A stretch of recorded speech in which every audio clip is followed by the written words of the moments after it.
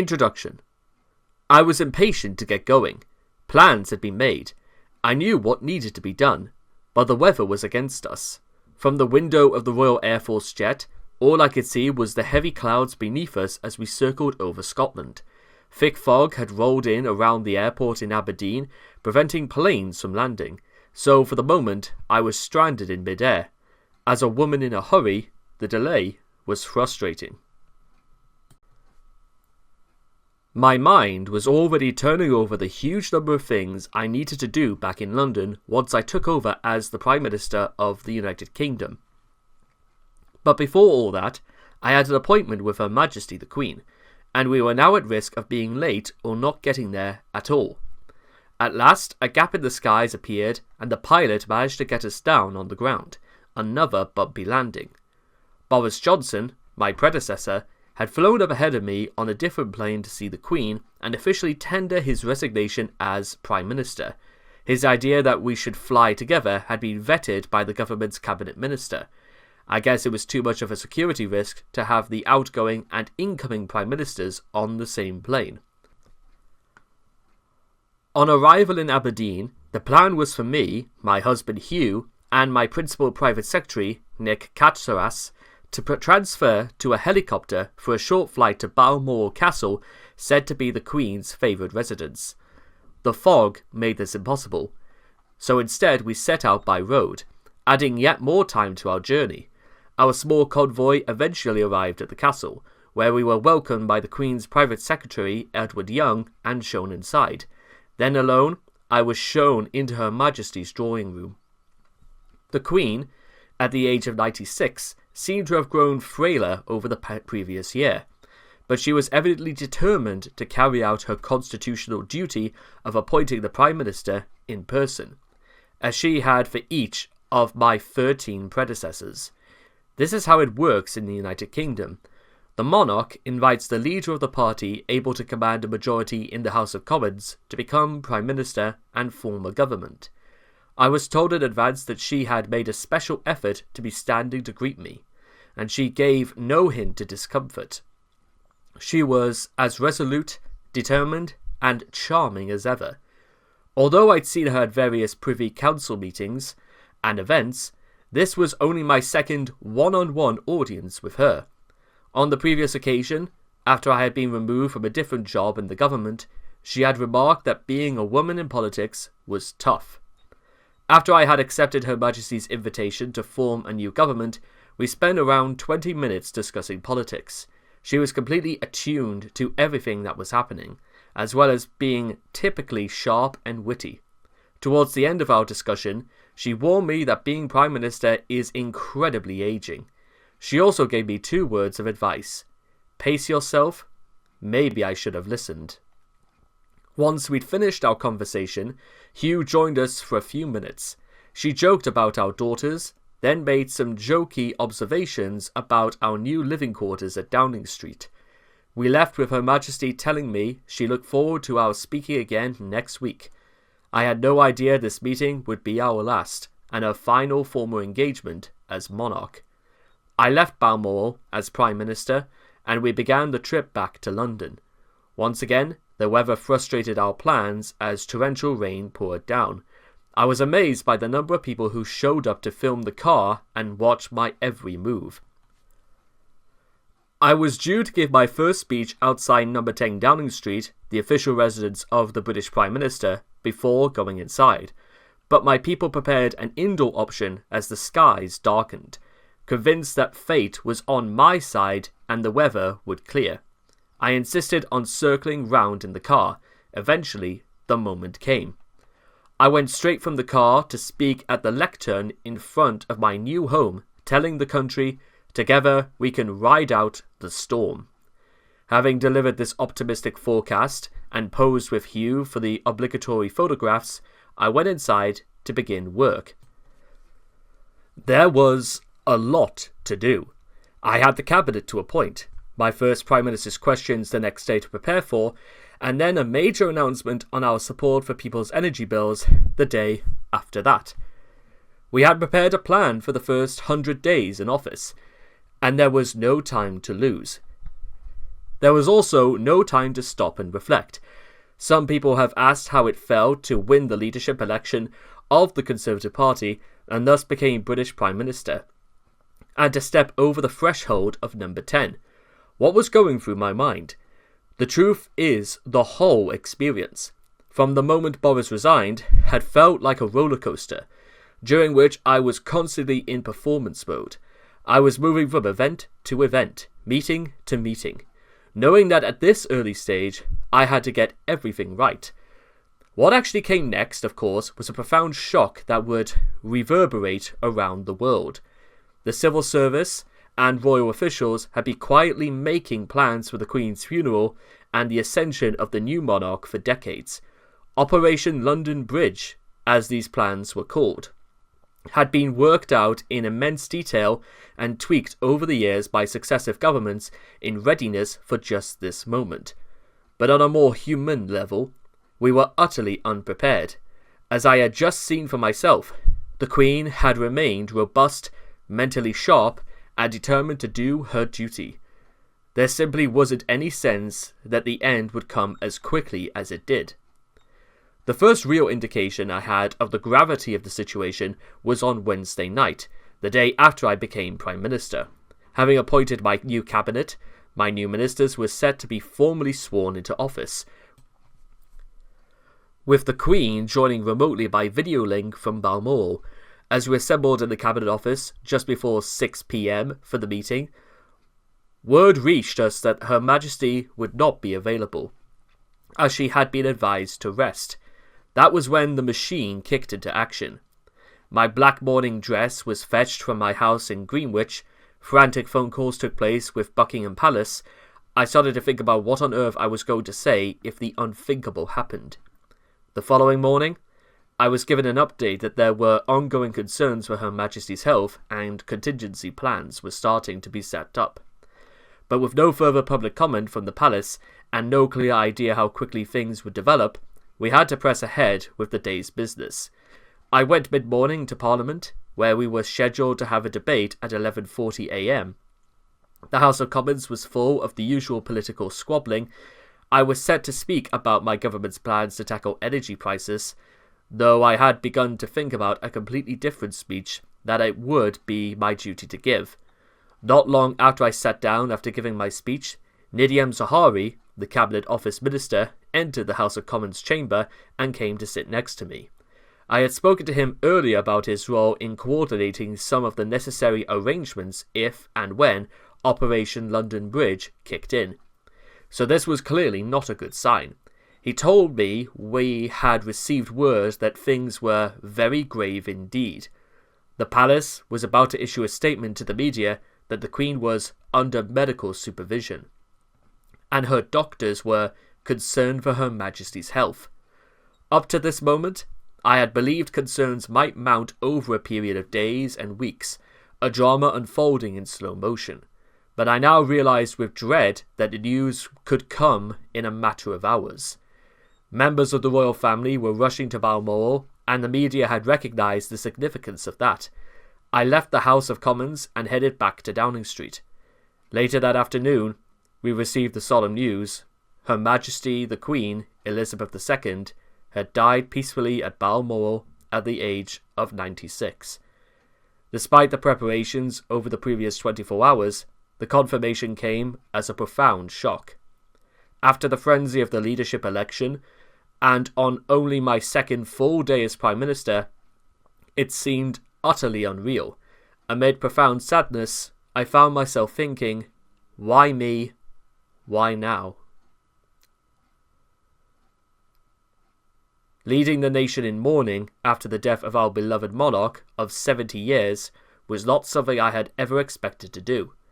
I had come into office determined to focus on the British economy, which was heading for a downturn, and to take the tough decisions necessary to stimulate growth and put the country back on the right track.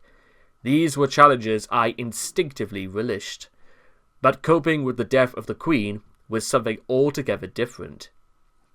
I had experienced a fair amount of state ceremony and protocol during my time in politics. But in truth, it was a long way from my natural comfort zone. Some prime ministers might have been better suited to the soaring rhetoric and performative statesmanship necessary in this historic moment, but I just felt a profound sense of sadness. Queen Elizabeth had been a constant in the lives of British people for 70 years. There were few in the country who could remember a time without her. Everything from postage stamps to banknotes were a perpetual reminder of her presence. She had touched the lives of millions. Her calm reassurance and stability had given secure during hard times for the nations. Even until the last, people could appreciate her sense of duty above all else. No other British monarch had been on the throne so long. At 6:30 p.m, the news was announced to the world, and shortly afterwards, having changed into my black dress, I spoke in Downing Street. My statement tried to express the sense of loss I knew the whole country and the world were feeling. Queen Elizabeth II was, I said, the rock on which modern Britain was built. I expressed how much of an inspiration Her Majesty had been to me, as she had been to so many who grew up knowing no other monarchy. Finally, I urged the whole country to give its loyalty and goodwill to our new sovereign, King Charles III. I ended with words that had not been heard in public for over 70 years. God save the King. The following day, I had my first audience with His Majesty at Buckingham Palace. On a humane level, he was obviously deeply affected by the passing of his mother and touched by the public reaction to the news. I also felt a slightly bizarre camaraderie between us, with both of us starting out in our new roles and navigating unfamiliar territory. The big difference, of course, was that he had a lifetime's preparation, with decades of public service already under his belt. He certainly provided a reassuring presence to the nation during those early days of his reign, in the wake of the Queen's passing. The next 10 days were a sombre succession of ceremonies and public engagements as Hugh and I travelled with King Charles and Queen Camilla to memorial services around the UK. Politics was put on hold as we focused on a successful transition and handling what was a massive global event. My first weekend as Prime Minister was spent with my family, watching on television as the Queen's coffin was brought from Balmoral in procession towards Edinburgh. I was suddenly overwhelmed by the emotion of it, and I broke down into floods of tears on the sofa. Once again, the grief was mixed with a feeling of awe over the sheer weight of the event, and the fact that it was happening on my watch. On the eve of the funeral, the King hosted a reception at Buckingham Palace for the many visiting heads of state and government who had come to London. It was an unprecedented gathering of world leaders, with hundreds of prime ministers and diplomats filing the state apartments as I went from room to room greeting them. It was as though the United Nations General Assembly had come to town. It was a striking demonstration of the great respect the late Queen had commanded across the world. I thought of the huge changes that had taken place over the 70 years of her reign. When Elizabeth II first took the throne, the UK was just ceasing to be an imperial power. The US had taken on the mantle of leading the West, and Britain was still dealing with the impact of the Second World War on its economy, foreign policy, and sense of identity. Over the course of the Queen's reign, there were profound changes on all these fronts. At home, the scale of the government's role in the economy had grown, then been tempered before starting to grow again. Overseas, decolonisation had continued, the Cold War had ended, and Britain's relationship with Europe had undergone fundamental changes. In recent years, after a period of post-Cold War stability, we had seen the rise of China and renewed aggression from Russia, Iran, and their proxies. Their regimes are now trying to challenge American leadership. This is wholly different to the situation when the Queen came to the throne. When sterling was placed by the dollar as the world's reserve currency, we knew we were passing the baton to another free democratic nation, one that shared our values. Now, there is a real risk of ceding leadership to totalitarian China. At the Buckingham Palace reception, most of the G7 leaders were gathered in the first room. As I looked around, seeing leaders like US President Joe Biden, Canadian Prime Minister Justin Trudeau, and French President Emmanuel Macron, I asked myself several questions. Has the fact that the global left has begun in charge emboldened our adversaries? Does the West have the leadership required to face down these challenges and prevail? And why am I the only conservative in the room? This book is not a traditional political memoir. I do not see it as simply a chance to tell the detailed inside story of my time in government and justify every decision I made while I was there. There are huge problems in the world today, and major challenges for those of us who believe in freedom at home and abroad. Yet, our political discourse is often fundamentally unserious, obsessing over trivialities and more concerned with personalities than with ideas. It is often the media that gets blamed for that. But the bigger problem is with the many politicians who buy into that agenda and willingly play the game. The result is a political establishment driven by short-term popularity, drifting on the prevailing winds of fashionable commentary. The real deep-rooted issues in our society and our world are considered too intractable to be tackled. I got into politics because I believe in the battle of ideas and in pursuing the policies that will make things better. I have strong views about the bold changes required to ensure that freedom and democracy win. I am not one of those who think the job of politicians is to manage whatever census or consensus that find when they take office and go with the flow. I think it is the job of political leaders to lead. That means challenging the consensus and making very clear what you believe in and what you think is going wrong. It also means making genuinely tough decisions, despite the ingrained hostility of others. I was in government for exactly a decade, beginning as a junior education minister and ending as Prime Minister.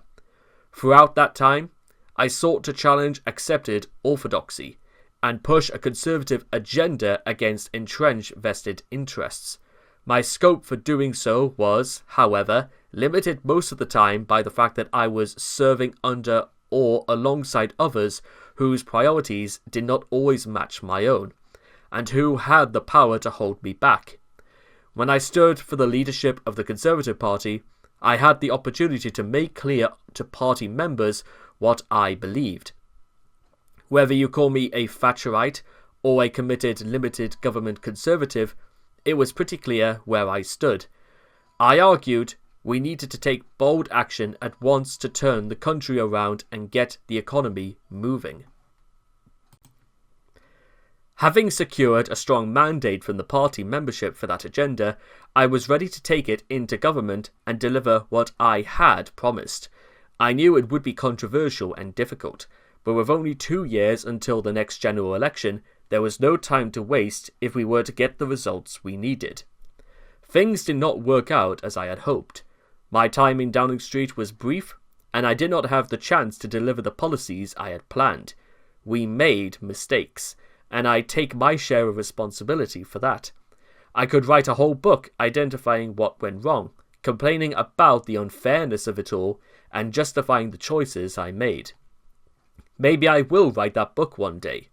But for now, I believe the situation is so urgent that there is no time for finger-pointing. We need to start winning the argument. This isn't just a British problem. The Conservative movement across the West has been faltering for almost a generation. Once it seemed like Margaret Thatcher and Ronald Reagan had shifted the landscape permanently. Now, that work was being undone. Just as there were urgent economic challenges in the UK at the time I stood for the leadership, there were also urgent international challenges to the West. These are becoming ever more pressing.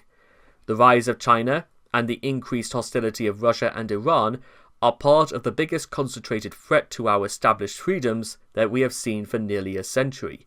My deep concern is that we are seeing far too much complacency in response.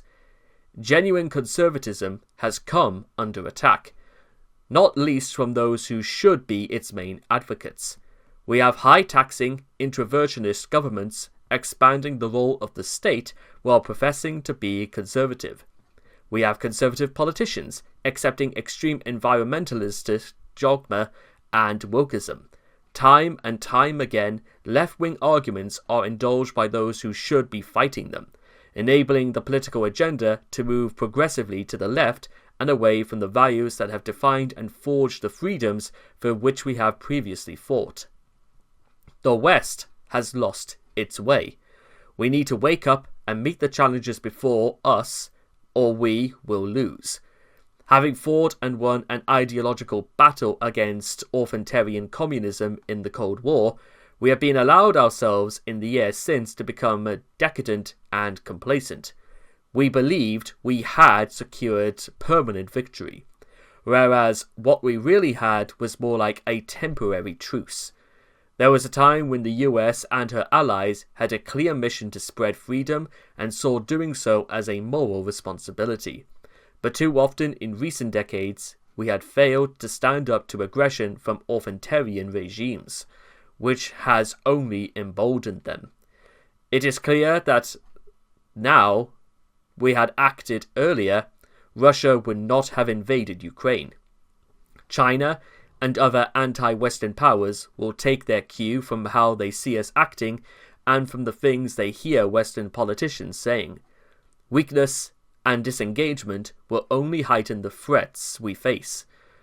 There has been a tacit assumption that conservatives won the case for free markets, limited government and low taxes, and that these arguments no longer need to be made.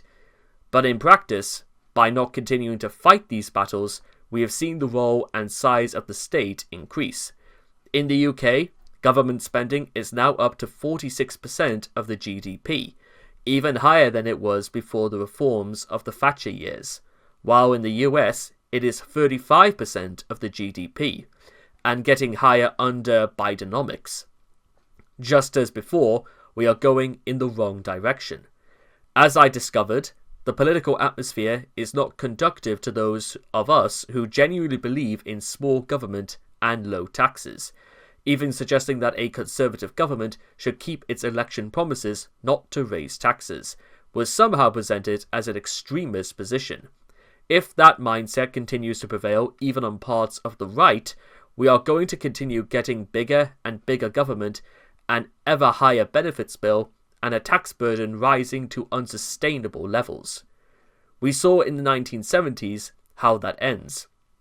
When the UK had to go to the International Monetary Fund, the IMF, for a bailout thanks to massive inflation and spending under a Labour government. It is not unrealistic to imagine that something similar could happen again. This book is a warning that we have to change our ways if we are to avoid that fate. I believe it is essential for conservatives everywhere to understand the challenges before them. That is what I tried to do, and while I was not sufficiently prepared for the institutional backlash and lacked enough support from my colleagues to win the argument, I remain convinced it needed to be done. It was in the best interests of my country and of the Conservative Party's chances at the next general election to act quickly. I fear that opportunity has waned. Another reason why change is so urgent is the need to refashion the UK's economy in the wake of Brexit. Arguments about whether Brexit was a good or bad thing are irrelevant if we don't answer the question of what we want to make of it afterwards. I have been a firm believer since the British people gave their verdict in the 2016 referendum that we have to reduce regulatory burdens and red tape, put in place more trade deals, control immigration, and boost our economy. That to me is the clear logic of Brexit. What I cannot understand are those supporters of Brexit who want to behave in an anti-growth way and retain or add to business regulations. They are essentially condemning the country to being poorer. The UK has not yet decided if it wants to be Norway on Valium or Singapore on steroids. We are still in a halfway house, with virtually all the EU laws still sitting on our statute book. Contrasts with the Australian and New Zealand in the 1970s, which implemented major reforms to make their agricultural sectors competitive and are now very successful. That is the sort of model we should be looking at, instead of continuing to argue about what happened in 2016. It would not be the first time we have missed an opportunity to make some necessary and fundamental changes to the way our economy works.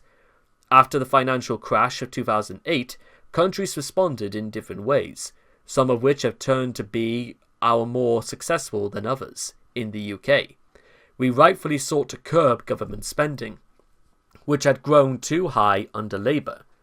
But we did so through a lot of salami slicing, making cuts that would later come back to bite us, rather than taking the opportunity for a fundamental reshaping of the state in the other ways did. We also saw during the so-called New Labour years under Prime Ministers Tony Blair and Gordon Brown a lot of supposedly progressive legislation that embedded a left-wing worldview into our institutions.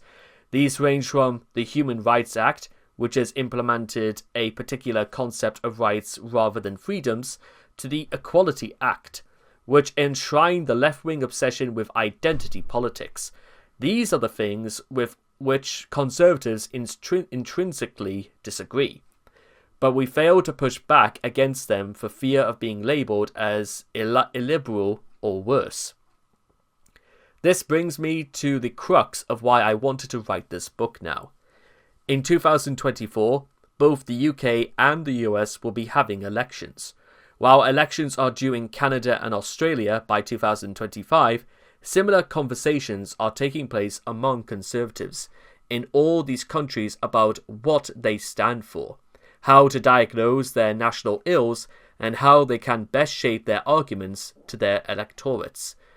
Our nations face many of the same challenges, and I believe the only way for us to present an attractive and credible program for the future is to see the issues I have described as part of a wider need to rediscover genuine conservatism at home and to reinvigorate the power of the West to defend freedom abroad. These two objectives are inextricably linked. This book goes through my experience in government, department by department. In many cases, reforms I wanted fell victim to vested interests and the leftward drift of our national institutions and political culture. Some have accused me of being a willful disruptor, setting out to upset political orthodoxies for the sake of it. I dispute that characterization. While it is true that I see myself as an instinctively anti-establishment figure, I have never wanted to disrupt things for the sake of it. I am, after all, a conservative, and I have had plenty of jobs in government that have required me to be a capable technocrat dealing with problems from prison riots to floods. When I see a failure to tackle long-standing issues, I want to break through the orthodoxy to solve it. When something has not happened for 40 years, it's not because you have the wrong person heading the government this month, it's because something more fundamental is stopping it from happening. Too much of politics has become a cult of the leader and a belief that changing the front person will itself achieve something miraculous overnight. In truth, it requires years of effort and hard work by a team committed to the same objective over a prolonged period of time. For that reason, politics has to be about ideas, the conservative values of patriotism, freedom, and family. We know instinctively why they are better than those of our opponents. Political philosophy and ideology have become unfashionable in recent years, but trying to grip intractable policy issues without them is like trying to navigate a hazardous mountain range in the dark without a compass. Politics is ideological. You either believe in big government running everything, or you don't.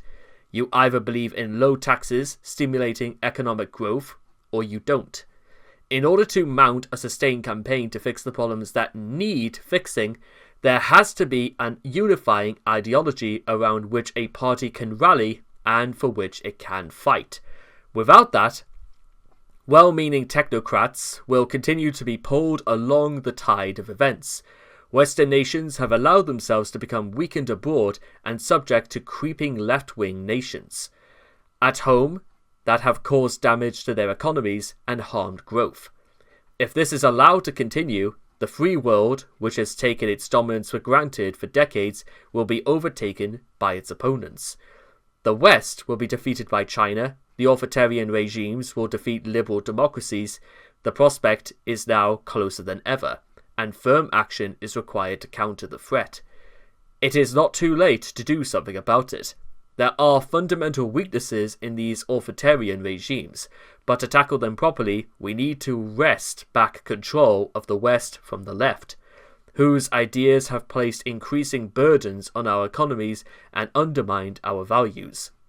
There needs to be a positive movement on the conservative side to take back the agenda. The West is in danger, and conservatives need to step up and save it. Chapter 1. A Leftist Education. I sat at the back of the maths class watching Lai Mei, aged 11, stride up to the front and demonstrate a piece of algebra. It was something that children in the UK and US might only get around to learning at the age of 16, if they ever did at all. The Department of Education officials with me were shocked. This was just another high school in a humdrum city, Wuhan, China, in 2014. It was a visible manifestation of how the West was falling behind. We were turning out children who struggled to read and write, while we spent vast sums of taxpayers' money on their education and made life harder for working families through such high taxes in the process. Despite Britain being the home of the Enlightenment, many British children were not being told the most basic scientific and historic facts. Our results in English and maths have been slipping for years, and England had some of the most expensive childcare in Europe. I was in my first ministerial role as a junior minister in the Department for Education in 2012. Then Prime Minister David Cameron had given me a dual mission: improve educational standards and make childcare easier for cheaper for parents. Before being asked to join the government, I had set out in a series of think tank pamphlets how, by removing regulations and upping our standards, we could transform the system. This only showed the danger of writing pamphlets. Real life is much messier. Even on an issue where the solutions seemed obvious, the resistance was huge. At this stage, I was just delighted to get my first government job. Little did I know what I was up against. Progressive ideas were dominant in all areas of education, even at the heart of government. The previous Labour government had gone so far as to remove the very word education from the title of the department, instead rebranding it as the Department for Children, Schools and Families, complete with a childish rainbow logo. While we had restored the name upon taking office, the place still had rainbow decorations hanging from the ceiling. It was indicative of the culture we found. High taxes on families and a squeeze on wages meant it was hard for parents to afford to have children or to stay at home to look after them. The progressive left had both lobbied for more childcare at the same time, made it so extraordinarily expensive that parents couldn't afford it. For young children, the so-called experts favoured child-centred play over counting and learning the alphabet. This approach was more labour-intensive, with the result that it required higher numbers of staff, which hugely increased costs. Regulations on childcare ratios set out the number of children that each member of a nursery staff was allowed to look after. Staff could only look after a maximum of 4 2-year-old children at a time. Even in a normally more socialist countries like France and Spain, the regulations were much looser, with half or even a third as many staff being needed. In the 1980s and 1990s, things had been much looser. Britain had a boom of women entering the workplace, as well as a boom of family incomes. Our maternal employment outstripped Spain and Germany. but thanks to increased state regulation by the Blair government, the number of childminders had halved to replaced with government Sure Start centres, due to more state subsidiary and the imposition of countless new demands on childminders. The result was that parents lost their choice as to how to look after their children. Instead, we had a highly expensive, state-subsidized, prescriptive, bureaucratic model. I wanted the opposite. I wanted parents to decide and to keep more of their own money. I arrived at the department determined to change this, but from the very first hour I could see there would be resistance. My officials had done their homework and were holding copies of my childcare pamphlet. Though trained to be courteous and respectful to the ministers they were sent, the looks on their faces made clear that they did not like what they had read. The position of a minister is akin to that of a child emperor. Your every whim about how you would like your coffee served or your papers stacked is pandered to. But when it came to challenging the way the system operates or deeply embedded orthodoxies, there seemed to be endless ways requests could be evaded. I took this on in my usual style full frontal format. I was very clear to my officials what I wanted to achieve. I set a deadline for them to put together initial proposals and was persistent in keeping up the pressure for progress.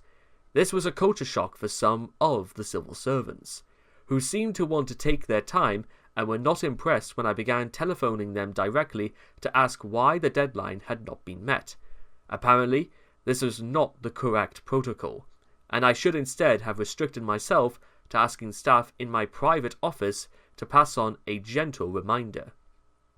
I soon found friends of mine across government having quiet words with me, suggesting I might approach things differently. Articles appeared in the press describing me as a marionette. I received an award from the Spectator, with the walk-on tune at the ceremony being a song by Miss Dynamite. This was the department where I first earned the sobriquet Humane Hand Grenade, and all just asking officials to do things and adhere to deadlines. Having worked for Shell and Cable and Wireless at various rungs of the ladder, I was shocked by the slowness and bureaucracy of it all. It was a particularly frustrating introduction to the way government works. None of the officials had objected to the deadline or suggested it was impossible to meet. The paper simply didn't arrive. The senior officials clearly regarded me as a naive junior minister of little consequence and paid lip service to my demands while hoping I would eventually lose interest and move on to something else or be reshuffled out of the department. I also had to deal with the fact that back when we Conservatives were serving in a coalition government with the Liberal Democrats, each government department had a Liberal Democrat minister working alongside the Conservatives, known to us as spies. And in education, this was David Laws, a close ally of the Liberal Democrat leader Nick Clegg. Although the Liberal Democrats claimed to be in favour of school standards, they were unable to resist the temptation of scoring political points with the progressive left. Getting around the Liberal Democrats, the officials in the department, and the rather wet Conservatives in Number 10 was a way of life for the ministerial team at the Department for Education. Michael Gove, the Secretary of State leading the department, was in his radical phase before he became a champion of net zero and anti-growth policies. He was constantly trying to pursue policies that Number 10 thought were too bold. His special advisor, Dominic Cummings, was his agent in the department, causing trouble and chaos. There was an element of the pirates having taken over the ship. Cummings gave me useful advice about how to avoid unnecessary Number 10 interference in my activities. If I did a press release announcing a new policy, then that would have to be cleared by Number 10. However, if it was a media script, that would avoid scrutiny. A lot of scripts were issued. When it came to my childcare proposals, the institutional interior from officials was compounded by the Liberal Democrat desire to play to the gallery. I drew up my plans, which proposed a modest loosening of regulations allowing nursery staff to look after 6 2-year-olds instead of 4 and 4 1-year-olds instead of 3. They would also introduce more competition by permitting schools to expand the provision and reducing the number of regulations associated with setting up as a childminder. None of this would be compulsory, but it would allow parents greater choice and help reduce the costs they face. As far as the progressive left was concerned, I might as well have proposed arming toddlers with handguns. I was accused by Polly Tonby, a columnist at The Guardian, of wanting to establish cut-price baby farming, while the Preschool Learning Alliance launched a campaign saying the proposals were a real risk to children's physical well-being. Justine Roberts, the head of Mumsnet, the online forum for mothers, also came out against the proposals. This orchestrated opposition came predominantly from vested interests in the nursery industry, which were keen to preserve their existing business model with its high staff numbers and significant government subsidiary. They told the world that the high costs of childcare were inevitable and they should therefore receive even more government money, that is, taxpayers' money, to help pay staffing costs. They did not like being challenged as to whether they thought the high costs were in fact the result of their having to recruit twice as many staff as their equivalent nurseries in France, to look after the same number of children. To me, the basic arithmetic was obvious. I could not understand why some seemed unable to grasp the point. I also saw how this alliance was able to silence those who worked in childcare and agreed with me, gradually undermining support for my ideas. It was an early lesson in the ruthless power of progressive organizing and how the media prefers to report on personalities rather than truth and substance. Much of the reporting on me was highly personal, with even female columnists asking whether, as a mother, I myself would be able to cope with looking after multiple children. Seeing the way the wind was blowing, despite not having previously voiced concerns about my plans, and having formally signed off on them, Clegg now turned hostile to them. In June of 2013, he announced publicly that he would be blocking changes to the childcare staffing ratios. This was largely about pandering to various lobby groups and media commentators, but it was also widely seen as an act of political spite, attempted to defeat a prominent conservative policy in retaliation for the failures of some of his own flagship proposals. Clegg, I found, was one of those politicians who, despite fully understanding the logic and sense of a policy, nevertheless backs off as soon as there is any suggestion they might attract criticism from progressives. He would rather be popular than doing the right thing. He was now found a much more appropriate home in California and is working for Facebook. After my plans had been torpedoed, I was called in for a meeting with Prime Minister David Cameron. He wanted to reassure me, he said, it was a huge surprise that I had gone into the job and tried to deliver on what I'd said and I would do. Most ministers, he found, got sidetracked or gave up because it was too difficult. Indeed, I remain frustrated that we were defeated on childcare. 10 years after this battle was lost. British parents still face immense costs and government subsidiaries had gone up further. We would be more successful on school standards, another battle against the ingrained progressive education philosophy championed for decades by the left, ever since the revival of the US's progressive education movement in the 1960s and the publication in the UK of the Plowden Report around the same time. There has been a persistent and damaging idea in both countries that education should be child-centered. Though this sounds warm and fluffy, what it has meant in practice has been a belief that children should be left to somehow discover ideas for themselves, instead of being rigorously and effectively taught the body of knowledge they will need to survive in a tough and competitive world. This remains the heart of the debate over education.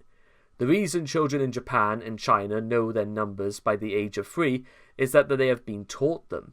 They haven't been left to discover through play on the off chance they might stumble upon the basics of literacy and numeracy. A lot of nonsense has been talked about progressive educationalists, and the result has been that too many children end up not being able to read, write, and add properly. To my mind, there is nothing remotely progressive about leaving poor kids unable to get on in life and complete in the employment market, while those from privileged backgrounds have access to a decent education that teaches them what they need to know. It is a tragic irony that left-wing ideologies have been embedding privilege in our society for decades. The progressive movement in education arose out of trends of postmodernist philosophy, pioneered by the thinker Michael Foucault, which led to the notion that truth and morality are relative, and there is therefore no space for evidence and objective truth. Instead, we should all celebrate finding our own truth, whatever that is. Foucault also pioneered the crazy thinking about sex and gender ideology that now permeates the educational debate. The age-old resistance of young people to taking on the values handed down from older generations has become baked into an educational philosophy that says such generational transmission is somehow regressive and wrong. This sort of attitude has an instinctive appeal to a lot of people, who see it as being about overthrowing hierarchies and rejecting tradition in favour of free-thinking discovery. But taken to its full extent, as it has been in some quarters, it involves the undermining of historical and scientific facts, and leads to the situation where children are taught that the British Empire was wholly bad, or that there really are 100 different genders. The prevalence of this worldview reveals a deeper unease about our culture and values.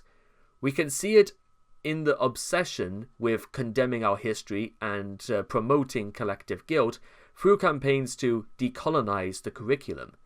This is portrayed in the UK as a progressive movement to contextualize our imperial past, but it is in fact an ideological attack on that past that promotes a new narrative in which Western countries are always the villains. The scientific, industrial, and technological advances that made the West and now most of the world prosperous are turned into parables on the evils of capitalism and racism. This repudiation of the Enlightenment is astonishingly self-defecating. There is a distinctive air of self-loathing about it that is characteristic of the left. The most pernicious part of this ideology is the suggestion that in the modern world there is no need for children to be taught facts. After all, they can look up things on the internet. So we are far better off teaching them skills and encouraging their creativity.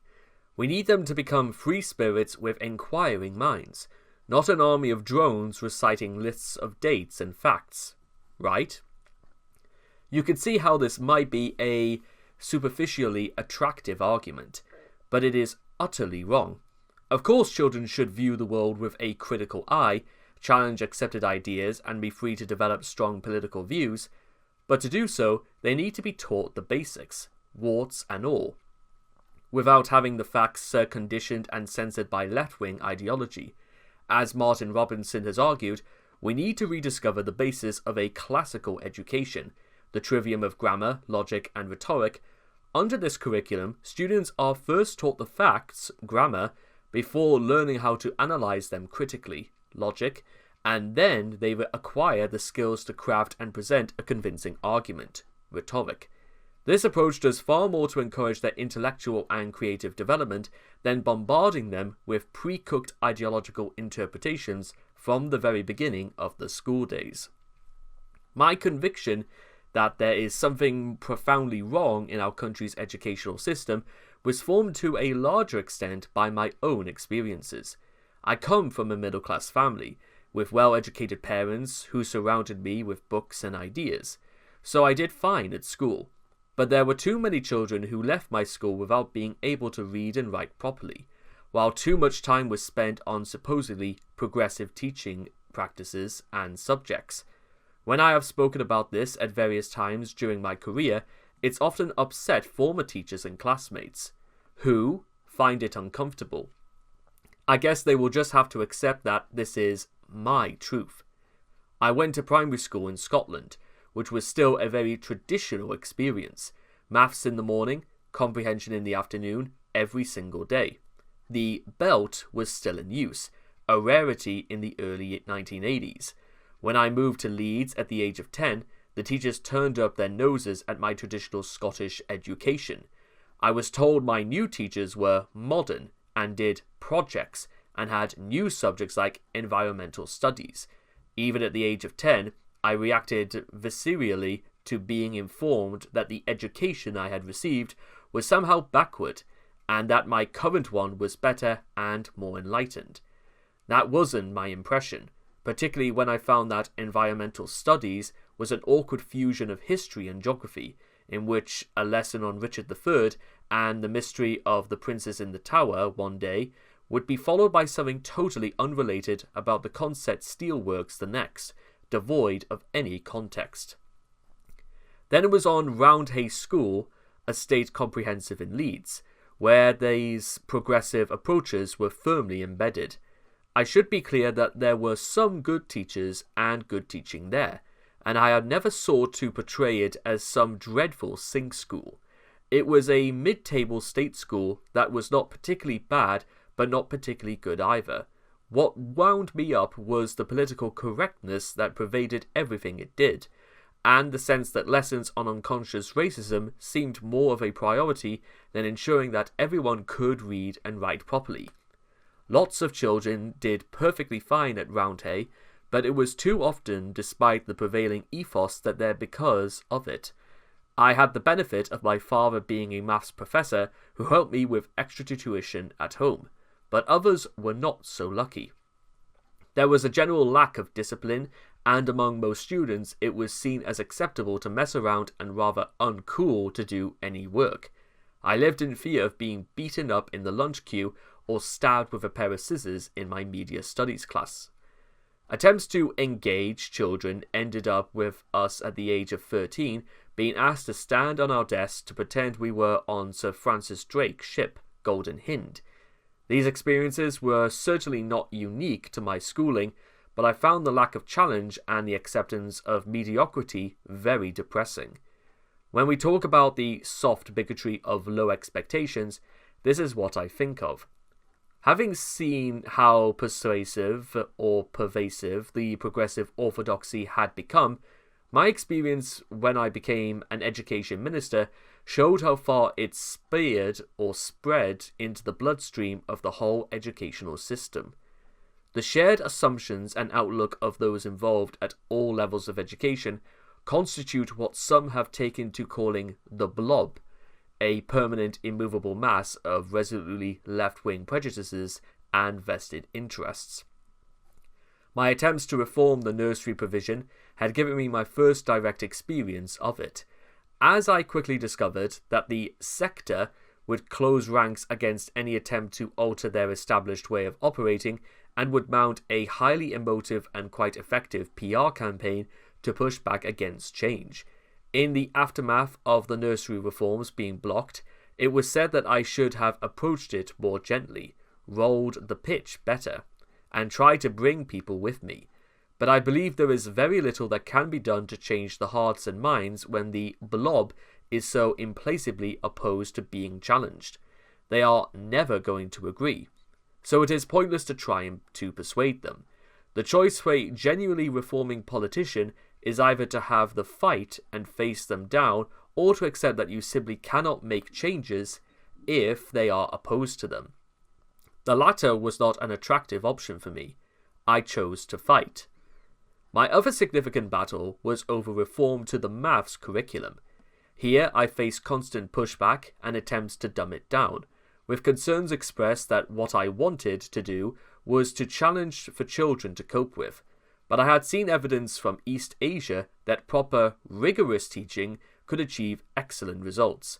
My visit to China confirmed what I had read and cemented my impression that we need a similar level of focus on excellence if we were ever to match their world-leading performance in maths.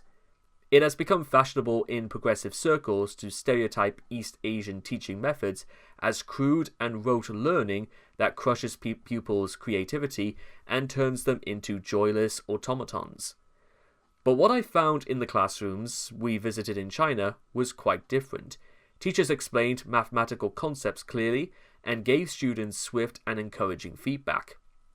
Children were excited to be there, answering questions enthusiastically and taking pride in explaining the solutions to the rest of the class. What made those Chinese classrooms stand out was the level of focus on the subject. Concepts and techniques were dissected and discussed in great detail. Then examples were worked through with increasing levels of difficulty. Children sat facing the front, allowing the teacher to spot anyone not paying attention or struggling. Those teachers are specialized earlier than in the UK. With separate maths teachers in primary school, as well as at secondary level, maths was taught every day from primary school onwards, while teachers provided swift feedback to individual students on their class exercises and homework to ensure none of them fell behind. After this, and other such visits, my view was that if children in China could manage it, why could British children not do the same? I used what I had seen to inform my proposals for reform of the maths curriculum. It might seem as a little odd that I should be so evangelical about Chinese teaching methods when so many of my wider arguments in this book focus on the threat posed by China to the West. But it is essential that we recognize the nature of that threat and understand how the challenge has been manifested. China's increased economic power comes in significant part from its advances in science and technology, and this is built on educational excellence. The story of how they came to do this is a revealing one. Many of the improvements arose out of Japanese teaching methods, with the Chinese system then perfected and rolled out on an industrial scale. What has characterized the Chinese approach to education, as with their attitude to do so much in the post-war period, has been a simple desire to win. I felt we needed to match that determination. I championed the adoption of the maths mastery model, which was associated with countries like Singapore and which the ARC chain of academy schools had successfully introduced. I made other changes to embed rigor in the system, such as banning the use of calculators in tests at the age of 11 to improve mental and written arithmetic, and ensuring that long division was a required skill. Even this provoked a massive row from critics, who said it was old-fashioned. Those who might have expected to be in favour were not always very helpful. The objective of the Royal Society Advisory Committee on Mathematics Education is to promote the take-up of the subject, yet they seem to think that their way to do this was just to make maths easier. I found that utterly self-defeating. Every day of the department was whack-a-mole in the battle for rigour and standards, combating the anti-textbook attitude, which meant that rather than having a tried and tested script, the progressiveness preferred teachers to invent every lesson, getting rid of coursework, which had led to widespread cheating, creating new tougher grades, and cracking down on grade inflation, and teaching proper grammar, which led to a widespread debate in the media about whether anyone really knew what a fronted adverbial was. There were hazards in being the minister responsible for all of this. It meant constantly being tested on my spelling and arithmetic live on television and radio. On one occasion, I remember an Eton-educated press officer desperately holding up a sign behind the interviewer's head on which he had scribbled the word rhythm to assist me during an impromptu spelling quiz. The scene would not have been out of the place on In the Thick of It.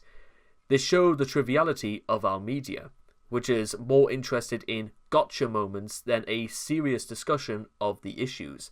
But it was also highlighted a deeper problem with its implicit suggestion that knowledgeable of the basics was somehow an irrelevant obsession rather than a key component of a successful education. Our efforts to improve literacy centered on the use of synthetic phonics, which has been conclusively proven to be the most effective method of teaching children to read.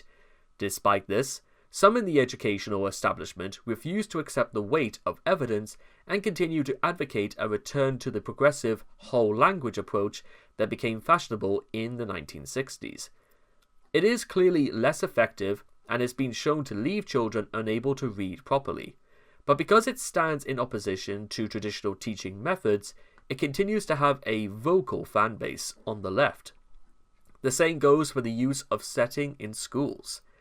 The evidence shows that teaching children according to their ability in different subjects enables lessons to be pitched at the right level, with appropriate support given to those who are struggling, while the more able can be stretched to achieve their full potential. It makes perfect sense and it works, but again, progressive thinking considers its inaccuracy and elitist. So they would rather lump all children together. This attitude demonstrates the left-wing worldview, which would rather see us all fail together than accept any suggestion of inequality of outcome. Time and again, battles we fought had been won and to be refought. We worked hard to embed rigor in our educational system and provide evidence that doing so improved results. But as soon as we turned our attention away to address other challenges, the progress we made risked being undone. It was like weeds in a garden. If you didn't constantly keep clearing them away, they would eventually take over and strangle all the other plants. All across the West, these progressive notions remain embedded in school systems. Not only does the dominance of left-wing ideology pose a problem for conservatives, but by eroding academic rigor and lowering educational standards, it has created serious problems for future competitiveness. International league tables show the extent of the challenge. China and Singapore sit at the top of the Organization for Economic Cooperation and Development's, the OECD, PISA rankings of maths, science and reading scores, while the UK and US and most Western European countries languish mid-table. This has been the case for many years now. It should be no surprise that we are suffering the consequences of taking our foot off the accelerator when it comes to educational attainment. There is in some quarters a fatalistic acceptance of this relative decline, as though it were inevitable that we should lose our preeminence and be overtaken by others. But we are not passive actors. Conservatives should be pointing out that we have done this to ourselves by changing our behaviour and indulging damaging ideas that have proven regressive to our international standing. How has this happened? Why have we, the most technological advanced and prosperous countries on earth, given in to politically correct virtue signalling while allowing others to outpace us in educational standards? I believe it comes down to complacency. When a society becomes rich enough, there is a risk that it becomes decadent and stops trying so hard. The sense of entitlement built up by dominating the world stage for so long can lead to an implicit assumption that our children don't have to be as good or educated as children from East Asia in order to succeed.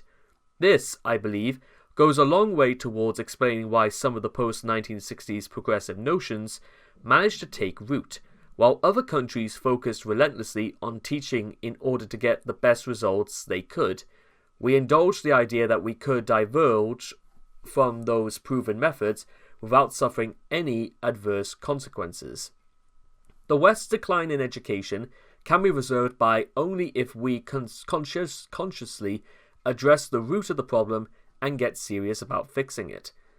When we are resolute, we can win. When we have done it so, it has yielded results. In the case of maths teaching in England, the PISA study showed a dramatic increase in the scores of English students between 2015 and 2018. The first time any such improvement had been recorded since the study had first been conducted in 2000. The number of countries significantly outperforming English students fell from 19 to 12. This marked improvement was in contrast to the situation in Scotland, where the government, run by the Scottish National Party, has squandered the country's previous excellence in education and has seen its maths scores drop to the lowest level ever in 2022. England's jump in the league tables showed what a focused and rigorous approach to maths teaching can achieve. We have also made some progress in encouraging more students in the UK to study maths. There is a similar story of progressiveness in literacy. We saw significant improvements to England's reading scores during the 2010s thanks to the phonics approach championed by Nick Gibb, the UK's long-serving schools minister. He has been evangelical on the subject ever since before the Conservatives were ever in government, and has made it his mission to fight the battles needed to get phonics firmly embedded in our schools. We also managed to get grade inflation under control, though this ballooned again during the COVID-19 pandemic as a result of having to rely on teacher assessments instead of independent testing, so my message is not a pessimistic one. Experience has shown we can make progressiveness to improve results when we put our minds to it. It is undoubtedly difficult and involves fighting tough battles against persistent opposition, but it can be done. We have to view this as an existential challenge and go back to promoting the core values we know to be right: truth, science, rigor. This means being prepared to attack progressive ideas head-on and say they are wrong. We have to fight as hard as the left and stop conceding growth to them. Too often, Conservatives are either passive observers who fail to make their case or naive enablers who support progressive nonsense out of a misplaced belief that doing so is the only politically possible course of action. The latest examples of this are the ludicrous claims being made about gender in schools. We should be clear about the scientific facts about biological sex and not allow any under 18s to make irreversible decisions about their own bodies. That includes not allowing social transitioning, which is a pathway to this. Too many Conservatives fear being seen as on the wrong side of history, but fail to recognise that the only way to be on the right side of history is by fighting for what they know to be right and winning the argument. The battle must continue to be waged against the educational blob, because doing anything else means the left will win by default. Here we should take note of O'Sullivan's law, which states, all organisations that are not explicitly right-wing will over time become left-wing. This is what has happened in education. It is not just the university teaching training departments, teachers, unions and professional bodies where we might accept such capture to have taken place. It is also the plethora of regulators, independent bodies, and even some academy schools chains that have failed to challenge progressive ideas and have thus become their enablers. The best bulwark against this is the power of parents. This has been a consistent theme of the Conservative Party's reform of education, which has tried to give parents greater control and choice over their children's education. The free school movement we have pursued in the UK is built on lessons from the charter schools in the US and is meant to turbocharge our own existing academies program. It's been a success in opening up choice and improving failing schools, but we cannot allow ourselves to get complacent. The left-wing state has taken too much power and responsibility away from parents. There is constant pressure for diktats on the meals that parents should be serving their children or what food and drink the children should be allowed to see advertised on television, not to mention the Labour Party's recent proposals for school-supervised toothbrushing. As we've seen in the field of healthcare in the US with Medicare and Medicaid, and in the reach of tax credits in the UK, the encouraging power of the welfare state seeks to bring ever more people into its controlling orbit. Welfare should not go so far as the income scale. Parents should be able to make their own decisions about how to look after their children. The same applies to looking after elderly parents. Parental rights and responsibilities should also be clear on trans issues. The bureaucracy that has grown up around the new mix of schools in Britain is already under threat of capture. Giving parents more power is the answer. Parents know that they want from their children's schools and can see when they are not getting it. We should let their clear and simple interest in demanding high standards for their children override the ideological indulgencies of the teaching and education establishment. Cutting the power of the central bureaucracy is necessary to do this. We should learn from the US school choice movement and institute a full voucher system in the UK. This would involve parents being able to use a voucher for the government, funding provided for their child's education at a school of their choice. Conservatives have been on the back foot in education for too many years, and the results of allowing the left to experiment on generations of children have been plain to see. Too many children in Britain and the US lack a knowledge of our history, our values, and even basic English and maths. China and other countries in East Asia have overtaken the West by focusing relentlessly on effective teaching, while we have indulged in ideological fads to remain competitive in the global knowledge economy. We in the West have to face up to the challenge and match the determination of our competitors to win. The only way we can do that is if conservatives step up to the fight to wrest back control of education from the failed left-wing ideas that have done so much damage. Chapter 2. A Hostile Environment. Liz is the Grinch who wants to stop Christmas. That was the response in Cabinet from Michael Gove, the Environment Secretary, to my 11th hour attempts to ditch COP26, the UN climate change conference that the UK was bidding to host in 2020. It was late 2018, and I was by that time Chief Secretary to the Treasury, charged with keeping a tight grip on public spending across government, which an estimated price tag of over £200 million. I strongly questioned whether organising this jamboree should be a priority for the government. I was in a minority of one yet again. We were in the midst of the fraught Brexit negotiations, and I thought the last thing the UK needed was to host tens of thousands of delegates at an international shindig that was bound to create more hot air than genuine environmental solutions. From the reaction of my colleagues, you would have thought I had just suggested napaling the Brazilian rainforest. As a former Environment Secretary, I was more than familiar with the global challenge of climate change and the need to reduce carbon emissions.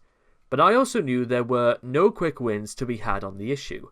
Had I believed the conference was likely to make any difference, I might have been more sympathetic. But I could see no prospect of that. World leaders would fly in on private jets to pontificate about the environment and reaffirm their aspirations to reduce emissions, while the biggest culprits would continue to do nothing. More than anything, bidding for COP26 was about appeasing the Green lobby by making a grand gesture aimed at gaining short-term popularity without changing the fundamentals. It was environmental virtue signalling, with the taxpayer picking up the hefty bill. We had seen too much of this government over the years. But the rest of the cabinet was in the grip of climate fever. When they weren't posing for selfies with Greta Thunberg, they were busy trying to ban wood-burning stoves and plastic straws. After David Cameron's hug a husky phase, during which he literally went to the Arctic and hugged a dog for the cameras before zealously courting the Green lobby, we'd done nothing to reverse Labour's stoutest climate change policies. One of my campaigns as a constituency MP was a major expansion of the A11, which got built in 2015. The project had been hugely delayed and the price massively hiked by all the environmental objections and works. In particular, the builders had been forced to install bat bridges, so bats could travel safely across the road. Needless to say, no bat has ever been seen on these bridges. Anyway, bats fly. When Cameron came to see the new road being built, he bemoaned all the nonsense that had led to increased costs. It was just another example of how no one, not even the Prime Minister, could stop the environmental juggernaut.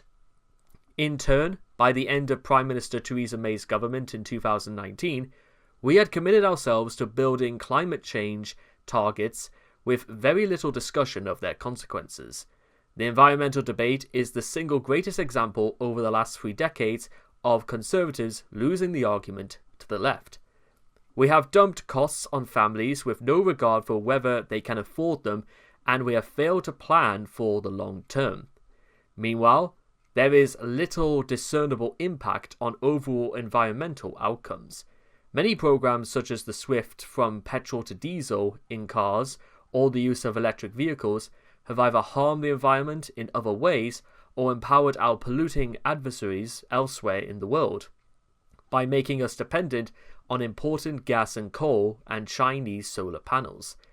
Big corporations, central bankers, and other cynical actors in the global establishment have latched on to tackling climate change as a way of seeking subsidies as well as buffing up their image. This is not just harmless virtue signalling, it has provided an excuse for not taking a tougher stance on global aggressors like China. It has also damaged our economic competitiveness and disproportionately affected people on the lowest incomes with all manner of environmental taxes and costs incurred from regulations. This is all out of step with what the public want. The backlash against the ultra-low emission zone, the ULEZ, implemented by Mayor of London Sadiq Khan, under which older cars are subject to a punitive daily charge for being driven anywhere in Greater London, demonstrates what happens when grandiose objectives come into contact with the reality of hard-pressed people who have to drive to work or take the kids to school. While there are serious issues with the environment, the level of alarmism and ever-increasing rhetoric is not enabling a healthy and proportionally debate to take place. There are also ludicrous claims that pursuing a net zero agenda, defined as seeking a 100% reduction of greenhouse gas by 2050 compared with 1990 levels, will boost the economy and drive growth. This is patently not true and wishful thinking. Additionally, environmental regulations have already hampered growth. For example, the National Grid estimates a cost of £3 trillion for decarbonising the electricity system. And the opportunity cost of not fracking and not fully using our North Sea gas reserves is immense. According to some estimates, the UK could be fully self-sufficient in gas, which would allow us to bring our price down to US levels. The zealous drive to net zero is undeniably making business less competitive, hitting taxpayers through the cost of additional subsidies, and hiking energy bills for consumers and industry alike, all of which is acting as a drag on economic growth.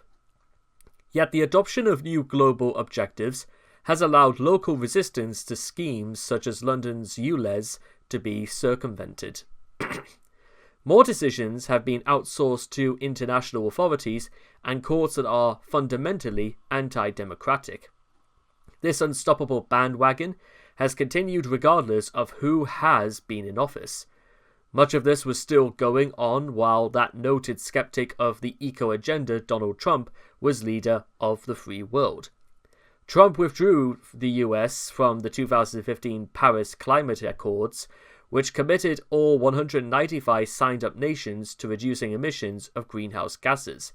Although the lengthy process of withdrawal spanned most of his presidency before it came into effect, his decision found little international support, with Theresa May even publicising that she had telephoned him to express her disappointment. Needless to say, Biden reversed the decision the very day he took office.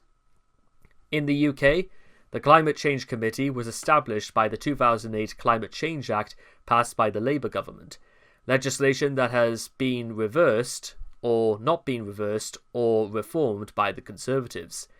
This committee advises the government on achieving net zero emissions through all manner of methods, including limiting the eating of meat and stopping new airports. We have adopted an approach of unilateral economic disarrangement, as dangerous to our strategic interests as unilateral nuclear disarmament would have been in the 1980s. A focus solely on climate change at the expense of other issues has meant vital national interests like food security and energy security have been ignored. It's a situation that is belatedly and partly being righted only as a result of Vladimir Putin's invasion of Ukraine, which threatened our food and natural gas supplies.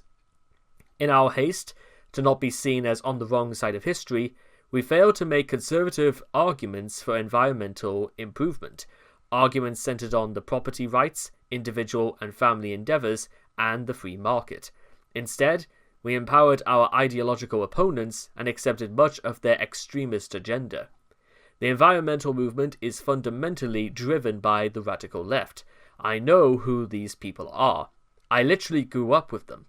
My parents were members of the Campaign for Nuclear Disarmament, the CND, in the 1980s, and had friends who were in the Ecological Party, an early iteration of the Green Party. As a child, it seemed all about beetroot tarts, compositing toilets, and talking about the dangers of overpopulation. The movement has its roots in the late 1960s, amid idealistic notions about rejecting the market economy, going back to nature, and living in self-sufficient communes. This fused with other trends on the new left, such as pacifism, nuclear disarmament, and militant feminism. This watermelon tendency is green on the outside, red on the inside, a modern rebranding of socialism. It features the same instincts of collectivism and authoritarianism. This has traditionally been expressed by advocating the redistribution of wealth, the imposition of higher taxes, and bigger government. But environmentalism has provided a potent new outlet for these instincts, with anti-capitalist campaigners jumping on the bandwagon. The new left in both the UK and the US evolved from trade unions representing organised labour into a cultural movement that represents so-called progressive values. Environmental politics has now been shaped into an integral part of that agenda, which sets itself up as a fierce critic of conservative values, free market economics, and pretty much the entire basis of capitalism.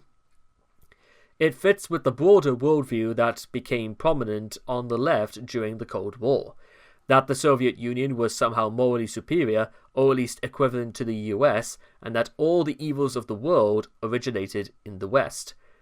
There's an element of self-loathing in this mindset that we can readily identify on the left. Capitalism, they believe, is the cause of all our problems, and the industrialized West must therefore be punished for its success by adopting punitive measures as a form of retribution. The hand-wringing liberal guilt associated with this narrative has shaped the debate on green issues. The environmentalist worldview has become mainstream. It is now the dominant ideology in major corporations, media on both sides of the Atlantic, including the BBC, and the legal establishment.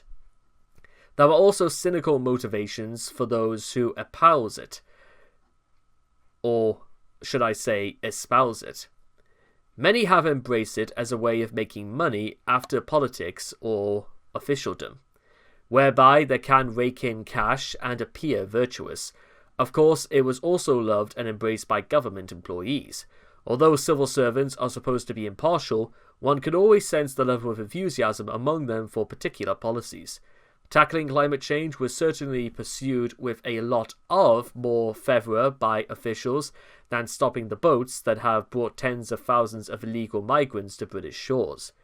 Historically, there is no basis whatsoever for the belief that protecting the environment should be a left-wing cause.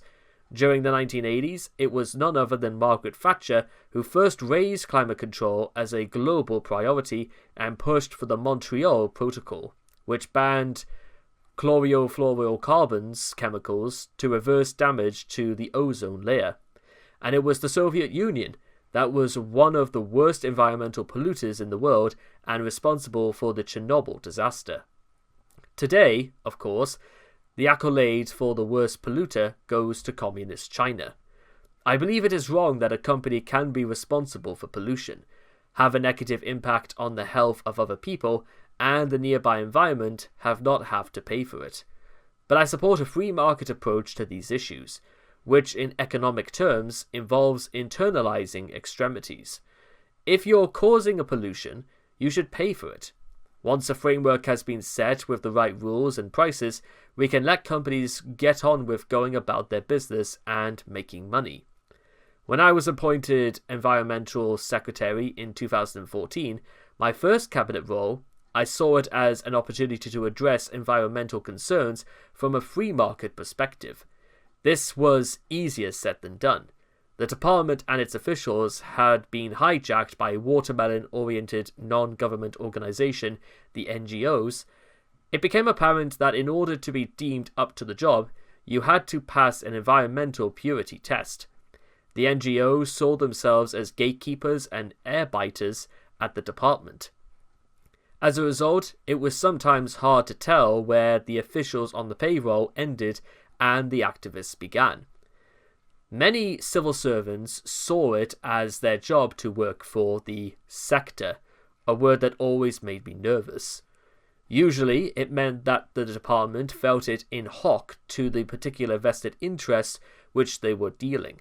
This was either because they generally agreed with them, or just because serving them and getting along made for an easier life. Similar relationships with external stakeholders mean that it is true in many government departments. The ministers who are supposed to run these departments often see their jobs as being representatives of their sectors in the cabinet.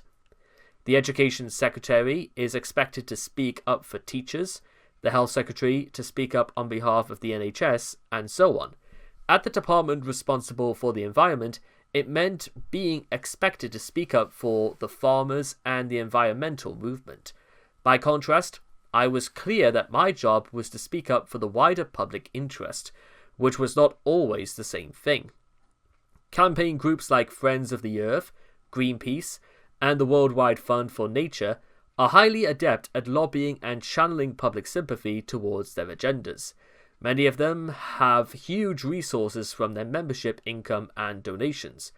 Most of their supporters contribute their hard-earned cash under the innocent belief that they are merely supporting a cute animal charity. They have little idea just how much of their money is being channeled into lobbying the government on tangential issues. All these groups spend a lot of time not only with each other, but also with NGOs and sympathetic officials, meaning that groupthink becomes inevitable. The consensus that develops on what is and is not desirable then becomes difficult to oppose, particularly when you are dealing with organizations that are all too willing to mobilize that campaign machinery to whip up a firestorm of public protest to exert pressure on MPs and ministers. Their campaigns are incessant, often highly misleading, and can lead to perverse and damaging outcomes. An example on my watch was the successful campaign to ban the use of neonicotinoids as a pesticide in farming. The chemical was considered harmful to bees, and the European Union consequently banned it from use on a number of crops in 2013. In 2015, I authorized an emergency application for the limited use of some neonicotinoids by farmers whose rapeseed crops were at risk of destruction from beetles. This prompted a huge outcry, including protesters dressed up as bumblebees entering Downing Street. MPs' inboxes were inundated with emails. The panic resulted in the Prime Minister backing down. The result was that the ban remained in place while farmers ended up losing or using more harmful chemicals and crops were lost. The animal rights activists I encountered made these environmentalists look reasonable by comparison. These people sought to intimidate, bully, and do damage pure and simple. Tactics that, regrettably, the most aggressive eco-campaigners have also begun to do and adopt in recent years. It was no coincidence they wore the outfits of criminals, clad in balaclavas, when they sought to protest against and disrupt essential operations that the department had sanctioned. They were, frankly, some most robust officials who had ever been at the department longer and were enforced by veterinary advisors and scientists. They were more practical and hard-nosed about the realities of farming and the countryside. It was on their advice that I found myself making slightly surreal life-and-death decisions about the natural world, such as ordering the gassing of 5,000 ducks in Yorkshire during an outbreak of avian flu. The most contentious animal rights issue was the badger cull, the necessary trapping and shooting of wild badgers that had been spreading bovine tuberculosis, a disease that was lethal for dairy and beef cattle. Distraught farmers had been losing herds for years because of this terrible disease. There were no other realistic options to stop the spread apart from culling the badgers. Yet it was hugely politically contentious, with a host of high-profile, well-funded objectors as well as some very willy saboteurs who had to be outwitted. I was condemned by Queen guitarist Brian May, and at one point the protesters travelled around Parliament Square with a mini badger coffin with a toy badger inside. They were successful at influencing corporations, getting the coffee shop chain Cafe Nero to boycott milk from farms that were participating in the cull. The objectors relentlessly used the tools created for open government to hound the people carrying out this important work. They pursued us through the courts. Transparency laws meant that they could find out where the cull was taking place and intimidate the farmers. I was constantly consulting with lawyers, thereby adding to the taxpayers' bill. As well as dealing with the politics, there were the practical issues about getting the cull done during a limited time window. I got involved in everything from the bait being used, peanut butter and maize worked best to motivating the shooters who had to go out late at night. The start of the cull in 2014 coincided with the annual Conservative Party conference in Birmingham. Because I am a cheapskate, I had booked myself into a capsule hotel. Little did I know that I would be required to give a pep talk to Gloucestershire shooters over a walkie-talkie from there. I didn't think the muscular ex-marine who was leading the cull quite believed it when he asked to sit in this tiny room with me and two special advisors as I shouted bellicose rhetoric down the walkie-talkie. Go out there and deliver. You can do it. This is important for the country. We need to foil the saboteurs and get this done. I later learned that the cull was, in fact, being followed in high places. At the Royal Garden Party in Buckingham Palace the following year, the then Duke of Edinburgh, Prince Philip, congratulated me on actually getting the job done. These animal culls were necessary to tackle very real threats from the spread of disease, but the animal rights activists were absolutists. They simply didn't care. The excess of the animal rights lobby can be hugely disruptive. While the majority of their funders and supporters care about animal welfare, most also accept there has to be a balance struck between the humane treatment of animals on the one hand and the need to support agriculture and give people the choice to eat meat on the other. In my own constituency in southwest Norfolk, I had to intervene to help pig farmers who were being targeted by vegan campaigners. The farmers had been facing ongoing problems getting their pigs into Norfolk markets. We simply cannot allow this kind of obstruction to be normalised. Farmers have a right to go about their business, and conservatives need to be firm in pushing back against this kind of activism.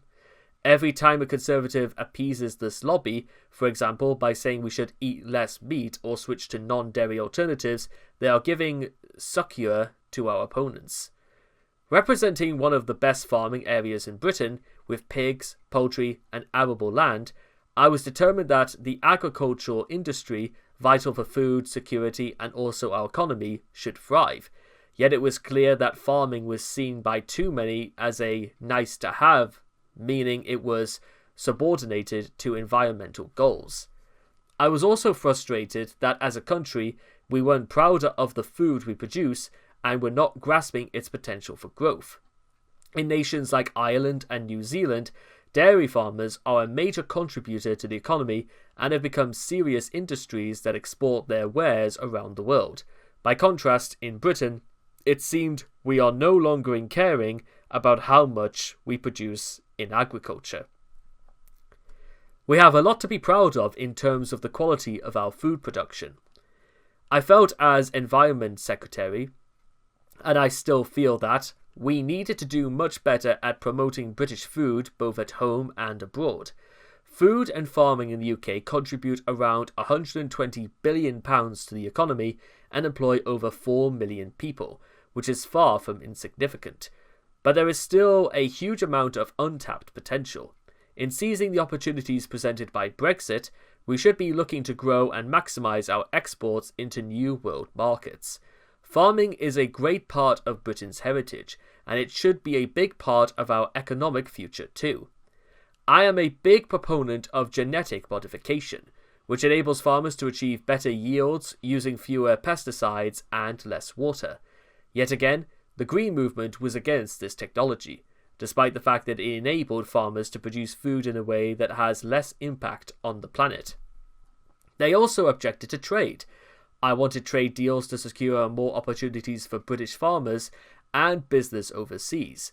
I visited the US to meet Tom Vilsack, Secretary of Agriculture in the Obama administration, to talk about the Transatlantic Trade and Investment Partnership, the proposed Europe-US trade deal.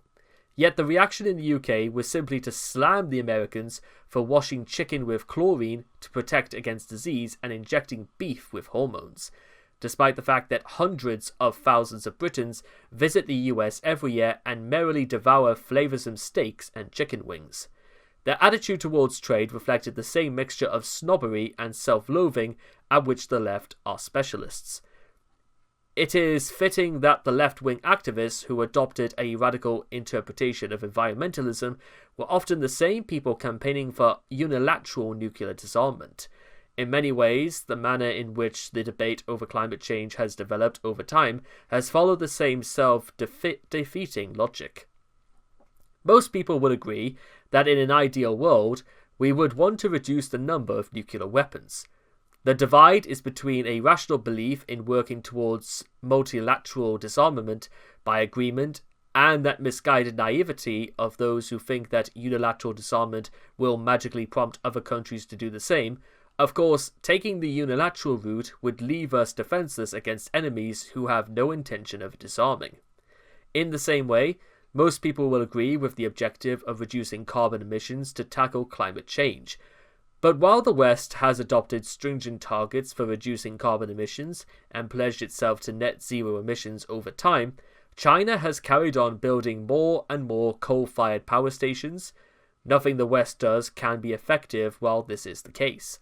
Meanwhile, we are ourselves contributing to the problem by outsourcing more industrial production to Chinese factories, which in turn are causing more pollution while being subject to no penalties.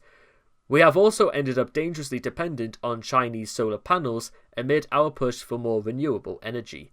Effectively, all we have done is to outsource our carbon emissions to China.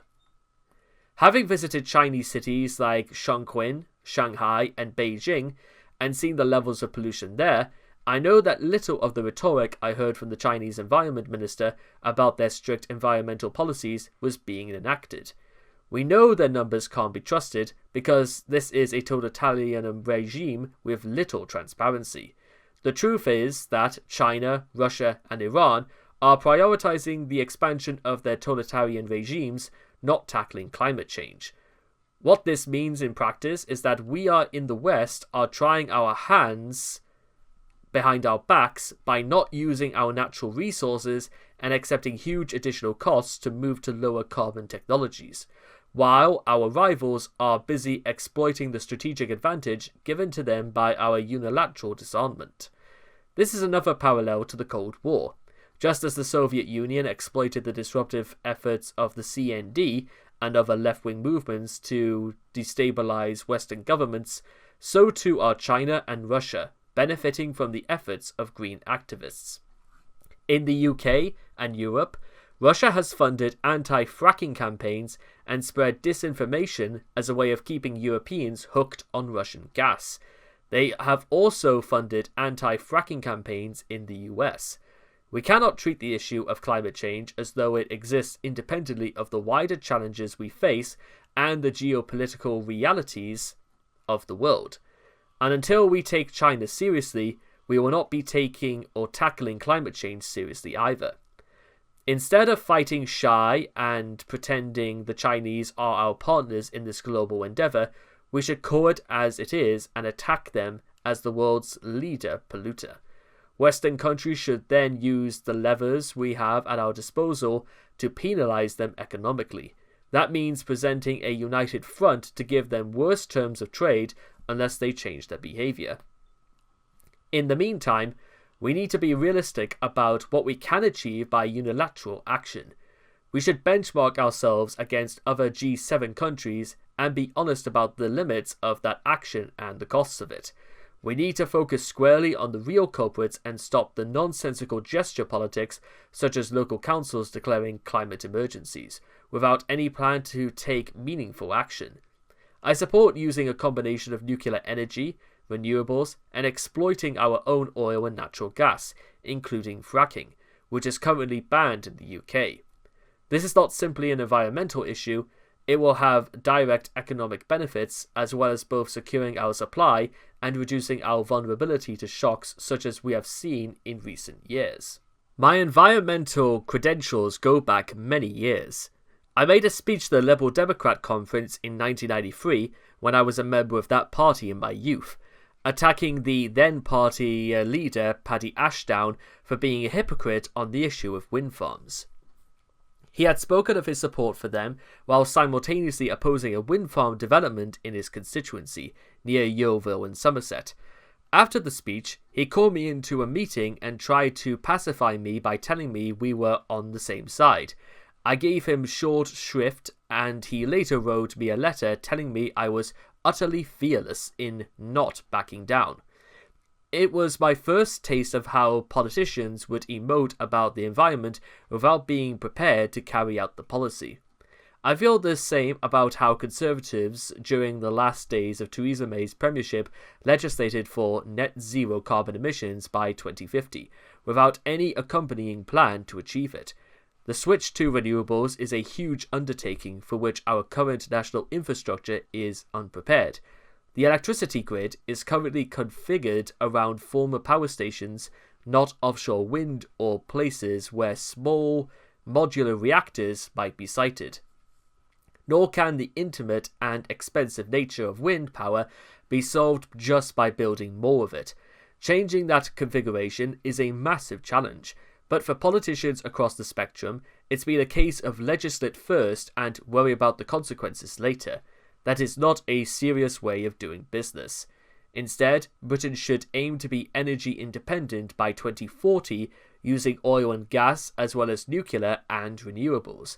We are in an excellent position to become a net zero energy exporter, given the amount of sea by which we are surrounded where offshore wind farms can be located, as well as our expertise in nuclear power. The use of North Sea oil and gas is critical, so there needs to be investment in that too. There also should be fracking in the UK. We are in the ludicrous position of importing fracked gas from the US that is being liquefied to minus 180 degrees Celsius, but refusing to frack ourselves.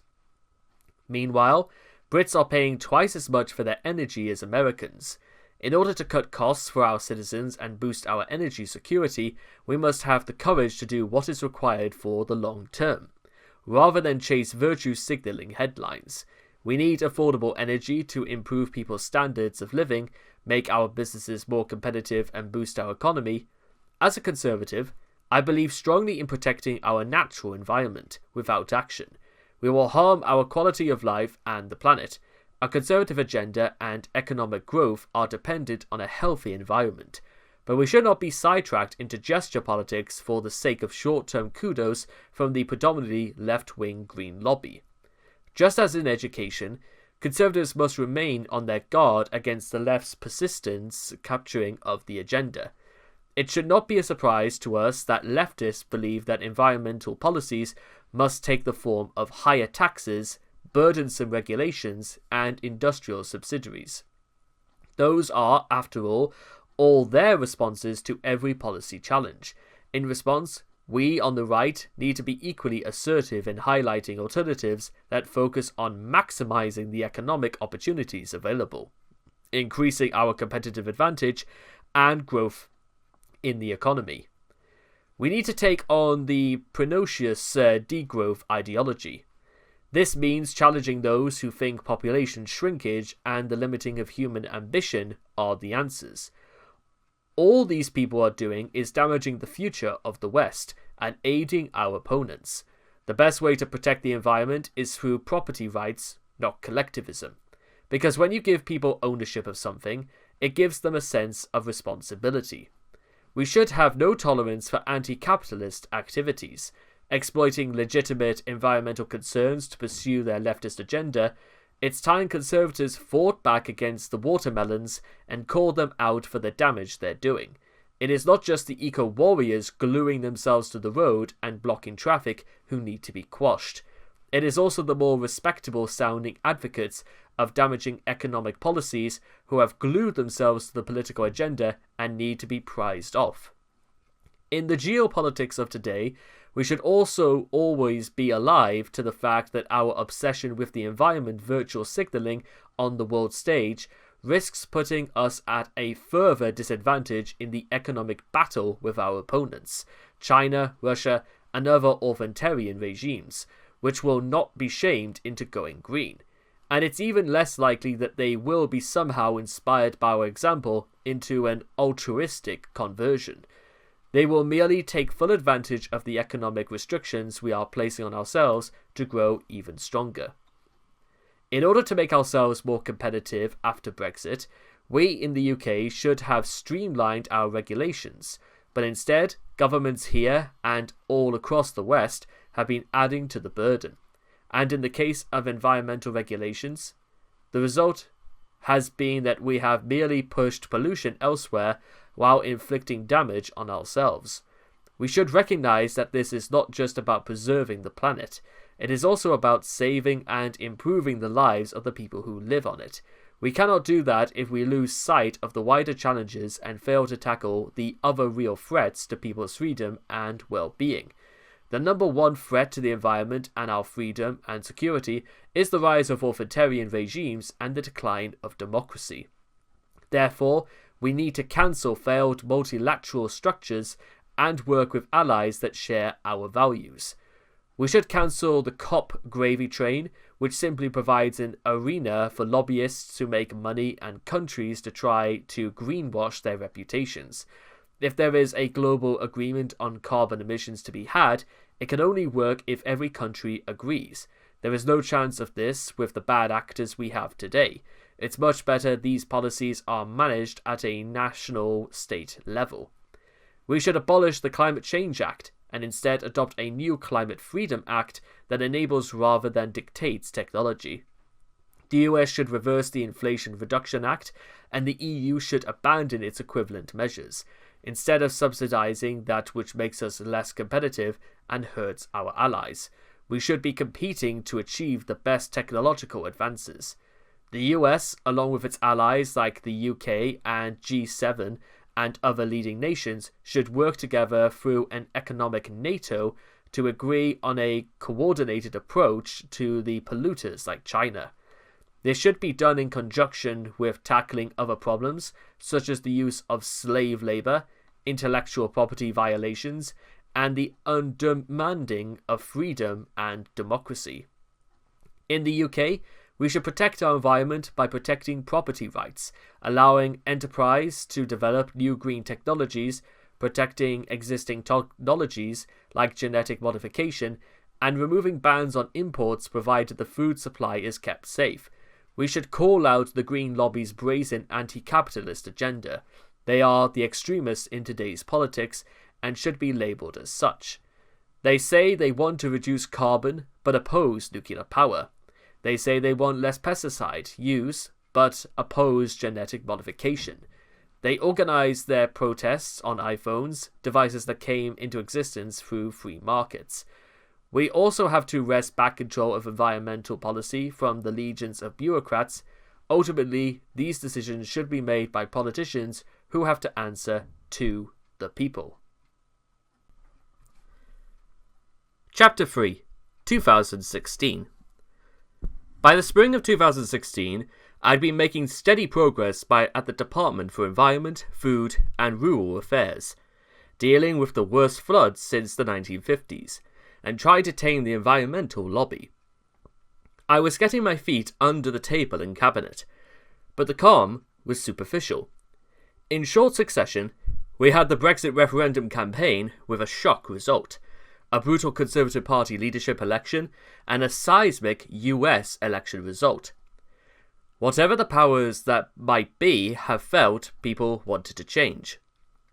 My Brexit referendum campaign started with a hurried and unplanned departure from Europe. It was February of 2016, and we were on a half-term family holiday in Paris. The tiny Airbnb I'd found on the top floor at the apartment block near the Arc de Triomphe looked much more attractive in the photos than it turned out to be in real life. We had only been there a few days when the call came from London. Prime Minister David Cameron had completed negotiations on his new deal with the European Union. He was convening an urgent cabinet meeting the following day to showcase it and fire the starting gun on the promised referendum on the UK's continued membership of the EU. Not for the first time, a family holiday was kiboshed by political events outside my control. Remaining in Europe was not an option for me. Sir Hugh, Francis, and Liberty would have to tour the catacombs of Paris in my absence. The sudden recall was an unwelcome disruption, as I organised my hasty retreat back to London. I had a call with the Chancellor George Osborne, who would go on to be a key cheerleader for the Remain campaign, while he read out numbers from a PowerPoint presentation over the phone. I paced the top floor of that tiny apartment, and my heart sank. On the specific question of the EU membership, I had been on the fence for some time and would rather have put the whole thing to the difficult pile. I was no fan of the EU and had strongly opposed the UK's ever joining the euro, the European single currency. In fact, it was my fundamental opposition to adopting the euro that had finally prompted me to leave the blindly Europhile Liberal Democrats in the mid-1990s. Joining the euro would have tied our hands and accelerated political union. Because if monetary policy were controlled at an EU level, it would have been hard to retain our control over matters of taxing and spending. That was a thick red line for me. But while I believed a deeper split would eventually come, I hadn't yet made the journey to backing a complete departure from the EU. Firstly, I was loyal to Cameron and Osborne. They had put me where I was. They'd supported me through various trials and tribulations.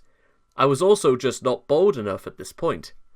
I still believed in the system and working my way up through it. Despite my skirmishes in education, I did not yet realise how broken the system was. When I got back to London, there was a palpable tense atmosphere at the special cabinet meeting that Saturday afternoon. Clearly, the deal Cameron had negotiated with the EU was lame, and I could tell from the speeches around the table that this was going to turn into a massive psychodrama. For my part, while I said I thought the UK's long-term future did not lie within the EU, I questioned whether this was the right time for our departure.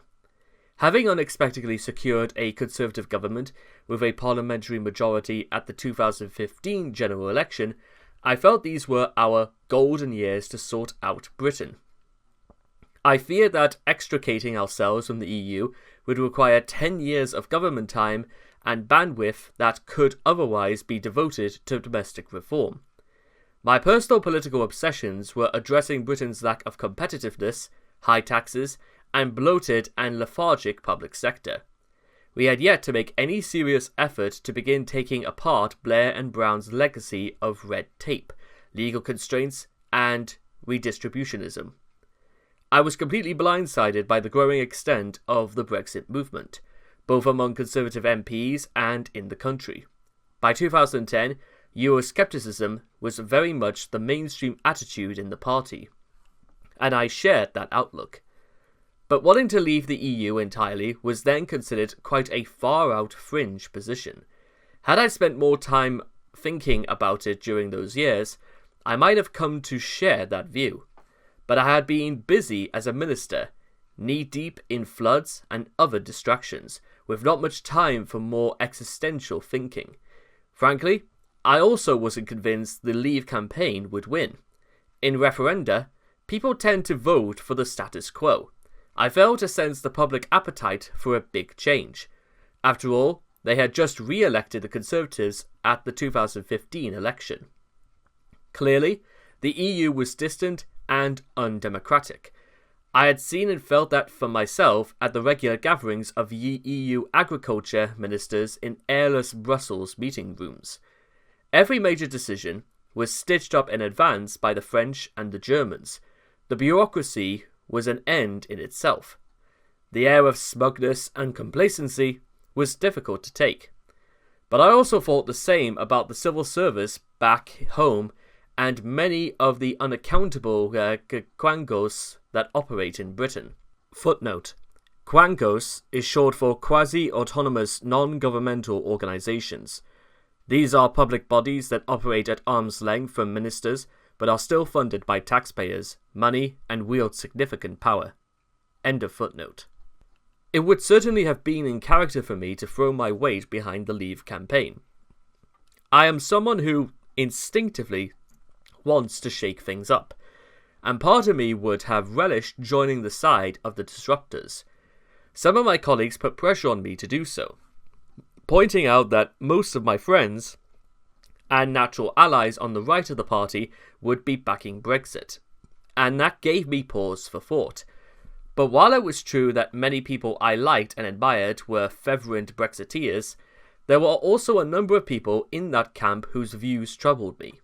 I was not seeing a clear, free market vision from those Brexiteers to use the opportunity of Brexit to ease regulation and increase global trade. Some of my friends, who were leading lights in the Vote Leave campaign, notably Matthew Elliott and Dan Hannan, certainly were making that case. But others seem to consider Brexit a charter for protectionism and anti-growth policies. That contradiction was never quite resolved during the campaign, and attention focused on rows about NHS funding, immigration, and short-term economic effects. I therefore decided, reluctantly, to back the Prime Minister and join the Remain campaign. Once I had taken that decision, my instincts as a campaigner kicked in and I got on with it. But I soon discovered that all was not well inside the Remain campaign. Branded as it was under the banner Britain Stronger in Europe, it seemed badly organised. And it was quite clear that despite officially backing the campaign, the Labour Party under Jeremy Corbyn's leadership didn't have their heart in the fight. It's fair to say the campaign was a mess. And while I was happy making arguments about free trade, I hated the uncritical celebration of the EU from some of the devout Europhiles on the campaign.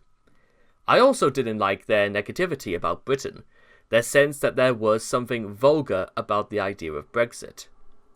So I found myself caught in the middle, approving of neither side's arguments. I did not believe the UK was doomed outside the EU, as the Remain campaign tried to suggest, but Vote Leave's main campaign message, infamously painted on the side of a bus, was simply a pledge to increase public spending on the NHS. This seemed an odd rallying cry for free market conservatives. There were good arguments for Brexit, but that wasn't one I found particularly convincing. The anti-growth and protectionist rhetoric emanating from elements of the Leave coalition didn't help either. That colleagues were fighting each other so brutally also poisoned the well inside the Conservative Party. I hated that people. Friends, with whom I worked so closely, including most of my fellow authors of Britannia Unchained, a book I co-wrote with other Conservative MPs, were on the other side. One of the legacies of the referendum campaign was the protracted blue-on-blue fighting between fellow Conservatives. Once such discord has entered the bloodstream of a party, it is almost impossible to get rid of it, as we were to discover painfully over the ensuing years. The result, when it came, was a political earthquake. That dull June night, I was in the Blue Boar pub in Westminster, with some of the Remain campaign team having done a few interviews for the world's media on London's South Bank. Somebody was there with a spreadsheet plugging in the results as they came. Sunderland, the city known among other things for the speed at which they count ballot papers, had plumped for Leave in far greater numbers than we had expected. I could see the faces around me getting more and more anxious. I decided to leave the event and ended up wandering around central London in the middle of the night. As the results continued coming through and it became clear Leave had won, I felt a sense of disorientation. British politics had been changed forever. Not only had Cameron been crushed by his electoral coalition, had been dissolved, a coalition that had combined the affluent middle classes in the suburbs with more traditional rural voters, there was now a whole new swath of people to play. Working class voters from former mining areas in the North and Midlands, many of whom had never voted before, and among those who had voted, it certainly had never been for a Conservative.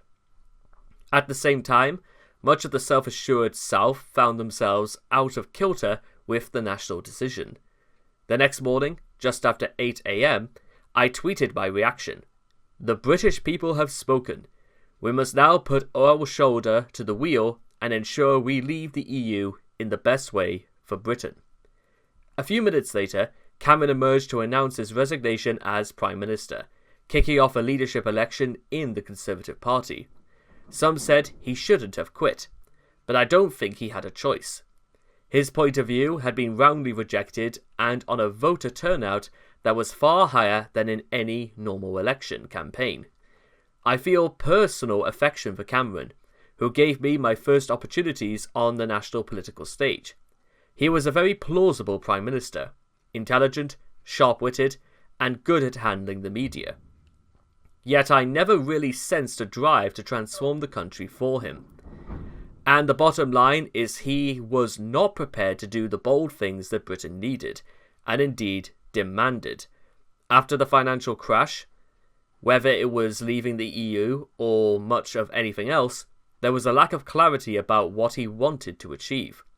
There was too much wishy-washy flannel about the big society and general well-being. I don't believe he truly understood the scale of change required. With a bolder prospectus, I believe we could have won an overall majority in 2010, negating the need for a coalition with the Liberal Democrats. We could have done much more, and earlier, to reverse the energy-snapping legacy of Blair and Brown. Cameron and Osborne were good tacticians, but you can't have long-term leadership without a central vision. The tactical dice were rolled once too often. Having said that, and having in time made my own mistakes in the role, I do appreciate how hard it is to fulfill the office of Prime Minister. You are expected to be a front man or woman and a visionary, as well as an adept manager and implementer. Thatcher managed this by working night and day, but that was in an era where far fewer media demands and with the public general expecting less of the government. We are saddled with a 24-hour news cycle and perils of social media, and as a result, the challenges these days are immense. In any event, it was clear that Cameron's time was over. The country had voted for a big change, and we needed a leader, a team, and a plan to deliver it. Here was a new opportunity to move forward with a clear agenda. The obvious logic was that the party and country should be run by someone who had played a leading role in the Brexit campaign. Michael Gove and Boris Johnson stood out above all others, yet they themselves didn't seem to have planned for this eventuality. I had worked with Gove in the Department for Education. We had many rows, most of which he ended by reminding me that he was the boss, but we agreed on the fundamentals of the education policy. I did not know Boris as well, so my first call that weekend was to Gove, telling him I thought he should run. He immediately declined, saying he was backing Boris and that I should join his campaign. After a friendly meeting with Boris, I did so and decided to announce my support in an article in the Daily Telegraph. That article duly appeared the following Thursday, the same morning Boris was due to formally launch his campaign. Early that morning, however, I received a phone call from Gove. "Liz, you need to sit down for what I'm about to say. I've decided to run." My initial reaction was incredulity. I asked him what on earth he was talking about. Having declined to run when I suggested it over the weekend, he had spent virtually every waking hour since getting others to back Boris. Now, on the very morning of the campaign launch, he was asking, Will you back me? It was extraordinary. I muttered something about needing to think about it and hung up. It was a shocking development, and I was honestly devastated by it. Having initially favoured Gove, I had been entirely persuaded that Boris and he would make a winning combination, the showman and the fixer. There was also a strong democratic argument for it. The de facto leaders of the Leave campaign working together to deliver their mandate for Brexit. I had bought into the whole concept, and now he was telling me the partnership was off. I was due to be at Boris's launch event in several hours, and I had no idea what to do. As the news spread and chaos descended on Westminster, I decided I had to get out of the madhouse. That morning, my then 7-year-old daughter Liberty was performing in Mr. Sandman, a school play that I had been due to miss, so I went along to that instead and enjoyed the temporary distraction of normal life.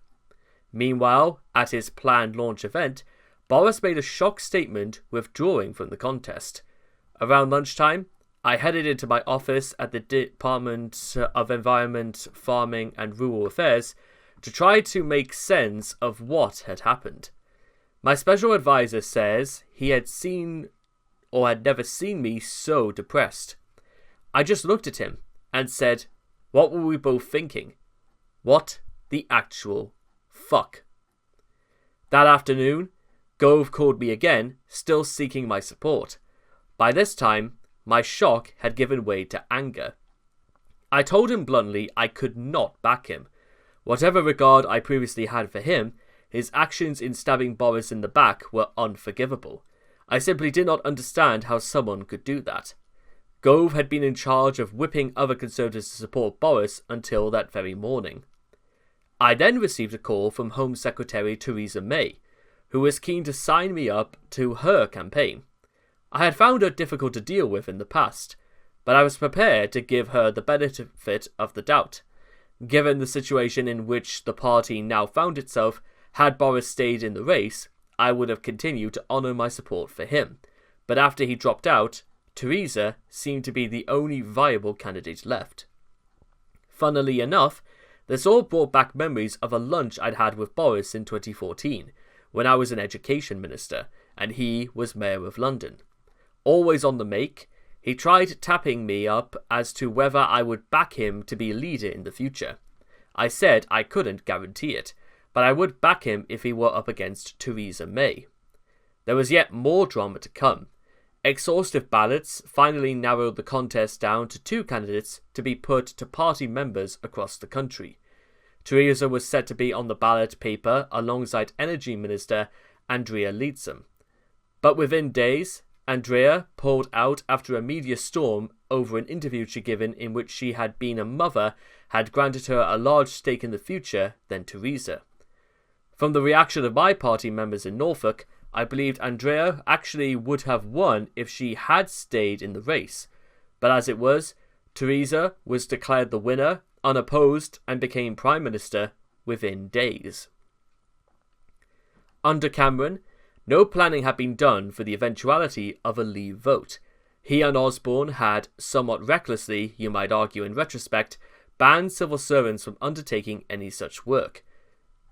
So the plan for Brexit right now amounted to nothing more than a blank sheet of paper.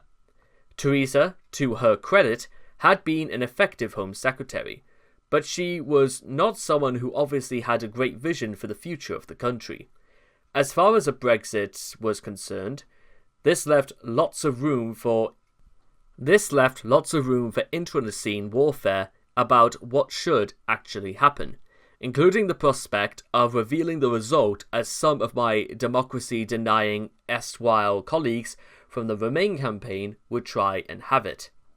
It also surprised me that some of the pro-Brexit side seemed to want to pursue a so-called Norway-style solution. This would have entailed remaining in the single market, but having to make contributions to the EU budget and being subject to laws and regulations from Brussels over which we had no say. Having crossed the Rubicon after accepting the democratic decision of the people, I was very much in the camp of doing Brexit properly. The EU wasn't going to play nice, and the worst thing Britain could have done would have been to end up as a supplicant of the EU. I believed we had to get on with the legal divorce and start urgently looking for new partners, like the US, with which to do trade deals. It was also imperative that we take back control of our borders. We could have not have half in and half out.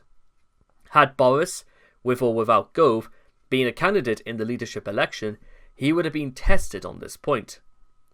And the contest would have provided an opportunity for him to lay out a post-Brexit vision.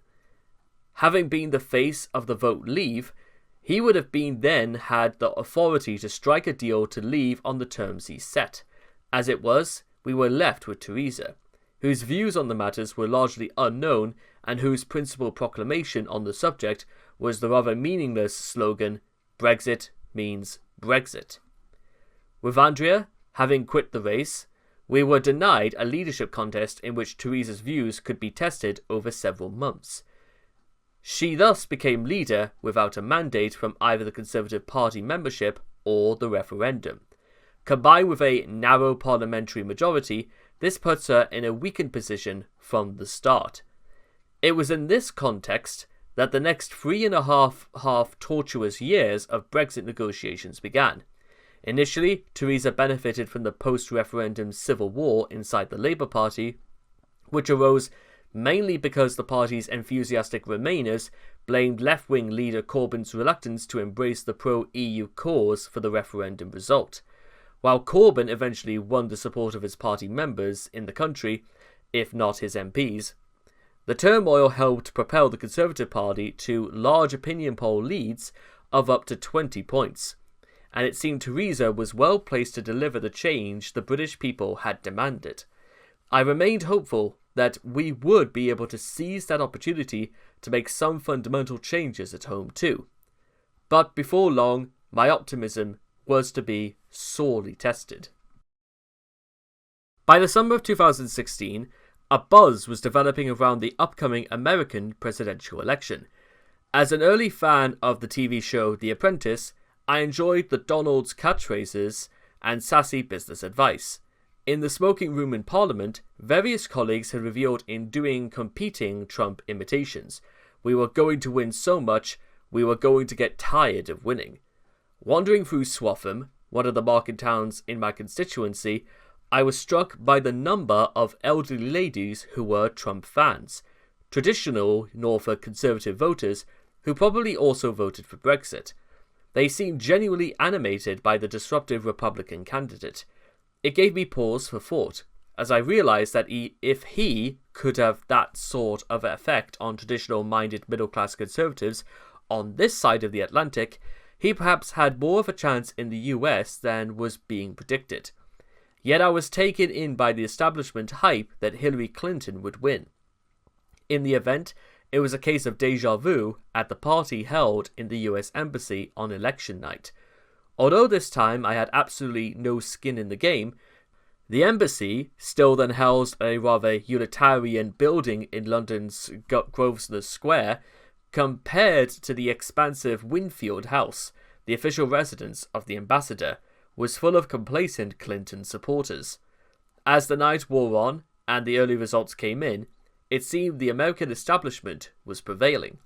Exhausted by the ongoing demands of my role as Justice Secretary and bored with the party, Hugh and I decided to head home. The following morning, I awoke to the radio with the news that Trump had won. Wow.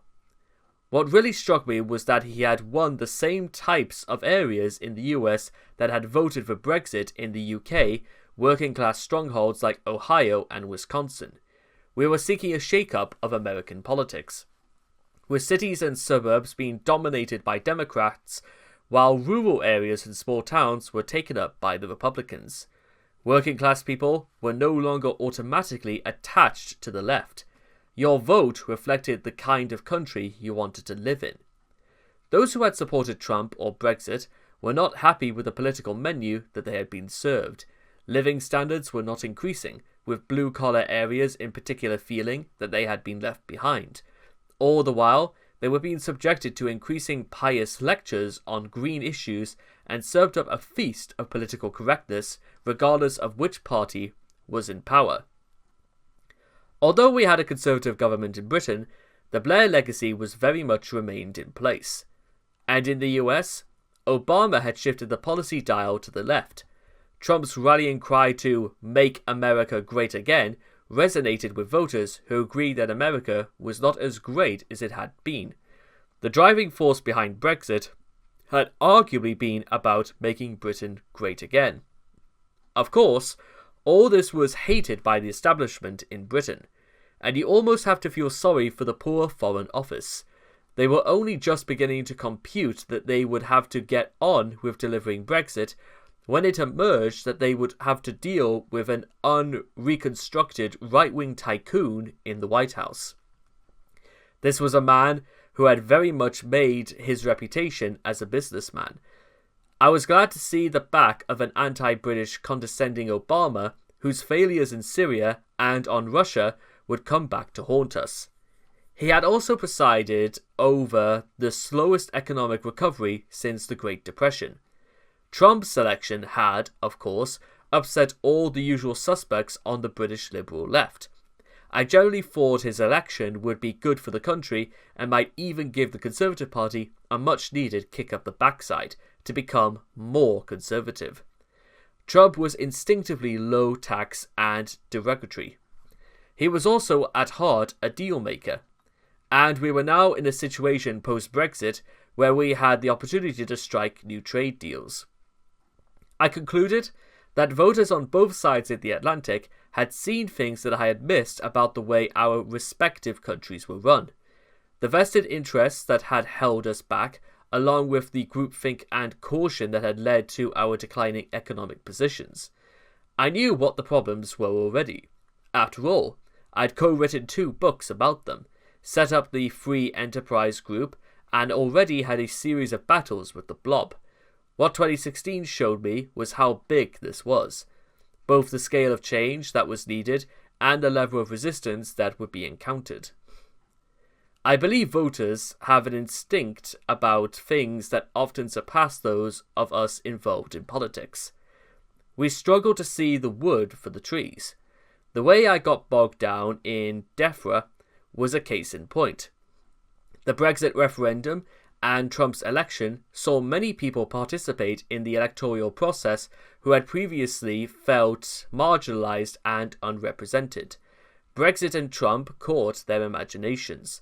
That should not be ignored. This was all brought home to me when I heard a constituent of mine in Norfolk, after the referendum, proudly proclaimed, "We stuck 2 fingers up at London." It was a very revealing comment that hadn't struck 2 fingers up to Brussels, but London. This attitude, which I found to be a widely shared, showed the real disconnect between what the British governing class were up to and what people actually wanted. The referendum result had been a protest vote against the status quo and the establishment in Westminster and Whitehall, just as much as it was against the unelected bureaucrats in Brussels. They were registering a protest against decline in their communities, a result of decades of poor economic policy. But they were also taking a stand against what they saw as people talking Britain down. I had some prior experience with this attitude some years earlier, in 2001, when I was standing as a parliamentary candidate in Hemsworth, West Yorkshire. It was a solitary Labour seat in a mining community, and I was destined to lose, so I got little to no support from Tory HQ. But the one thing that really motivated people was my Keep the Pound stand, which we were set up in various locations to advertise the Conservative Party's campaign against UK entry into the European single market. As we campaigned in the streets and markets of Hemsworth and Featherstone, we found this message had a real resonance. Lifelong Labour voters came up to us to talk to us and said that they would never vote Conservative but were attracted to our patriotic appeal. It was more of a cultural statement than a political one, and I found that very interesting. That was what I thought of again as we saw the appeal of Brexit to many of the same people a decade and a half later. There would be much talk during the UK's 2019 general election about the voting habits of those in the so-called Red Wall, former Labour working class strongholds in the Midlands and north of England that cast aside their traditional allegiances to vote for Boris Johnson's Conservatives. But this has been a more long-term trend, with Conservatives starting to do progressively better in traditional Labour areas over several decades. The same story can be seen in the Rust Belt of the US, with similarly disruptive political consequences. The disdain for Brexit and Trump was universal among the British intellectual commensurate and left-leaning elites, who could neither understand nor accept what had happened.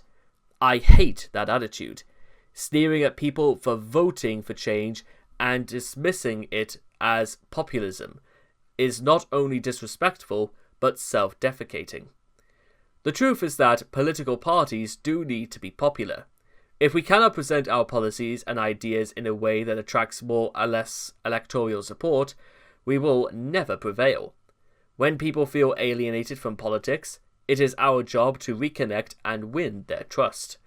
That doesn't mean offering them instant gratification or jumping on every passing trend. It means having a clear view of what people actually want, and showing how our policies will help them obtain it. Too many politicians think that they know best to spend their time trying to curtail people's ability to choose for themselves.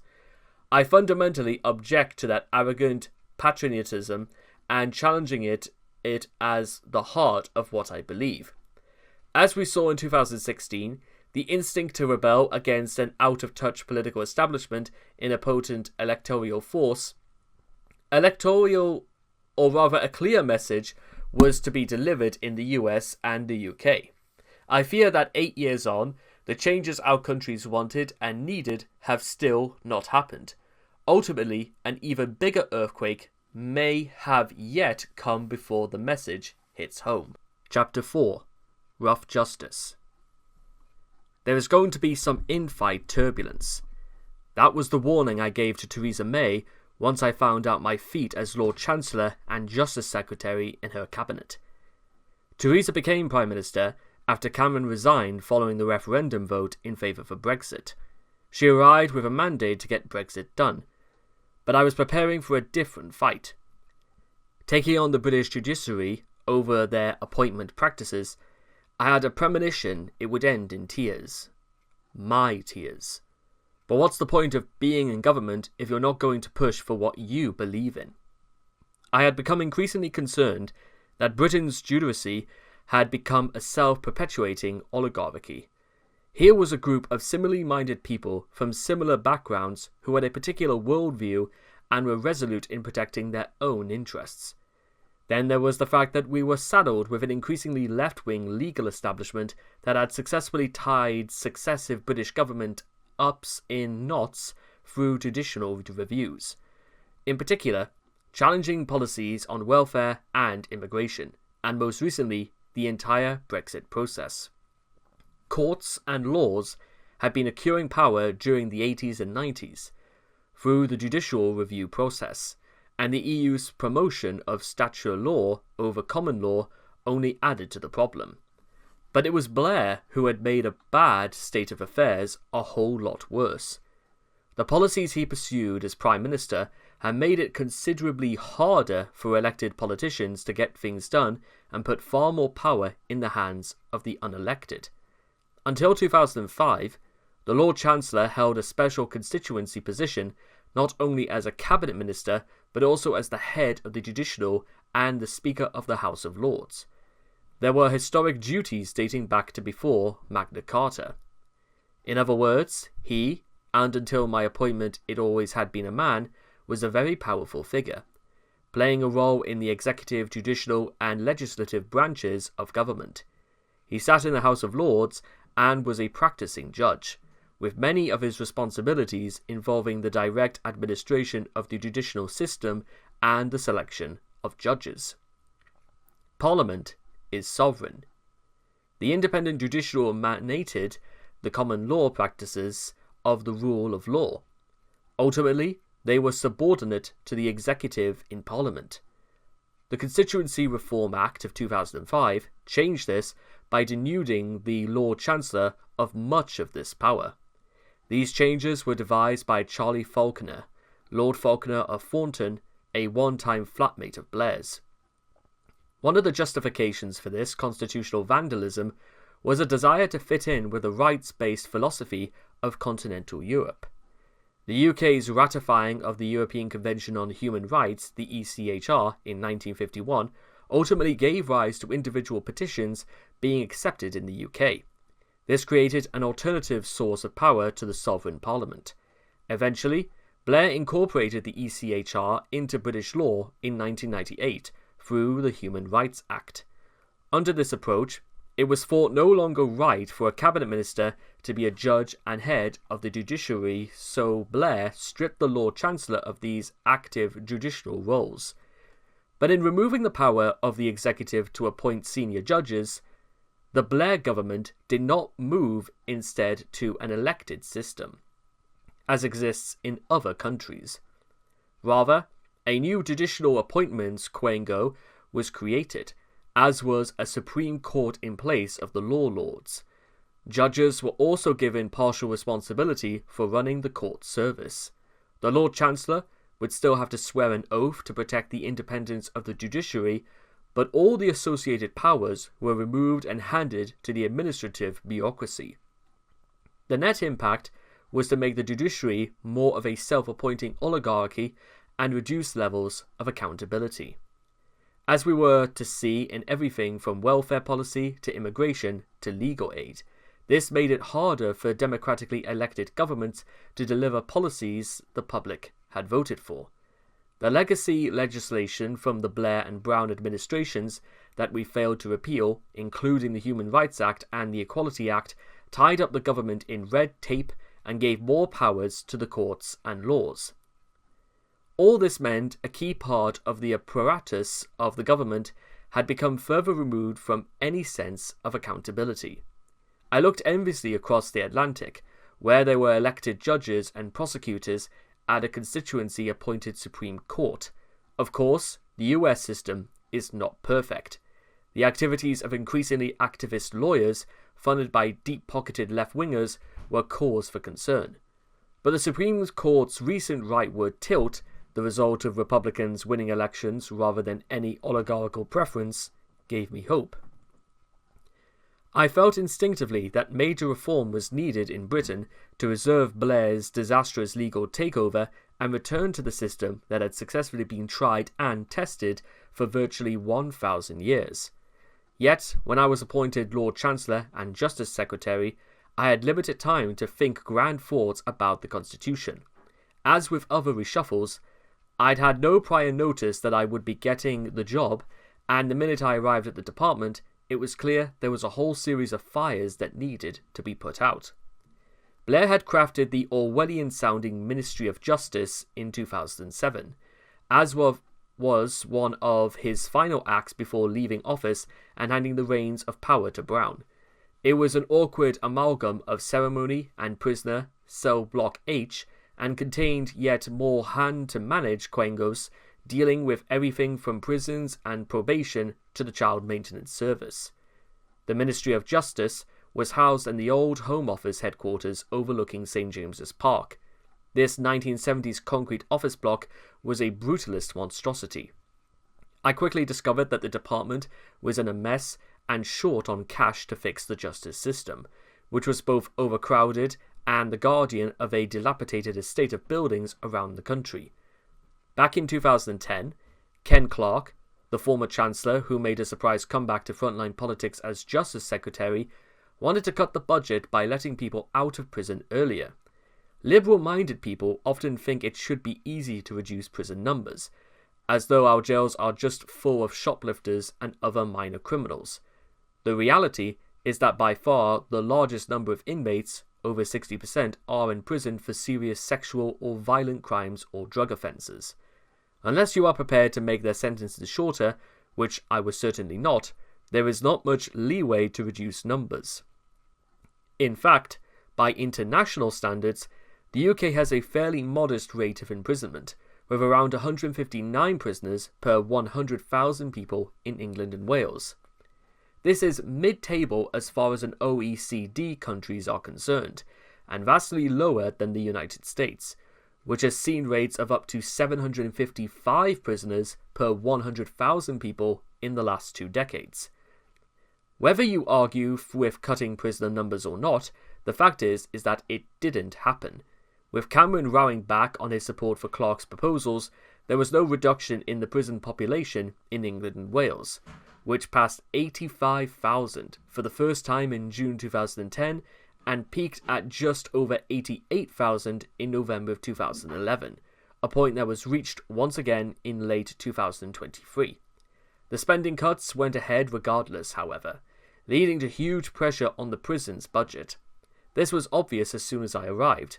With prison violence on an upward trend and the system stretched to breaking point, my predecessors had tried to paper over the cracks by talking about big ideas.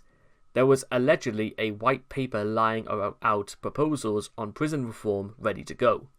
I soon found out it didn't exist. I was horrified by the state that our prisons were in, many of which dated back to Victorian times. They were rodent infested. It was remarkably easy to get phones, drugs, and other paraphernalia inside. Not enough work and training was taking place. There were some beacons of hope like Cafe Britannia in HMP Norwich and the Bad Boys Bakery in HMP Brixton, but they often relied on heroic individuals rather than systematic improvements. It was the frontline staff who had to deal with all this. Prison officers were some of the most impressive and least appreciated public servants I came across during my 10 years in government. They were massively underpaid, given the difficulty and dangerous job they had to do. Their lives were on the line, and they were facing significant increases in violence from inmates. Many of them were on salaries of under £30,000. No wonder so many were leaving the service. Combined with the overall cut in prison officer numbers as a result of budget reductions, many prisons were dangerously understaffed, while unreformed working practices were leading to further problems. It was an appalling situation.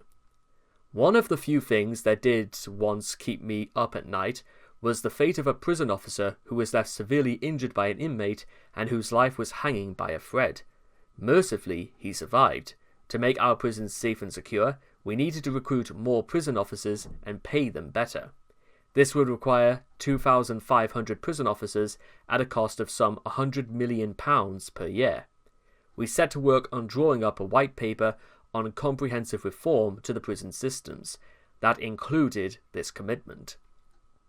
I am an instinctive hawk on spending, but I was determined to spend more in this area and reserve the cuts that my predecessors had made. I've always believed that the state should do less, but what it does do, it should do better. Incarcerating criminals to keep the public safe is a core function of government, and pursuing cuts to the system without considering the consequences had been an example of the worst sort of short-termism. We were paying the price for that in terms of the safety of prison officers, and I had no hesitation in doing what was necessary to fix the problem. It was a moral duty. To get it done, I first had to secure the necessary additional funds. I went to see the Chief Secretary to the Treasury, David Gork, who thankfully understood at once the scale of the problem. He agreed to the increase in the prison's budget I was seeking, and we were able to finalise the white paper on that basis. I announced it at the start of November 2016. The need to take urgent action on prisons was becoming ever more apparent. Overcrowding and a shortage of staff was leading to dangerous conditions and outbreaks of violence. Days after my announcement, 200 inmates rioted at Bedford Prison, and on the same day, 2 prisoners escaped from Pentonville, where weeks earlier an inmate had been murdered. The Prison Officers Association, POA, organised protests outside prisons and encouraged a walkout by officers that amounted to an unlawful strike. This was not just against the law, it was highly dangerous. It meant staffing in prisons was stretched even further, requiring prisoners to be kept in their cells for prolonged periods, stoking resentment, and the potential for more violence. After frantic phone calls that morning, we took the POA to court and officers were ordered to end the protest and return to work. The situation was still highly volatile. Frazzled prison officers, overcrowded prisons awash with drugs like spice, a type of synthetic marijuana, and rising levels of violence made for a tinderbox at constant risk of igniting. The spark came in Birmingham the following month, on Friday the 16th of December. I had just got in the car with Hugh, Francis and Liberty to drive to Norfolk for Christmas, when I took a call from the prison's minister Sam Jimia, who told me there was a serious riot underway at HMP Birmingham, and the situation was spiralling out of control.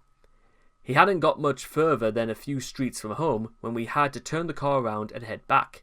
I hurried straight into the office to get to grips with the situation. That morning, an inmate in the prison's end wing had climbed onto some safety netting between floors.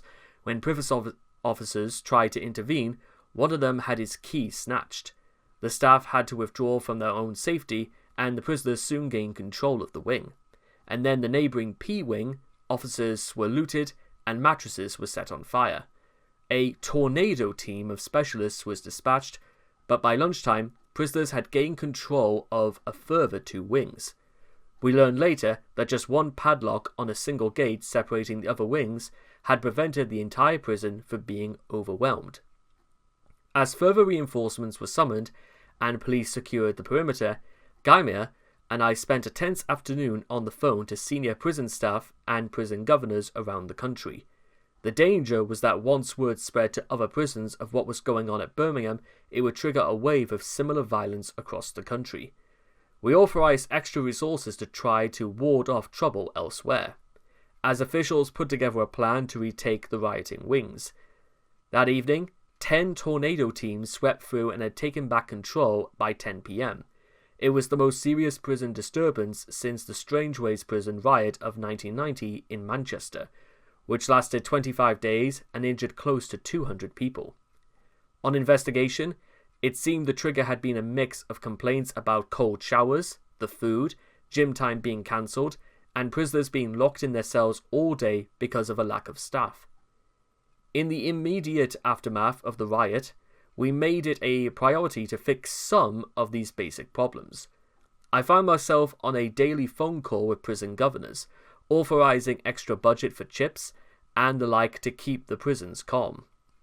Ministers ended up having to personally direct the service and take responsibility for the problems, many of which were decades in the making. The state of prisons was the most severe problem, but it was clear that serious reform was needed across the board, from youth justice to family courts to probation. In the end, I only had 11 months in the job at the Ministry of Justice. It would take more like 11 years of serious reform to make the system functional. It is very hard to see how this will ever be achieved. There is frankly limited public and media interest. I'd announced the extra funds to recruit thousands of prison officers in a speech on the 3rd of November 2016, which had received some coverage. Yet that very evening, the Daily Mail published a story that would completely obliterate any of the achievements we'd made on prisons. The UK's High Court had earlier that day handed down judgment in a case brought by pro-EU activist Gina Miller over whether the government was required to win a vote in Parliament before it could trigger the start of Brexit negotiations. The court found the government did require parliamentary approval, a decision that provoked intense criticism from ardent Brexiteers. The following day's Daily Mail carried the front page headline, "Enemies of the People," below pictures of 3 senior judges who had given the judgment. As it happened, on the night that front page appeared, I was at a dinner at Mineral Temple, one of the Inns of Court for barristers, at the heart of the British legal establishment.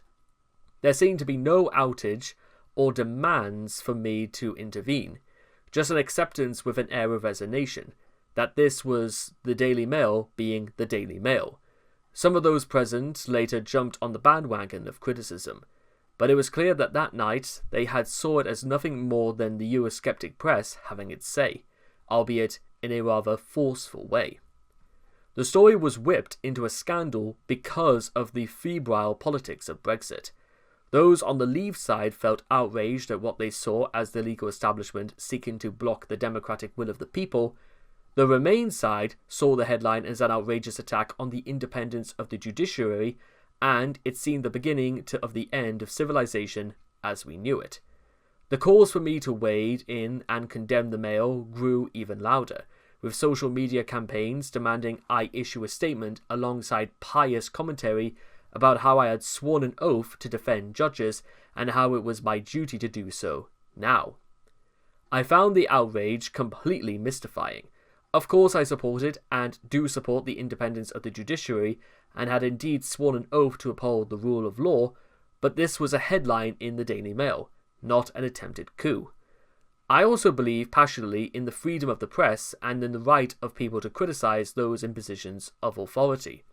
In my view, the Daily Mail was perfectly entitled to criticise judges, and judges were perfectly at liberty to ignore the newspaper. This is the essence of a free society. Judicial independence is important, but it isn't the same as being entirely immune from criticism. Those were my instincts when the row over the headline began to escalate. A narrative began to develop that I had been ordered by the Prime Minister not to say anything and that I was too weak to push back. The truth was that I needed no encouragement to stay out of the media storm. I had no interest in providing fuel to the fire when I was in the middle of trying to tackle a near crisis in the prison service. And at that point, the judiciary and the Lord Chief Justice, Lord Thomas of Quimkead, one of those pictured on the Mail front page that day, weren't asking me to get involved. But the hysteria spread like wildfire. More and more lawyers and commentators demanded I say something, and of course, whatever I did say didn't satisfy them because I thought it was completely wrong for a government minister to be interfering with what the press had printed. Civil servants at the Ministry of Justice seemed more interested in appeasing a wounded judiciary than doing what was right. They were beholden to this vested interest and their own ideological leanings rather than reflecting the will of the democratically elected government. I held a staff meeting in the foyer of the Ministry of Justice building, and one official asked why I had not condemned the attacks on the judiciary. There was a large outburst of applause, leaving me in no doubt about what people's views were on what was a policy question. In retrospect, maybe I should have been more front-footed before the row escalated to absurd levels. But had I done so, it would have merely been to say that I believed fundamentally not just in the independence of the judiciary, but also in the freedom of the press, and that both must be respected. I was never going to join those who wanted the Daily Mail pilloried for daring to criticise a judicial decision. Yet again, the British media would rather have had a witch hunt over what someone had or hadn't condemned than deal with the very serious underlying issues with our democracy and the parlous state of the criminal and civil justice system. Looking back at the enemies of the people row, I should have not been surprised that it blew up with such vehemence. While it had properly exploded, appropriately enough, on Guy Fawkes night, the issue of my relationship with the judiciary had been a slow-burning fuse that had been lit months before. It is fair to say the judicial establishment had not welcomed my appointment as Lord Chancellor in July 2016. Lord Fawkes, a lawyer who had been Justice Minister for 2 years, resigned immediately in protest. He questioned my ability to do the job and whether I would have sufficient clout to stand up to the Prime Minister. The former Lord Chancellor, Charlie Faulkner, joined the attack, writing a withering article for The Times, arguing that I had failed to meet the criteria laid down in law of being qualified by experience, and calling me an ambitious, middle-ranking cabinet minister. This was absolute chic from the man who had vandalised the Constitution and denigrated the role of Lord Chancellor by devising the Constitutional Reform Act of 2005. But it set the tone for much of the commentary during my first days in office. All the lawyers who attacked me were keen to stress that their remarks were nothing personal, but it seemed odd that such a fierce backlash had not accomplished the appointment of my 2 immediate predecessors, Chris Grayling and Michael Gove. Neither of them had a background as a lawyer, but they seem to have been given the benefit of the doubt. The root of the problem, I soon realised, was that the judiciary and wider legal profession are special interest groups, that they have been used to having their own people in positions of power for centuries, and don't take kindly to outsiders, particularly transient politicians. They wanted a Lord Chancellor who was from their background and comfortable in their world. Failing that, they wanted someone who would champion their interests and not challenge their fundamentals. I was clearly not this. Politicians are there to represent the public, not professional interests. Although special pleading in commons across departments, the judiciary had become used to being a particularly special case. In part, this is because many politicians have been too scared to take on the judiciary. Senior judges can indeed be quite intimidating. They have a unique ability to make life extremely difficult for a government, should they be so minded. The legal profession is also strongly represented in Parliament and public life more generally, and they form a strong and effective lobbying network to resist any change they don't like. Advocacy is what they do, after all. I hadn't realised quite how the legal establishment works. They operate by briefing the press, particularly the Times, as well as using their many connections in the House of Lords. They tried to both charm me and shame me into going along with what they wanted. Lots of cosy breakfasts and dinners on the one hand, while not clapping loudly enough when they welcomed me on the other. As somebody who has never aspired to be part of the establishment, this didn't impress me very much. I am, after all, a contrarian. I was more interested in changing things to make them better. I view respect for the law and an acceptance of the importance of independent court judgments as cornerstones of our freedom. But the independence of the judiciary has begun to be interpreted as meaning they should be immune to any challenge to how they operate or the way they are appointed. Making independent and impartial judgments does not mean carte blanche. This was most obvious in the field of recruitment. Since the Blair vandalism of 2005, the judiciary had become a self-appointed oligarchy, choosing and promoting those who shared their values. I was particularly concerned by the lack of meritocracy in the selection of judges.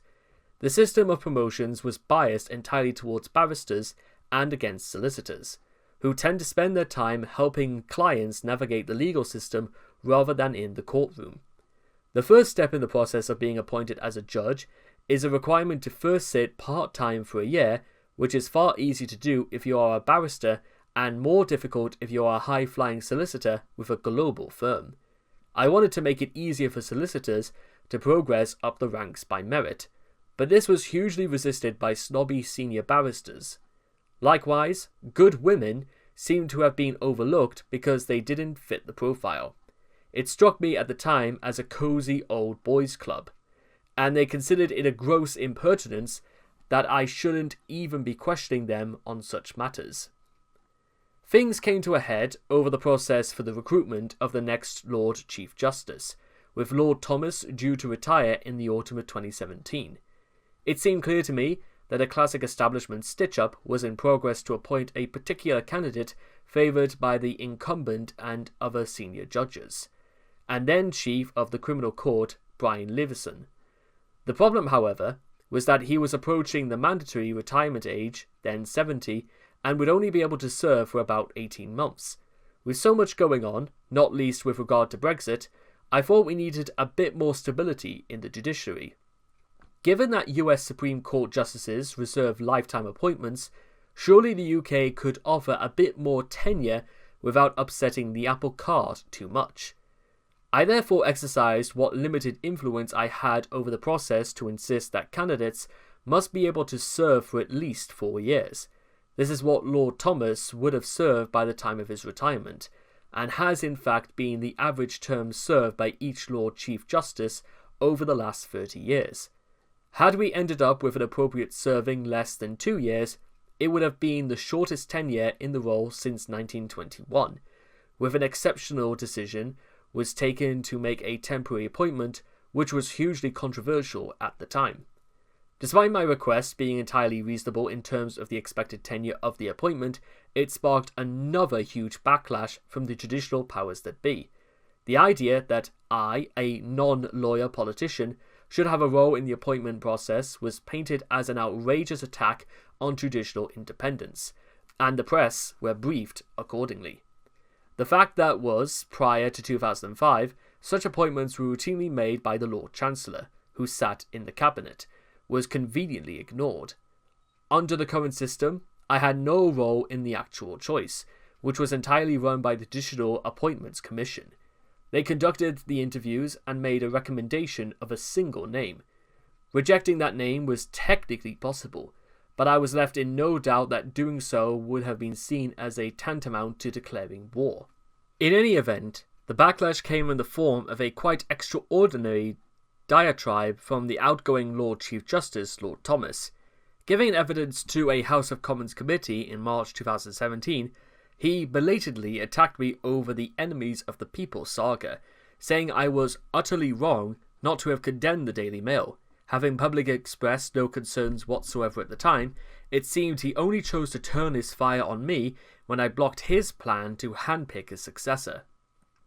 By this time, I was also getting some resistance to changes I wanted to make to the court's administration, and Lord Thomas also took a swipe at some of those in his remarks. One of the most prominent changes I was advocating was to extend the use of video evidence by women in rape cases. This seemed to be an obviously humane way of reducing the psychological impact of those victims who would otherwise have to appear in front of their alleged attackers. I had a lot of support on that from victims' organisations and even Labour MPs, but the judicial establishment had been airily dismissive. I'd had to have severe arguments with them even to get a pilot programme up and running. Yet again, the judiciary had been allowed to exempt themselves from political accountability and scrutiny. It is all very well to respect the independence of learned judges to interpret and apply the law, but why should they also be left to run the whole administration of the justice system? As a result, we have a situation where judges are in charge of everything from the upkeep of court buildings to the daily listing of cases, deciding where and when cases are heard and how many court sitting days there will be per year. Administrative matters that have a huge impact on people going through the legal system are also left to them to oversee, and they resist any attempt from ministers to rationalise and improve the system. There doesn't seem to be any huge constituency principle at stake in ensuring that the delivery of a vital public service that costs millions of pounds of taxpayers' money is subject to proper accountability and direction from politically accountable ministers. We see this most clearly in the case of illegal immigration. Time and time again, attempts to get tough on migration have been thwarted when lawyers have been able to take on immigrants' cases, paid for through taxpayer-funded legal aid, usually after citing some article or other from the ECHR. I am all for the UK's asserting its sovereignty and leaving the convention, but I don't believe that alone will solve the problem. We were not able to fully sort out our borders and illegal immigration until we have reformed the appointments and governance process of the British judiciary. My 11 months as Justice Secretary were an eye-opener.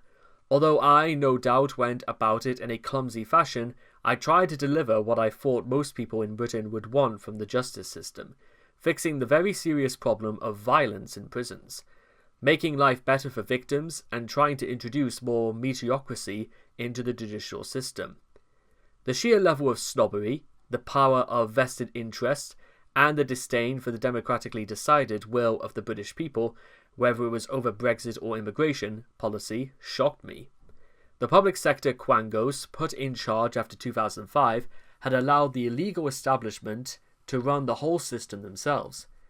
This is part of a wider culture of increased technocracy, with politicians lacking the self-confidence to assert the democratic right to exercise responsibility and take decisions on behalf of the public. From the Bank of England and the Office for Budget Responsibility, the OBR, to the Judicial Appointments Commission, the message is that politicians are not to be trusted and we should leave things to independent experts. The truth is that none of these bodies is truly independent. Too often, that word has come to mean merely a lack of accountability to the public.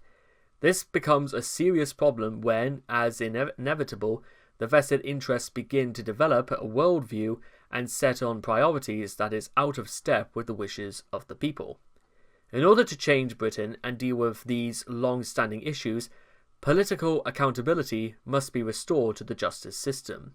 In the US, there is a much more democratic debate over the appointment of judges and political input into the process. At the federal level, the President nominates Supreme Court justices and other federal judges who are then subject to confirmation by the Senate. At the Senate level, or the state level, a similar process exists whereby governors nominate some candidates while others are directly elected. It is vital that we restore democratic accountability to the judicial system in the UK. This means a return to a system that has at its heart the notion of parliamentary sovereignty, which has always been at the core of British constitution. The attempts to install a European-style separation of powers have been a failure and crafted dysfunction and mission creep. This restoration will require a wholesale reversal of all the damaging changes introduced during the new Labour years. This means the abolishment of the Supreme Court, dismantling the Judicial Appointments Commission, and restoring the Law Lords. The Lord Chancellor's full role should be reinstated, including being head of the judiciary in England and Wales. These constitutional arrangements were tried, tested, and successful for centuries. Hopefully in time, the experience of the last couple of decades, following Blair's trashing of our previous judicial system, will come to be seen as no more than a temporary aberration. Chapter 5. Brexit Gridlock. As I walked up Downing Street on the Sunday after the 2017 general election, I was extremely nervous. The press standing outside number 10 shouted questions at me as I knocked on the door to see the Prime Minister. They must have noticed I looked on edge, no doubt assuming I was dreading my fate in the cabinet reshuffle that was sure to follow. But I had something more immediate on my mind. I was trying not to throw up. Whether it was the grueling pace of an election campaign, or a combination of stress and exhaustion, I had found myself falling quite badly ill by polling day. I felt so bad at the election count that my agent had to read my speech for me on stage after I was declared the winner in my constituency. Meanwhile, I was throwing up in one of the gyms at Linsport, the King's Lynn Leisure Centre, where this exercise in democracy for my voters in southwest Norfolk was reaching its conclusion. I then continued to be sick all the way from Norfolk to London. Thus, the traditional parade in front of the waiting cameras on Downing Street was even worse than usual. Usually, during a reshuffle, the Prime Minister invites you into the cabinet room to be told of your appointment. But on this occasion, I was led upstairs to the Margaret Thatcher study on the first floor to wait. I correctly interpret this as a bad sign. Theresa May joined me in the study, and she was moving me to be Chief Secretary to the Treasury, a more junior post and technically outside the Cabinet. Albeit with an entitlement to attend Cabinet meetings, it was a significant demotion. This was not a complete surprise, given that it had been briefed to for the couple of weeks that I was told her that I was not happy about it. I reminded her of my warning of turbulence over my reforms at the Ministry of Justice and her pledge to back me on them. She said that was not the only reason, and I realised there was no point in prolonging the awkward conversation. Before I left Downing Street, I had to see the Cabinet Office official responsible for the mechanics of ministerial appointments, Sue Gray. To my surprise, she took it upon herself to commiserate me with giving me a hug, before telling me that as a result of my demotion, my salary was being cut. I didn't welcome her unsolicited embrace. I am not a hugger, but given how delicate I was feeling, she got off lightly. I was frustrated that my time at the Ministry of Justice was being cut short. All the things I had done, from sorting out prisons to trying to get a handle on judicial appointments, had been predicted on my being in the job for a while. The idea was to do the difficult tasks first, after which things would start to get better. I didn't think I would be removed after less than a year, but as is so often the case in government, the game of musical chairs propels you elsewhere before you have a chance to do all you wanted to do. In fact, I had known my days as Lord Chancellor were numbered for several weeks. As we sat around the cabinet table on the 17th of April 2017, Theresa had taken most of us by surprise by announcing she decided to call an early election to secure a renewed mandate and stronger majority ahead of the Brexit negotiations that lay ahead. I felt a wrench in my gut the moment she announced it. Something felt wrong. Even though we were leading Labour by over 20 points in the opinion polls, and Theresa's own satisfaction ratings dwarfed those of opposition leader Jeremy Corbyn, I knew in that moment that I was toast as Justice Secretary. The controversies over appointments and the constant briefing against me by the judiciary made me an obvious candidate for the sack when, as was expected, Theresa stormed to a landslide victory in the election.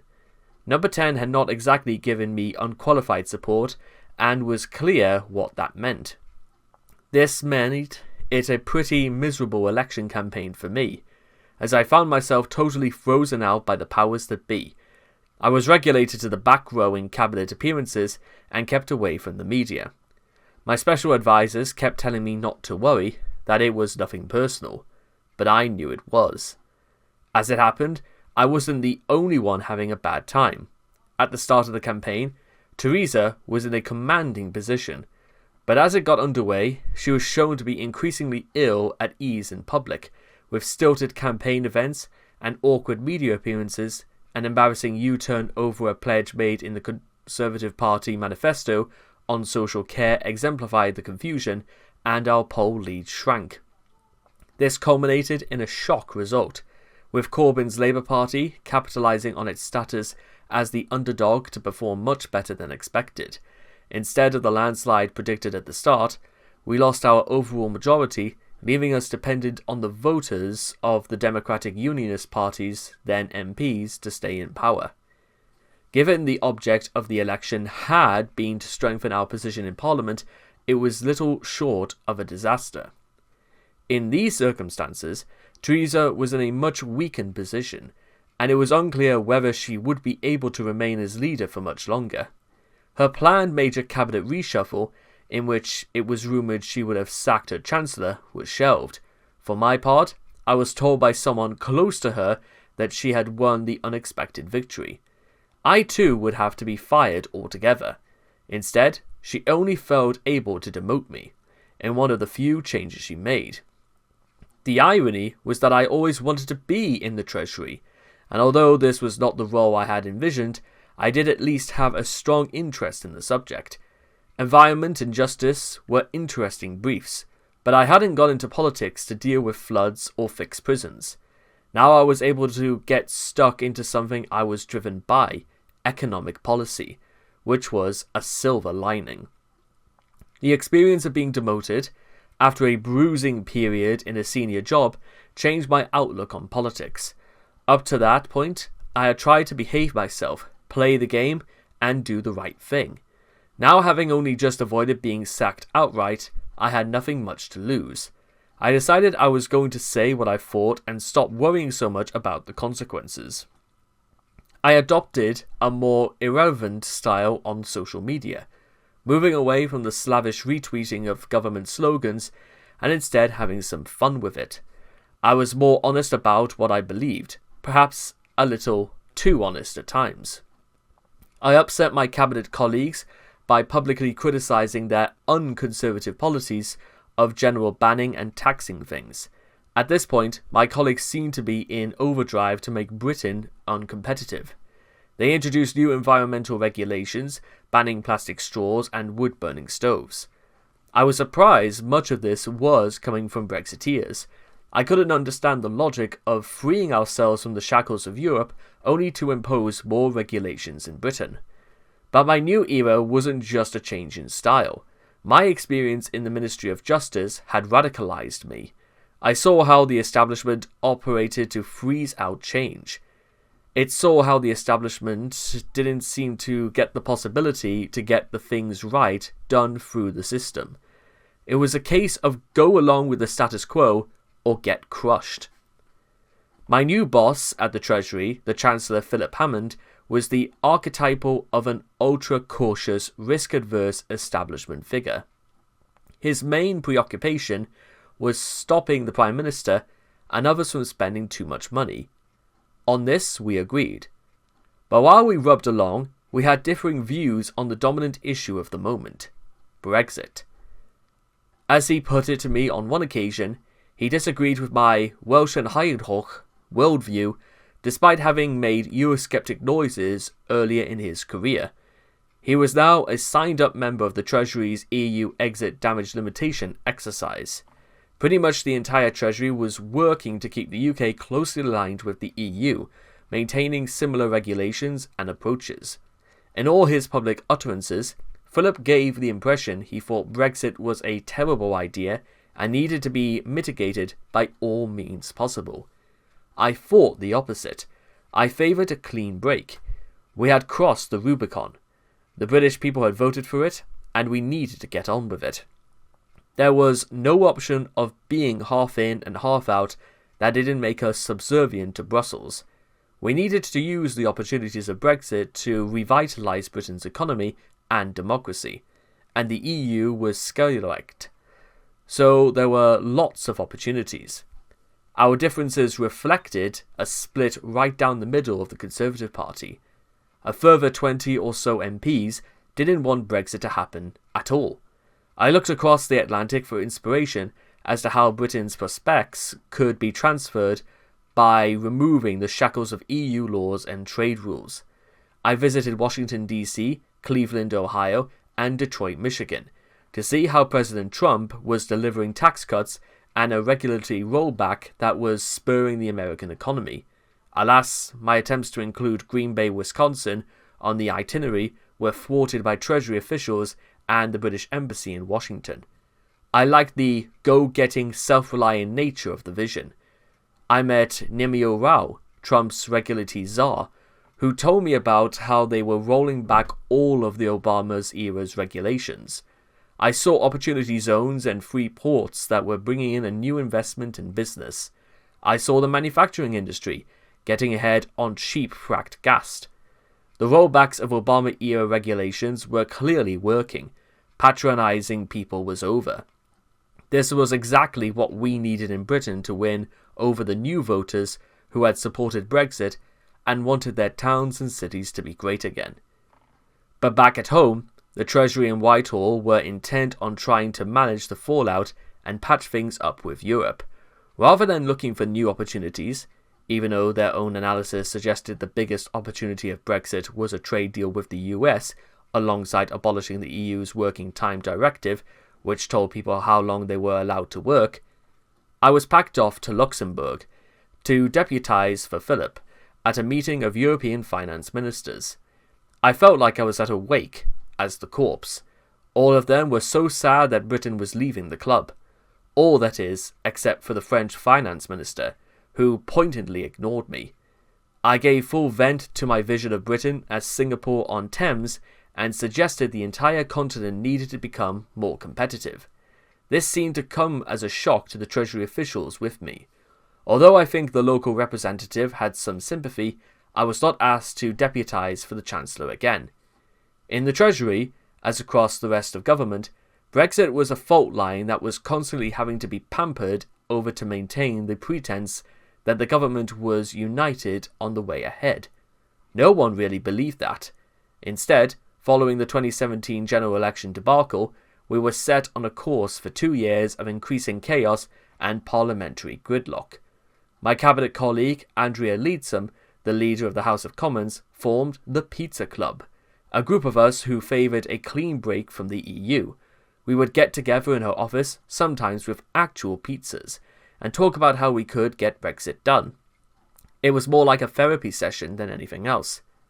At one point, during the interminable Brexit negotiations, Theresa opened a meeting of the cabinet by informing us that our discussion on the topic was not intended to reach firm conclusions that day. "This is not a decision-making cabinet," she announced. How right she was.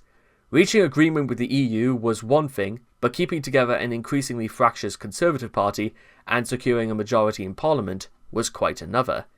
Her tentative attitude made for slow progress, and it was never really clear what her views were on where the deal should land. At one of the biggest moments in our country's history, when we needed a firm vision and bold leadership, we had an ultra-cautious Prime Minister and an ultra-cautious Chancellor. At a time when bold decisions were needed, we had a government that seemed averse to making any. I had, to some extent, been insulted from the wider Brexit psychodrama while I had been at the Ministry of Justice, because of the all-consuming nature of the job. But as Chief Secretary, I was under less intense pressure, and the work of stewarding the public finances and resisting public spending demands was more in my comfort zone. I therefore had more time to involve myself in the wider politics of the moment. As time went on, I became more and more frustrated at the lack of boldness. Brexit was always going to be a tough negotiation, and we needed to approach it from a position of strength. In any negotiation, you have to be willing to walk away. That meant having the credible threat that we would be willing to go for no deal with the EU. But just as with David Cameron in his underwhelming renegotiation before the referendum, that threat was simply not there. Theresa clearly was not going to walk away from the talks, and the EU knew it. It was hard to discern what Theresa's view of Brexit was. She had campaigned somewhat half-heartedly for Remain. She gave the impression of not being an enthusiast one way or the other. Her focus was always on mitigating downside risk, not looking at the opportunities. She was a cautious and technocratic manager, not one for making bold political gambles. Even if she were, the 2017 general election had boxed her into a corner. The party was in a fractious state, and she did not command a united view in cabinet, let alone in the parliamentary party. This left us negotiating among ourselves rather than negotiating with the EU.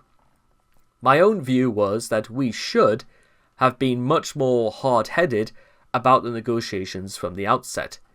The UK's decision to leave was always going to be seen by the EU as an act of war. That being the case, you have to proceed on that basis. The only thing they understand is pain. We should have told them that we were prepared to go for no deal, put tariffs on their agricultural imports, and pursue a trade agreement with the US. The truth is we potentially had a lot of leverage, but we never used it. That was a persistent frustration for me. When you have a Prime Minister and a Chancellor both keen to listen to cautious civil servants, that sort of bold, bellicose approach was never going to fly.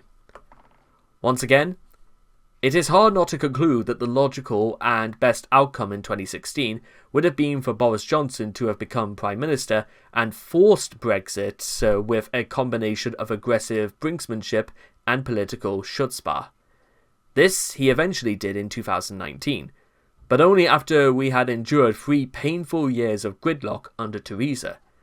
There was no shortage of grandstanding and tough talking during that time, but without a robust position to back it up, they were just hollow words.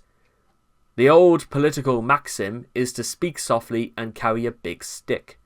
Between 2016 and 2019, the government was often shouting while waving a twig.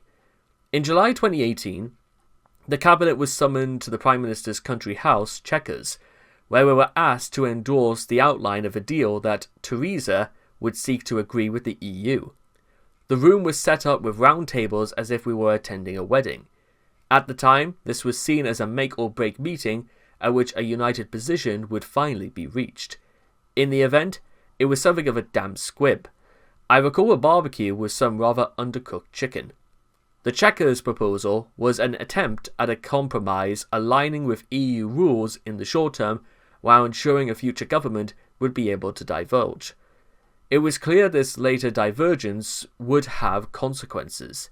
as the plan itself stated, possibly in the form of tariffs or additional friction at the border. Needless to say, this compromise pleased nobody.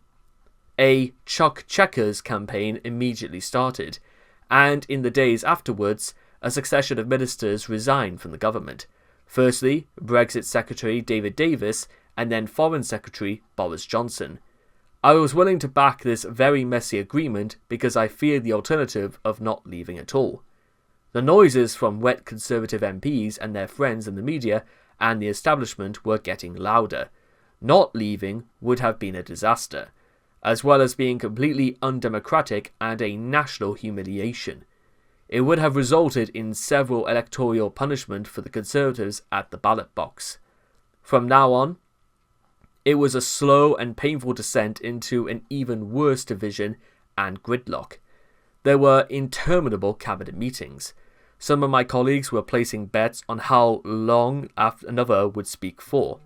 Normally, no one leaves a cabinet meeting during proceedings.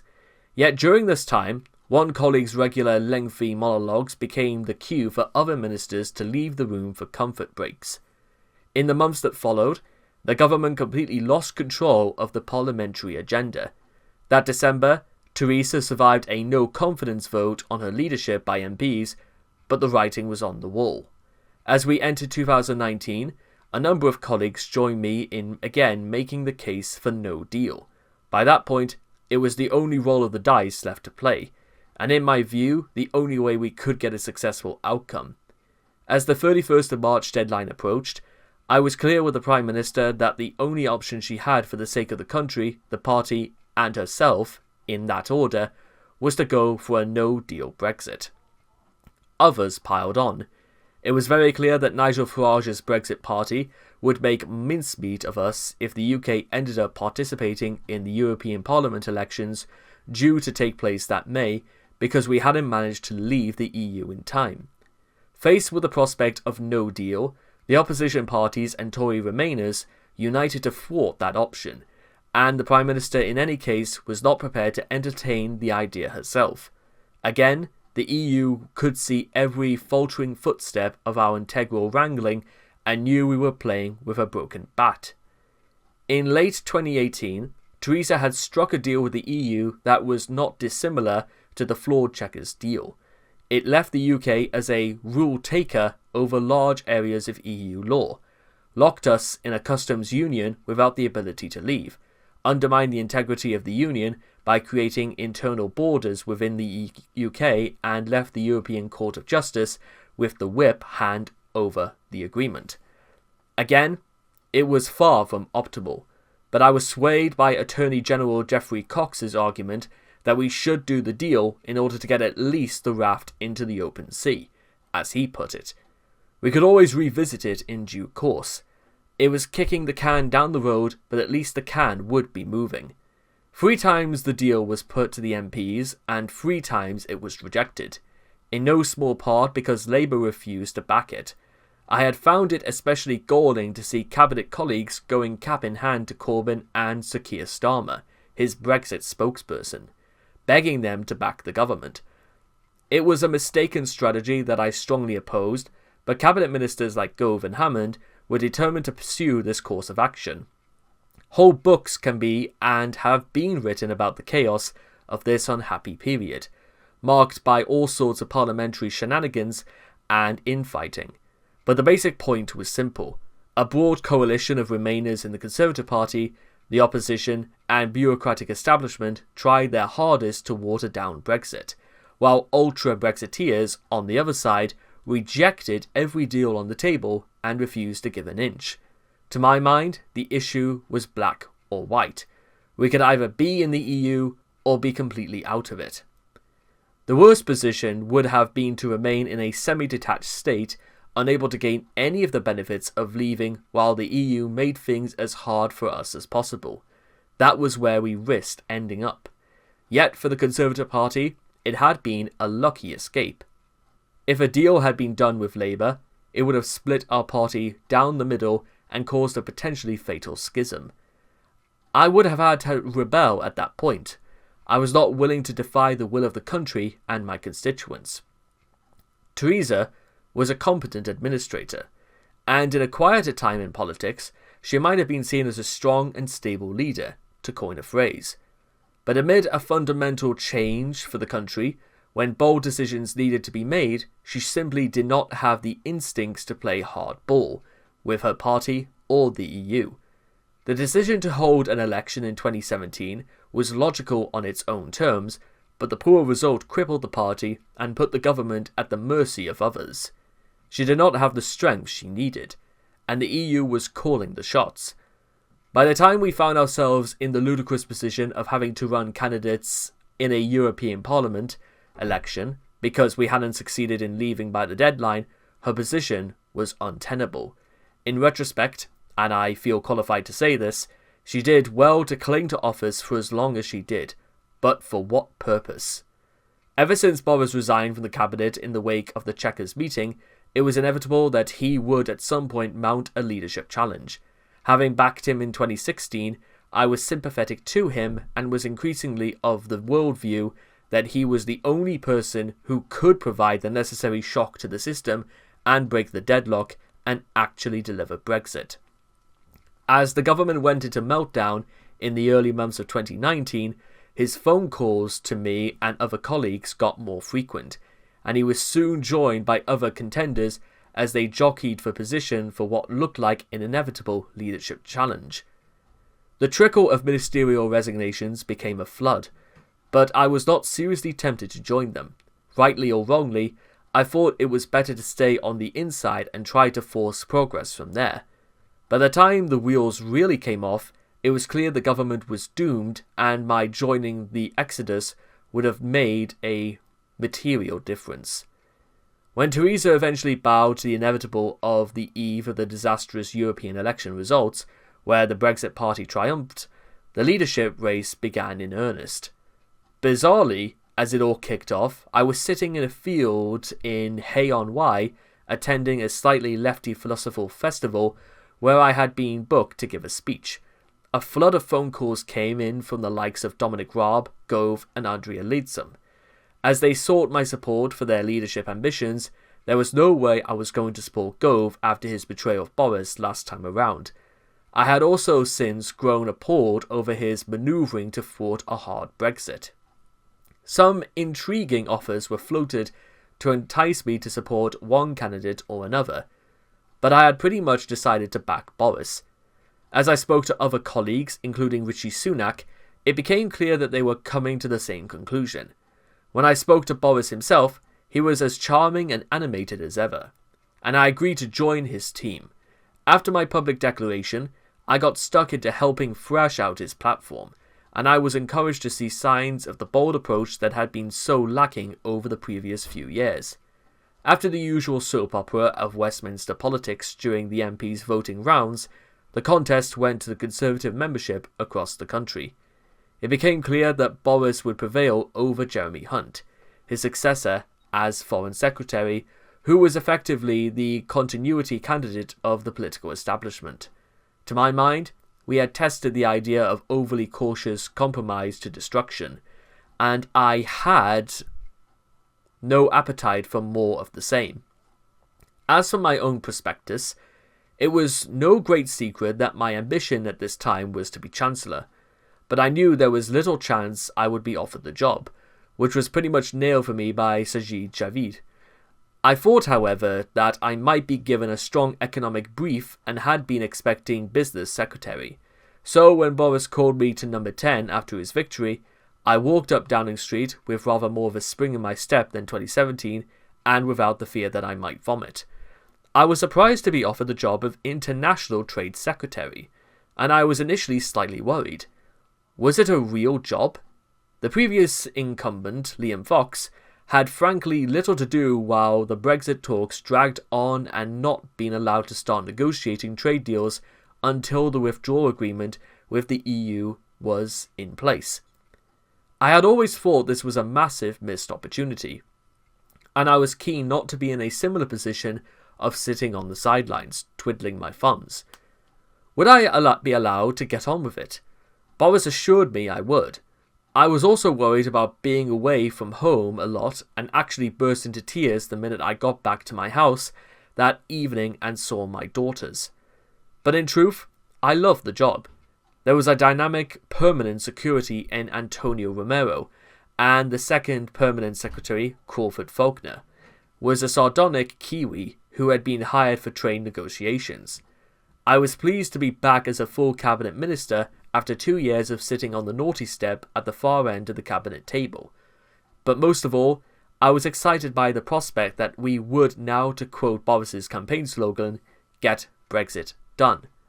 The government had been paralysed for months after more than 2 years of infighting and painfully slow progress. Now, 3 years after the British people had voted for a dramatic shift away from the EU, it was well past time for that mandate to be delivered. Boris was the ideal person to do it. He was a great showman, charismatic and engaging, and had shown during the referendum campaign that he could connect brilliantly with those who felt left behind by the political establishment in Westminster and Brussels.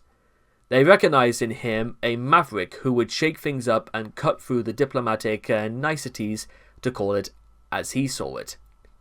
Compromises or comparisons with Trump are overly simplistic, but just as in the US, we saw as unconventional and often controversial leader appealing to disengaged voters in a way that others struggled to match and whom opponents failed to understand. In retrospect, and with the benefit of my subsequent experience in Number 10, the painful experience of the Theresa May years proved important. The lesson I took from it at the time was the lack of boldness in seizing the moment left a government directionless and at the mercy of events. That was certainly true. But beneath the surface, there were signs about how powerful the resistance to a serious shake-up in Britain was. The establishment did not like disruptive political initiatives that did not accord with their worldview.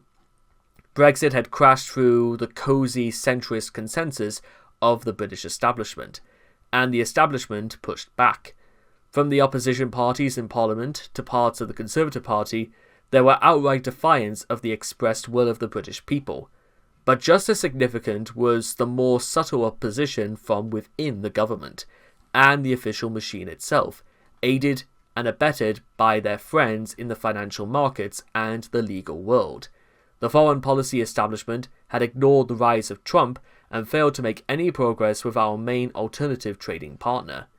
These interests made concerted efforts to water down Brexit, urging caution about playing hardball with the EU, pushing for closer alignment, and trying to rule out no deal at all costs. This fatally undercut the government's negotiation position from the outset. What I should have learned from this was how these powerful interests can work together to frame the choices available to the government, embedding groupthink at all levels and making radical action seem unthinkable. In the months after he entered Number 10, Boris's bold attempts to break from this approach met with huge resistance and were nearly derailed. Europhile MPs from both sides of the House conspired to take control of the Order paper, the House of Commons agenda, to stop Brexit. Boris then prorogued Parliament to stop them from doing this. He was then challenged in court by a group of Europhiles, and the Supreme Court ruled in their favour. It was only by calling a general election and winning an unequivocal mandate that he was finally able to prevail, and it is a testament to his political skills that he was able to do so. But his success should not erase the memory of just how hard others fought to thwart him, both inside and outside the government. The other relic of this period was a fractious and febrile Conservative parliamentary party. The Brexit referendum had unleashed and normalised infighting. Factions openly attacked one another in public and conspired and plotted behind the scenes. Once discipline is lost, it is very hard for it to be restored, if it ever can be. I cannot help but think that the increased propensity of the party to dump its leaders in the years since 2016 has been a result of this ingrained disunity. Theresa May was its first victim. She will not be its last. Chapter 6. Free Trade and Lockdowns. A snap general election was held in December 2019 on the promise we would get Brexit done, and it resulted in a thumping 80-seat Conservative majority in the House of Commons. The withdrawal agreement was signed, and the UK formally left the EU at the end of January 2020. The Brexit deadlock had finally been broken. Boris had brought a fresh pizzazz to Downing Street and a new optimism to the Conservative Party. However, beneath the surface, the fractures among Conservatives had not gone away. Our majority proved illusionary, as there was a lack of agreement about the right path to take. There were those who wanted to cleave as closely to the EU as possible, not allow concerns about China to damage domestic priorities, and carry on with business as usual. Then there were others, of whom I was one, who felt we owed it to the public to deliver on the promises of the 2019 manifesto and make Britain a truly independent, successful nation. I saw trade as a key area where we could boost the economy, lay out global Britain's stall, and lead the world in promoting free trade and free enterprise. As with the Corn Laws that divided the Conservative Party in the 19th century, not everyone agreed. There were those with anti-growth instincts who wanted the UK to simply replicate the trade policies of the EU, including their measuring table of commodity codes to calculate agricultural tariffs, which had 504 different classifications of biscuit. Those differences were not resolved by the Prime Minister instead. I had a series of battles to get the mandates for the UK's new free trade agreements that I wanted to negotiate agreed to and done. And even once they were resolved, cabinet ministers would relitigate decisions and stop progress. There was a relentlessly negative backdrop from the leftist media about the UK's ability to do trade deals. Our competence was questioned.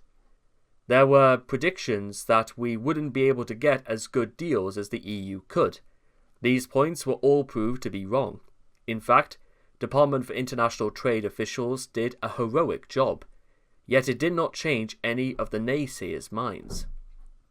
The Brexit withdrawal agreement with the EU was largely out of my hands, but it occupied the full efforts of the first months of Boris's government, as he sought to succeed where Theresa had failed.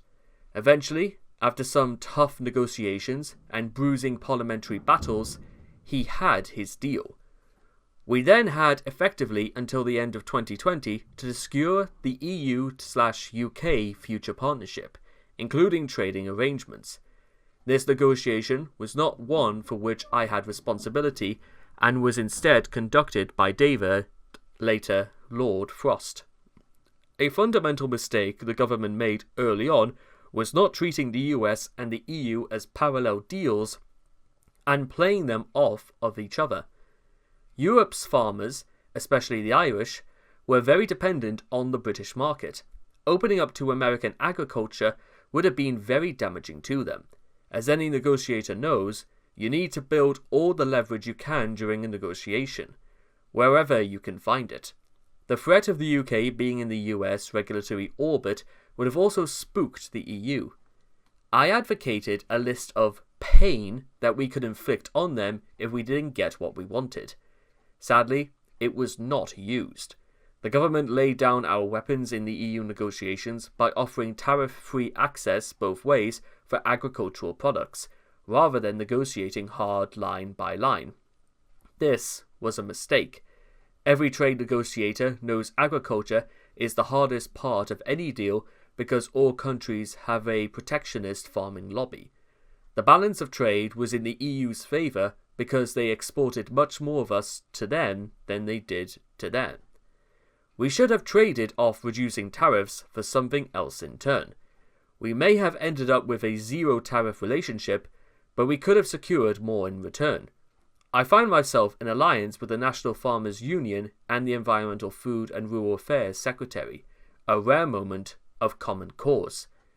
Despite the pugnacious "get Brexit done" mantra of that time, Michael Gove, who is now Minister for the Cabinet Office, and his close ally Dominic Cummings, the Prime Minister's chief advisor, were not keen to pursue an ambitious trade agenda.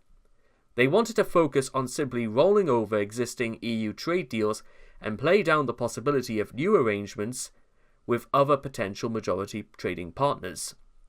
They had anti-growth instincts, and they also worried the EU could cause us major pain. The power of the Treasury and the wider establishment, which had spent more than 40 years under the EU comfort blanket, was significant. It was a strategy for risk mitigation, not one that was going to drive economic growth. I wanted to get on with what I saw as the biggest prize, and what should have been our priority: a new trade deal with the US. Even the Treasury's economics had deemed it the number one economic opportunity of Brexit. This would take time, and in order to achieve results before the next general election, and indeed the next US presidential election, we would need to get going fast. My belief had always been that we should have started these talks years before, in parallel with negotiating the withdrawal agreement, using it as leverage to get a better deal from the EU. That hadn't happened, but I still believe we could have made up for lost time. This was the argument I had from the moment I was appointed International Trade Secretary in July 2019. At that time, we had in Trump a US president who had talked about a US-UK free trade agreement on many occasions and was evidently sincere in his desire to reach what he called a very big trade deal. With a presidential election due the following year, in which a less favourable candidate could be elected, there was a narrow window to get something done, and I was determined we should use it. My first official meeting as International Trade Secretary was with the US Ambassador to London, Woody Johnson. I made clear to him that the deal was my top priority. Woody was beyond enthusiastic and determined to do all he could to assist. The following week, I travelled to Washington for talks with my counterparts, US Trade Representative Bob Lighthizer and Secretary of Commerce Wilbur Ross. Lighthizer is a tough negotiator and not a free trader. One of his early roles was negotiating with the Soviet Union on grain quotas under President Ronald Reagan, but was very likable, conservative, and I could work with him. You always knew where you were with Lighthizer.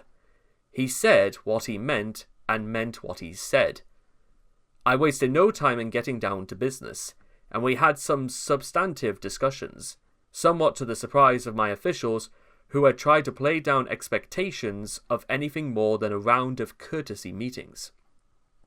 While in Washington, I made a speech at the Heritage Foundation in which I quoted Reagan's 1980 campaign slogan, declaring that as far as trade agreement was concerned, the time is now. This got a negative reaction from number 10 apparatchiks. In September, I was back in the US for the UN General Assembly, where I met ministers from around the world. I was not scheduled to attend Boris's meeting with Trump. This was despite the fact that Trump would be accompanied by a large delegation including Lighthizer, Vice President Mike Pence, Secretary of State Mike Pompeo, and about half the US cabinet. As was the wont of the deep state, Boris was the only politician listed to attend from the British side, accompanied by foreign officials.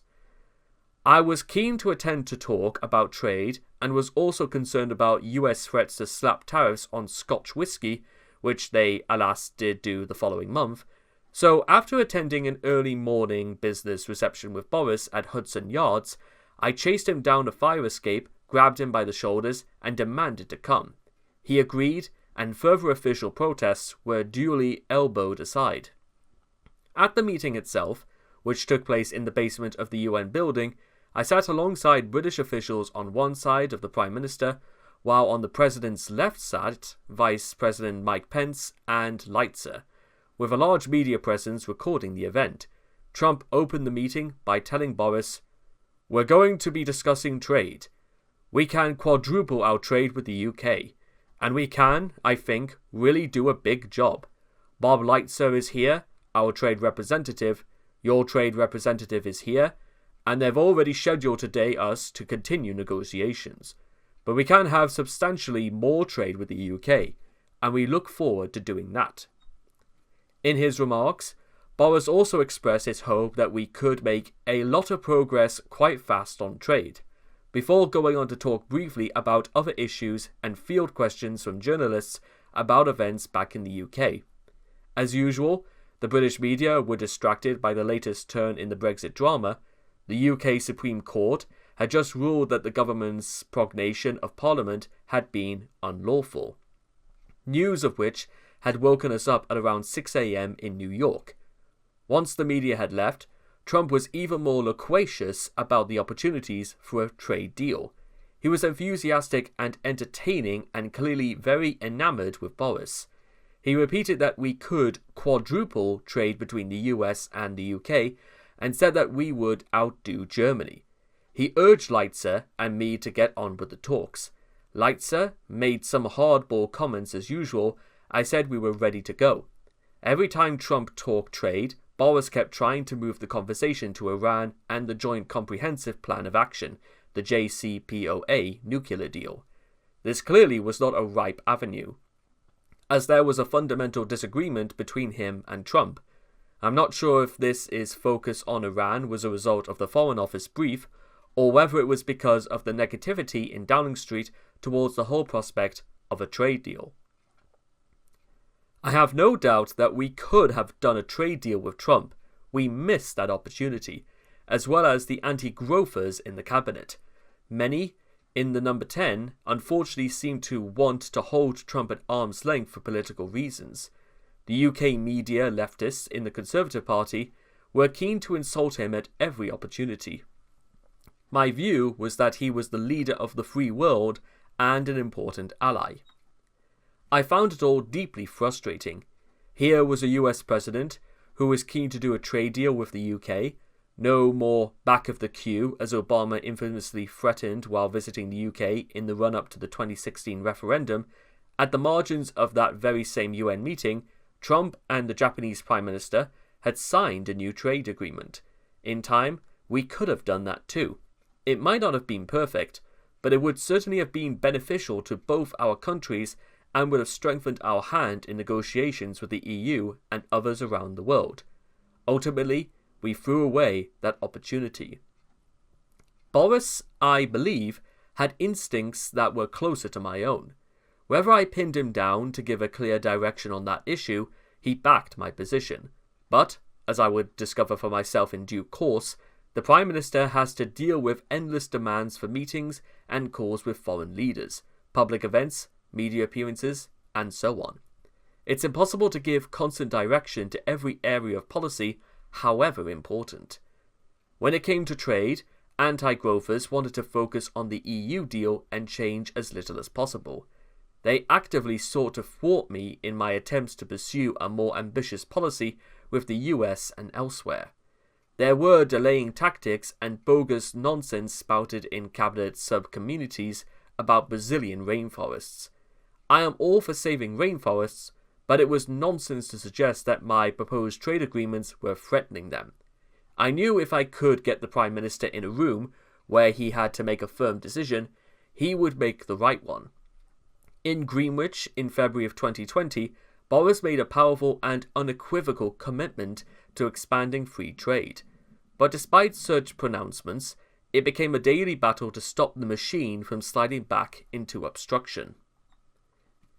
There was also a clear degree of reluctance on the part of the diplomats to push trade with the Americans.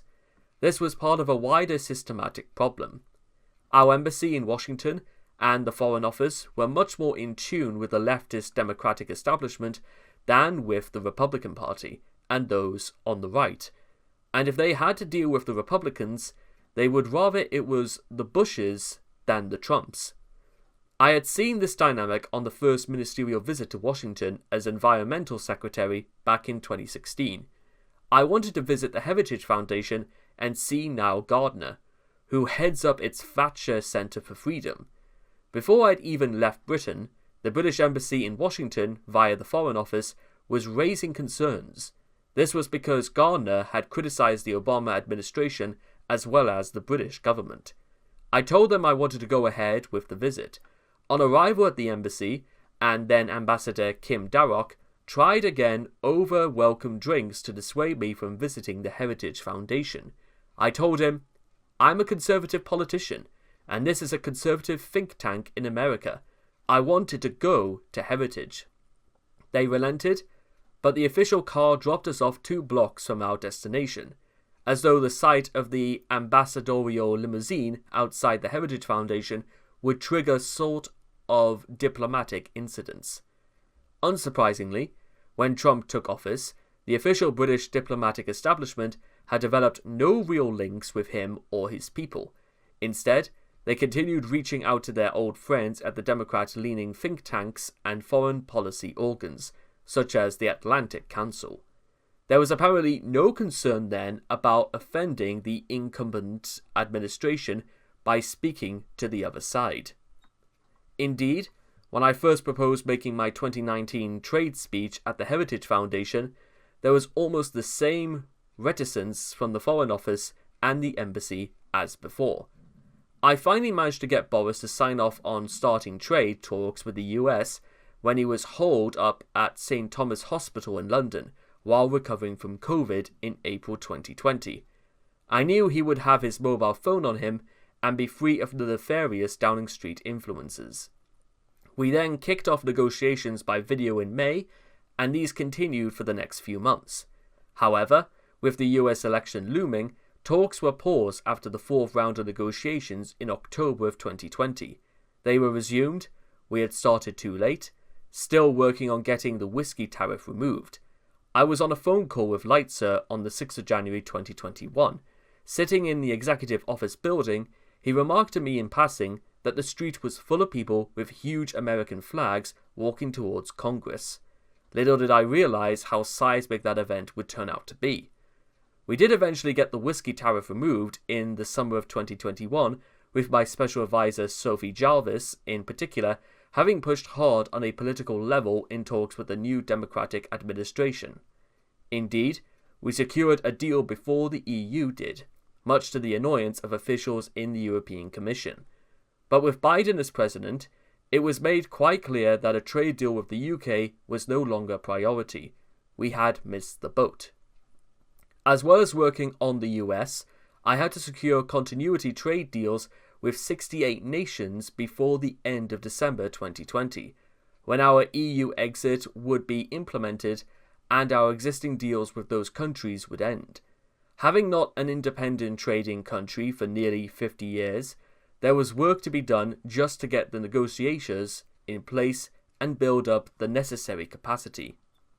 This was particularly the case given that dozens of such agreements would have to be negotiated in parallel. Many of these agreements were dismissed as just rolling over the existing deals we had as an EU member, as though it was simply a matter of cutting and pasting them into a new document. It was ironic that the same Brexit skeptics who had previously said it would be impossible for the UK to get as good deals as the EU now took it for granted that we would. It was not an easy matter to get countries to agree to the same terms of trade they already had with the EU. In particular, they could not reduce the size of the import quota for a particular product. For example, butter. Therefore, in any agreement with the UK, they were effectively having to give additional market access for that product. Every country has its sensitive sectors it wants to protect, like Singapore's financial services or Canada's dairy industry, and lots of countries use the opportunity to seek new access to the UK for everything from strawberries to rice to chicken. The ministerial team and the negotiating teams and I were involved in an unprecedented flurry of negotiations to secure these deals. Many of these came down to the wire, and there were tricky moments during each of them. But by December, the finalized agreements had begun to pile up. On the 3rd of December 2020, we signed a deal with North Macedonia, followed by one with Egypt on the 5th of December, and then a significant one with Norway and Iceland on the 8th of December, the same day as we signed an agreement with Kenya. The following day, we signed the UK-Canada deal, followed by Singapore the day after that, then Vietnam on the 11th, Switzerland on the 14th, Mexico on the 15th, and Moldova on Christmas Eve. In the week after Christmas, it was perhaps appropriate that we had Turkey left over to sign, which we did on the 29th of December. In total, we had concluded trade deals covering 68 countries by the end of the year, a real Herculean achievement by the negotiators at the Department for International Trade. The most important deal done that year was with Japan, the third largest economy in the world and a key UK ally. In September 2019, I had kicked off the process in Tokyo with Foreign Minister Toshimitsu Motegi. We both agreed that we wanted to go further than the existing EU deal and include more terms on digital trade and business visas to deepen our close economic relationship. The sticking point was on the issue of quotas, most significantly, or speciality, on blue cheese. When Motegi visited London for talks in August 2020, he told me it was impossible to keep the same level of access for British blue cheeses like Stilton. This is because the Japanese national diet had specifically ruled out expanding the quota. It's one of the ironies of trade negotiations. Deals worth billions could potentially be blown off course by a single product. Eventually, we managed to find a solution that guaranteed our exporters access.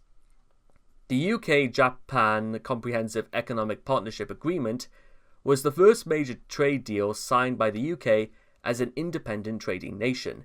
It pointed the way to other deals in the future and demonstrated that we were able to secure better and more bespoke terms for British exports than we had done as members of the EU. When I went to Tokyo to sign the final agreement in October 2020, I took Motegi a pot of Stilton. It has now become a running joke in celebration of the deal. I had the honour of feeding the carb at the Foreign Office building, a privilege that had most recently been extended to President Trump. The deal was also the first step towards the UK's joining the Comprehensive and Progressive Trans-Pacific Partnership, the CPTPP, a trade agreement among 11 nations. This was important in order to take on China and its unscrupulous trade practices. In order to get into the CPTPP, we needed to agree trade deals from scratch with two of its existing members, Australia and New Zealand. I had known Tony Abbott since he was Australian leader of the opposition, when he had consulted me about childcare reforms during my time at the Department for Education. I knew he would be the perfect person to sit on the revamped UK Board of Trade. He was positive about global Britain and had negotiated trade deals as Australian Prime Minister. He was also a human dynamo with infectious optimism.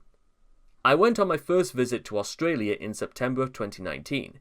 It was love at first sight, like Britain, but without the hard ringing and declinism. I toured Sydney Harbour, promoting British exports, and met all the key political players in Canberra, including new Prime Minister Scott Morrison. There was clearly a massive desire in Australia to get a trade deal done. I gave a press conference with my Australian counterpart Simon Birmingham, during which I suggested that part of a trade deal could be making it easier for Brits and Aussies to travel and work in each other's countries. It was the night of the Midwinter Ball in Canberra, an annual event which that year featured a tropical theme, right down to the guests wearing galans. That night, it served as a victory lap for Morrison for recently winning the election he'd expected to lose. After the ball, I headed back to the UK High Commissioner's residence where I was staying before heading off to board a flight for Tokyo at 4:30 a.m, during which I was able to sleep off the evening. It was only when I arrived in Japan that I learned Number 10 was outraged that I had been promoting the free movement of people with Australia. I was duly slapped down for proposing to make it easier to live and work in Australia for young Britons and in Britain for young Australians. This was completely different from free movement of people across the EU, which put no checks or controls on people entering Britain from the EU when we had been members. In fact, the final trade deal did enable young Brits under the age of 35 to travel freely to Australia and be able to work without having to labour on a farm. By the time negotiations formally started, the COVID pandemic had taken hold, so we did our kick-off video aboard the Cutty Sark, the historic tea clipper in Greenwich, there were months of talks and various sticking points, including whether there would eventually be tariff-free access to all products that included beef and lamb, and the removal of the farm work requirement for Brits going to Australia. It quickly became clear that our biggest problem was not with Australia, but with anti-growth colleagues in the British government, who didn't want us to diverge from the EU and didn't want to have free trade with Australia. The agreements put about were ludicrous. All we were talking about was giving Australia the same access to the UK beef and lamb markets that the EU enjoyed. But with a huge time delay of 15 years, this was the access that Australia had been before Britain joined the EU, it was already the case that neither Australia nor New Zealand farmers would use the lamb quotas. And given that meat prices were far higher in Asia than Europe, it seemed unlikely that Australian products would want to undercut themselves. I suspect some of the objection was from the Irish, who exported a lot of beef to the UK, and were probably concerned about Australian beef cutting into that. Throughout the process, the agricultural lobby and their friends in the anti-growth environmental lobby tried to claim we shouldn't do a deal with Australia because they had low animal welfare standards. This wasn't true. Aside from that, Australia is a sovereign nation not subject to British law, but this didn't stop misinformation being spread. One advisor to DEFRA, Henry Dimbleby, had to apologise to me for emailing me graphic pictures of Australian veterinary practices that were designed to prevent parasitic disease. There were many leaks about arguments around animal welfare and the Australian trade deal in the press. I got a call from Boris, who asked me if I'd leaked anything. It was obviously not in my interest to do so. I told him it had been Gove. And what did he expect, given that Gove was a serial offender? I asked him if he thought Gove had been leaking. He replied, "Do bears shit in the woods?" Even at the last minute, Gove tried to stop the deal from happening in a cabinet subcommittee meeting. I pointed out that he had given away quota-free access to the EU, and he'd seemed perfectly happy with that. We were merely giving Australia the same terms but within a 15 years delay, which in any case was much less of a threat with that of Australian being on the other side of the world.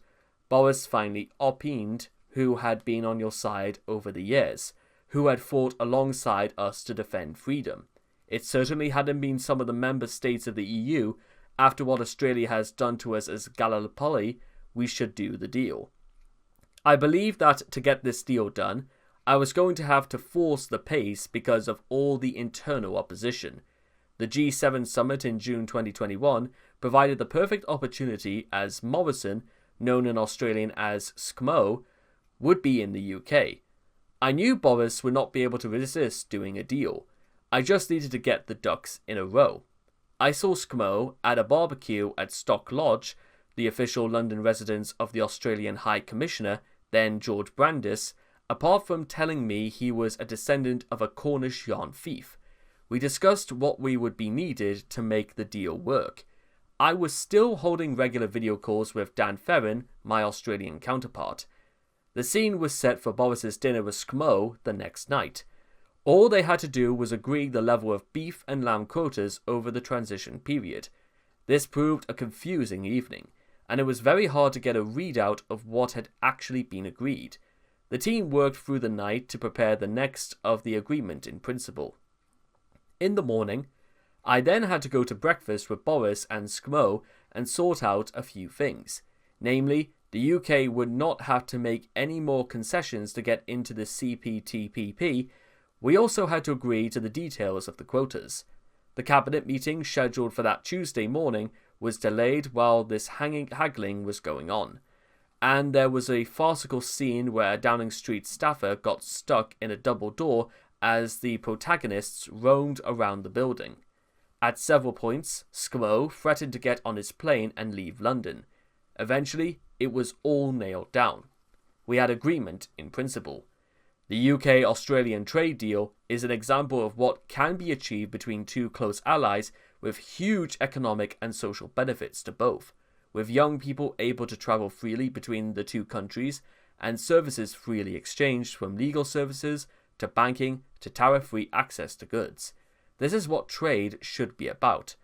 Once we had done the deal, the Kiwis did not want to be left out, and we were able to get agreement in principle with New Zealand 4 months later in October.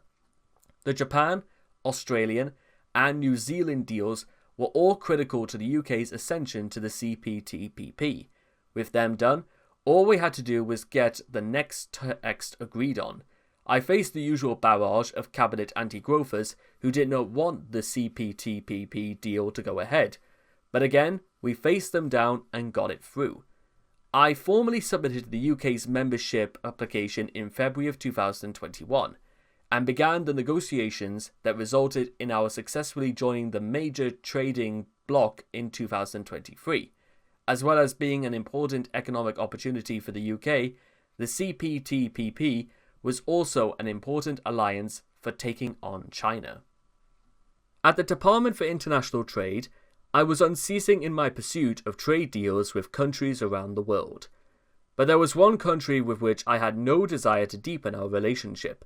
Despite constant pressure from Number 10, I was determined not to make China a priority. In my early years in politics, I had subscribed to the conventional belief that free trade by itself would expand and entrench freedom, that if we traded more with China, the country would move in the right direction. My doubts over this grew over my time in government. I had already seen some evidence of restrictive trade practices while I was Environmental Secretary, with shipments into China being blocked for arbitrary reasons that were clearly political. I also remembered my rather surreal trip around that time to what I call the Potchmin dairy in China. I was taken to a massive dairy plant full of shiny steel machines, where I was shown around under the watchful eye of the ever-present Chinese Communist Party functionaries. They were very proud of this state-of-the-art facility, but there didn't seem to be anything happening. No actual production from taking place. It was very strange, and not exactly evident of a normally functioning industrial sector. It was in 2018 that the last remaining scales fell from my eyes. That was the year President Pai Xiaoping abolished his term limit and had himself effectively declared president for life.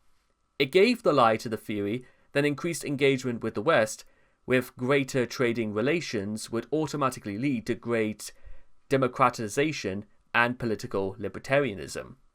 It was clear that the Chinese were subverting the international trading system to their own benefit, including through intellectual property violations and illegal subsidies for key commodities like steel. The stance taken by the Trump administration and my counterpart Bob Lighthizer was right. I was firmly against any moves to seek a closer trading relationship with Beijing.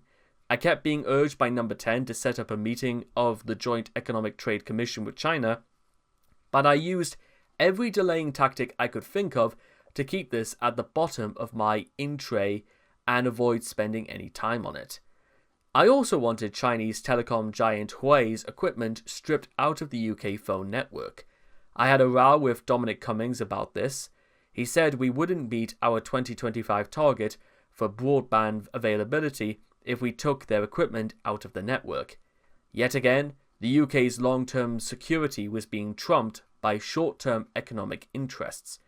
Later on, under pressure from the US security establishment, we ended up having to do it anyway. A free market can only exist where there is trust. That means property rights and the freedom to work within facing coercion. Slavery has no place in a free market. If goods produced with slave labour are being flooded into a market where everyone else subscribes to basic human freedoms, that is not a fair system or a truly free market.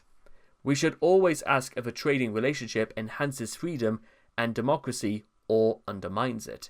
In the case of countries whose entire system is built on exploitation of their people and hostility to Western ideas of freedom, the answer should be obvious.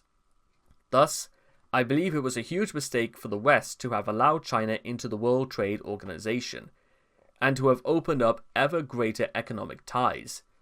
Not only has this failed to improve human rights and democracy for people in China, but it has hugely boosted the global power of a country that is actively hostile to us and our interests. Regrettably, the WTO has been powerless to change this.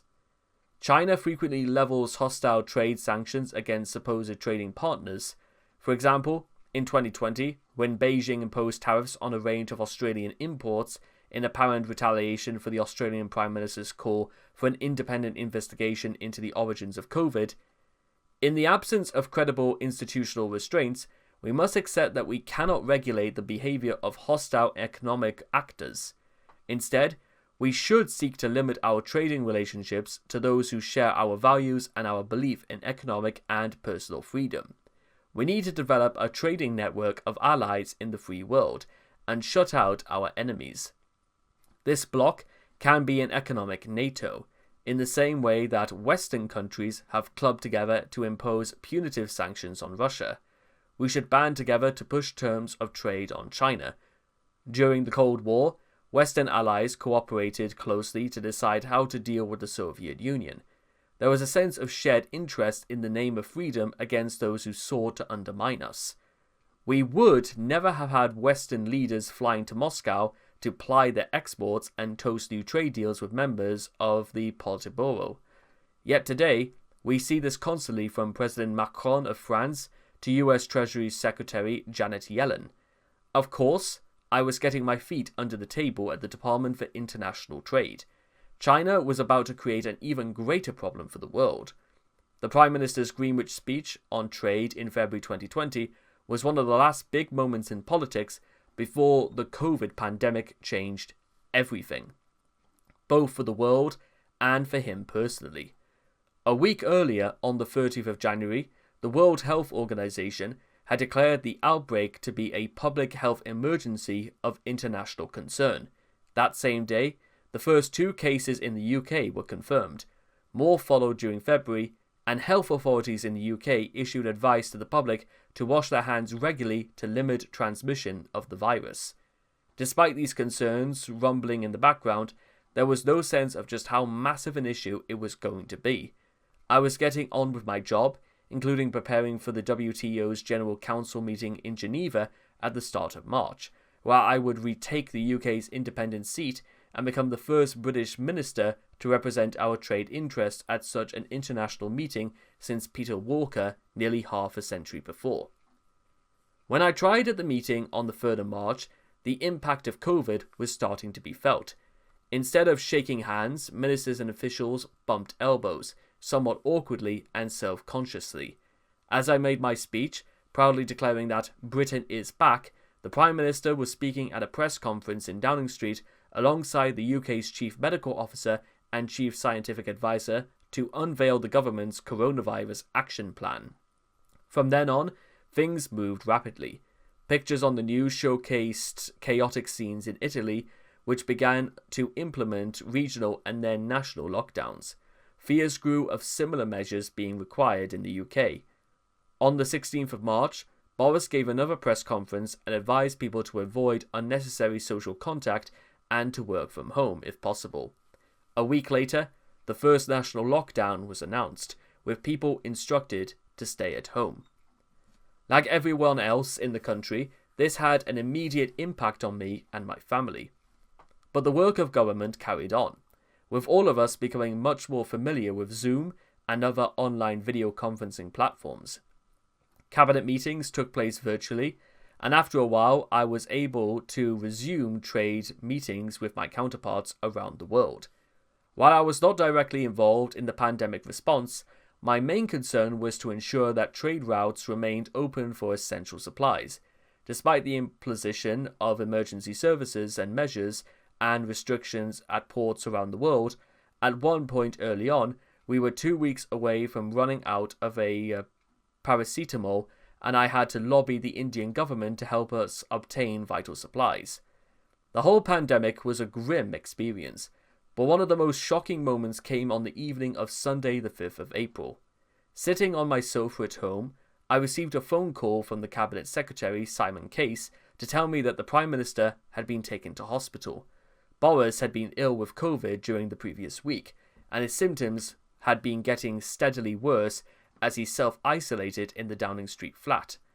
There were a few cabinet video calls in the preceding days where we could see he was not at all well. Initially, it was announced that he was going into St. Thomas Hospital as a precaution, but the following day, we heard he had been taken into the intensive care unit. This was profoundly alarming, and it was made very clear that this condition was causing serious concern. For the next 3 days, this remained the case, until thankfully he was judged to be out of danger and returned to a general ward.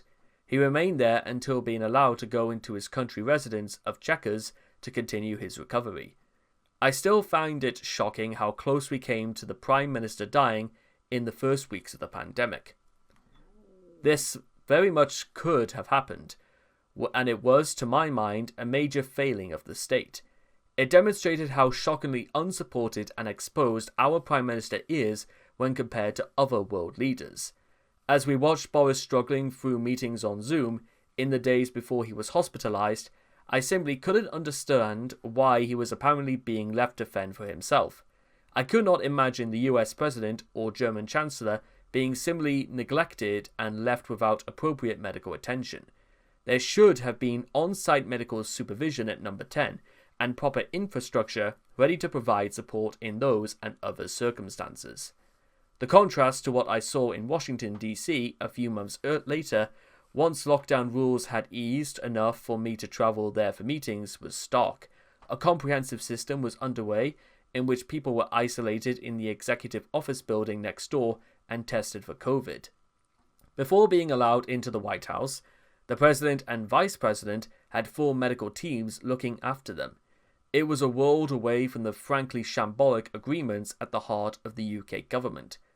The welfare of the country's chief executive at a time of national emergency is objectively important. Much attention has since been focused on evidence that staff in Downing Street before lockdown broke the rules by holding social events, and I can well understand the public anger given the huge personal sacrifices people across the country were forced to make. But the other implications of such failures have largely escaped attention. In the first weeks of the pandemic, the Health Secretary, the Prime Minister's Chief Advisor, the Chief Medical Officer, and the Prime Minister himself all caught COVID. As a result, the government's entire senior leadership was at risk of being incapacitated at a moment of extreme national peril. I still find it hard to comprehend how the official state allowed this to happen, and how disastrous it easily could have been. The response to COVID also created increased demands for state intervention and left a burden on debt. When lockdowns happened, the state clearly needed to provide some support, but the furlough scheme was set up too generously at 80% of people's salaries. This had the effect of preserving the economy in aspic, with little incentive for people to respond to the changed world by establishing new and innovative businesses. I would have preferred a lower level of direct support to individuals, which would have protected people from hardship while allowing them to explore new opportunities that might have arisen. The American scheme was better in that it paid money to individuals, not companies. The US saw a much healthier level of business creation during the pandemic. The Treasury also squandered money on the Eat Out to Help Out scheme, subsidizing people to eat out in restaurants, cafes, and pubs, which could have contributed to the spreading of the virus. There was also the Bounce Back Loan scheme that was found to have resulted in a greater deal of fraud. The rise in public spending between 2019 and 2021 was much larger in the UK than in other economies. A 26% rise compared to 19% in Germany and 11% in the US. This often gets blamed on Boris, but the lead came from the Treasury under Rishi Sunak. As we came out on the other side of COVID, I think there was a missed opportunity to recognise that things needed to change. The massive increase in the size of the state during the crises and the associated huge costs should have led to an honest conversation with the public about how to move out of the low growth trajectory, combined with the opportunities of Brexit. It could have been a real moment to lay out a bold new vision for the future. But just as with Brexit, there was a lack of clarity about what the vision could be. The failure to seize this opportunity was a frustration for me, but again it would be too simplistic to point the finger at Boris. It would, in my view, be much more of a systematic problem, the roots of which lay in the fact that the Conservative Party, over many years in government, had lost its way. If anything, the unique charisma of the Prime Minister disguised the extent to which he was being frustrated by the situation in which he found himself. Boris is a great frontman and big picture thinker, as well as having a clear idea of the sort of country he wants the UK to be. He is also a brilliant communicator and campaigner. He can sell an optimistic, upbeat vision of Britain in a way that resonates with voters. But it is too much to expect the frontman and ideas person to also have to run the whole show himself. A Prime Minister has to trust good people around him to act on his behalf to carry out his wishes. Those people are hard to find, and those who end up being appointed don't always have the Prime Minister's best interest at heart. The experience of COVID demonstrated the extent to which the official bureaucracy around the Prime Minister was lacking in capacity, but there were also major problems with the political operation. Boris was frequently ill-advised by those around him, and undoubtedly came to realise this as time went on. But as I was to discover myself, there is often little opportunity once you are in number 10 to build the team required. Conservatives in the UK have a major problem with political infrastructure. I look back and regret that fundamental differences of opinion as well as chaotic organisation meant we did not achieve the changes the country needed and had voted for. Chapter 7. Liberty, Equality and Wokery. The United States of America is Britain's proudest creation, albeit an unintentional one. Although we have long since ceased to smart over the rejection of the British rule in 1776, in the US we see the continuation and perfection of ideas formed in the British Isles.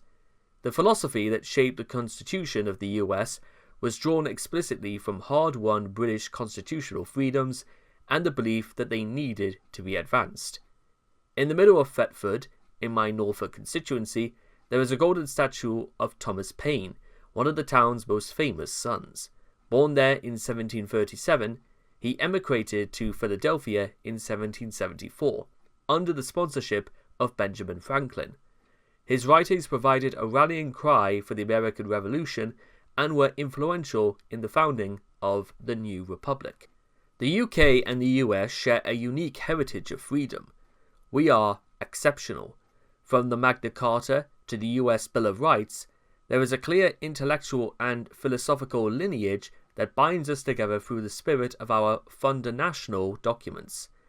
They embody a fundamental belief in the freedom of our peoples to live in peace, protected by the rule of law and strict limitations on the powers of government. For centuries, our countries have become beacons of hope for oppressed people across the world.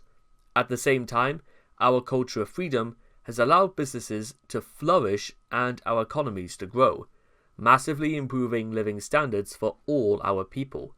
Free markets have been at the heart of our success and strength. Our countries have also known the heavy responsibility of global leadership.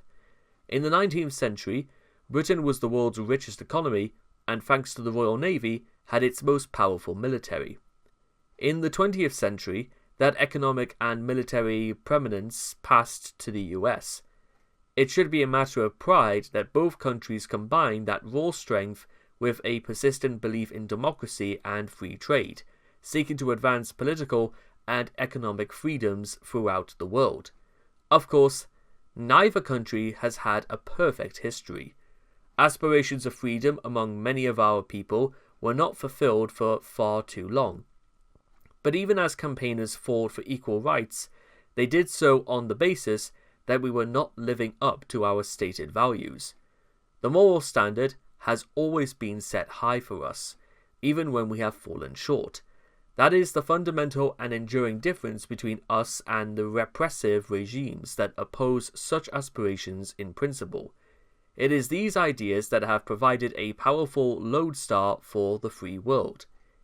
Yet these ideas are being increasingly questioned, not just by totalitarian regimes that have never believed in freedom, but within our own societies. People benefiting from free speech and a free media have used these advantages to try and challenge our underlying values. They reject British and American exceptionalism. In fact, they often claim that the UK and the US are uniquely bad and that our countries have had a negative influence on the world. From extremist environmentalists to degrowthers to decolonizers, they question the very ideas that have underpinned progress. Even scientific facts discovered during the Enlightenment are now debated as if they are matters of opinion and politics. Even the basic tenets of biology. When I entered politics in 2010, I had absolutely no idea that less than a decade later, I would become embroiled in a debate about whether a woman could have a penis. It started with a tweet. Back in April 2018, I tweeted in support of Mumsnet, the online forum for mothers, over their insistence on having a free discussion on transgender policy. I believe in free speech and not shouting down those with opposing opinions. My fundamental view was that adults should be free to live their lives as they want. I was also clear that women were defined as biologically female. I thought nothing of this common sense position and got back to my day job at the Treasury. It was just under 18 months later that I got a call from an aide to the Prime Minister asking me if I still agreed with my tweet. I knew where this was leading. Amber Rudd had just resigned from the Cabinet as Work and Pensions Secretary, having held the additional role of Minister for Women and Equalities. Sure enough, I was called by the Prime Minister himself asking me to be Equality Minister. In typical Boris fashion, he told me, "Liz, I want you to be a Geoffrey Boycott in this role," a reference to the famously cautious England cricketer of the 1970s, presumably suggesting he wanted me to play defence on the issue, hose things down and not create any trouble. That might have suited him, but I don't really see myself as a Geoffrey Boycott figure. I told Boris I preferred Ian Botham, the charismatic attacking cricketer who once grew so frustrated with Boycott's negativity that he conspired with the opposition to dismiss him from the match. Boris countered by suggesting that he saw me as more of a Ben Stokes, the modern-day England star, and so it went on. It was somewhat surreal to be conducting a ministerial appointment through the medium of an extended critic metaphor. But we eventually agreed and I would step up to the crease. Coincidentally, in my trade role, I later persuaded Boris to appoint Ian, now Lord Botham, to be his trade envoy to Australia, a country that has generally had the better of its cricket battles with England, but against whom Botham achieved some of his greatest triumphs. On taking up this additional portfolio, I became responsible for the Government Equalities Office, a rather strange beast in the Whitehall jungle, which sat within the Cabinet Office.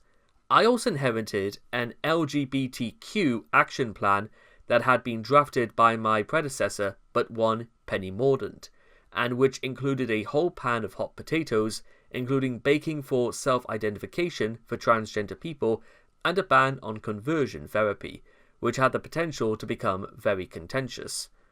While I supported the right of adults to live freely, wearing the clothes they wanted, and making the changes to their bodies they wanted, there were three major problems with their proposals. Firstly, I was concerned about under-18s who had not yet developed adult decision-making capabilities. I was clear that it was wrong for them to be allowed, let alone encouraged, to make irreversible decisions about their bodies by taking puberty blockers or undergoing some kind of surgery.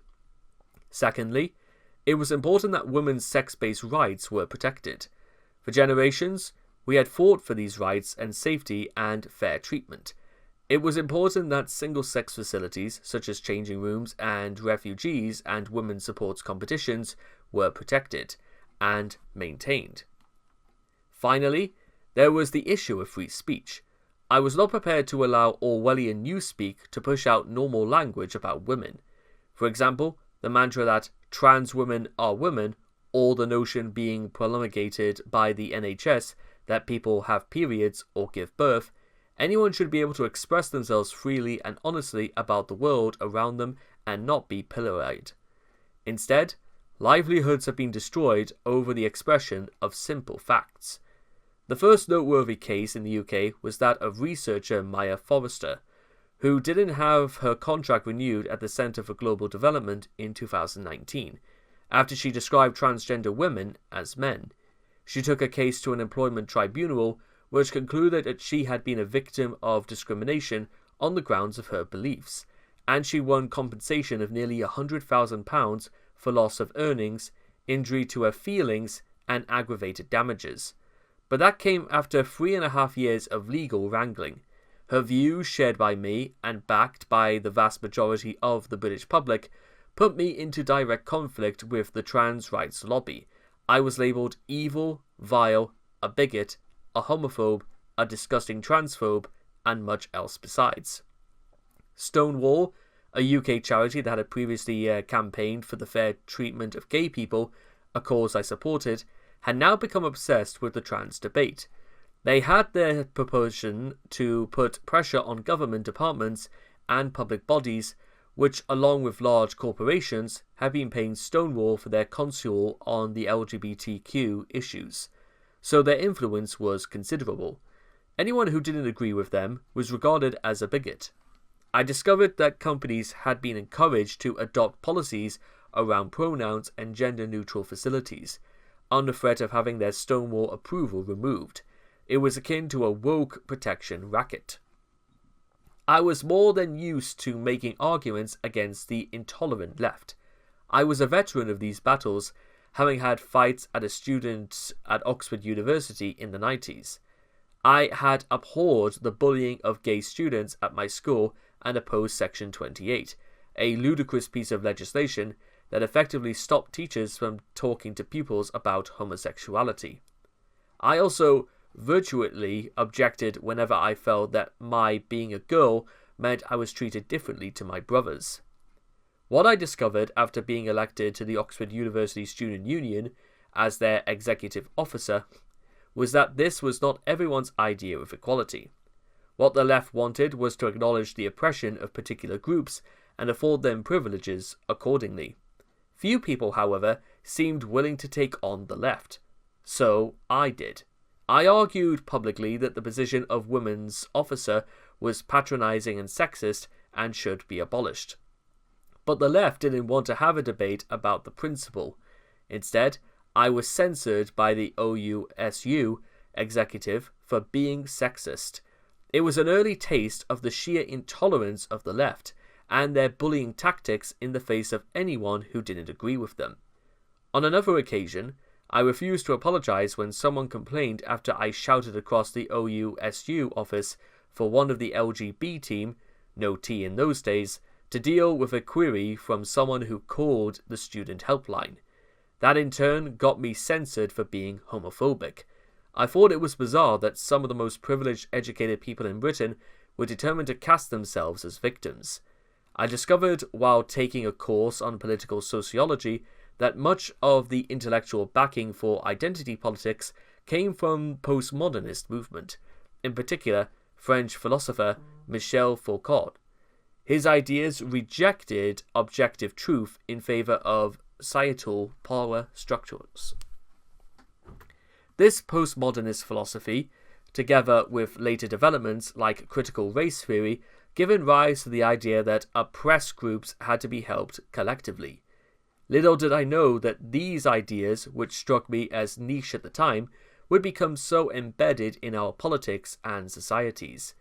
I was also surprised to see the same intolerance and victimhood that I had seen at Oxford entering the workplace.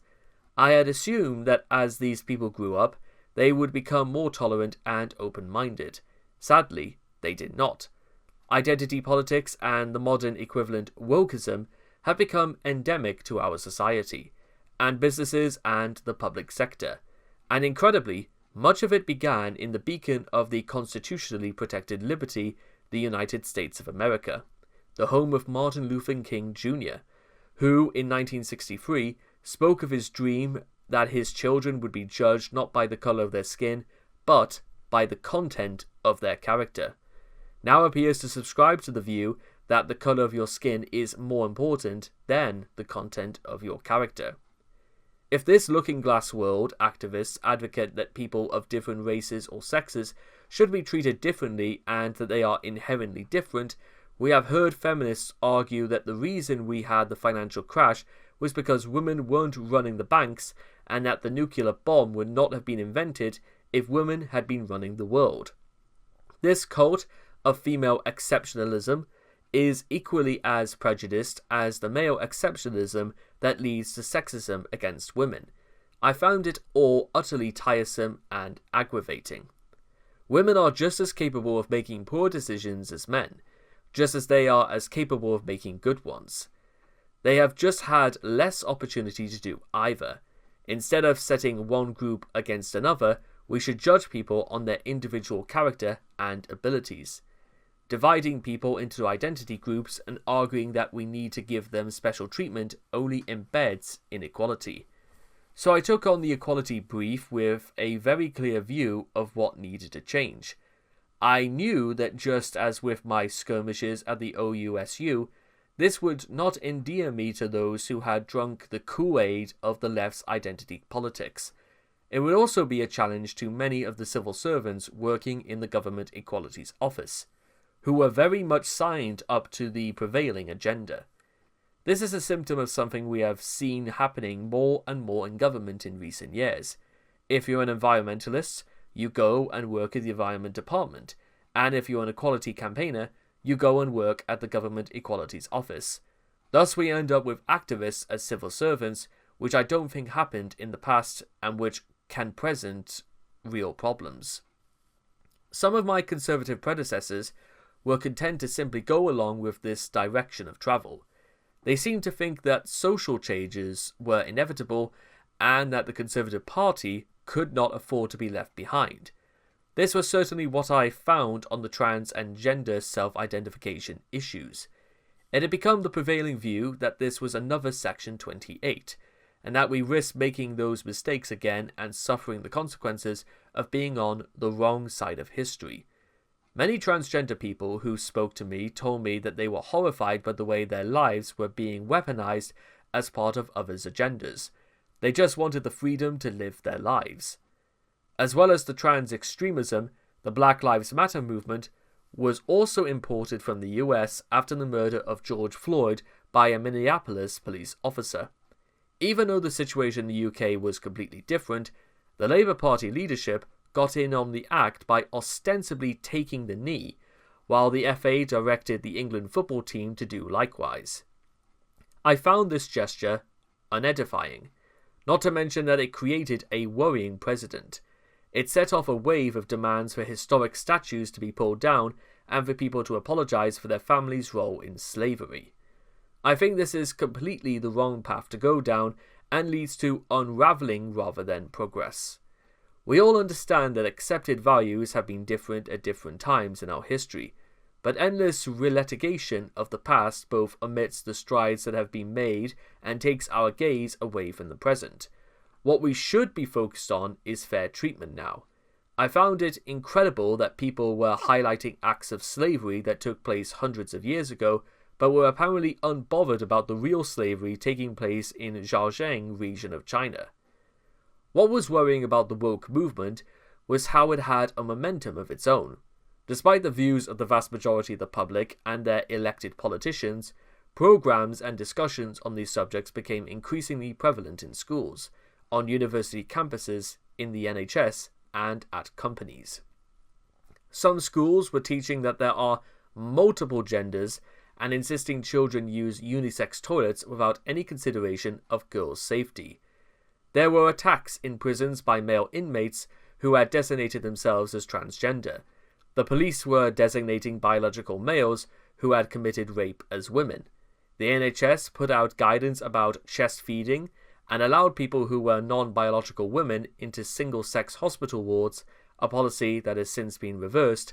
Appallingly, all of this was happening under a Conservative government. Whereas I was prepared to have the fight too many of my cabinet colleagues wanted to put their heads in the sand. There were even some backbench Tory MPs and advisers in Number 10 who actively supported the self-identifying agenda. As I moved forward with my plans to stop self-ID, there was a barrage of leaks to the press. It became a Saturday night tradition that I would receive a WTF text from Boris demanding to know why our plans had been leaked. I had to point out that as a person who wanted to get this done, it was not in my interest for this to be in the public domain. Had he considered that one of his own advisers might have leaked the story? It felt like we were fighting a battle on the front line from a position of common sense. But the Conservative Party was far from philosophically united on that stance, and Number 10 avoided making a definitive decision, was what they wanted. I eventually got self-ID reserved through a statement. I delivered in the House of Commons that there was a lot of support for women's rights activists and the predictable backlash from the left. Slowly the tide was turning. 18 months later, the Scottish government was not able to progress its own woke plans due to a public outcry over the gender recognition reform that contributed to the downfall of then First Minister Nicola Sturgeon. The bill, which was passed by the Scottish Parliament but eventually blocked by the UK government, would have allowed Scottish citizens to legally change their gender at 16 without the diagnosis of gender dysphoria by a doctor. More importantly, they could have applied for the change after living as their new gender for just 3 months. The foray over the case of the biologically male double rapist Isla Bryson, who was originally incarcerated in a Scottish women's prison and only transitioned after being charged, shone a light on how dangerous wokeism had become. As well as the reluctance among some in government and on the Tory backbenches to take on the woke orthodoxy, we were also hidebound by the failure of the coalition and Conservative governments before us to have changed the underlying legal framework. A lot of the problems we faced were due to the Equality Act of 2010, which was passed in the dying days of the last Labour government. This piece of legislation enshrined in the law the left-wing concept of identity-based politics. That identity politics-based approach has been at the core of the left-wing and Marxist thinking for decades. It embeds collectivism by prioritizing group identity above individuals and their families. That is also why it's so popular with those who like big government. They can take an authoritarian and bureaucratic approach to policing inequality and arbitrate between the competing interests of particular groups. It is one of the biggest successes of the left in recent years, to have had this long-held set of assumptions written into such a totetic piece of legislation, which has governed how the public and cooperative sectors now deal with these issues. I decided that to shift what was happening on the ground in Britain, we needed to take on the Equality Act itself. I wanted to repeal it and replace it with a new law that would ensure fair treatment for everyone, regardless of their characteristics. In other words, it would be grounded in conservative principles of individual liberty and human dignity and be concerned with inequality and equality of opportunity and treatment, not equality of outcome. I wanted a return to liberty and the rule of law. My proposal to repeal and replace the Equality Act was resisted by Number 10, which felt it was too controversial. This, in my view, is emblematic of one of the biggest mistakes we made as Conservatives when we took the office in 2010, not rolling back on the encroachment of left-wing thinking into our laws and institutions. We failed to understand what the Labour government was doing, and too many Conservatives were merely focused on getting into power, rather than thinking about how to promote conservative ideas. Left-wing notions of identity politics have long sat alongside other instincts, including the desire to police language and an intolerance towards contrary views and debate. The moral, certainly on the left, leads them to believe that those who hold different views are not just wrong but morally inferior, and therefore deserving of, in the modern parlance, being cancelled. It is clearly the job of conservatives to stand up to this and call it out, but too often those on the right are persuaded by the old right side of history argument to go along with the fashionable trend and consensus, and that is how the left wins. It is the reason I was not able to reverse the Equality Act, I was told. We can't possibly repeal it because we don't want to look like we're against equality. Issues like LGBTQ rights and the environment seem progressive and safe. How could any reasonable person possibly be against them? But too often they are used as a Trojan horse for top-down collectivism. What these philosophies all have in common is that they want to take power away from individuals and families and put them in the hands of the authorities. The radical movements promoting sectional rights on environmentalism are always pushing for more, not less. Legislation, more, not less. Red tape for businesses, more, not less. State intervention, and higher, not lower, public spending. This is socialism by the back door. We have reached the point where tax cuts are often seen as having negative political connotations because in people's minds they connotate a lack of caring. This is a huge win for the left. They have successfully linked positive associations to their chosen causes, which are actually very damaging to the country. This has had an impact not only on the left and the public, but even on those who should be challenging it on the right.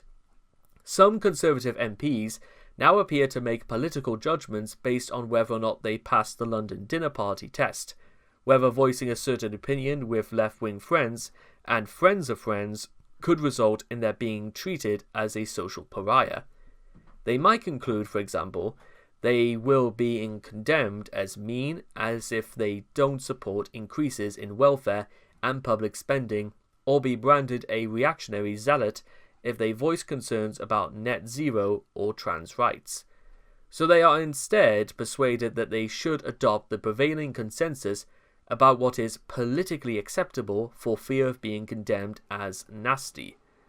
Modern technology, particularly social media, has not just exposed public figures to greater abuse from trolls and organised campaigner of activities, it has enabled the left-wing guardians of the new political correctness to police views and language, and so people self-censor for fear of being cancelled.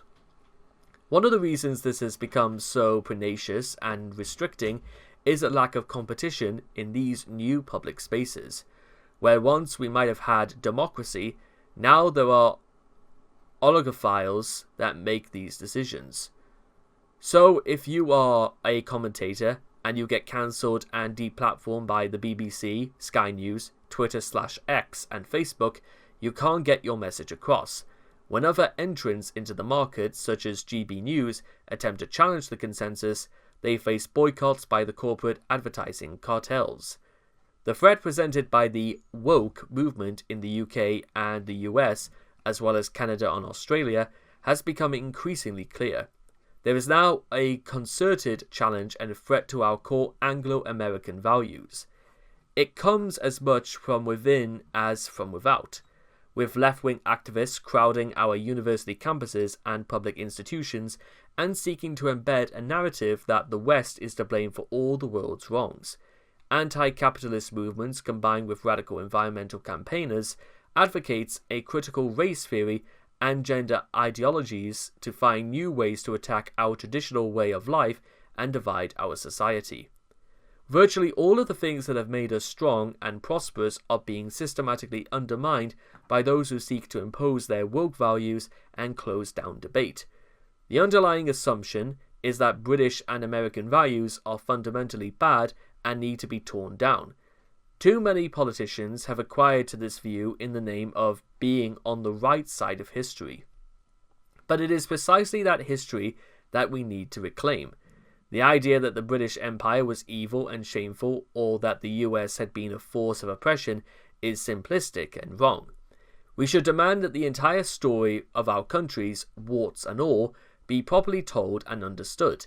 Not everything in our history was positive, but there was far more good than today's woke revolutionists would ever admit. we should say so. We should always be prepared to be self-critical and question how our societies can be better.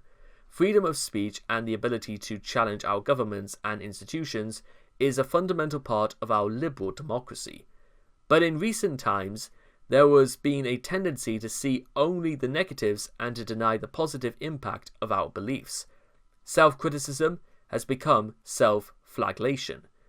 This is not only damaging to our sense of national identity, but actively plays into the narratives being pushed by our enemies overseas, that Western civilization is in decline and our nations are morally bankrupt. Those who seek to diminish the importance of Western values will only be encouraged when they see us engaged in ever more agonized repudiations of our past and ever more extosic cultural wars. We need to respond robustly to this challenge. We need to be proud of our core values and tell the story of freedom again. That means being intolerant of intolerance and speaking out loudly and clearly when opponents of freedom seek to curtail legitimate debate. We should also push back against the rewriting of history that seeks to dismiss the many benefits of our core values that are brought to the world. Conservatives cannot afford to be passive in the face of this threat. We need an activist policy to restore our core values, and we can't allow the left to fill the void. Essentially, we need to take on the rot in our institutions, rather than just accepting it. We should be promoting liberty, not wokery. We must focus on individual dignity and humanity, not quotas and targets or equality of outcome. Much of the problem lies in the power of the administrative state.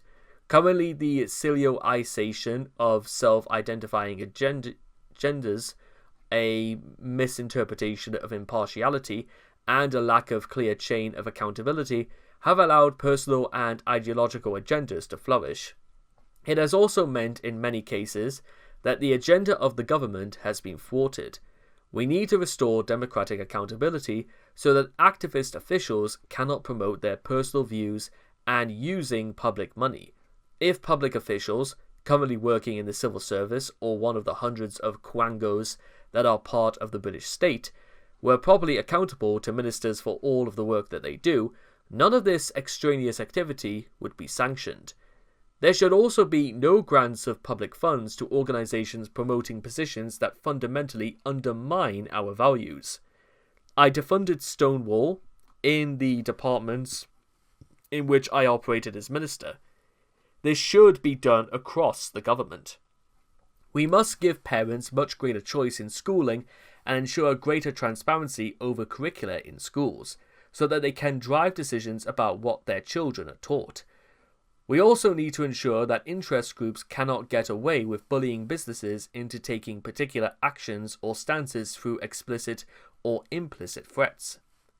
Many businesses earnestly set out diversity, equity, and inclusion of environmental, social, and governance policies, as well as a way of virtue signalling and demonstrating support for the latest fashionable cause. However, their actions often end up being discriminatory. Think of the so-called ethical investors who refuse to buy shares in energy or sin industries or who boycott produce that comes from Israel.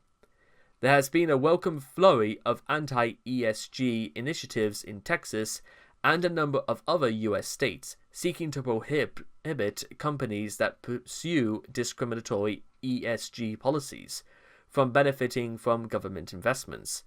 In the UK, we should take a similar approach to prevent such companies from bidding for government contracts, for example. Finally, there needs to be a determined effort to root out the same biases and prejudices too often found among the regulators and arbiters whose job it is to stand up for freedom of speech and fair play. It's especially important that this occurs in broadcast media and on social media platforms. The chilling act of deplatforming those with mainstream views, something usually associated with totalitarian regimes, should be deemed beyond the pale in Western democracies. This needs to be done through the development of popular conservative platforms and making some regulators are probably accountable so that they are not operating in a biased way. When I put out my tweet in 2018, I wasn't expecting to be called up to fight on the front line of the equality debate. but I am glad I did it. The madness of identity politics and wokery is doing huge damage to our society and our public services, and it needs to be taken on. Conservatives need to dismantle the architecture that has enabled these fringe ideas to flourish and instead restore the primacy of individual liberty and family and parental authority. I am not prepared to leave the field until the battle is won. Chapter 8. Out into the World. The lyrics, "Strong Britain, Great Nation," blared out from Boris's iPhone as we drove towards the White House on the 21st of September 2021. The tune had been written by British primary school children from Bradford and released earlier that year. Mocked by the buying peasants, it reflected the core patriotism that most of our fellow countrymen and women feel. It was Boris's clear belief in Britain and his talking down of naysayers that had so connected with people across the UK in 2019. For all our disagreements on China and net zero, I fundamentally share Boris's love of our nation. Britain is a great country that stands for the right things and has a positive impact on the world. But too many in the British establishment cringe with embarrassment. They are desperate to forget our past and no to the global's left agenda. Just 6 days earlier, I had been invited to Downing Street, where Boris had assigned me the Foreign Secretary role. He'd said he wanted me to inject some positivity into our foreign affairs and promote global Britain and our outward-facing support for free democracies. He praised my stint at the Department for International Trade, where I signed trade deals and generated enthusiasm for British exports and investment. He also took the opportunity to tell me that now I was a senior minister, I would shut up about taxes being too high. I had no intention of doing so. When I arrived at the Foreign Office, I found a demoralised bunch. My predecessor had been a hard taskmaster, and it's not much fun being in the Foreign Office during COVID, when drinks receptions are cancelled and travel is replaced by Zoom calls. The fallout of Biden's hasty withdrawal from Afghanistan weighed heavily on them. They had been blindsided and disappointed by the fall of Kabul and subsequently catechized in the media. Although they had recently regained control of international aid, there was a general sense of declining prestige, as the Foreign Office had lost other key responsibilities like trade policy. This was a shame. I was immediately impressed by the caliber of many of the officials. There were hidden depths to their work, from those who had supported the Baltic states to overturn Soviet rule in the 1980s, to agents who had provided vital intelligence to disrupt authoritarian regimes. I now had responsibility for the Secret Intelligence Service MI6, including approving their most contagious and risky operations. I have huge admiration for what they do. Unfortunately, these admirable tendencies were mixed up with modern government culture of risk aversion and HR infication. The hierarchy had encouraged a focus on the wrong priorities, notably a messianic zeal for net zero and hand-wringing do-goodism. There had also been poor leadership from senior ranks in the past. A case in point was Simon MacDonald, the former permanent secretary who had recently admitted that the day after the Brexit vote in 2016, he had told everyone in the organisation that we'd voted for Remain and he had commiserated with them all. This approach encouraged others to allow their personal views to affect their work.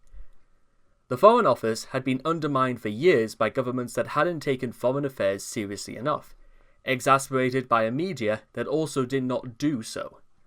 The Labour governments under Blair and Brown were embarrassed by the existence of our overseas territories, which they thought of as relics of empire, and were generally apologetic about Britain's place in the world. This attitude has sadly become endemic. Successive prime ministers watched as the crown jewels that were our historic embassies were sold off to fund a bloated domestic budget, particularly a growing welfare state. When I was Chief Secretary to the Treasury and Boris was Foreign Minister, we fought Chancellor Philip Hammond to keep our Bangkok embassy. But the historic building and its gardens were flogged off to the highest bidder, and our diplomats relocated to a tower block. The opulent grounds of the Singapore High Commissioner's residence were sold off, and the residence now sits on a patch of land resembling a postage stamp. I'd watched in horror from the Department for International Trade as the Treasury had tried to sell off the Tokyo embassy. This jewel in the crown of the estate was across the road from the Imperial Palace in Tokyo, and an important part of Japanese and British history. I felt so strongly about keeping it that I demanded the sale to be stopped in the meeting with Boris where he appointed me Foreign Secretary. He agreed, but feared it might be too late to unpick the deal. In the end, I was able to save the historic embassy building itself, with its impressive facade, but a swimming pool and staff quarters were sold. We could have stopped the sale altogether, but Rishi was clear with Boris that the £1 billion would have to be found elsewhere, and Boris caved. Ironically, the one historic embassy the Treasury could not dispose of was the one in Moscow, across the river from the Kremlin, as it is on a lease from the Russian government. This whole exercise in selling off the family silver was driven by the Treasury's usual pettifogging attitude. And for what? The capital receipts from flogging off these sites were perhaps a little north of £1 billion overall. When you consider that the NHS spends that sum in a matter of days, it's not exactly a huge amount. Yet those grand historic embassies are gone forever. Britain's history was just thrown away. It's the epitome of knowing the price of everything and the value of nothing. This abacus accounting is compounded at the Foreign Office by that persuasive sense of embarrassment about the British Empire and our history. Yet, you cannot escape that history at the Foreign Office building on King Charles Street, previously home not just to the Foreign Office, but also to the Colonial Office and the Indian Office, with its Durbar Court and the Indian Council Chamber. There is even an office that has two matching doors on either side, designed so that two Indian princes of equal rank could enter at the same time. Some see the place as a relic. My view, it is part of who we are. The building has been neglected. While some of the major features have been carefully preserved, there are still large parts of it that are distinctively shabby. The statues on the outside of the building are crumbling. I had an idea that we should renovate it and commission new statues of great British heroes, but I was told that if we wanted to do that, we would have to sell off even more overseas embassies. This neglect is in stark contrast to the Treasury building next door, which was given a massive renovation under Gordon Brown, with modern offices constructed and historic features restored. Such short-term technocratic thinking has combined with the degradation of British history to make officials in the Foreign Office the most brow-beaten civil servants in Whitehall. They've been told for years they're not as important as the Department for International Development, that no one cares about foreign policy, and that international relations can now be run from number 10. Why do we need all these ambassadors and embassies when we can just do video calls?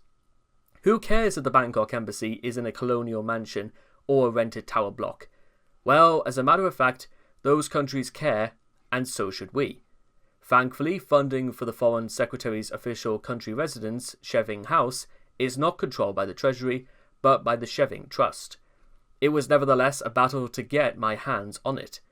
It turned out that Boris had tried to soften the blow of my predecessor, Dominic Raab's demotion to Justice Secretary, by promising him he could retain the use of Sheving.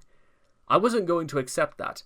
This was particularly a matter of Sheving is used by the Foreign Office to host foreign ministers and visiting delegations from overseas.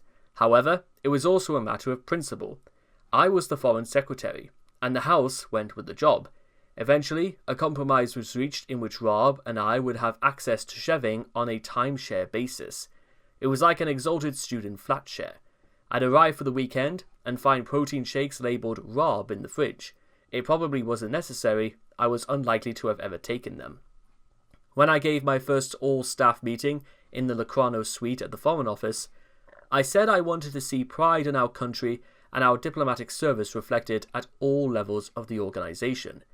We had to get closer to our friends and develop a network of liberty, with like-minded allies in the US, Europe, India, and the Asia Pacific. And we should be much more hard-nosed with totalitarian regimes, principally China, but also Russia and Iran. I wanted us to have pride in what Britain is and has been. We've all had a tremendously positive impact on the history of the world. We are one of the globe's largest economies, and we stand for free speech, the rule of law, freedom and democracy. Those values are right, and we should be proud of banging the drum for them. This is what I wanted our diplomats and overseas officials to be thinking, rather than being faintly apologetic just for being there. I also believe Britain's national interests needed to be put at the heart of everything we did. We needed to be commercial, but in a way that supported free enterprise democracies. I found there was a squeamish attitude towards trade and commerce in the Foreign Office. It was as though they considered it a bit dirty and beneath them. In the British establishment, and hence in the Foreign Office, there is a strange combination of superiority complex and lack of confidence in Britain. They love international institutions like the UN, WTO, OECD, and the World Bank. They are generally more pro-Palestinian than pro-Israel.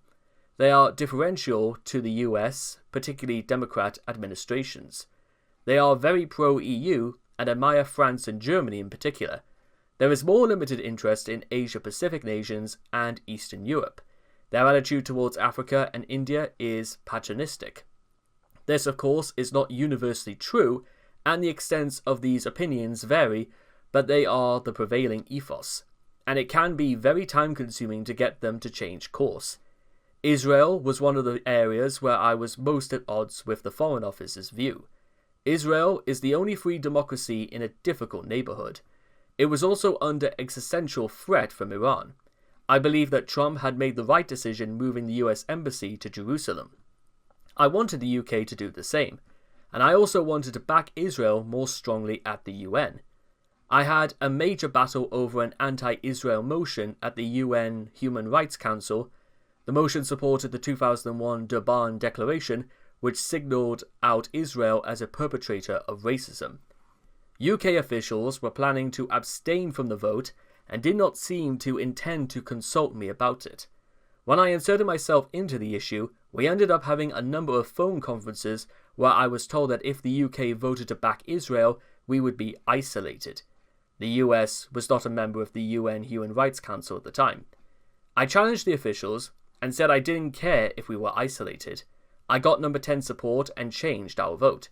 Both France and Germany then switched their votes to back our position. So much for being isolated. We lost by 32-10 with 5 abstentions, but I was proud that we had shifted the numbers and done the right thing. This episode was symptomatic of what had happened for years.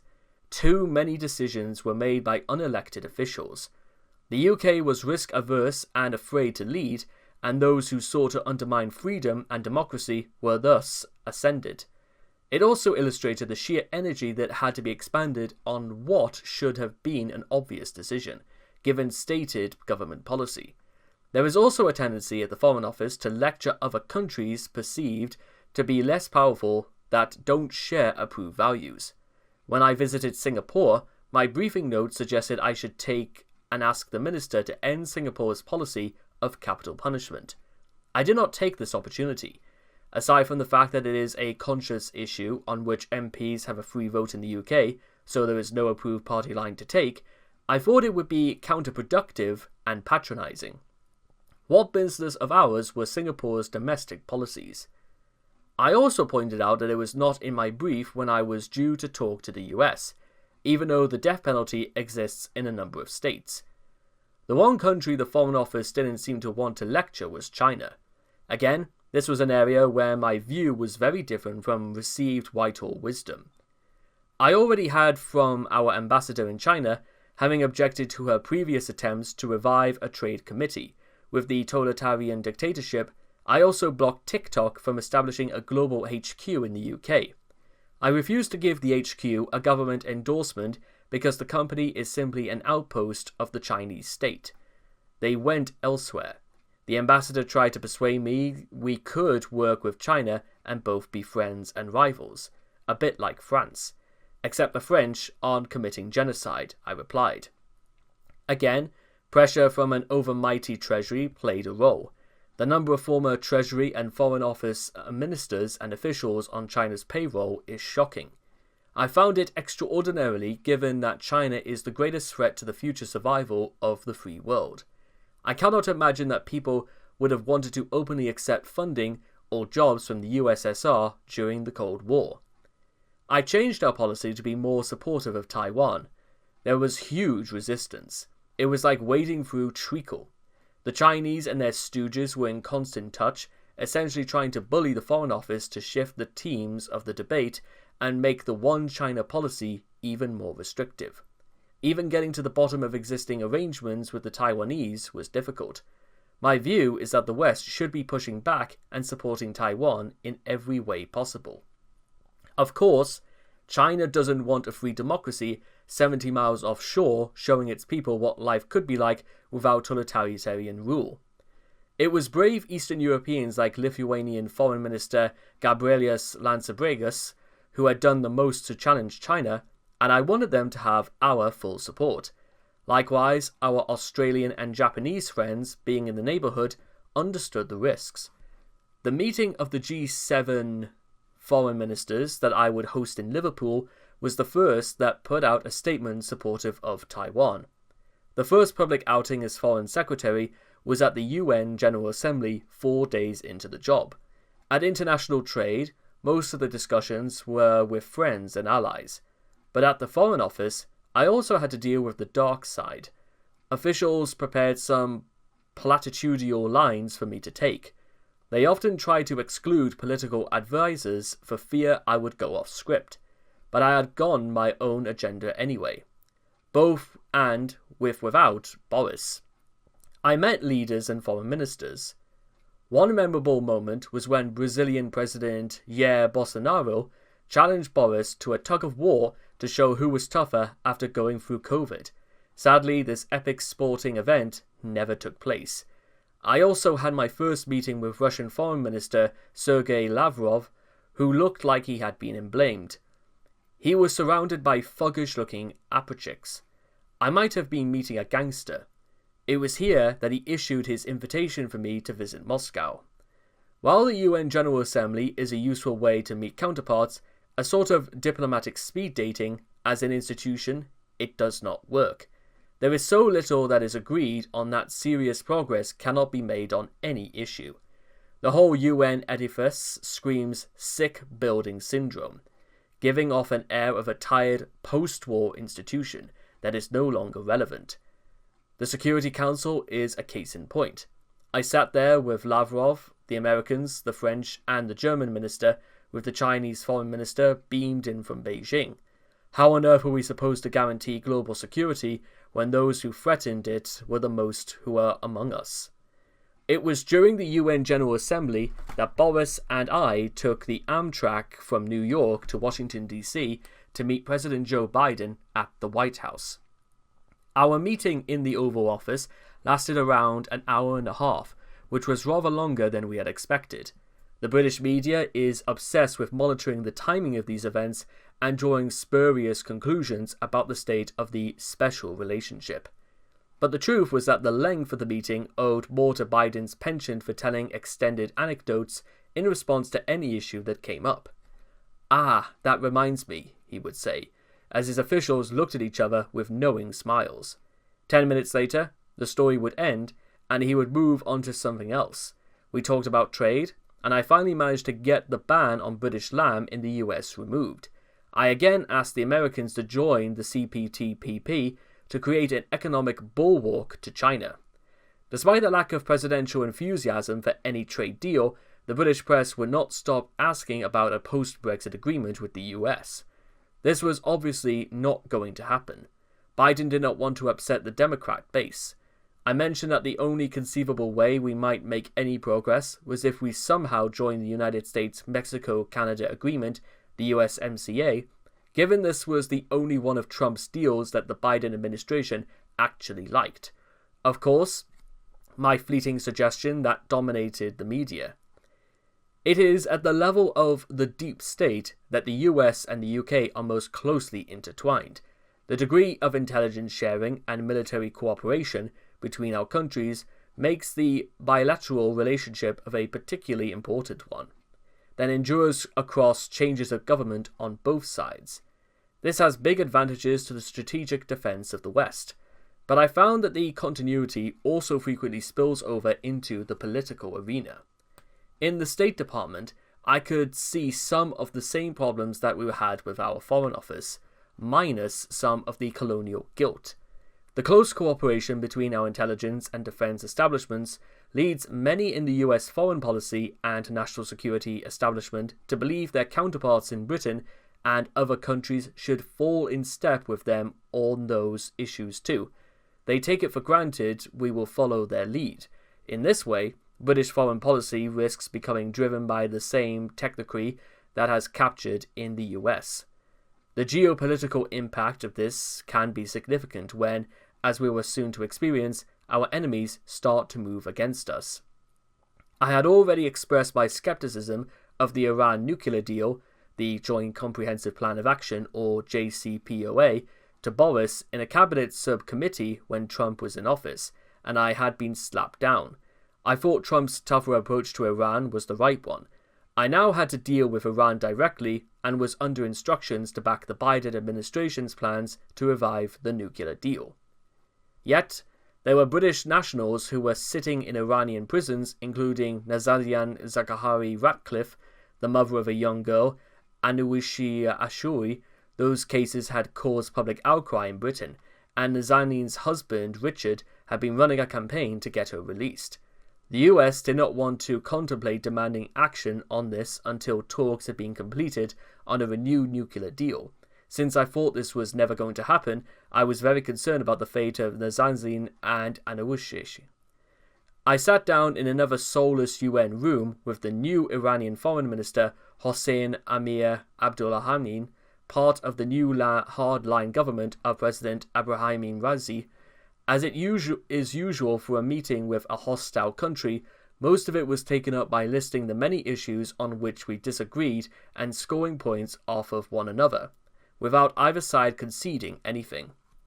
The Iranians were filming the meeting on an iPhone, adding to the tense atmosphere. At one point, Amir Abdollahian said that women were good at maths, which was clearly intended to be a jibe. It was lost in translation. However, Amir Abdollahian also made a remark suggesting it was in both our interests to resolve a number of long-standing issues.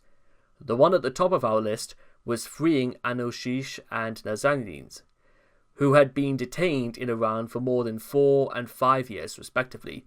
For Amir Abdollahian, it was the historic dispute about the debt Iran claimed the UK owed for a cancelled tank order from the 1970s. I was determined to get Nazanin and Anousheh back home, and I needed no encouragement to press ahead with doing whatever we could to achieve that.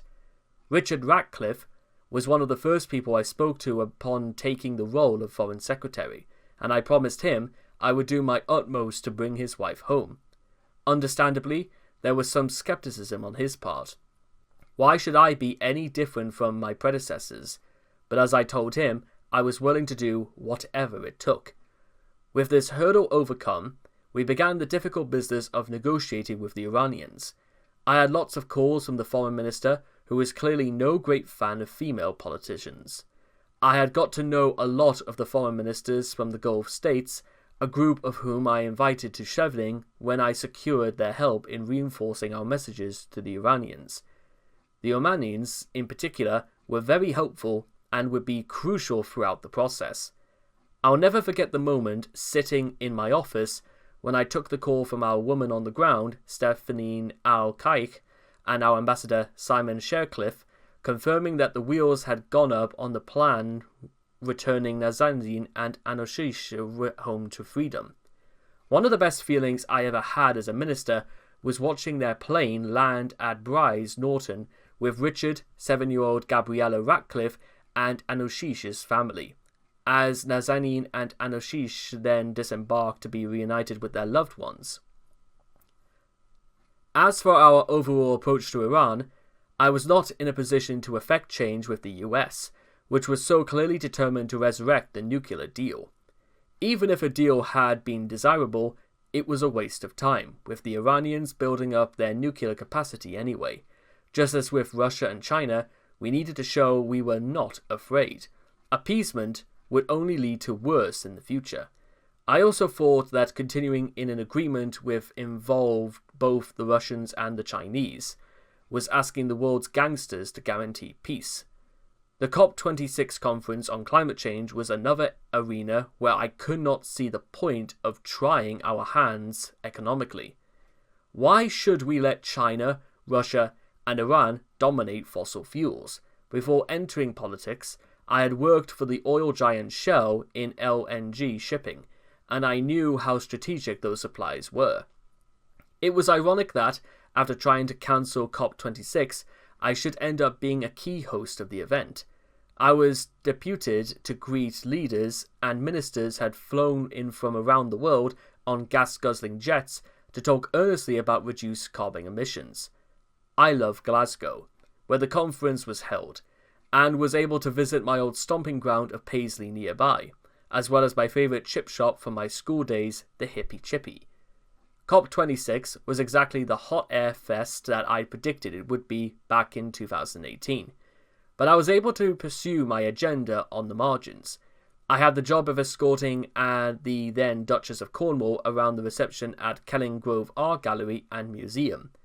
This was a great pleasure, as well as she is very amusing and popular, so much so that we didn't make it from one side of the room to the other. She was waylaid by a demob-happy Angela Merkel, and I bumped into Biden again. He remembered our meeting at the White House, telling me he'd never forget those blue eyes, even though we'd both been wearing COVID masks. We talked about China, and Biden told me he had met President Ping repeatedly when they were both vice presidents of their countries.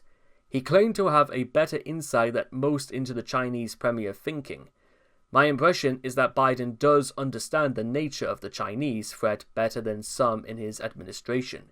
His stance on Taiwan, for example, is robust, but his public pronouncements on the subject tend to get riled back by his staff.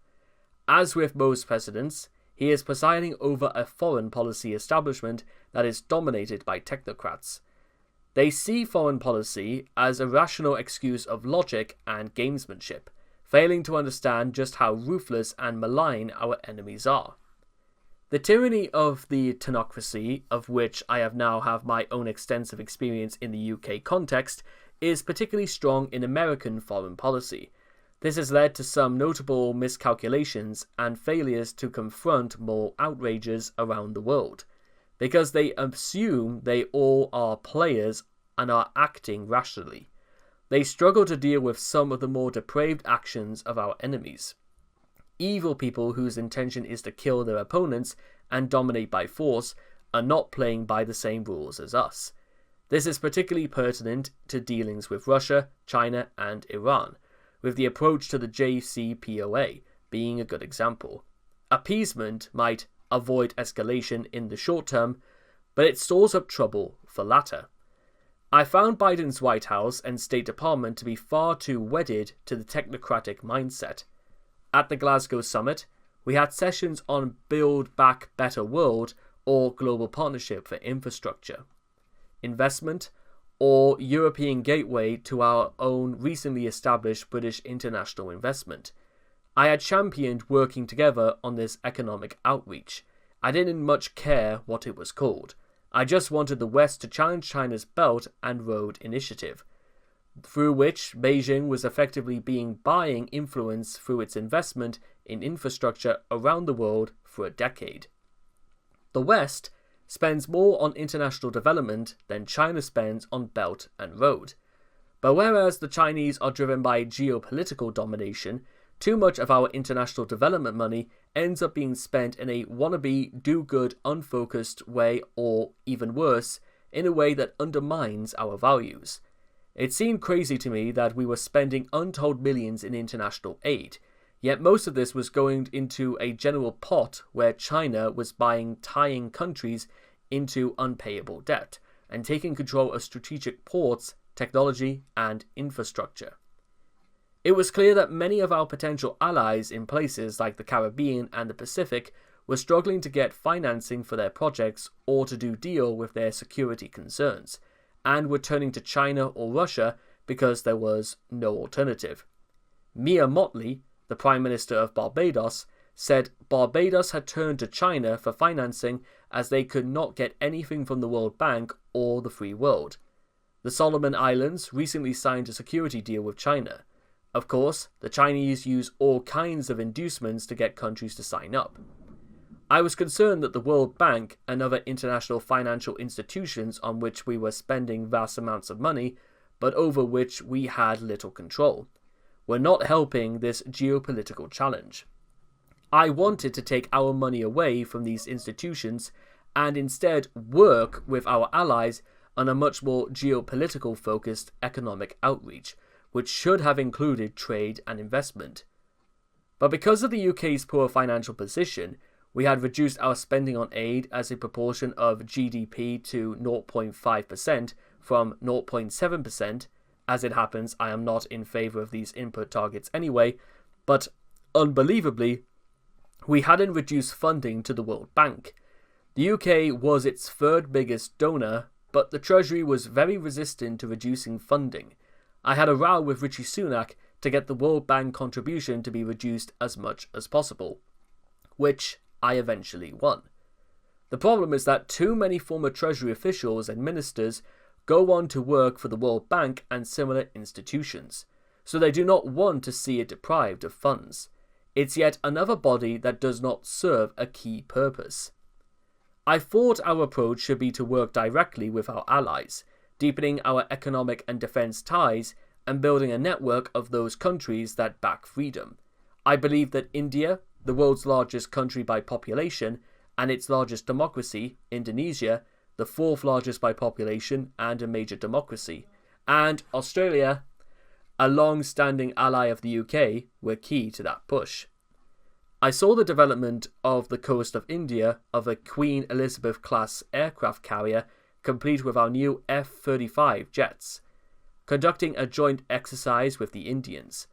We have since signed a military access agreement with Japan and a cooperation agreement with Indonesia on cybersecurity. The AUKUS Pact with Australia and the US is another example of the UK demonstrating to our allies that we are prepared to show up. This, to me, is a much better use of finite resources than putting money into the World Bank's bottomless pit. With this reset of our foreign policy and the worrying build-up to a war in Ukraine, I had more than enough to get stuck into. My colleague Lord Frost had the job of negotiating with the EU on the vexed issue of the Northern Ireland Protocol, which covers a variety of unresolved post-Brexit questions relating to customs and trade with respect to the border between Northern Ireland and the Republic of Ireland. Essentially, under the protocol, EU law rather than British law applied in Northern Ireland. In addition, goods that had previously entered the Northern Ireland market freely from the mainland of Great Britain now faced red tape and delays. I was happy to leave the sorting out of this to Lord Frost. However, it was not to be. David Frost resigned on the 15th of December 2021 from his role as chief EU negotiator, leaving a vacant position.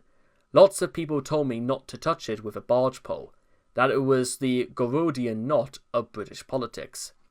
But I couldn't resist. I put in a call to Boris and expressed my thoughts on what we should do to take on the EU over the unworkable and damaging Northern Ireland Protocol.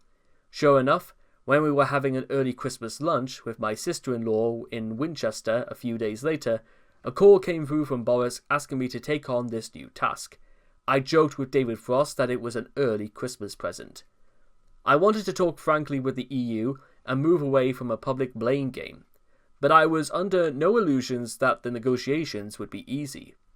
The EU wanted Northern Ireland to stay in its regulatory orbit. We wanted to restore cross-UK economic links and our national sovereignty and territorial integrity. It became clear that my counterpart from the EU, Maros Sefcovic, did not have the mandate to fix this from his higher-ups. France and Germany still wanted to punish Britain for leaving and were not prepared to allow any flexibility. When visiting businesses in Northern Ireland, I could see that they were being forced to complete lots of pointless forms. At the same time, the unionist community felt disengaged from the rest of the UK because of the barriers to trade. This put at risk the Good Friday Agreement, which puts equal priority on the East-West relationship between Northern Ireland and the UK and the North-South relationship between Northern Ireland and the Republic of Ireland. Needless to say, there were a lot of unhelpful interventions from US politicians like Nancy Pelosi, Richie Neal, and Biden himself, who were generally on one side of the argument, doubtless egged on the Irish embassy in Washington.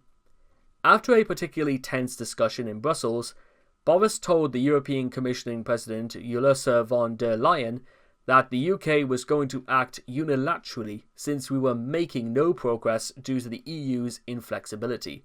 I told Sefcovic the same, and I then prepared a law to be put through Parliament with Attorney General Suella Braverman.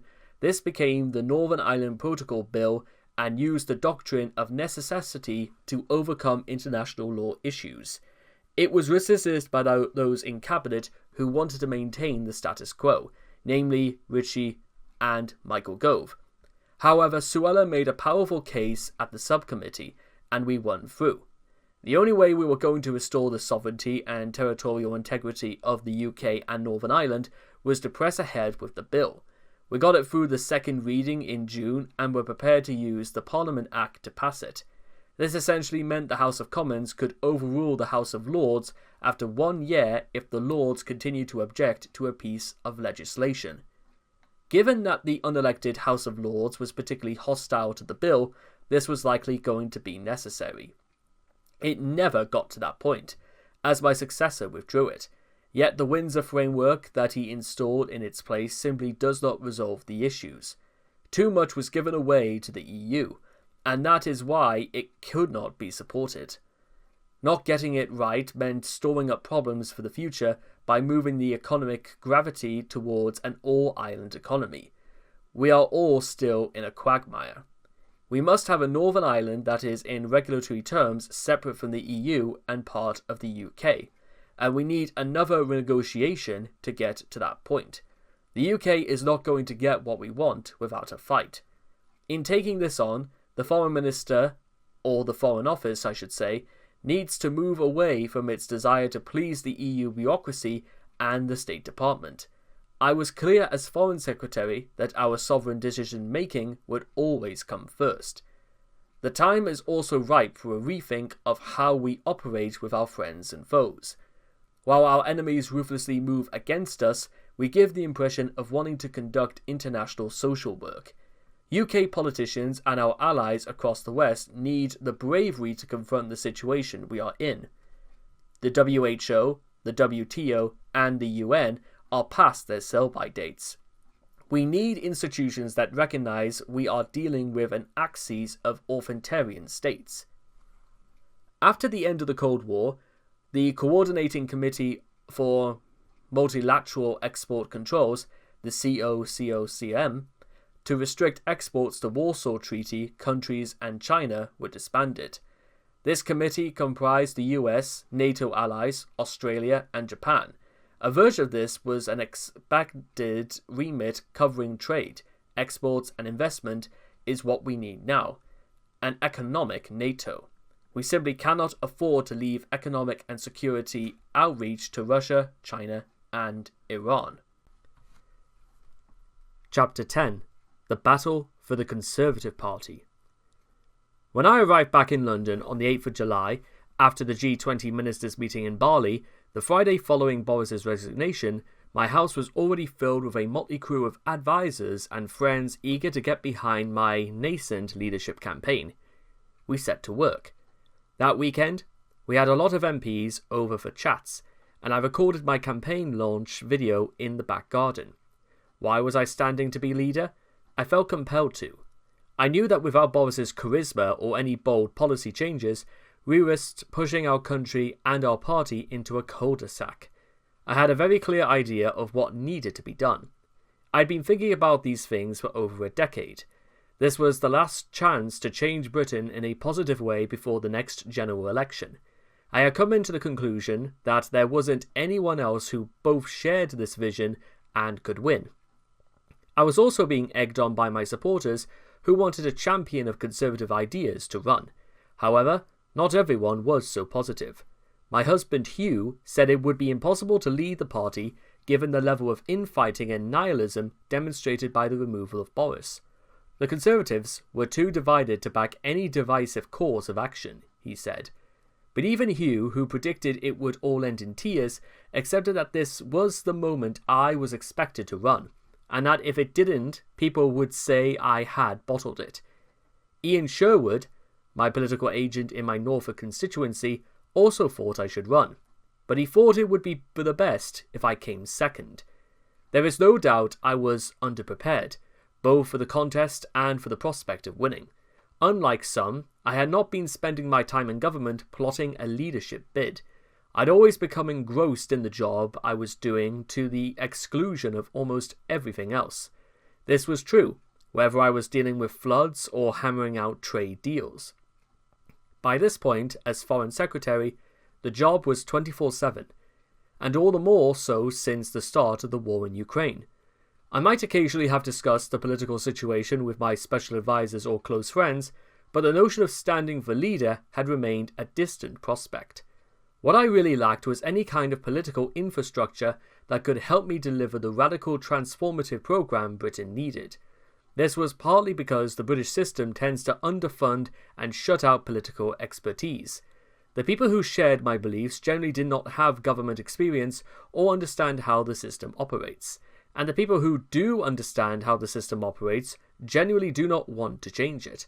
So, in the absence of such an operation, the enthusiastic group in my house became my core team.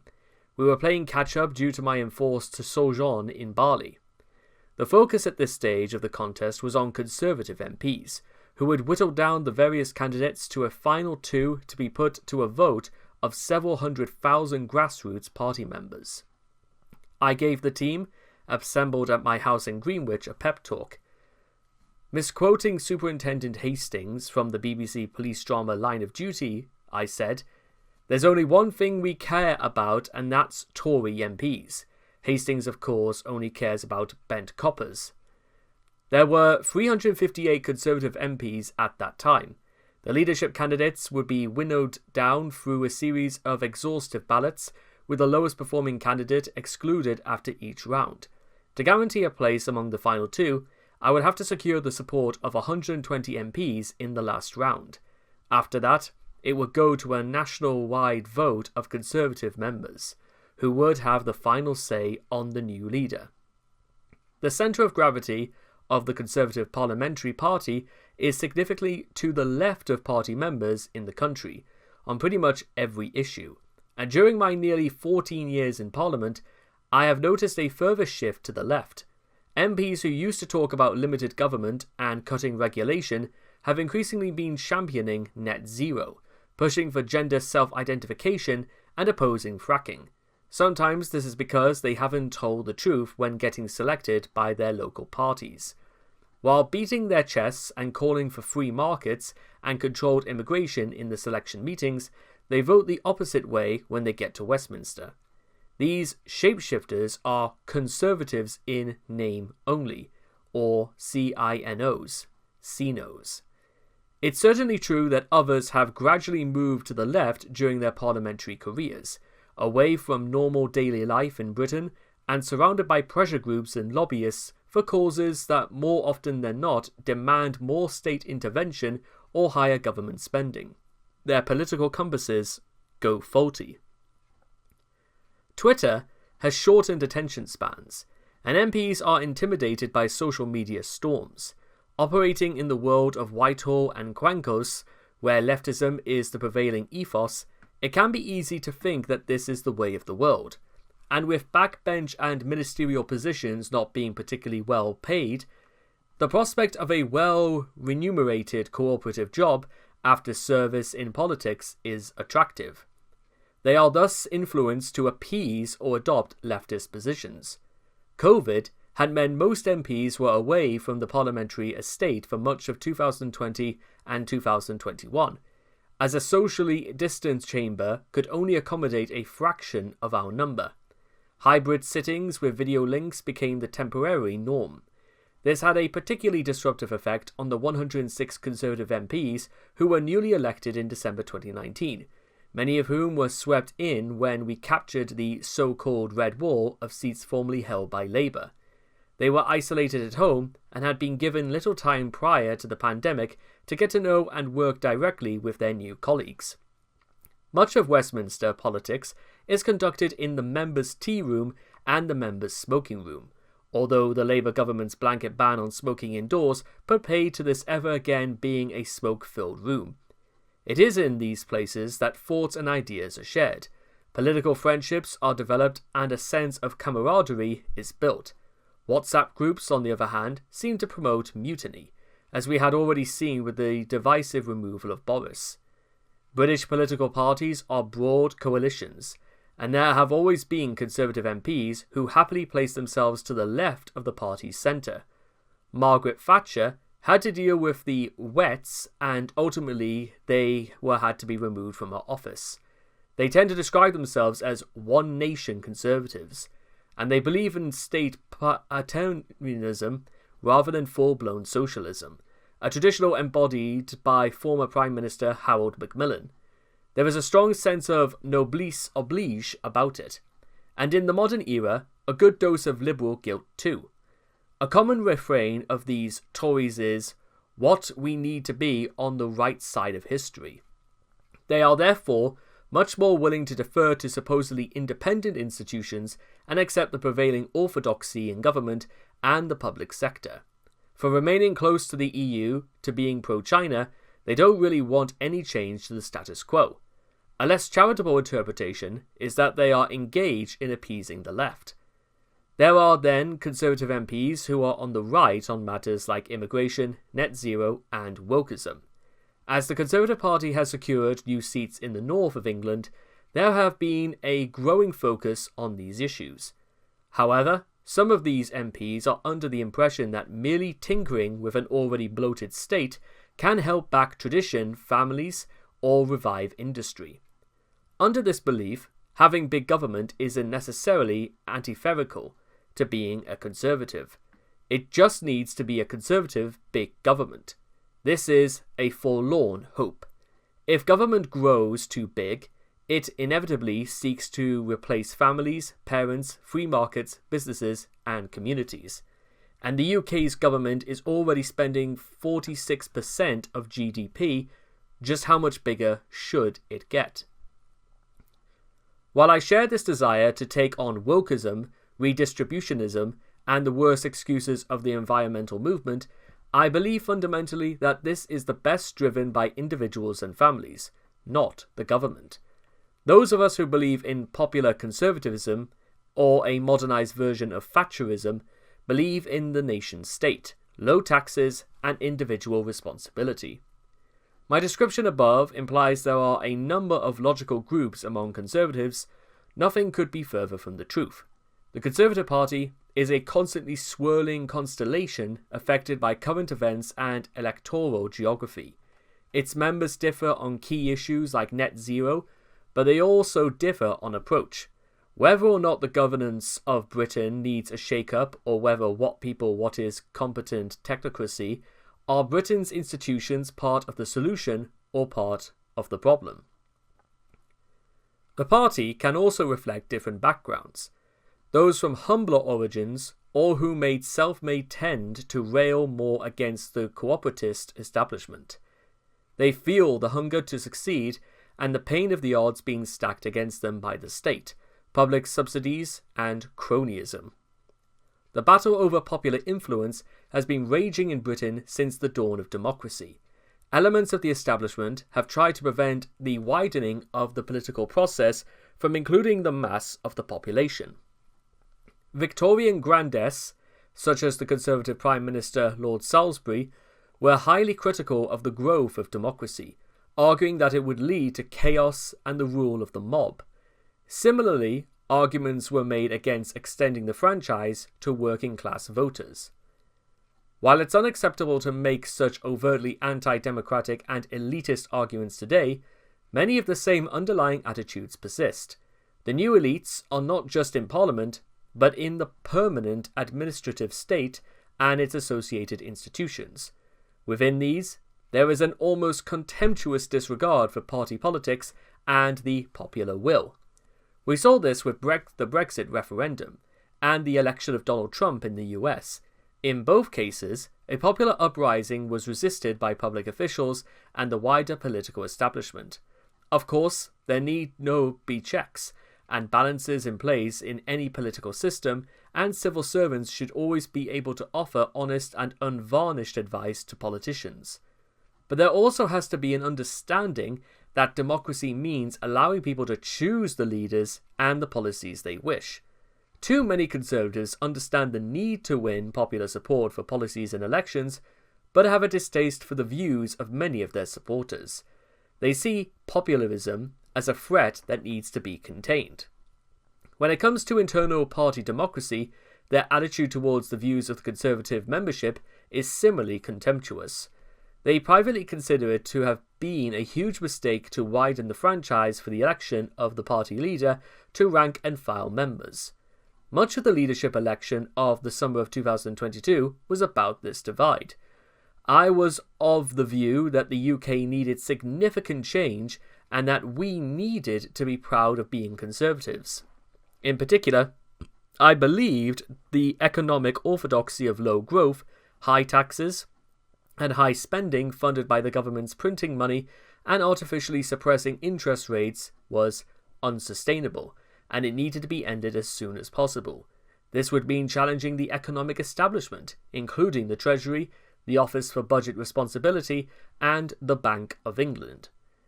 We also needed to be tougher on China and Russia, and play hardball with the EU.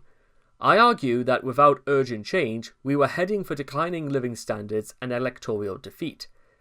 Although my eventual opponent in the runoff, Rishi Sunak, tacked most towards my position on a number of issues, namely China and taxes, he was fundamentally the candidate of the status quo. He had run British economic policy for the previous 2.5 years. He argued that by continuing with existing policies, we could avoid interest rate hikes, runaway inflation, and low growth, and that merely through competent management, he could put the Conservatives back on the right path. Winning over MPs was an uphill struggle. It was a classic exercise in political intrigue and gamesmanship, as the rival campaigners sought to sign up parliamentarians. This involved me in a constant round of meetings and phone calls. With colleagues from across the party seeking their support, I knew this would be the toughest part of the process and that if it could get through it. I would have a very good chance with the membership. To be self-critical, I think it's fair to say I have perhaps not spent enough time during my career listening to and empathising with my parliamentarian colleagues, and I probably have not done a very good job of hiding what I think about some of them either. Now, I was thrown into a speed dating exercise, in which I was required to meet and listen to any MP who wanted some of my time. One, for instance, was on the phone with me for half an hour, methodically running through a list of questions, including seeking my view on a certain type of technology. Others wanted to stick with groups of their friends and came to me to see together, listing their pet policy issues and making clear that I was satisfied with them. They would back me. It was pure political horse trading. If that felt grubby and transactional, it was nothing compared by those who nakedly sought to trade their votes for promises of future advancement. Some did this in a roundabout way, telling me, for example, of skills they had recently learned that they felt would make them a good minister. Others were utterly brazen about it. I got a text message from one MP who told me he wanted a particularly ministerial job, with a specific list of responsibilities and a seat in the cabinet. It ended with, "Please confirm you agree to this."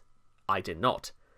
Amid all this, I was aware my team was playing at a considerable disadvantage compared to our rivals in the Sunak campaign.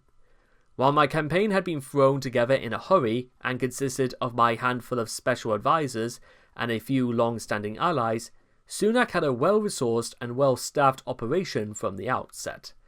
It was hard not to conclude that his lieutenants had been preparing for this contest for quite some time. Experienced former chief whips, senior ministers, and party grandees had been signed up long ago, and had been doing the rounds of MPs well in advance of Boris's resignation. This played its part in bringing down the Prime Minister, with rumours abounding that junior ministers and ministerial aides were being told by figures on the Sunak campaign team in those final couple of days after Rishi had resigned that if they wanted a place on the new team, they would have to join the revolt against Boris and step down at once. Many duly did. The ruthless tactics that had been used to help bring down Boris were now turned on Sunak's rivals for the leadership.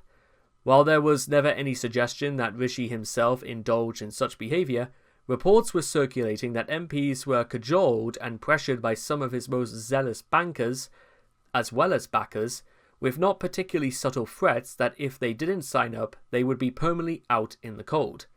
I learned that it was the same story in 2005, when the hard-nosed team around David Davis, the early favourite in that year's leadership contest, made similar threats to ambitious colleagues about their future careers if they didn't back their man. He too ended up coming second. There was also the suspicion of even less savoury activities. A dossier was circulating among journalists containing offensive personal fictions about me, while other malicious gossip began to do the rounds.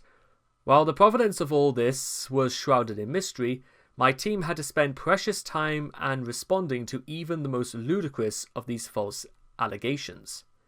As well as individual meetings, there was a plethora of hustlings for different groups of MPs, the European Research Group, the One Nation Caucus, the Conservative Environmental Network, the Northern Research Group, and so on.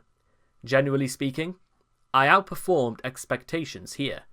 Spending 10 years in government and regularly being sent onto the airwaves to give voice to the line on any number of questions that might arise is useful training for knowing about every policy issue. In particular, I had very clear ideas on how to deal with the EU that appealed to Eurosceptics. The whole parliamentary hustings process demonstrated just how many fractions the parliamentary party had divided into. Many historic issues were raised. My overriding focus was on the economic situation, but I got the impression that many MPs simply didn't understand what a mess we were in.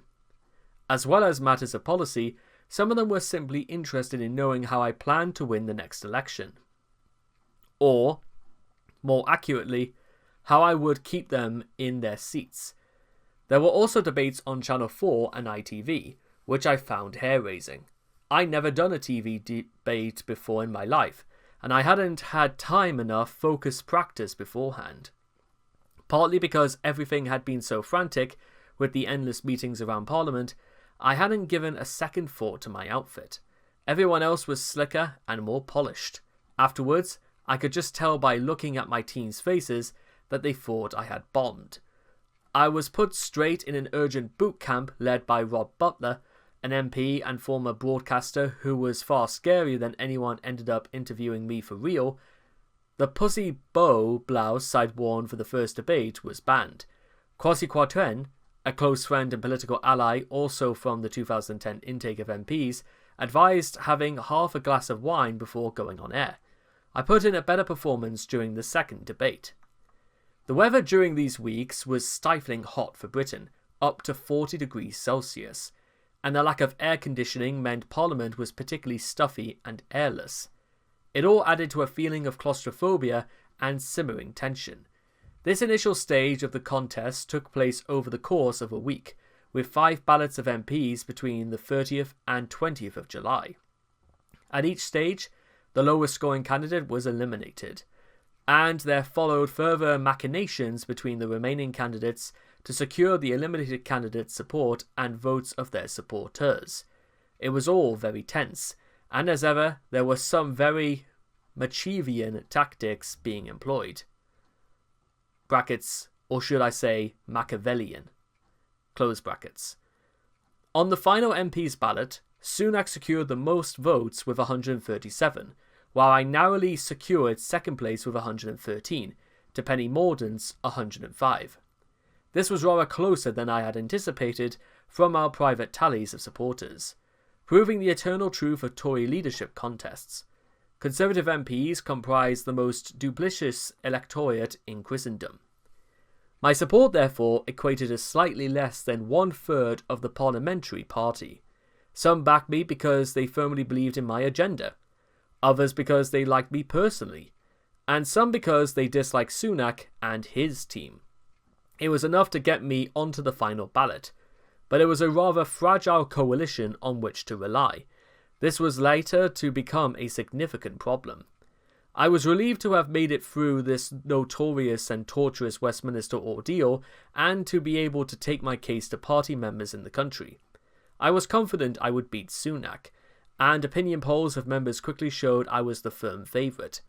My biggest worry had been about getting through the parliamentary stage of the contest, where I knew my support was weaker. Now I felt very much confident of victory. The campaign moved outside Westminster, with 6 weeks of hustlings and events around the country, including 2 more television debates to add to those that had taken place during the parliamentary rounds.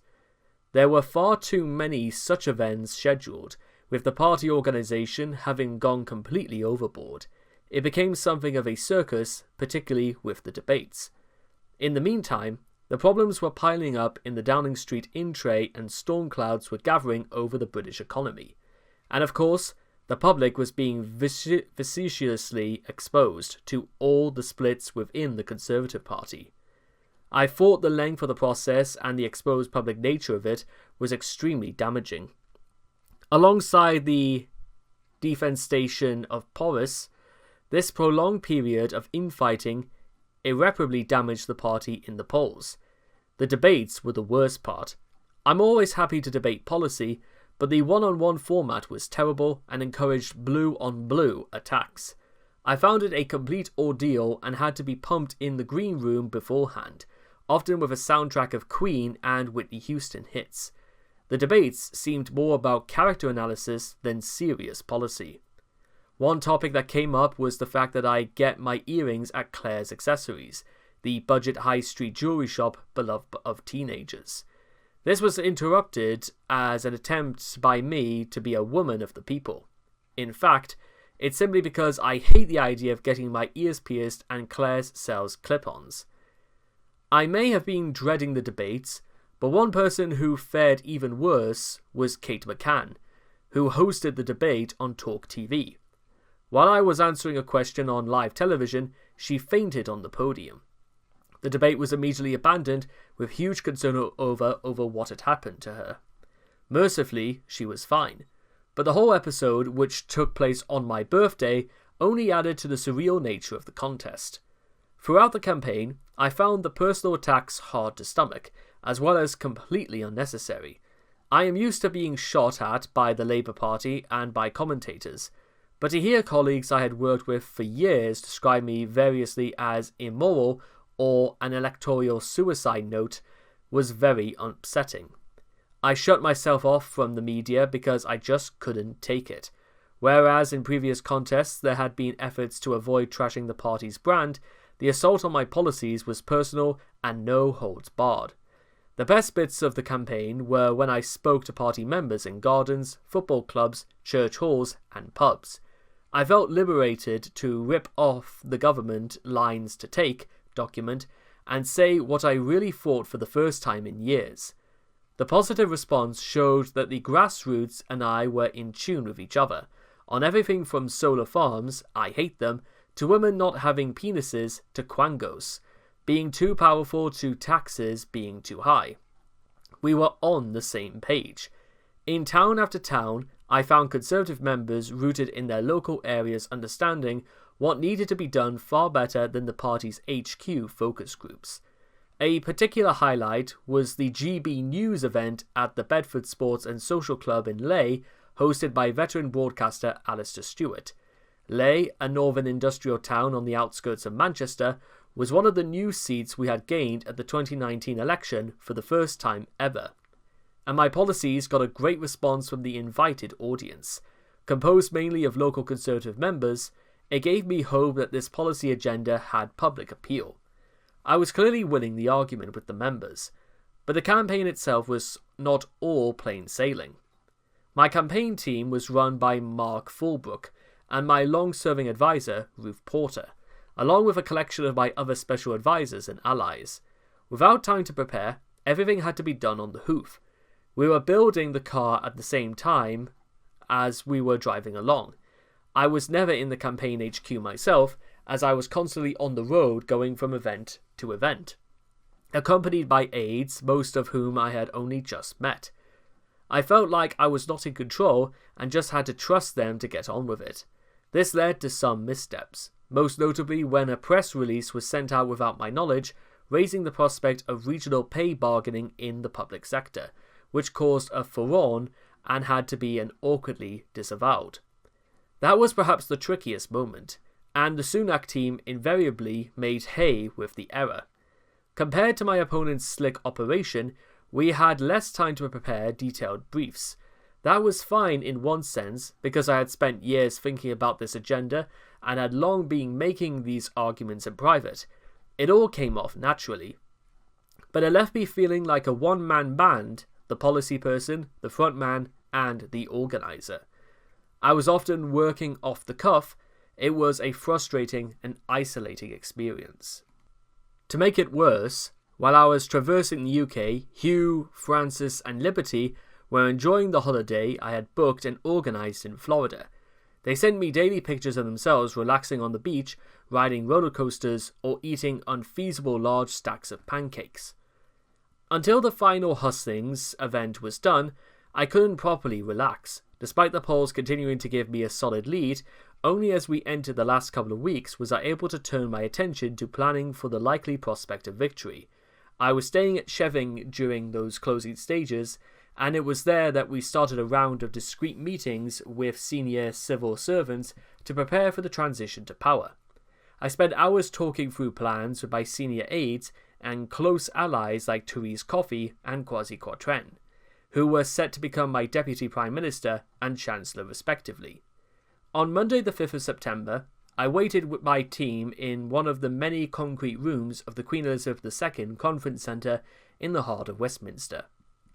Sunak and his team were also there.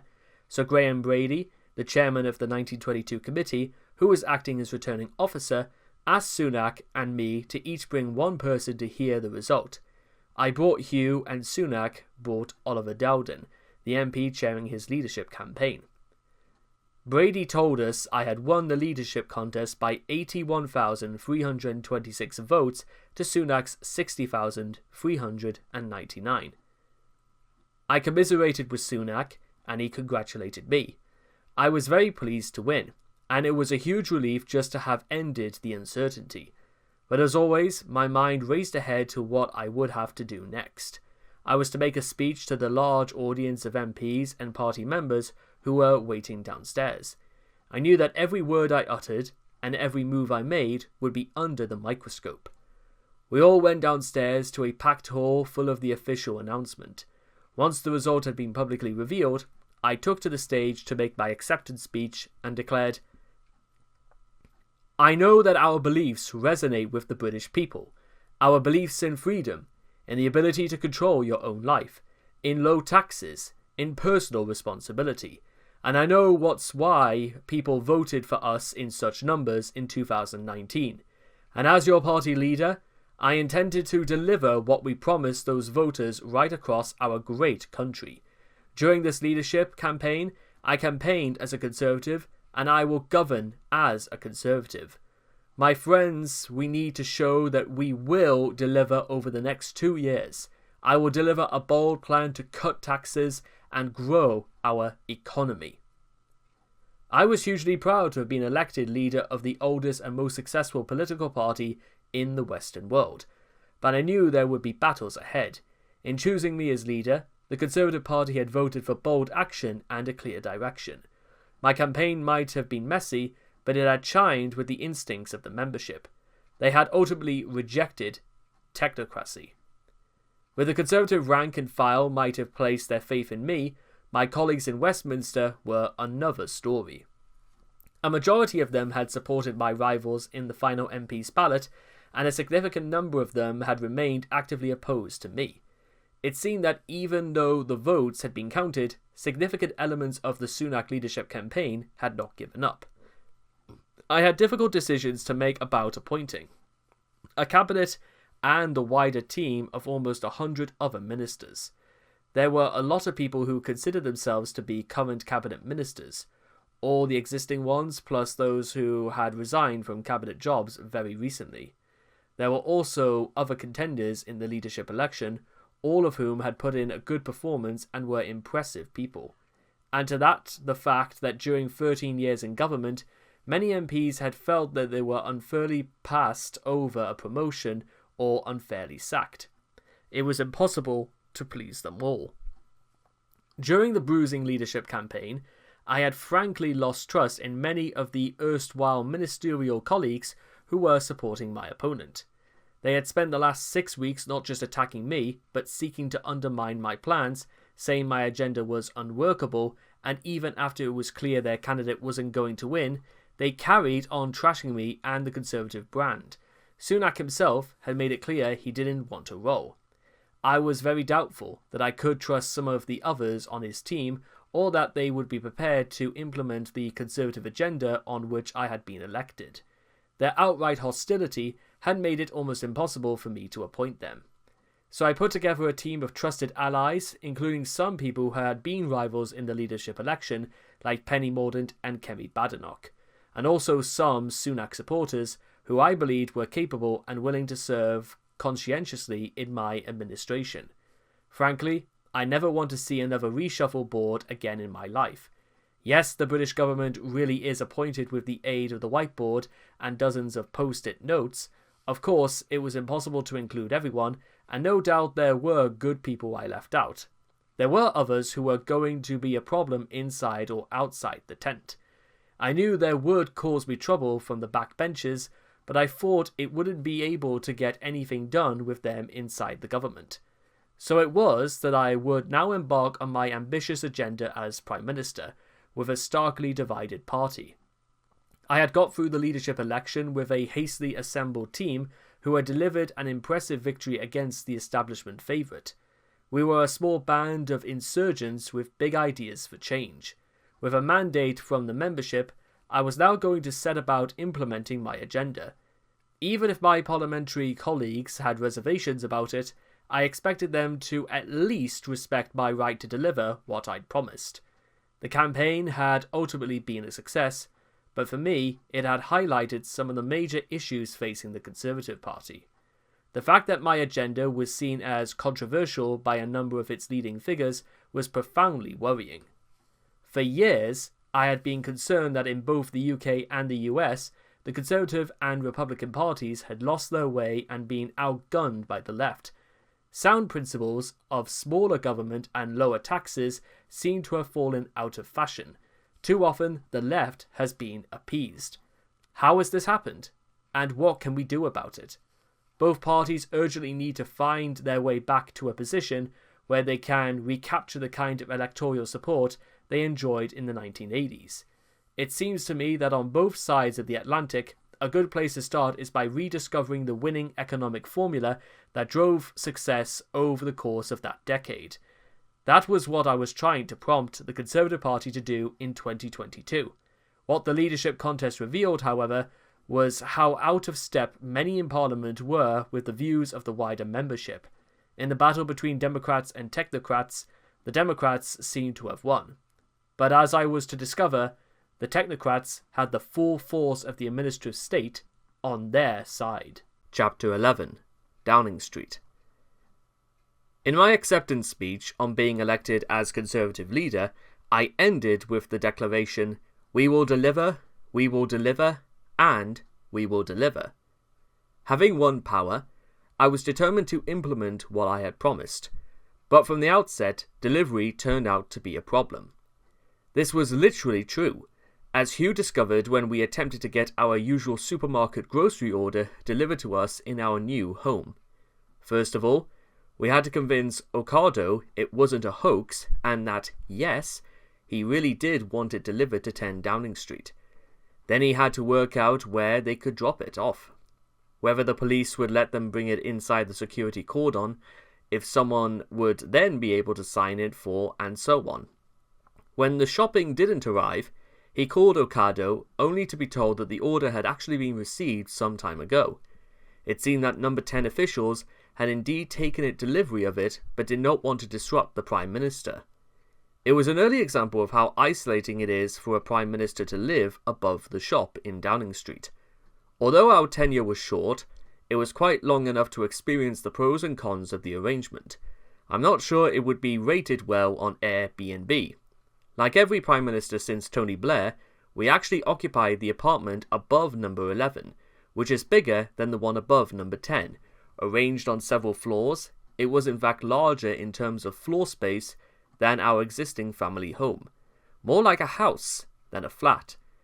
Surprisingly spacious though it was, overall it felt a bit soulless. When the Johnsons, having taken their furniture with them, the civil service had equipped our new quarters with various bits of John Lewis furniture seized from around the government estate. We ordered some of our own, but in any event we were evicted before it could be delivered. Although there were some fancy curtains, disappointingly there was no gold wallpaper. Contrary to press reports about Boris and his wife Carrie's redecoration, even less welcome, the place was infested with fleas. Although some claimed that this was down to Boris and Carrie's dog Dylan, there was no conclusive evidence. In any case, the entire place had to be sprayed with flea killer. I spent several weeks itching. It was also really noisy. Being in central London, there were the expected sounds of traffic, police sirens, and so on. But in addition, there was an almost constant backdrop of chanting and shouting through megaphones from the variety of protesters camped out on Whitehall opposite the gates of Downing Street. Then there was the clock on nearby Horse Guards, which chimed every quarter of an hour. If you were lying awake, unable to sleep at night, you could time exactly how long your insomnia lasted. And I did. The saving grace at number 10 was Larry the Cat. He is a lovely character and seems to take a like and disliking to all the right people. The most difficult thing to get used to, however, was just being stuck there. During my year as Foreign Secretary, I had become so used to having personal security protection, which meant being accompanied wherever I went to meet by armed special branch police officers. Despite this, I had largely continued to follow my usual routine, which often included popping out of the side door of the Foreign Office to go for a walk in St. James's Park or to go and have lunch in Honey Poke, my favourite Hawaiian joint. I was occasionally spotted by photographers and the police were always following close behind, but I still had some freedom of movement. As Prime Minister, such spontaneous excursions were now all but impossible. I was effectively a prisoner in Downing Street. If I wanted to go anywhere, I would have to be driven, and plans had to be put in place in advance to ensure the route and venue were secure. As someone who likes to go out for fresh air and exercise, this was a huge restriction. I particularly missed being able to get my own coffee, instead having to tell someone else what I wanted from Pret. If I insisted on going for a run or a walk, arrangements were made for me to be driven to a quiet bit of Hyde Park or to go to a private garden somewhere.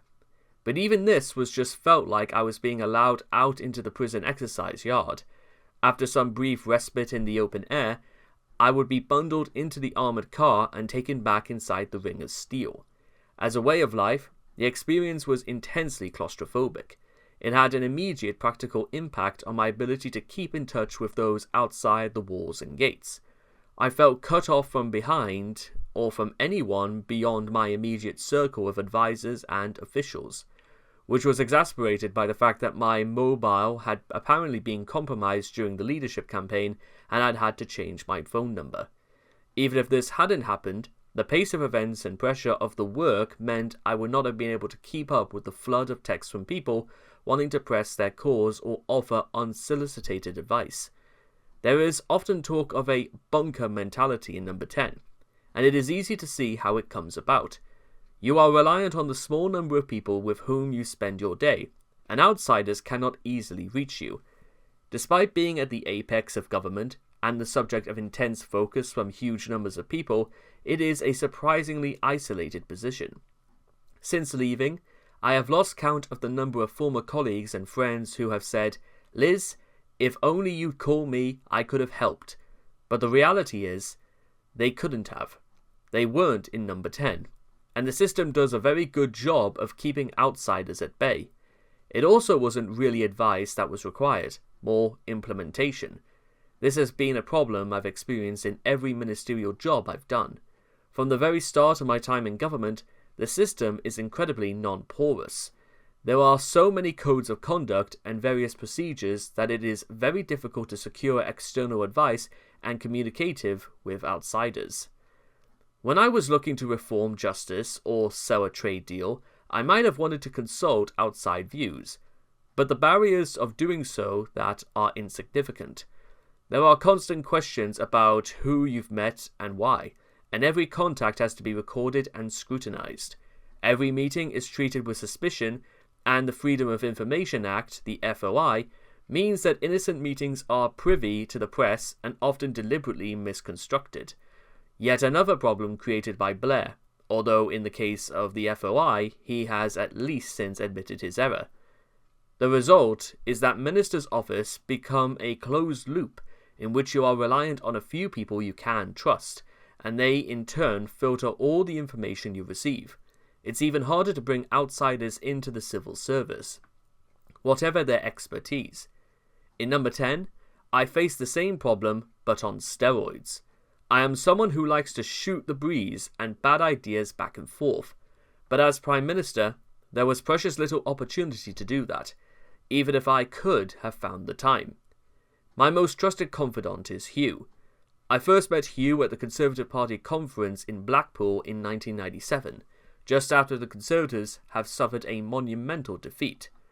I was just as politically obsessed then. We discovered we were both political activists living around the corner from each other in Greenwich. When we got married in 2000, Hugh said in his wedding speech that he knew what he was letting himself in for with a deeply politically ambitious wife. But I'm not even sure if he, with an uncanny habit of predicting the future, could have realized just how insane things would become. If it was a rollercoaster ride for me, it was even more discombobulating for our family. Francis and Liberty, aged 16 and 13 at the time, had been to number 10 a few times before but never had visited the flat. They were given helpful advice by previous occupants, but nothing could have prepared them for the sheer craziness. Before we were able to move into number 10, we had travelled from Sheving to a government flat in the administratory building, a stone's throw away from Downing Street. Much as we would have liked to have gone back to Greenwich, it was completely unrealistic. The place was swarming with media, so the weekend just before they were due to start the new school term, with Frances starting her A-levels, they moved to Westminster. The day I entered number 10, they were driven off to school. During the time I was in number 10, I saw quite a lot of them, but frankly, I was pretty distracted. There were the constant comings and goings of Downing Street aides, civil servants, special advisors, and my hairdresser Paul. We never had time to talk about the massive life change it was. They also had to keep running errands for me because it was easier for them to leave the buildings without being spotted than it was for me. I'm pleased that they managed to fit in a sleepover with their friends, and they did get to visit the nuclear bunker. I am very proud of the way Francis and Liberty dealt with what happened. They insisted on standing alongside Hugh in Downing Street when I gave my valedictorian statement. My greatest fear was that the whole thing would have some kind of negative effect on them, and my biggest worry was that I had let them down. Most children find out about the fallibilities of their parents over a number of years. Mine saw all of mine publicly exposed in very short order. On entering the day-to-day working part of number 10, the first thing to strike me was just how small the operation was. When I walked into the Ministry of Justice, the Department for International Trade, or the Foreign Office, there was literally thousands of people running the administration and providing support to me as the Secretary of State in charge of the department. By contrast, in number 10, there was perhaps just over 100 staff working directly for the Prime Minister's office. The building itself seems far more like the Georgian terrace townhouse than it is rather than a modern government headquarters. This partly reflects the fact that the Prime Minister was historically more like a chairman of the board than a hands-on chief executive. Secretaries of State were suspected to get on with the business of government, with the Prime Minister providing strategic direction from the centre and focusing on the big decisions. However, over many years, the expectation has grown that Number 10 would be much more directly involved in every aspect of government. I thought that this was a mistake, and had told MPs during the leadership campaign that I wanted to do things differently. I had lots of thoughts about how to change things on the ground, not pandering to the 24-hour media cycle involving the Whip's office directly in decision-making, not having a parallel operation in Number 10. It's fair to say these attempted changes fell flat. I wanted cabinet ministers to be empowered to make decisions in their departments and be responsible for doing so. I would appoint them and give them clear objectives, but would not seek to micromanage. This strategy did not work. The centralization of power in Number 10 has become so ingrained that it was very hard to break.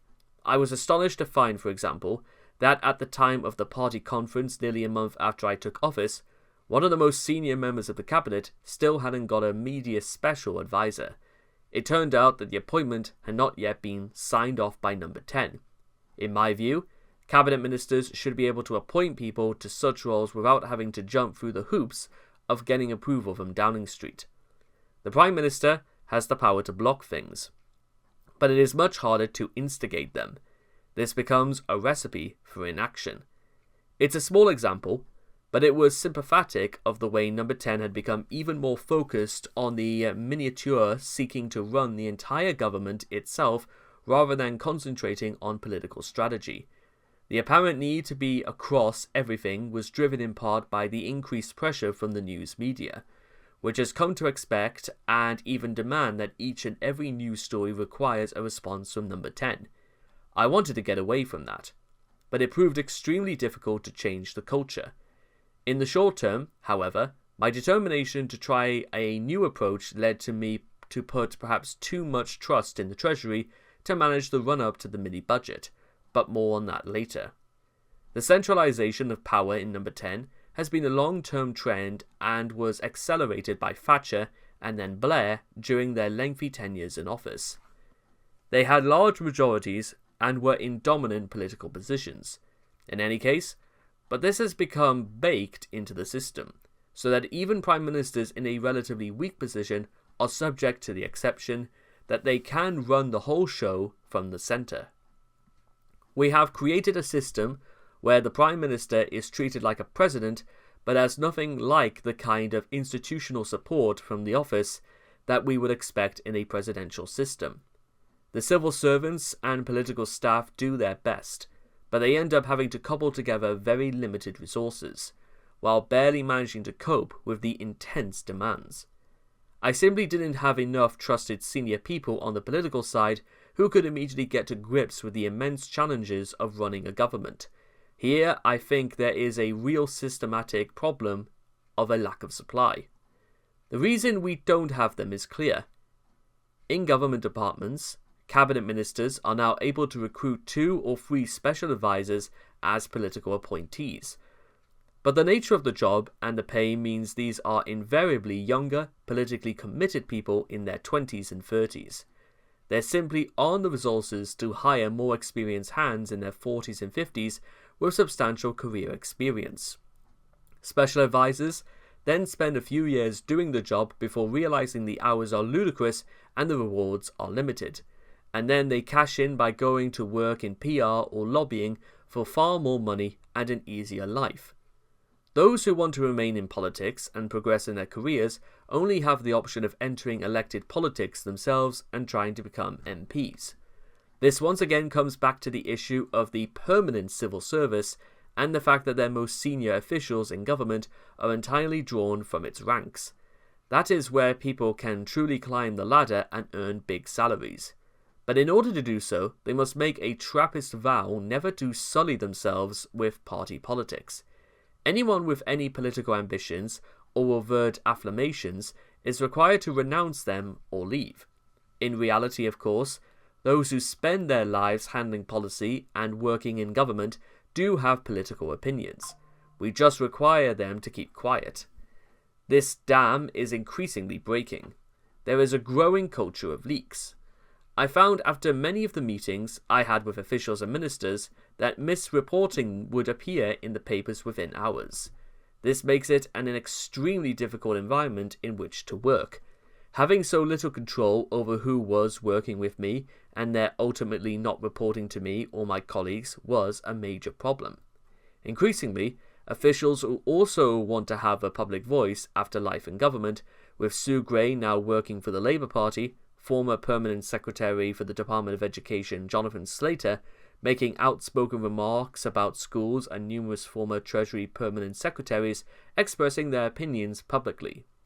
It is becoming increasingly ludicrous to claim that the system is working.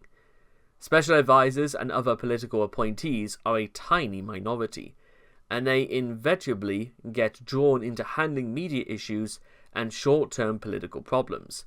What we are lacking is the ability for ministers to make appointments for the senior figures who will actually lead the implementation of their policies and run the parts of government for which they will be able to held responsible. This lack of political infrastructure is a much greater problem for the Conservatives, as government officials tend towards the left. I think it would be much fairer and more honest for ministers to decide which senior officials to appoint directly. In the US, the system includes a much greater role for political appointees at the top of government departments, while also retaining a large number of non-partisan career officials who serve as administrators at the lower and mid-ranking levels. With the growing power and reach of the administrative state, there are problems getting things done in the US, especially for Conservatives. The UK is even worse. As it stands, the British Prime Minister has to operate with a limited number of political advisors grafted onto the official civil service machine. I was able to bring with me some media special advisors, policy people, and a political team under a chief of staff, Mark Fulbrook, who was well respected as a political strategist. But none of them had experience working at the top of government, and in the particularly hostile environment I encountered that made their jobs difficult. In finding capable people to fill these roles, I was also hampered by the fact that after 12 years of Conservative governments, many of the likely candidates had either moved on or been working for my opponent in the leadership race. I was very grateful to all those who came in to help, some of whom had worked for me loyally for years. There were many superstars working in my private office, but they didn't necessarily have the levers or reach to make things happen. The Cabinet Secretary in some ways acts as the Prime Minister's senior official, but they have wider responsibilities for the running of the whole civil service. Within Number 10 itself, the Prime Minister's private office is led by the principal private secretary, as in the case in other government departments. The whole structure was very confusing. It was not just the lack of experienced political operatives and confused official leadership that caused me frustration. I found the lack of personal support for the Prime Minister pretty shocking too.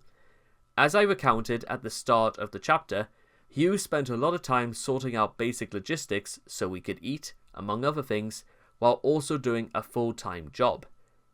I also spent a lot of time on quite basic tasks. Despite now being one of the most photographed people in the country, I had to spend some time organising my own hair and making up appointments. Don't get me wrong, there were great people like Claire Evans, who had worked with me at the Foreign Office on events and had come with me to Number 10, who supported me on this, but it wasn't exactly in her job description. There were also no medical support. As I have already pointed out in reference to how badly COVID affected Boris, on one occasion, when I had a cough, my diary secretary had to go into the middle of the night to buy me some medicine. This clearly wasn't her job, but there was no one else to ask. As well as being personally inconvenient, all of these things took precious bandwidth away from me. Here, as I was Prime Minister of a major G7 country, grappling with affairs of state, and I was having to spend time worrying about when I was going to be able to get my hair done, it all added to a sense that the support systems were just not there to allow me to focus on the job I had been elected to do. My private secretary was out of breath. It was the evening of the 12th of October, and he had rushed up to the flat to find me with some urgent news. A commercial aircraft flying from Turkey to Manchester was causing concern as it headed towards our airspace, and a security alert had been declared. Royal Air Force Typhoon jets had been scrambled to intercept it, and we were awaiting further developments. As Prime Minister, it would fall to me to authorise the use of force if it proved necessary. I had to remain on standby to give the necessary orders at a moment's notice. Thankfully, it proved to be a false alarm. Half an hour later, the passenger aircraft, escorted by our jets, landed safely at Stansted, where it was isolated and met by police. On investigation, no threat was discovered, and the incident was declared over. It was a huge relief, but also a reminder of the heavy weight of responsibility that now rested on my shoulders. At any moment, a major incident could arise that would require me to take life or death decisions. I had to always be prepared for that eventuality. My experience as Foreign Secretary meant I had more of an insight into the side of job than perhaps some other new Prime Ministers. As well as routinely seeing intelligence reports and overseeing the work of MI6, I had led on our response to Russia's invasion of Ukraine and was across the details of the military and diplomatic support we were giving to Kiev. I had done the rounds of getting to know the G7 leaders and foreign ministers, and knew the relevant national security officials both in the UK and among our allies. Nevertheless, there was a difference between handling such issues as a senior cabinet minister and doing so as Prime Minister. I had been involved in some critical defence discussions on a number of issues over the previous year, but the ultimate responsibility was then with Boris. Now the buck stopped with me. This was reinforced when I received the briefing routinely given to new Prime Ministers on the use of the UK's nuclear deterrent. The war in Ukraine was also high on my agenda, and President Zelensky was the first foreign leader to whom I spoke as Prime Minister. On the first evening in Downing Street, we spoke for an hour and a half, and I assured him of our continued steadfast support for him and his country in resisting Russian aggression and pushing Putin's forces back over the border. Usually, new British Prime Ministers make a point of ensuring that their first conversation with a head of government is with the US President. But in this instance, I was clear where the priorities lay. President Biden had to wait until later. And much of our conversation when we did speak was of course about Ukraine. I then flew to the UN General Assembly straight after the funeral of Her late Majesty. This was my best visit yet. For starters, I wasn't scheduled to meet the Russians or the Iranians. After completing my standard lap around Central Park, I arrived at the UN building where my former foreign minister friends congratulated me on the job. I also talked to European Commission President Ursula von der Leyen about UK and EU interests. I met with Biden and others from the US, including Secretary of State Tony Blinken. For the first time formally as Prime Minister, we covered all the usual subjects, and Biden regaled me with the tales of the Democratic campaign trail, including an incident in which he had fallen over. He said, "I can see them thinking, you can't get up, Grandpa." But I got up. I formed the view that he was running again in 2024. I had a sushi lunch with Prime Minister Fumio Kishida of Japan, where the legend of the blue Stilton was once again reflected on. I also saw Israeli Prime Minister Yair Lapid, who is a great guy. When I emerged from that meeting, I was shepherded into a laundry lift. Who should be in there but Tony Blair? He gets everywhere. I also met Ukrainian First Lady Olena Zelenska at the Ukrainian Institute of America, where there was a very moving display of some of the appalling war crimes that had been committed by Russia. Across the room, I saw a blonde lady I recognized. I called out, "Hi, Dr. Biden," to the woman I believe was the first US lady. As she got closer, I realized it wasn't her at all, but French Prime President Macron's wife, Brigitte. I hope she didn't hear. In a classic piece of number 10 staging, I did a round of media interviews near the top of the Empire State Building. Why, oh why? It used up time in our schedule getting up the interminable lifts, and when we finally got to the top, It turned out that a lot of TV interviewers had vertigo. I'm not great with heights myself, yet again, I found myself swept along in the course of events. I guess you can't do it all. I also discovered that while being British Prime Minister is viewed as important in the UK, you're just another UN delegate in New York. On the way to make a speech to the UN General Assembly that I thought was absolutely crucial, I got stuck behind a bin lorry. I made it just in the nick of time.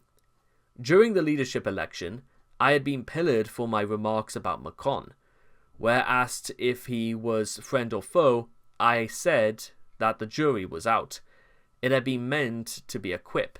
Yet again, my irrelevance had got me into trouble. In fact, I found Macron fine, even fun, though we didn't find common cause politically. I felt that France had been a major part of the problem with Russia. Macron had been too far keen to have a long telephone calls with Putin.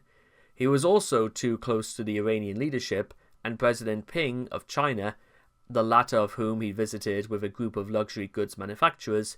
Moreover, his insistence on European strategic autonomy and keeping his distance from the US had, in my view, weakened NATO and European security.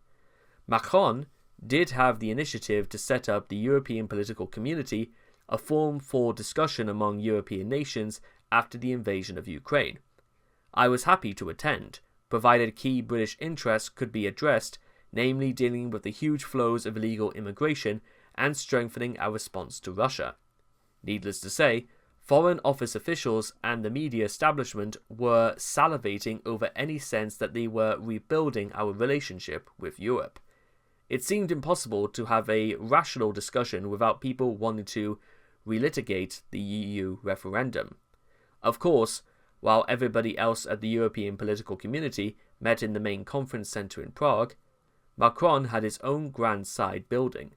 Bearing in mind that this was taking place in the aftermath of the mini-budget, of which more in Chapter 12, I got the message when I met the likes of Dutch Prime Minister Mark Rutte that everyone was concerned over what was going on in Britain. Maybe I'm in some serious trouble, I thought. It was the Eastern Europeans, as always, who provided succour. The Czech Prime Minister thought my plans totally responsible and reasonable. They had much lower taxes in the Czech Republic, and it was already delivering benefits. In the midst of a serious international outlook and a full domestic agenda, I was keen not to waste precious time on short-term trivialities. Unfortunately, I discovered that some of this was unavoidable. I had certainly not realized the extent to which HR issues and people management would end up on my desk. Whether it was a minister caught up in allegations of misconduct or an advisor caught briefing against a Conservative MP, the need for investigations and other processes took time away from other issues. Cabinet colleagues and MPs need constant attention. As a cabinet minister, I had always got on with the job as best as I could and positively avoided involving Number 10 unless I absolutely had to. I assumed others would do the same. But as British Prime Minister, I discovered that they wanted a lot more interaction. There were also many meetings with MPs, and of course as things deteriorated and demand increased, it created a vicious cycle as my time was more and more squeezed. I wanted to focus squarely on the big issues facing the country.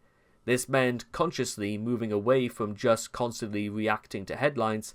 I did not want us to be feeding the journalists of the Westminster lobby system with their preferred diet of triviality and colour to pad out long-read Sunday newspaper articles. This habit is deeply embedded in our system, but I was determined to try and change the culture. Unfortunately, such was the state of my immediate operation that I found to my fury that even my instruction for trivial process briefings had to stop by itself and had been briefed to the lobby as a process story. Nice one, guys. The argument I heard from media advisors was that unless we continue to provide this constant diet of trivialities, the lobby would fill the gap with less flattering stories of their own. I found this rather unconvincing, and somewhat akin to appeasement. If you go off down that road, ultimately you become obsessed with feeding the media beast, focusing on that to the exclusion of all else. I wanted us to be different, and to signal my approach, I insisted that all TV screens to be turned off in number 10. I didn't want us to be an extension of a 24-hour news channel, constantly monitoring and reacting to every political squall. I also largely stopped reading the press. This was in part because I found the personal attacks during the leadership contest painful and upsetting to read. Inevitably, when you are a senior figure in politics, you will attract criticism. But the level of vitriol in some quarters was something else. My way of coping was to filter it out and rely on the media summaries I received from my team from the material I needed to know. Aside from personal attacks, I also found the political press utterly depressing. There was often little analysis or attempt to understand complex issues. Instead, it was a constant stream of he said, she said, detailing who said what to whom, who's in trouble, and who's on maneuvers. A huge number of column inches were devoted to what I was wearing, which was generally what clothes were clean that day. It was little more than gossip from the Westminster village, and of little consequence to anyone outside it. Should I, in retrospect, have been warier of such criticism? Given what happened, I can already hear people saying I should have listened more and spent more time keeping the media happy. But this is one of my biggest frustrations with the short-termist, media-driven approach to politics. If you only do the things that are guaranteed to win you favourable headlines, and shy away from the more difficult issues that might expose you to criticism, you will never do anything worthwhile. This has been happening in British politics for far too long, and it's why we have many of the problems that we do. I also knew that I faced a particular challenge. The negative stories did not appear out of nowhere, and many of the journalists involved were responding to the constant briefings from leading Conservatives who had set themselves in opposition to me. Unlike previous leaders of the party, I was not given a chance to implement the policies on which I had been elected. There was no grace period. Some of my opponents had not given up after the leadership election and were determined to undermine and ridicule me from the outset. I accepted there would always be opposition to bold policies that upset the status quo, and that I would have to be ready for the backlash and abuse from the left-wing media.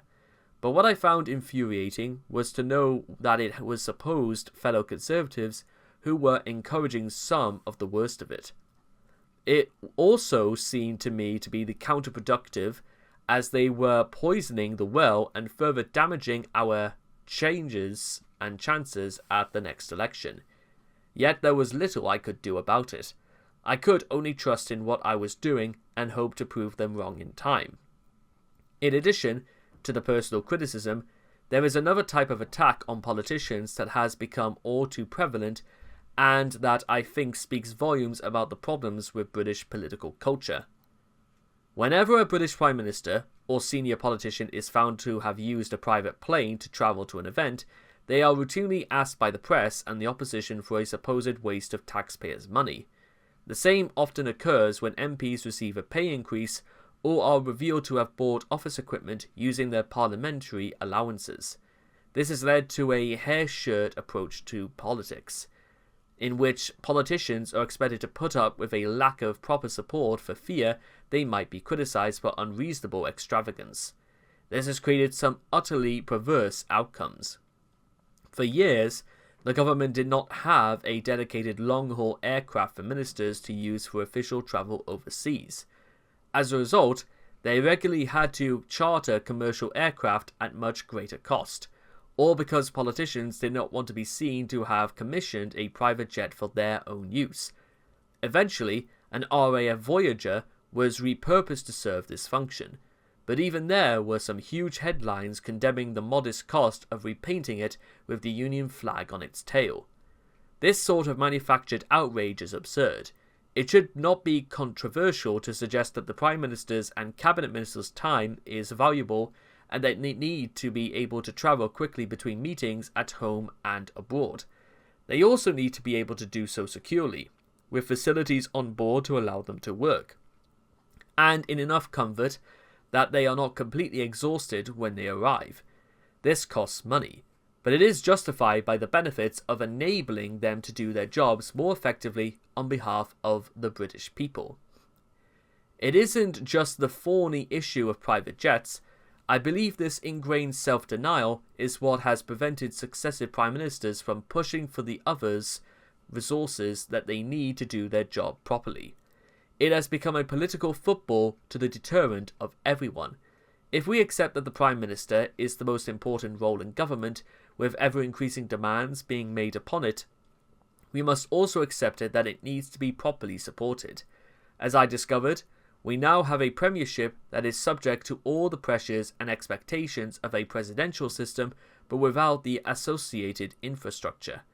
That makes it a weak institution, and one that is not serving the public as well as it should be. The Prime Minister, Cabinet, and other ministers are also significantly underpaid. The Prime Minister is only paid £75,000 a year in addition to their backbench salary, while other cabinet ministers are paid less than £68,000 a year. This compares with very poorly with quangrotas and ministers in other countries. The net result is that these jobs become the preserve of the very wealthy or those inclined to make decisions that will be beneficial to a high-paying post-politics career in a field like energy or defence. The fear of being pillared by the press and public has had a corrosive effect on our politics. The scrutiny on all politicians and on the Prime Minister in particular is now immense. We are under constant pressure and as a result become less inclined to take risks or rock the boat. This is how we find ourselves with politicians who favour going along with the consensus and seeking easy headlines rather than making the tough choices that are often needed.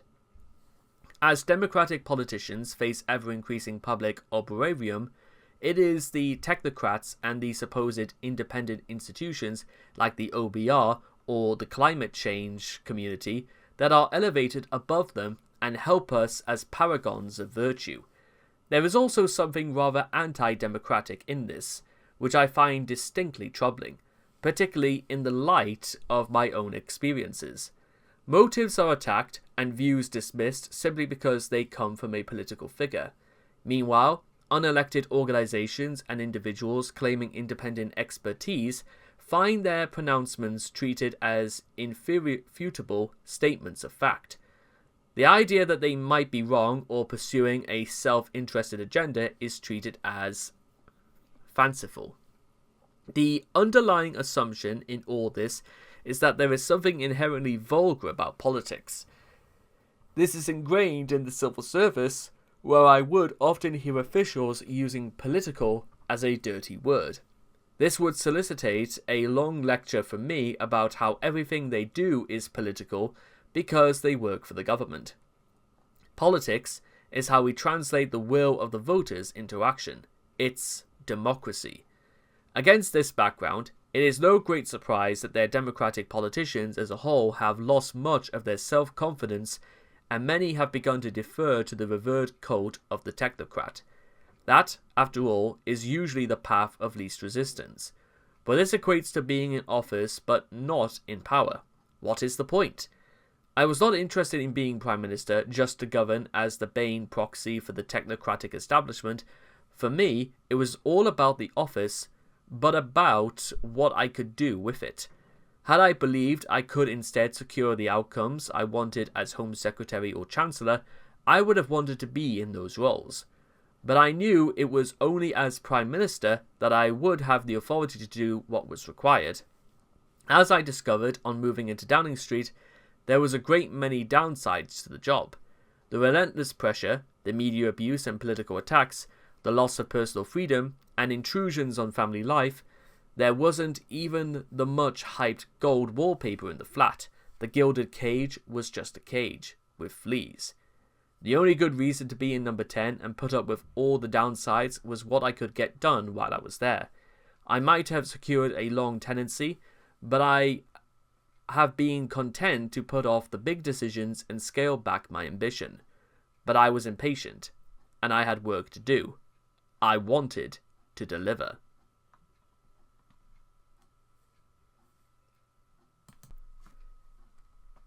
Chapter 12. Going for Growth. We had done it. After all the policy papers, 2 books, a bruising leadership campaign, and the disappointments of successive Conservative governments and chancellors, we had finally delivered a Conservative package of tax cuts and supply-side reform that was going to mark a major shift in government policy and signify a new era. As we were driven down to Ebbsfleet in Kent to see new houses being built, I felt a sense of elation. Next to me, Chancellor Kwasi Kwarteng was grinning from ear to ear. Kwasi had just announced the growth plan, which has since become known as the mini-budget, in the House of Commons.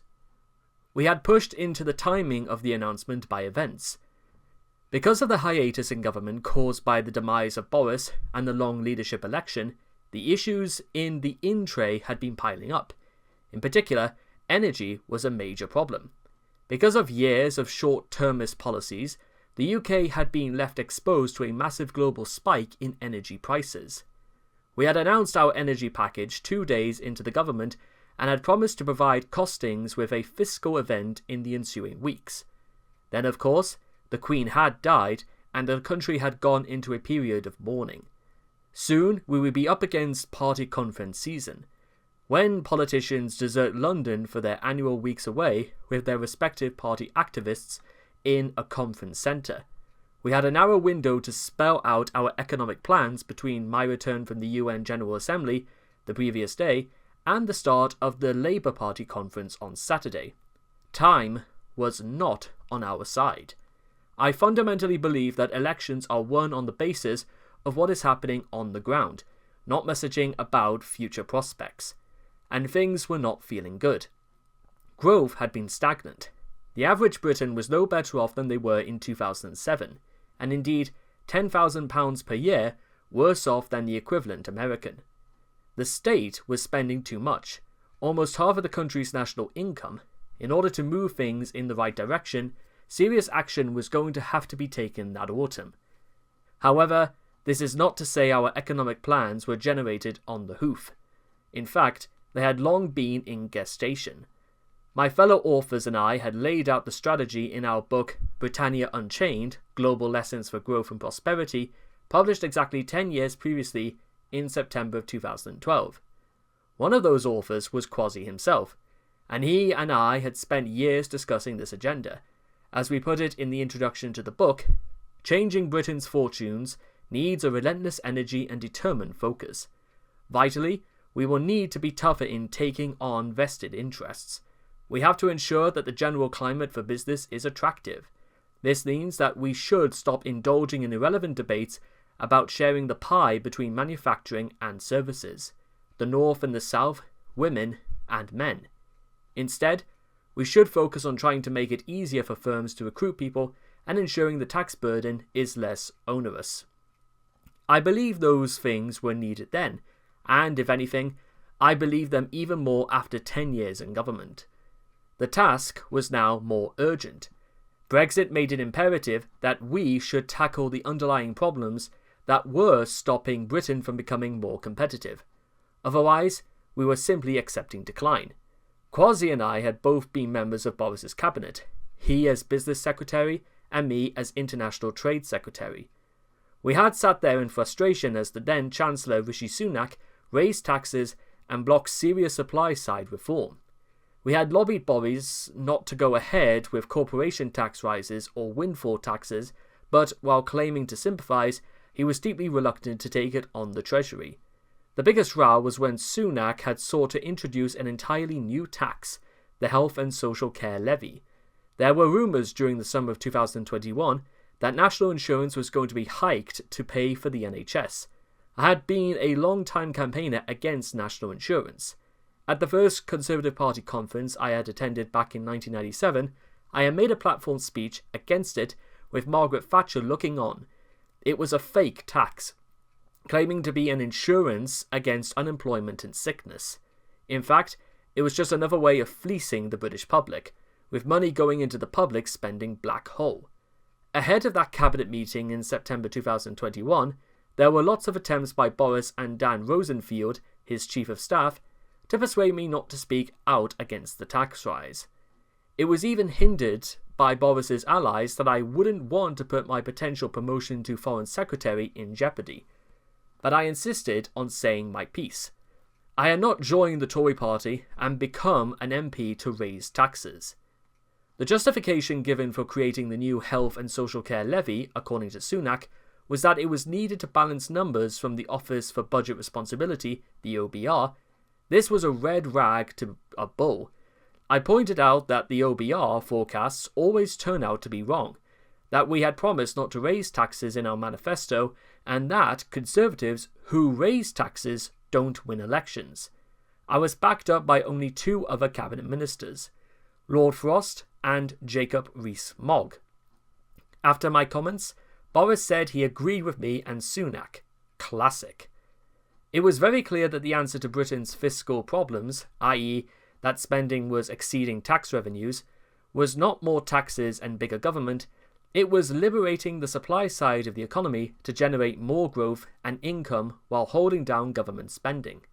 I knew all this would be difficult to implement because the whole agenda was deeply unfashionable in economic circles. Over time, the lessons of the 1980s and the Thatcherite rolling back of overtaxation and regulation have seemingly been forgotten. The tide had been going on for free market economics. We had bailed out the bankers after the financial crash, which had been used by the left to discredit free markets. From the Occupy movement to the works of Thomas Piketty, anti-capitalist arguments had been making the running. The left used cultural and environmental movements to undermine personal responsibility and capitalist economics. We saw the development of wokenomics, where big businesses were more focused on so-called environmental, social, and governance objectives than making money. Industry has become increasingly corporatized, going to government for grants and lobbying to retain regulation to keep out competitors. Instead of taking on the leftists and allowing failing companies to feel the discipline of the market, Conservatives had capitulated to them.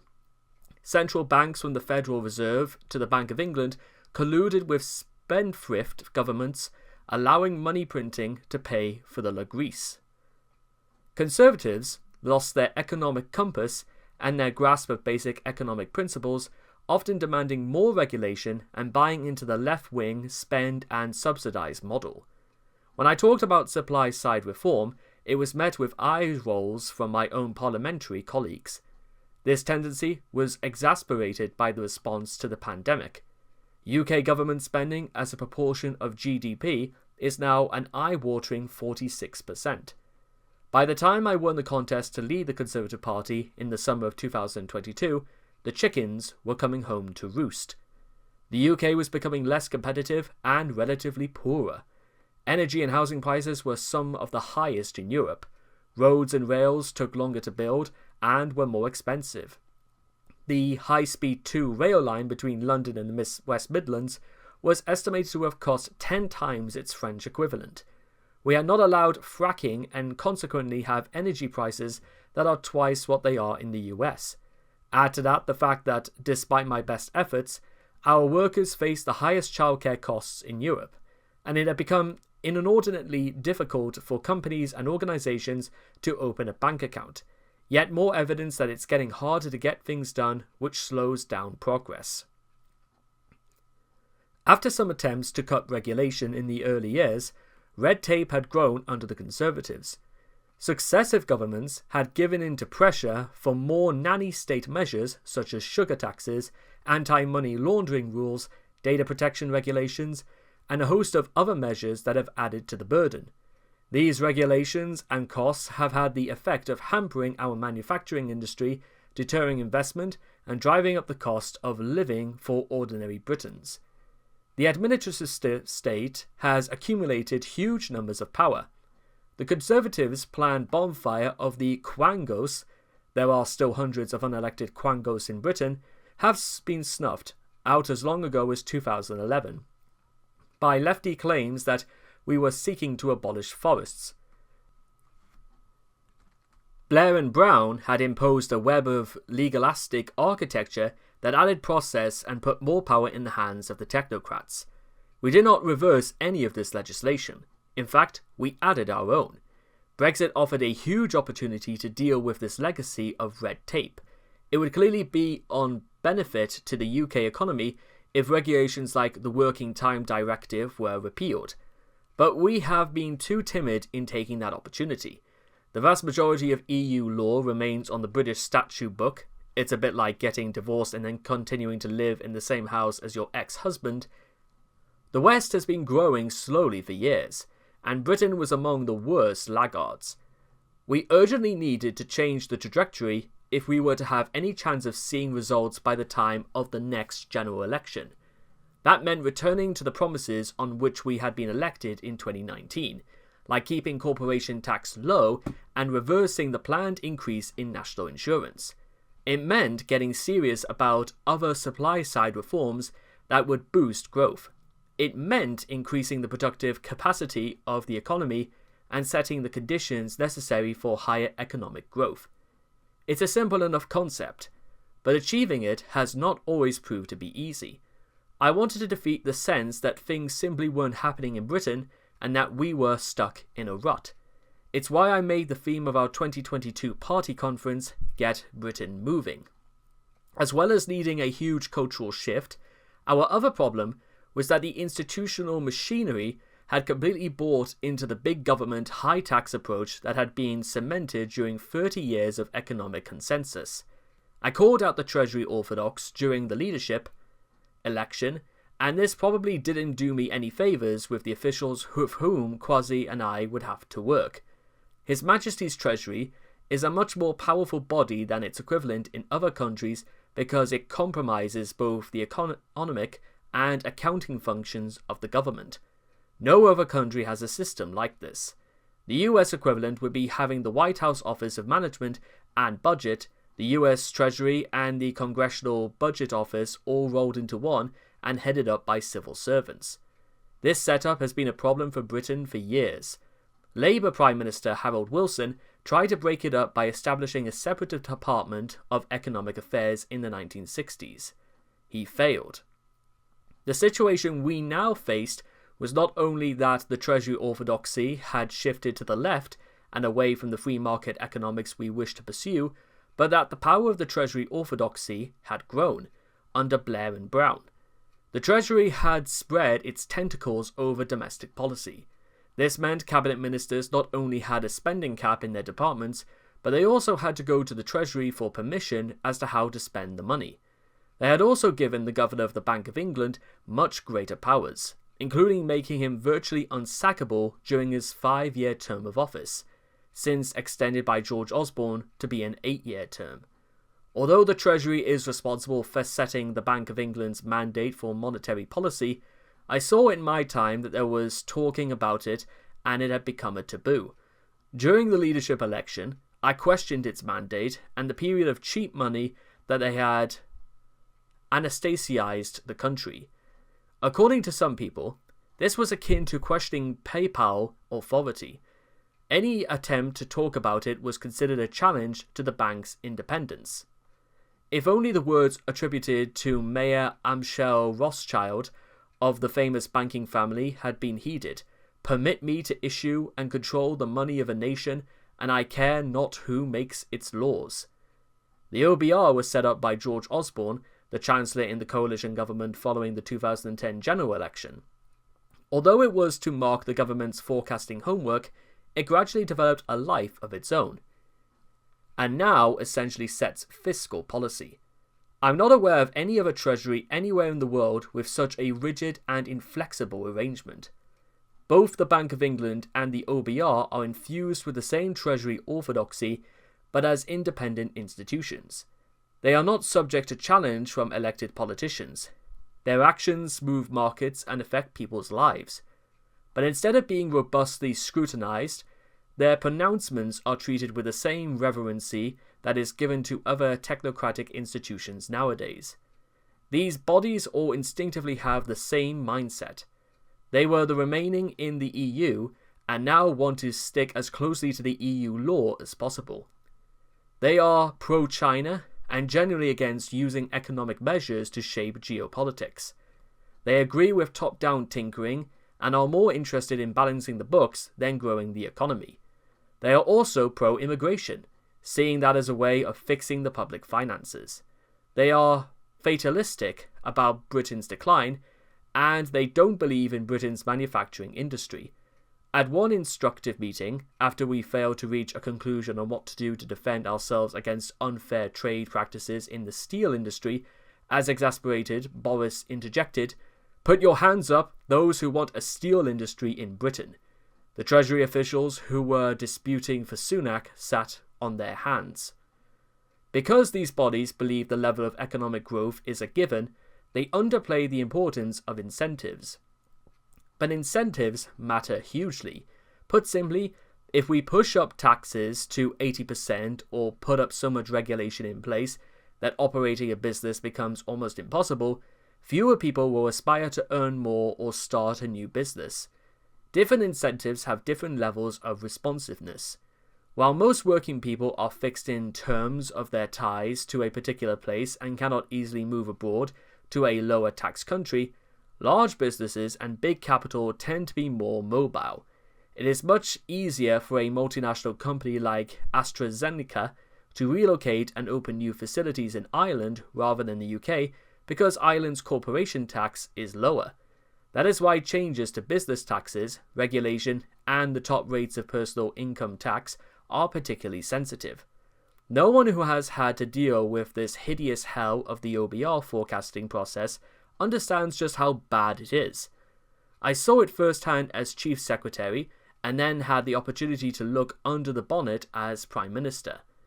The Treasury forecasting process was always overly statistic. Margaret Thatcher's Chancellor Nigel Lawson explained in his memoirs how in the 1980s Treasury ministers took steps to prevent nonsensical and absurd Treasury forecasts from seeing the light of day, insisting that more realistic figures be published instead. But at least there was an opportunity for internal debate about the impact of taxes and regulation. Now that expertise has been stripped from the Treasury, and the forecasting is carried out in isolation from the policymakers. It takes place at 2-week intervals during the run-up to a fiscal event.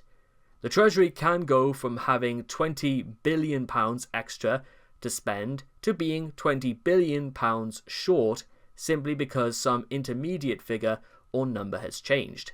The OBR's models are statistic and short-terminist.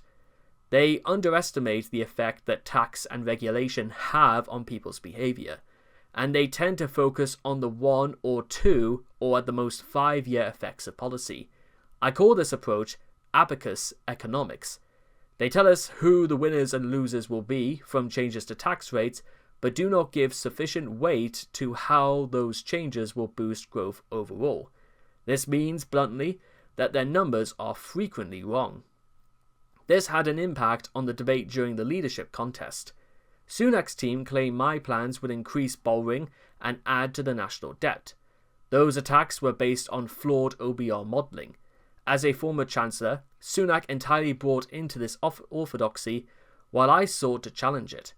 I agreed we need to get debt falling in the medium term, but I believe the Treasury plan was for doing so based on a blinkered view of how the fiscal and regulatory framework affects growth. They consistently underestimate the negative effects of taxes and regulation. Squeezing more money out of the economy in the short term with tax raises might seem a prudent way to reduce the budget deficit, but it risks killing the goose that lays the golden egg. You might get decent returns in years 1 and 2, but after that business leave, entrepreneurship is choked off, growth stalls, and revenue fall. In due course, we were to hear more about the workings of the OBR. On Friday the 30th September, Kwasi and I met with the OBR to talk about the medium-term fiscal plan we were developing to ensure debt was falling. The OBR was clear that tax-raising measures were a more certain source of income than cutting government spending, and that government spending had a more direct effect on growth than money in the private sector. In short, it was very Keynesian. They were not prepared to score supply-side measures to any significant level. The plans we had put forward to deregulate and reduce Britain's energy costs would have significantly increased growth, but the OBR did not agree. There was only one supply-side measure they thought significantly contributed to the economy: immigration. I agreed with Suella Braverman, the Home Secretary, that we needed to get tough on immigration. Legal migration was far too high. In fact, net migration reached 700,000 in 2022 and 600,000 in 2023. Despite immigration and border control being one of the main concerns of voters, the post-Brexit immigration regime was far too generous. Students were allowed to stay for 2 years after studying in the UK and allowed to bring dependents, including up to 4 children. Salary thresholds were too low at £26,000, lower than the average British wage. The Home Office was also resistant to differentiating between countries. I wanted to see easier travel in both directions between the UK and both Australia and Japan, which is a very different proposition to a similar arrangement with much less economically developed countries. The system we had in place was down to much pressure from the Treasury and business departments, which were constantly lobbied by business and universities for cheap labour and a steady supply of international students. Then Chancellor Sunak backed his official's position. Illegal immigration was also a huge problem. Human traffickers were shipping illegal migrants over the English Channel in small boats. We had a plan to send these migrants to Rwanda, a country with which the UK government had done a deal under previous Home Secretary Priti Patel, but implementing this deal was continually held up by internal resistance and legal cases in the courts. I had agreed with Suella that we needed a series of measures to bring the immigration numbers down. She was determined to get it to below 100,000. These measures would include stopping students from bringing dependents and raising the salary thresholds. To tackle illegal immigration, we would also need to take on the legal establishment. If we were to break this impasse over the Rwanda deal, we would need a notwithstanding clause to disapply elements of the European Convention on Human Rights, under the same legal doctrine of necessity that we had used for the Northern Ireland Protocol Bill. The OBR was an obstacle to getting it done, because the OBR's faulty numbers, which view immigration as a positive for the public finances and don't take account of the strain of the public services or indeed the GDP per capita impact, every step to reduce immigration would make their forecasts look worse. Therefore, the government would be obliged to cut spending or raise taxes to compensate for reducing immigration. It was literally through the looking glass stuff.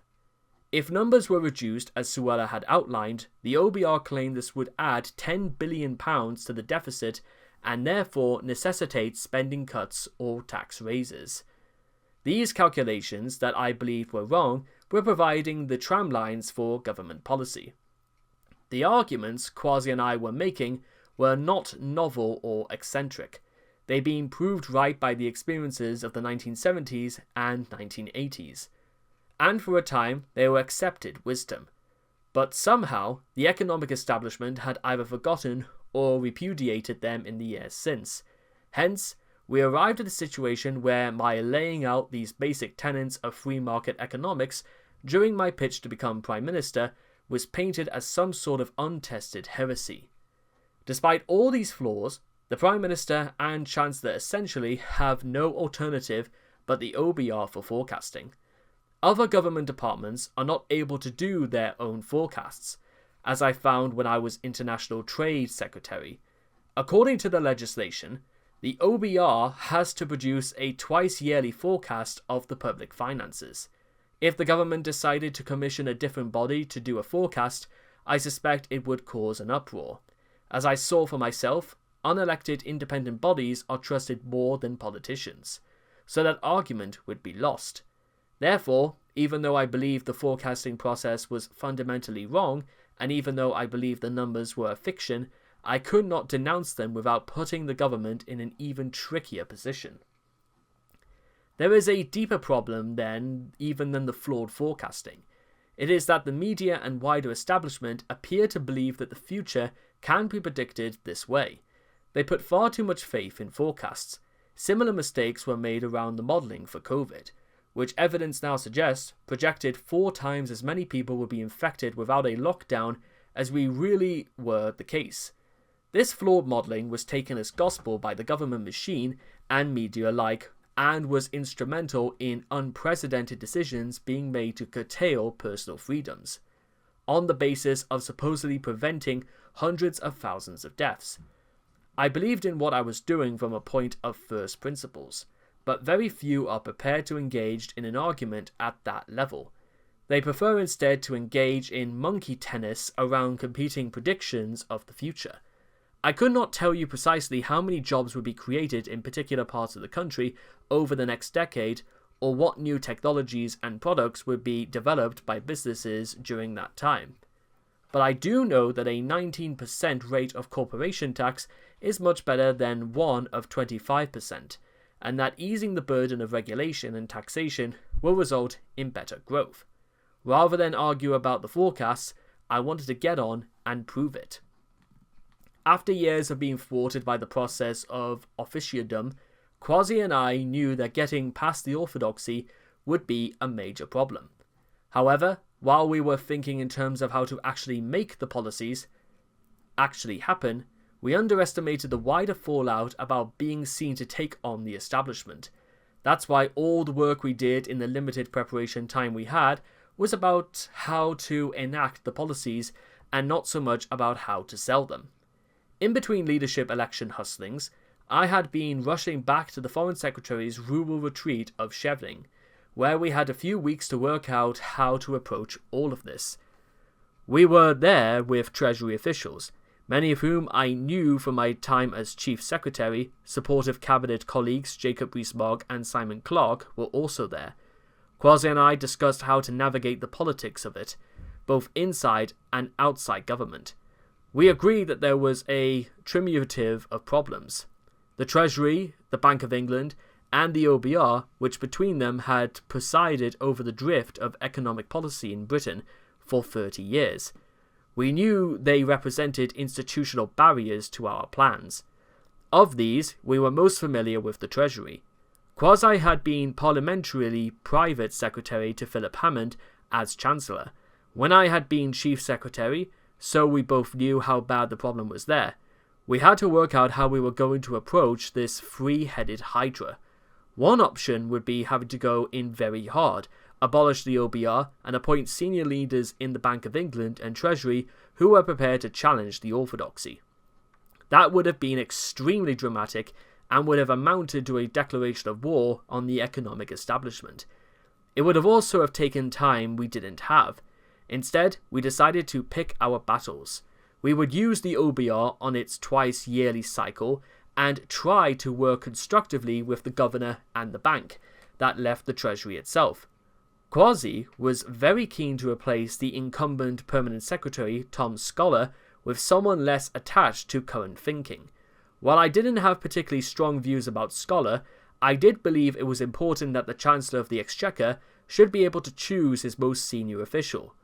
I therefore agree that we should thank Scholar for his service on day one and set about appointing a new permanent secretary at the Treasury.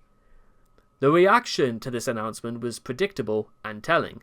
Former senior civil servants popped up on the airwaves to vent their outrage, attacking us for compromising civil service independence and saying the move would corrupt our system. Quasi had a clear idea whom he wanted to appoint as the new Treasury Permanent Secretary, an able and long-serving senior civil servant who had already had previous experience running a government department with an economic focus. But by the time we came to consider the appointment some weeks later, events had rather overtaken us. A message was relayed to me from the Governor of the Bank of England that the markets might react badly if we installed our preferred candidate, who had not previously worked at the Treasury. Given the extent to which the markets took their cues from the signals given by the bank, it was not wholly clear if the Governor's warning for a forecast or a threat. Whichever it was, it sadly had the desired effect. It was prevailed upon to block the appointment. We had struck the first blow against the existing economic establishment, but they had begun to strike back. In those days, at Sheving in late August, in continued scorching hot weather, the core economic ministers and I hammered out the details of the growth plan with Treasury officials with Simon Case also in attendance. We were essentially operating a government in waiting. There was no word of warning about any likely issues with the bond markets, and no one mentioned the issues surrounding liability-driven investments, the LDIs. Simon Clarke, who had been Chief Secretary to the Treasury for the previous 13 months, and the serving Chancellor's effective yet deputy, had not been made aware of any problems during his tenure. Although the mini-budget was politically punchy, it was in no way unprecedented in its scale or impact. Kwasi and I had made it clear that we were going to reduce debt and intended to bring forward new fiscal rules and a full spending review later in the autumn. This was a reasonable and credible plan, and it had been well trained in advance. The big tax measures were reversing proposed rises in corporation tax and national insurance. These were not in themselves tax cuts, but rather a freezing of taxes at their current rates. This was not a revolutionary prospectus. It was a return to the Conservative manifesto commitments on which we had won our parliamentary majority. We also decided to abolish the 45p rate of income tax. This tax was essentially an anti-success measure. The highest income tax in the US is 37%, and that only takes effect on incomes much higher than those affected by the upper rate in the UK. How were we supposed to remain competitive at 45%? The abolition of the 45% income tax rate was effectively revenue neutral, with the Institute for Fiscal Studies describing its effect as a rounding error in the context of public finances. And independent calculations from the Center of Economics and Business Research, the CEBR, suggesting that cutting the rate would raise money over 5 years. Jacob Rees-Mogg floated the idea of a flat tax, to which I am instinctively attracted, but we thought it would be a step too far at that point. We also wanted to abolish inheritance tax, and were planning that for the spring of 2023. The second part of the plan was supply-side reform, including changes to zoning and planning regulations and an energy package. We planned to set an upper ceiling on the cost of energy for consumers at £6,000, the energy price guarantee, as well as enact measures to support businesses dealing with the immediate issue of the broken UK market. We also planned to open up supply as quickly as possible, with more exploration in the North Sea and fracking. I was also in negotiations with the Norwegians about a long-term supply deal. The Treasury vastly overcosted the package because they based their calculations on the spot price for gas, not the future price curve. Their projection was £58 billion. In reality, it cost £30 billion. The energy price guarantee replaced the Rishi/Boris scheme, which paid money out regardless of what the market price was. This failed to provide security, but would have been at least as expensive. We replaced what had been a definitive cash outlay with a contingent liability. The Norwegian deal, or investing in new energy sources, would have been insurance against high prices. In any event, the Norwegians wouldn't give us a good enough deal, so we walked away. I think it's fair to say that our proactive, creative, commercial approach completely freaked out the Treasury. Treasury officials tried to work with their counterparts in the Energy Department to stop it happening. They tried to persuade the Chancellor it was a bad idea. The third part of the plan was about public spending restraint. We were deliberately careful about discussing public spending, given the very difficult politics of it. We planned to change the trajectory by holding spending down in an inflationary environment. Not reopening the spending review represented a tough approach. We also planned to limit the increase of benefits by wages, not prices, although it would turn out that the parliamentary party would not even support this. I fear that MPs have become addicted to spending. Compared to what the UK is spending now, my plans would have saved £18 billion in 2023-24 and £17 billion in 2024 to 2025. Even taking the Treasury's costings of tax cuts, my plans would have added less debt.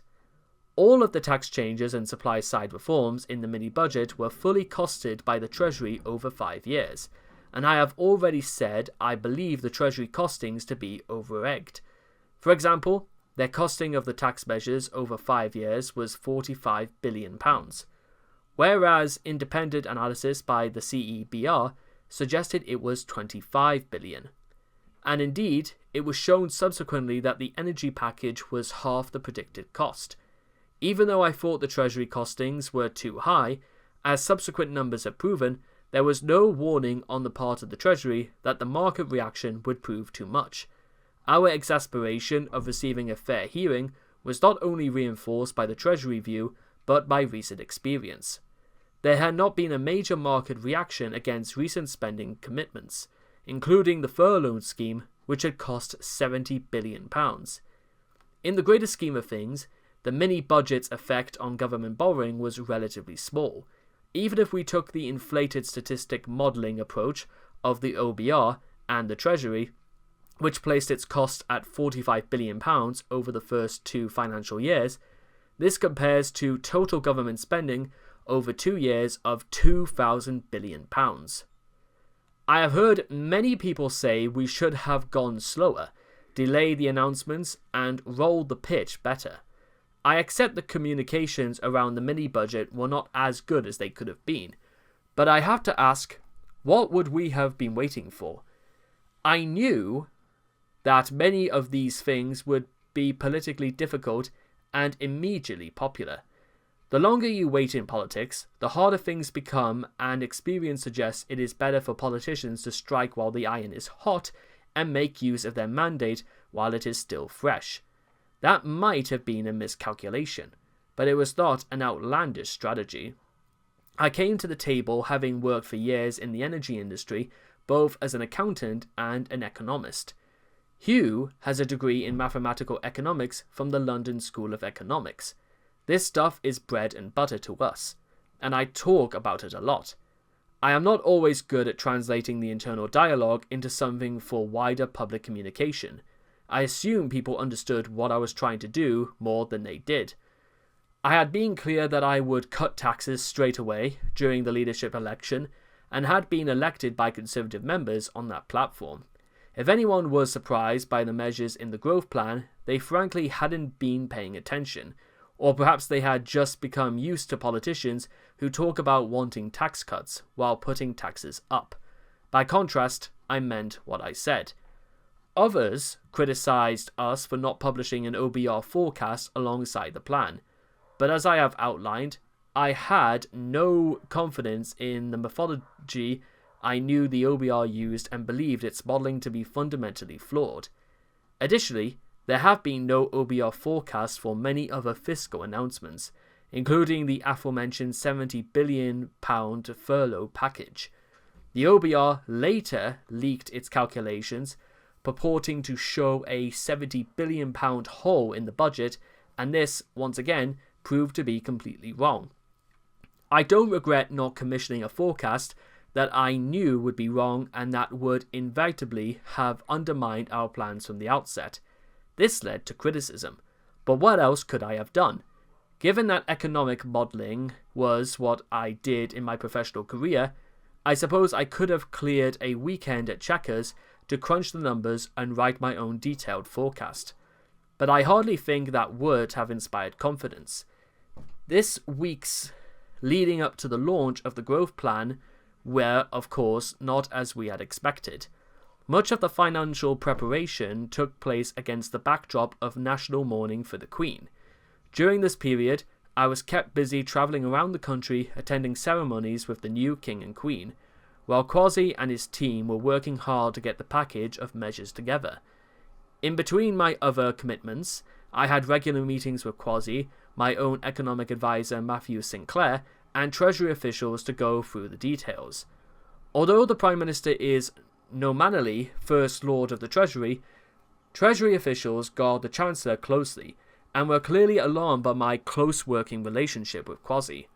By appointing him Chancellor, I knew I had a colleague who was fully signed up to this agenda and who was as keen as I was to deliver it. We knew we had to move fast. The death of Her Majesty meant that we could not stick to our original timetable, but once the mourning period was over, I believed it was the right time to get on with it. Throughout this time, I found the Treasury officials directly involved to be diligent and hard-working. They cooperated fully in pulling together the documents, working round the clock to meet the new deadline for what was now being dubbed the mini-budget. The deadline was Friday the 23rd of September. At the end of a week, that would begin with the Queen's state funeral on Monday. I left for New York for the UN General Assembly immediately after the funeral, going straight to the airport from Windsor Castle. Some of my officials were nervous about my being away in the days immediately before such a significant announcement and thought I ought to have remained at home to oversee things. But I was satisfied with how preparations were going and assured them that it would all be fine. When I got back to the UK on Thursday morning, after an overnight flight, the final draft of the growth plan was just about ready. I reviewed the final changes and a memorandum for the Chancellor. I signed it off that evening and got an unusually early night. On the day of the mini-budget itself, I had called a cabinet meeting at 8 AM to brief colleagues on the changes we would be outlining. Quasi went through the details, which were well received. I then headed to the House of Commons for the statement itself. I felt a huge sense of satisfaction as the Chancellor unveiled each of the measures in turn, culminating in the cuts to income tax before concluding by summarising up to our new approach. Mr. Speaker, for too long in this country, we have indulged in a fight over redistribution. Now we need to focus on growth, not just how we tax and spend. The Prime Minister promised that we would be a tax-cutting government. Today, we have cut stamp duty. We have allowed businesses to keep more of their own money to invest, to innovate and to grow. We have cut income tax and national insurance for millions of workers. We are securing our place in a fiercely competitive global economy with lower rates of corporation tax and lower rates of personal tax. We have promised to prioritize growth. We have promised a new approach for a new era. We have promised, Mr. Speaker, to release the enormous potential of this country. Our growth plans have delivered all those promises and more. I commend it to the House. As he sat down, there were cheers from our supporters on the Conservative benches behind us, but the reaction from some quarters of the party was muted. I was told later that many of the MPs who had backed my opponent in the leadership race remained poignantly silent during the speech and at its conclusion made their disapproval plain to all. None of that concerned me at the time. After the statement, I headed off to Kent with Quasi, paying a visit to a house-building firm to highlight the positive impact the growth plan would have on business. In the car on the way down, we talked enthusiastically about the need to get on with the next round of reforms and to keep up the momentum in the coming months. He was pleased with how the statement had gone, and I was ecstatic to have finally done the things we had talked about and planned for so long. Looking back, that afternoon was probably my happiest moment as Prime Minister. We had managed to deliver what we had said we would do. We had done it in spite of the resistance. Little did I know the establishment was about to use every tool at its disposal to fight back. Chapter 13. End of Days. Your ratings are worse than Mrs. Thatcher's at her most unpopular. But don't worry, we can turn this round. The cheery tones of Conservative Party Chairman Jake Berry hit me as I sat in the car on the way to a business visit ahead of the Conservative Party conference in Birmingham. I had been avoiding the media for days, and now my bubble had been well and truly burst. It was Friday the 30th of September, exactly a week since the announcement of the growth plan, now universally described as the mini-budget. I had expected difficulties, but the chain of events that had been unleashed had not been predicted by anyone. We had got a position reaction from the supporters of change, but from our opponents, we were facing a full-blown feeding frenzy, with a precarious international market, a restive media, agitating politicians, and the establishment all egging each other on. Contrary to my previous optimism, I now saw that we were operating in an environment that was deeply hostile to the economic policies we were advancing. Tax cuts, supply-side reform, and public spending restraint. We simply weren't ready for this level of onslaught. We did not have enough supporters willing to vocally defend our position. Our political infrastructure was weak and very newly established. This was all intertwined with a poisoned political well. A significant number of Conservative MPs remained unhappy with my election to the leadership and were not willing to give us a chance. They objected to the removal of environmental red tape, which allowed us to get on with fracking and build more houses. They objected to the focus of the economy at the expense of subjects like net zero. They objected to the speed of implementation. They did not seem to understand that the UK was heading towards an economic cliff with its surging debt, and that I was seeking to conduct a handbrake turn to avoid driving off the edge. I could see worse was ahead for the British economy. Those on my economic team agreed with the prognosis. I had talked the situation through with Simon Clarke, then Chief Secretary to the Treasury, as we had walked through the woods at Sheving in August making our preparations. Simon, with typical understatement, had suggested that we were in for a bracing time.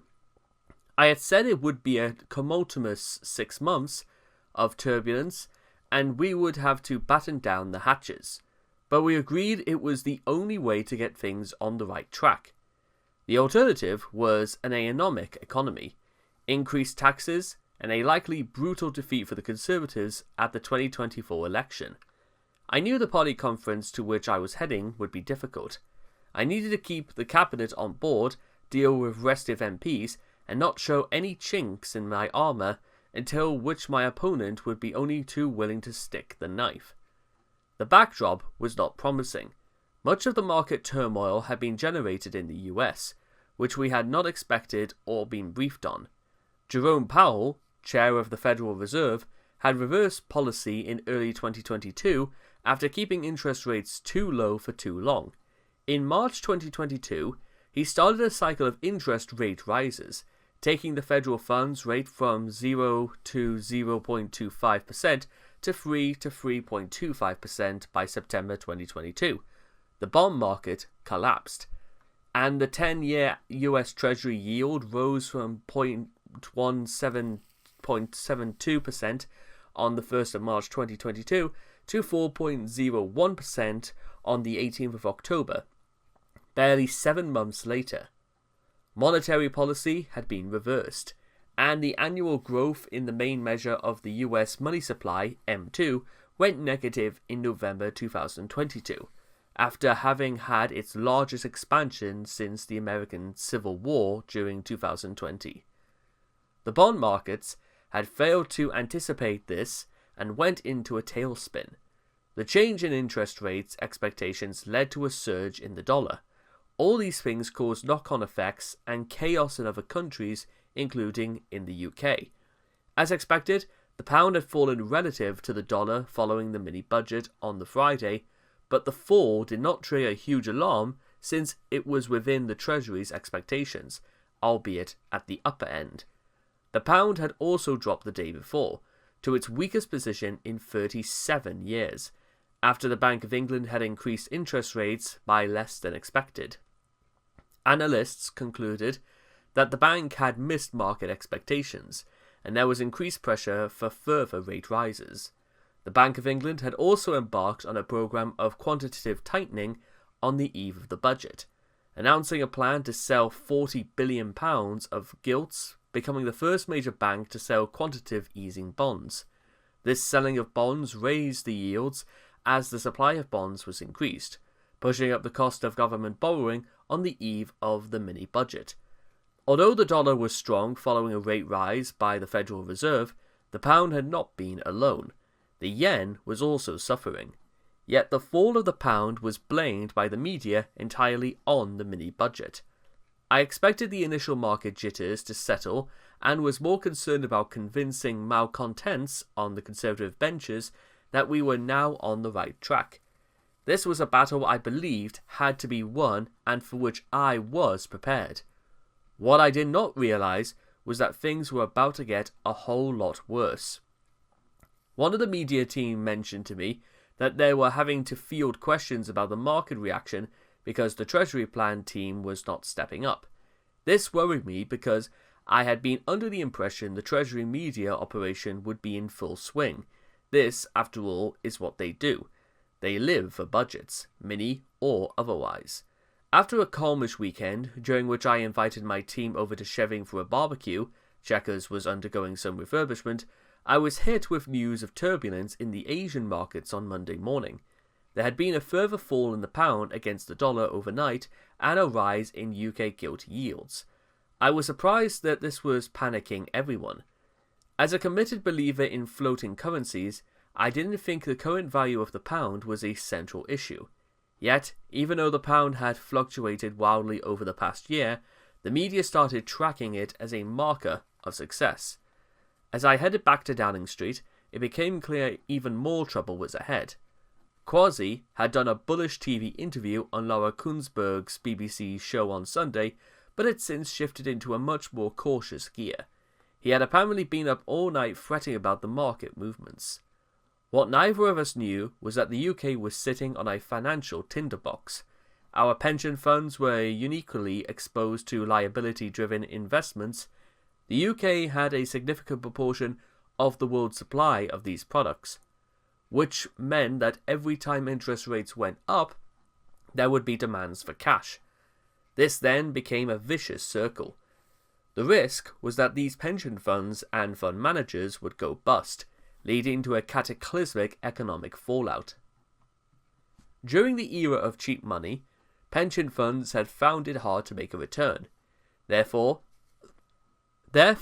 they essentially bet on low interest rates. Organizations like BlackRock were particularly exposed. That bet was now looking like a massive mistake because those low interest rates and the cheap money were unsustainable. This was a crisis waiting to happen. Once the cost of borrowing rose, interest rates had already started increasing in December 2021, and further rises were inevitable regardless of the mini-budget. However, the market reaction triggered by the Bank of England's inaction on interest rates and QT had exposed the problem and brought it to a head. I was astonished to discover no one in the Treasury or the Bank of England had flagged it as a problem, and that had only ever become aware of it when contacted by nervous pension fund managers that Friday morning. Despite helping to prepare our announcements, the Treasury had been blindsided by this major structural risk. It really was a tinderbox waiting for a spark, and the market upheaval approved it. One of the reasons we failed to communicate this to the media is we didn't fully understand what was happening ourselves. I hadn't heard of LDIs, and neither had most Treasury officials. One of the impacts of removing so much expertise from the Treasury and putting it into the Bank of England and the OBR. We certainly didn't realise it was going to turn into a major issue. We struggled both to understand and to explain what was happening. In a 24-hour news cycle, this is fatal. When I arrived back in Downing Street on Monday, Kwasi told me the Bank of England felt obliged to make a statement to calm things down. They might even need to step in and implement an emergency interest rate rise to restore stability. What few commentators thought to mention amid this speculation was that this course of action, namely a bigger rise in interest rates, was precisely what the Bank of England had failed to do the previous week alongside the unprecedented QT.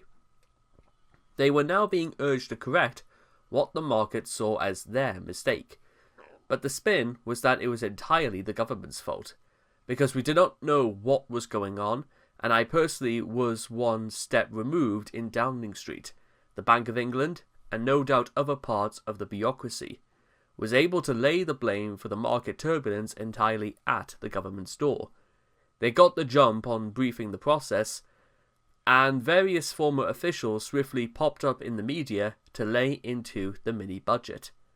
A media hungry for political drama, with a Boris-shaped hole to fill, eagerly lapped this up. It sells more newspapers and gets more clicks to talk about pesky politicians getting their comeuppance than to a detailed analysis of the regulatory failings of government bureaucrats. Precisely because they are not elected politicians, they escape any reasonable level of challenge or scrutiny. The other problem was the sheer technical detail involved. A volatile global market spurred by an energy crisis and high levels of government debt, a failure of monetary policy after the financial crash that led to unsustainable printing of money, and a failure to regulate pension funds that led to their near insolvency. It took us days to get to the bottom of it ourselves. For the media, it was far easier and more rewarding to chase the Prime Minister and Chancellor around, pointing the finger and demanding an apology. To date, aside from a report from the House of Commons Work and Pensions Select Committee in June 2023, which was virtually ignored by the media, there has not been a serious inquiry into the failure of the Bank of England or the pensions regulator to properly regulate LDIs, even though this was at the heart of the crisis. The pound recovered throughout Monday, making back its overnight losses and emerging above its closing position the previous Friday. This fact was conveniently ignored amid the frenzied chatter. I met Kwasi to discuss the market situation. I was initially opposed to making a statement which I thought would only show weakness and make matters worse. Eventually, after a further meeting that afternoon, I agreed the Treasury should announce the date of our planned medium-term fiscal plan, including details of how we intended to get debt falling as a share of GDP. Under pressure, and against my instincts, I also agreed we would commit to publish a forecast by the OBR alongside it. Shortly afterwards, the bank governor, Andrew Bailey, put out a statement saying the Monetary Policy Committee, MPC, which sets interest rates, would not hesitate to increase interest rates as necessary to tackle inflation, despite the fact that the week before, the Bank of England had failed to follow central banks across the world by not raising interest rates enough and implementing QT. While his statement welcomed the government's commitment to economic growth, it also deliberately cast us adrift, stating that the MPC would make a full assessment of the effect of our announcements at its next scheduled meeting. The response from market analysts was hostile, with many expressing disappointment that the bank had not intervened immediately. The pound slipped again, which would be blamed on the government. It's worth stating that the course of Treasury officials and Kwasi himself were talking regularly to the Bank of England, and the vast majority of the measures we'd taken had been front and centre in my summer campaign. So the claim from the bank's leadership that we were blindsided by the mini-budget simply didn't stack up. It had been a turbulent day. I was frustrated at the apparent inability of the Treasury and the Bank of England to provide reassurance to the markets. They had not forecast the scale of the reaction, nor had they taken sufficient action to avert it.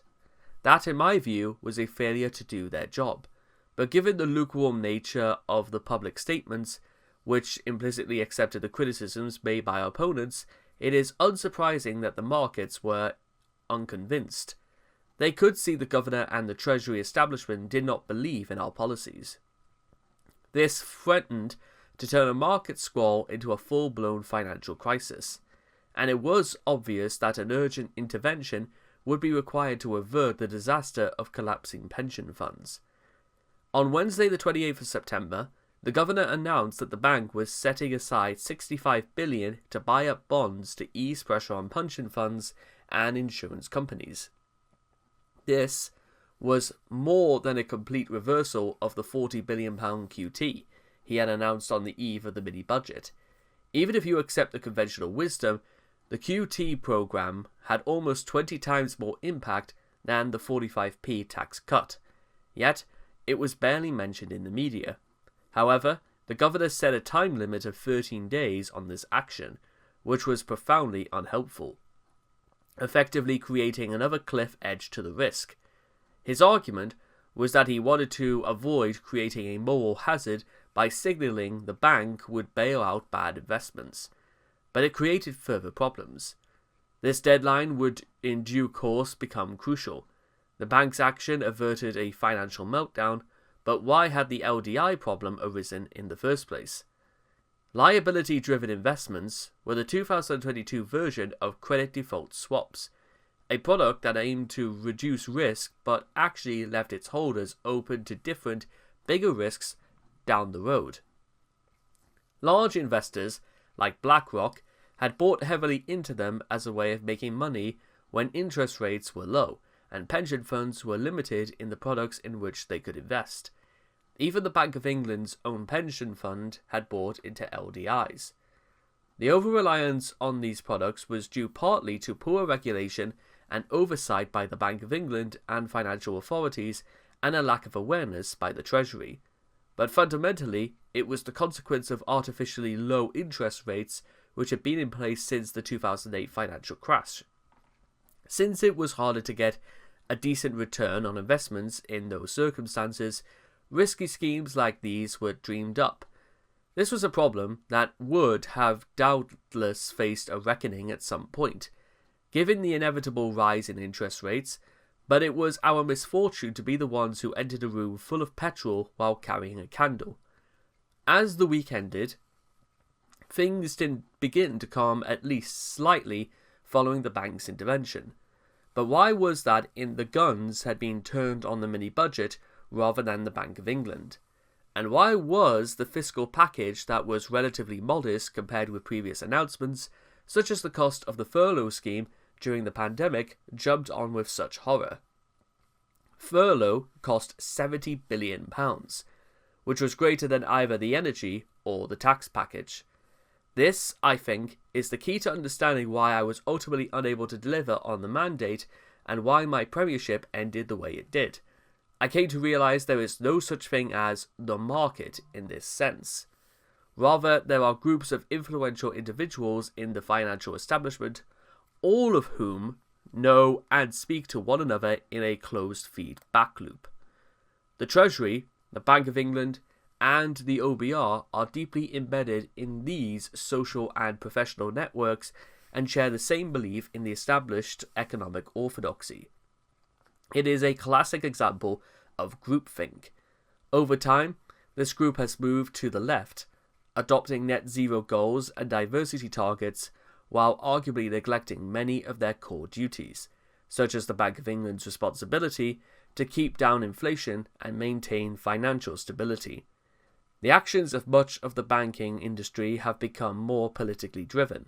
For example, the interpretation of money laundering regulations has made it harder for right-of-centre politicians and organisations to get bank accounts. In 2023, Nigel Farage, the former leader of the Brexit Party, had his account at the exclusive bank accounts withdrawn. It turned out, following an investigation, that this was due to his having, in the bank's view, unacceptable political opinions. The subsequent discussion of his account with a journalist by Dame Alison Rose, chief executive of the NatWest Group that owned Coutts, led to his resignation. Extraordinary, the financial services regulator, the FCA, failed to identify any illegal shortcomings in NatWest Group's behaviour. Both the policymakers within government and the broader ecosystem that regulate have a similar worldview, and too much vested interest in protecting the status quo. Their concerns are very different from those of the average British citizen. They are global left in outlook and pro-China.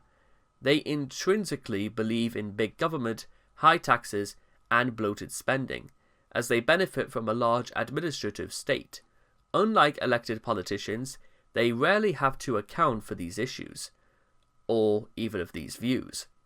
Taken at face value, our plan was a modest fiscal event, particularly given that it was the precursor to a planned spending review and a firm commitment to get debt falling in the medium term, as promised in my leadership campaign.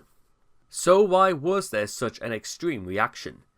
The obvious answer is that the Treasury establishment and the Bank of England were not on my side. On a personal note, the bank governor himself was clearly annoyed that during the leadership election, I had questioned the bank's mandate and said I would look to review it.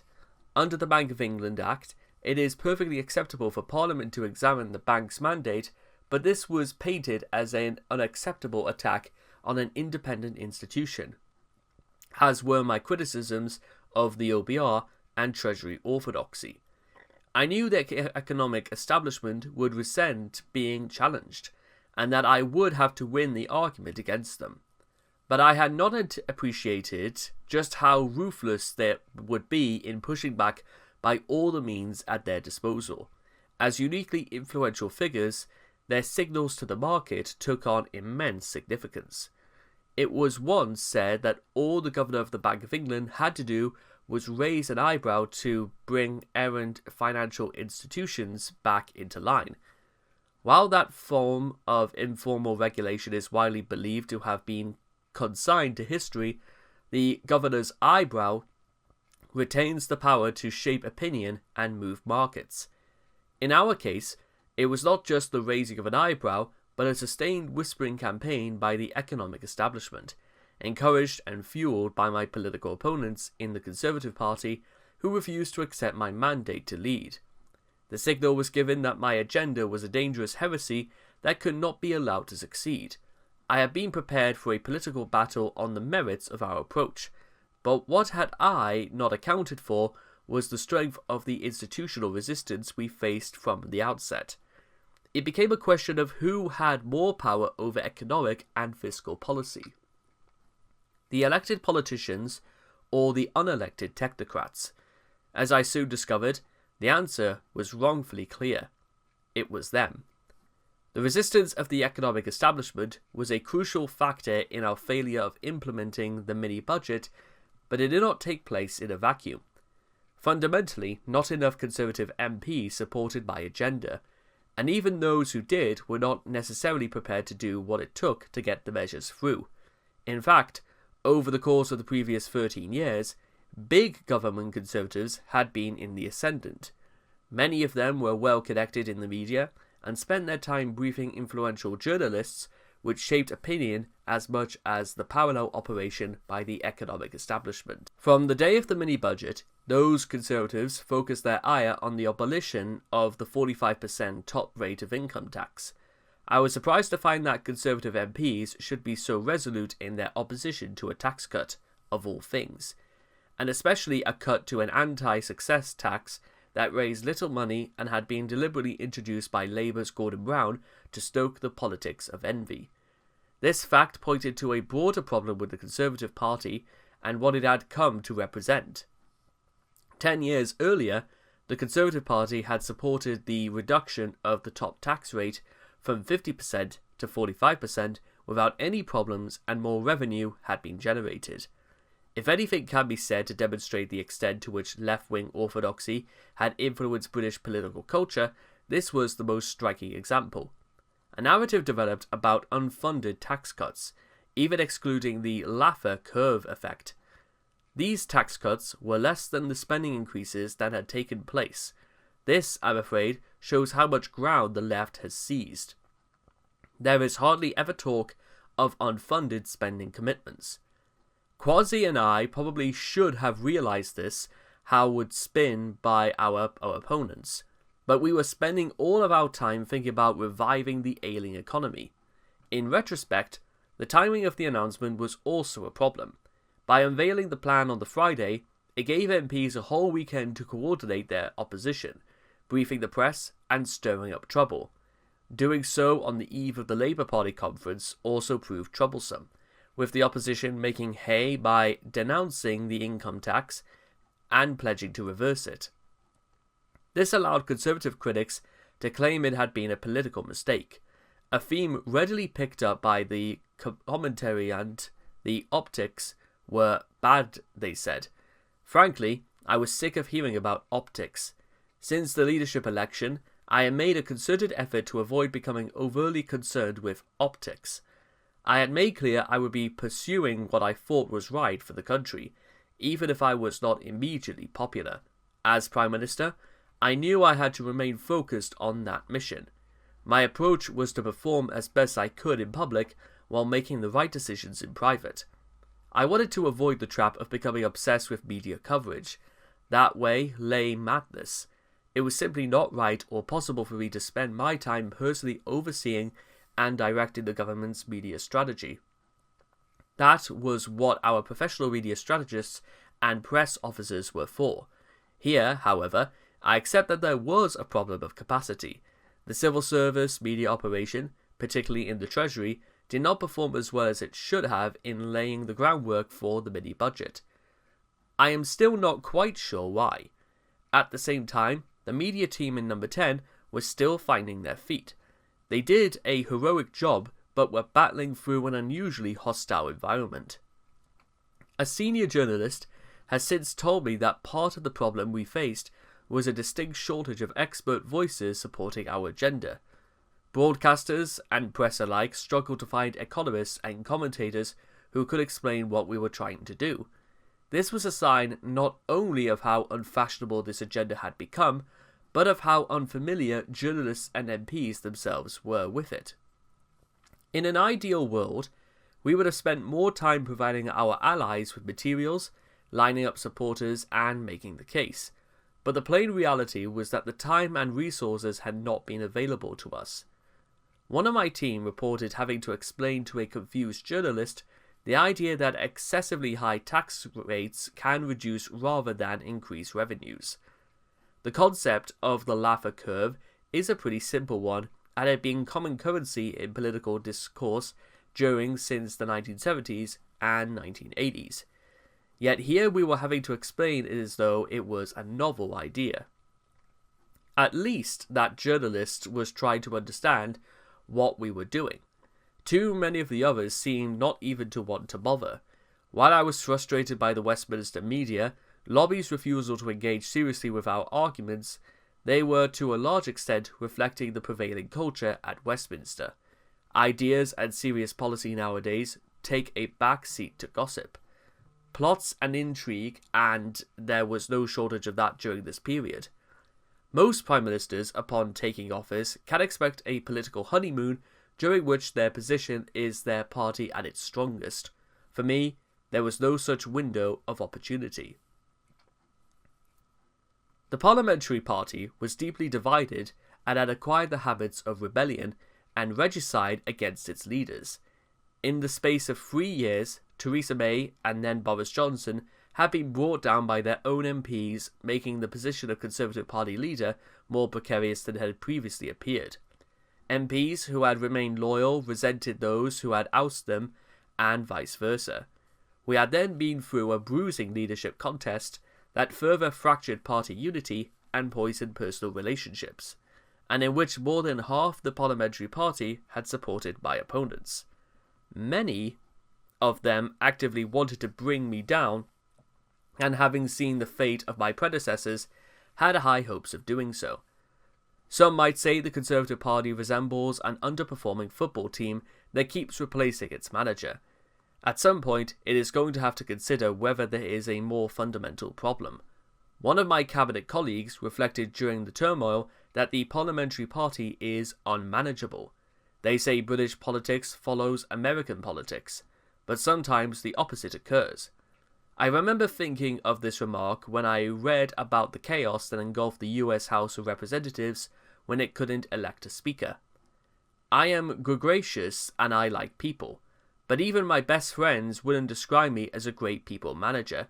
That responsibility lay principally with the chief whip, and I had appointed Wendy Morton to that role, having been pleased with how she had performed in whipping supporters for my leadership campaign.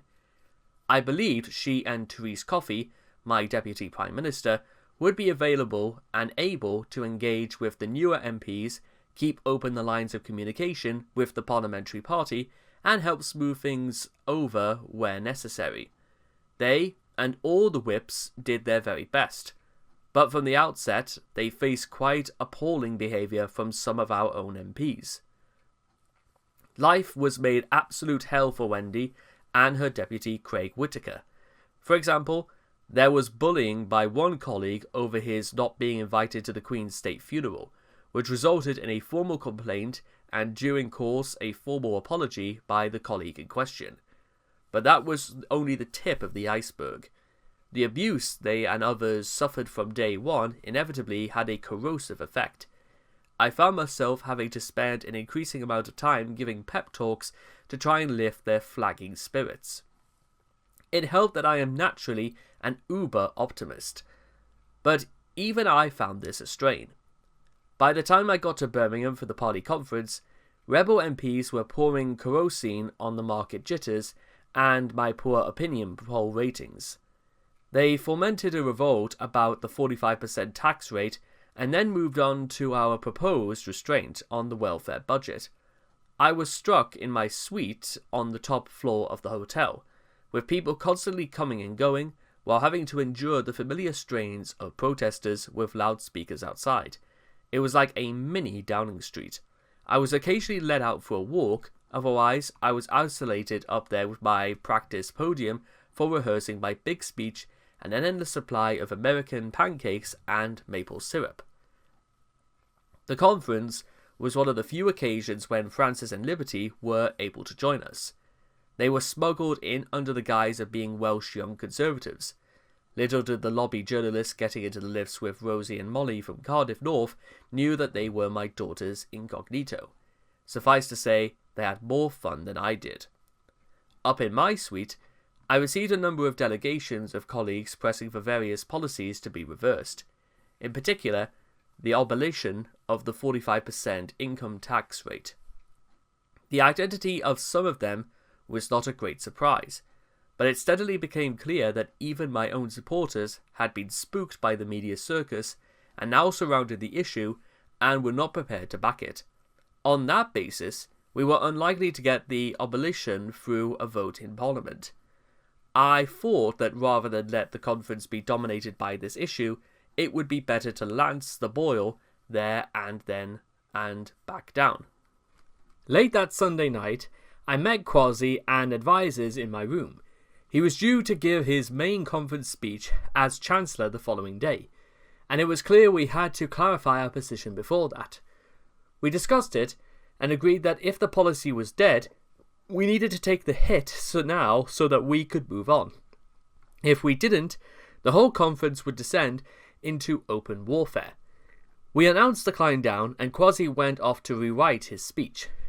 I also reflected on what a bizarre turn of events it was for a Conservative leader to face a rebellion against a proposed tax cut, when so often in the past the pressure from MPs on the leadership was for them to promise even more tax cuts. Backing down on the 45% rate eased some of the pressure, but critics moved on to complaining about my plans to restrict benefits and stop the welfare bill from rising so fast. The 45% rate cut had been economically beneficial but politically contentious, so given the tricky situation, I was prepared to scrap it. But the policy to restrict the growth in benefits to match the average rise in wages rather than inflation was both politically popular and economically beneficial, and I was determined to stick with it. It seemed to be wrong that somebody on welfare would get a bigger pay rise than someone in work, and I couldn't for the life of me understand why Conservatives were opposing it.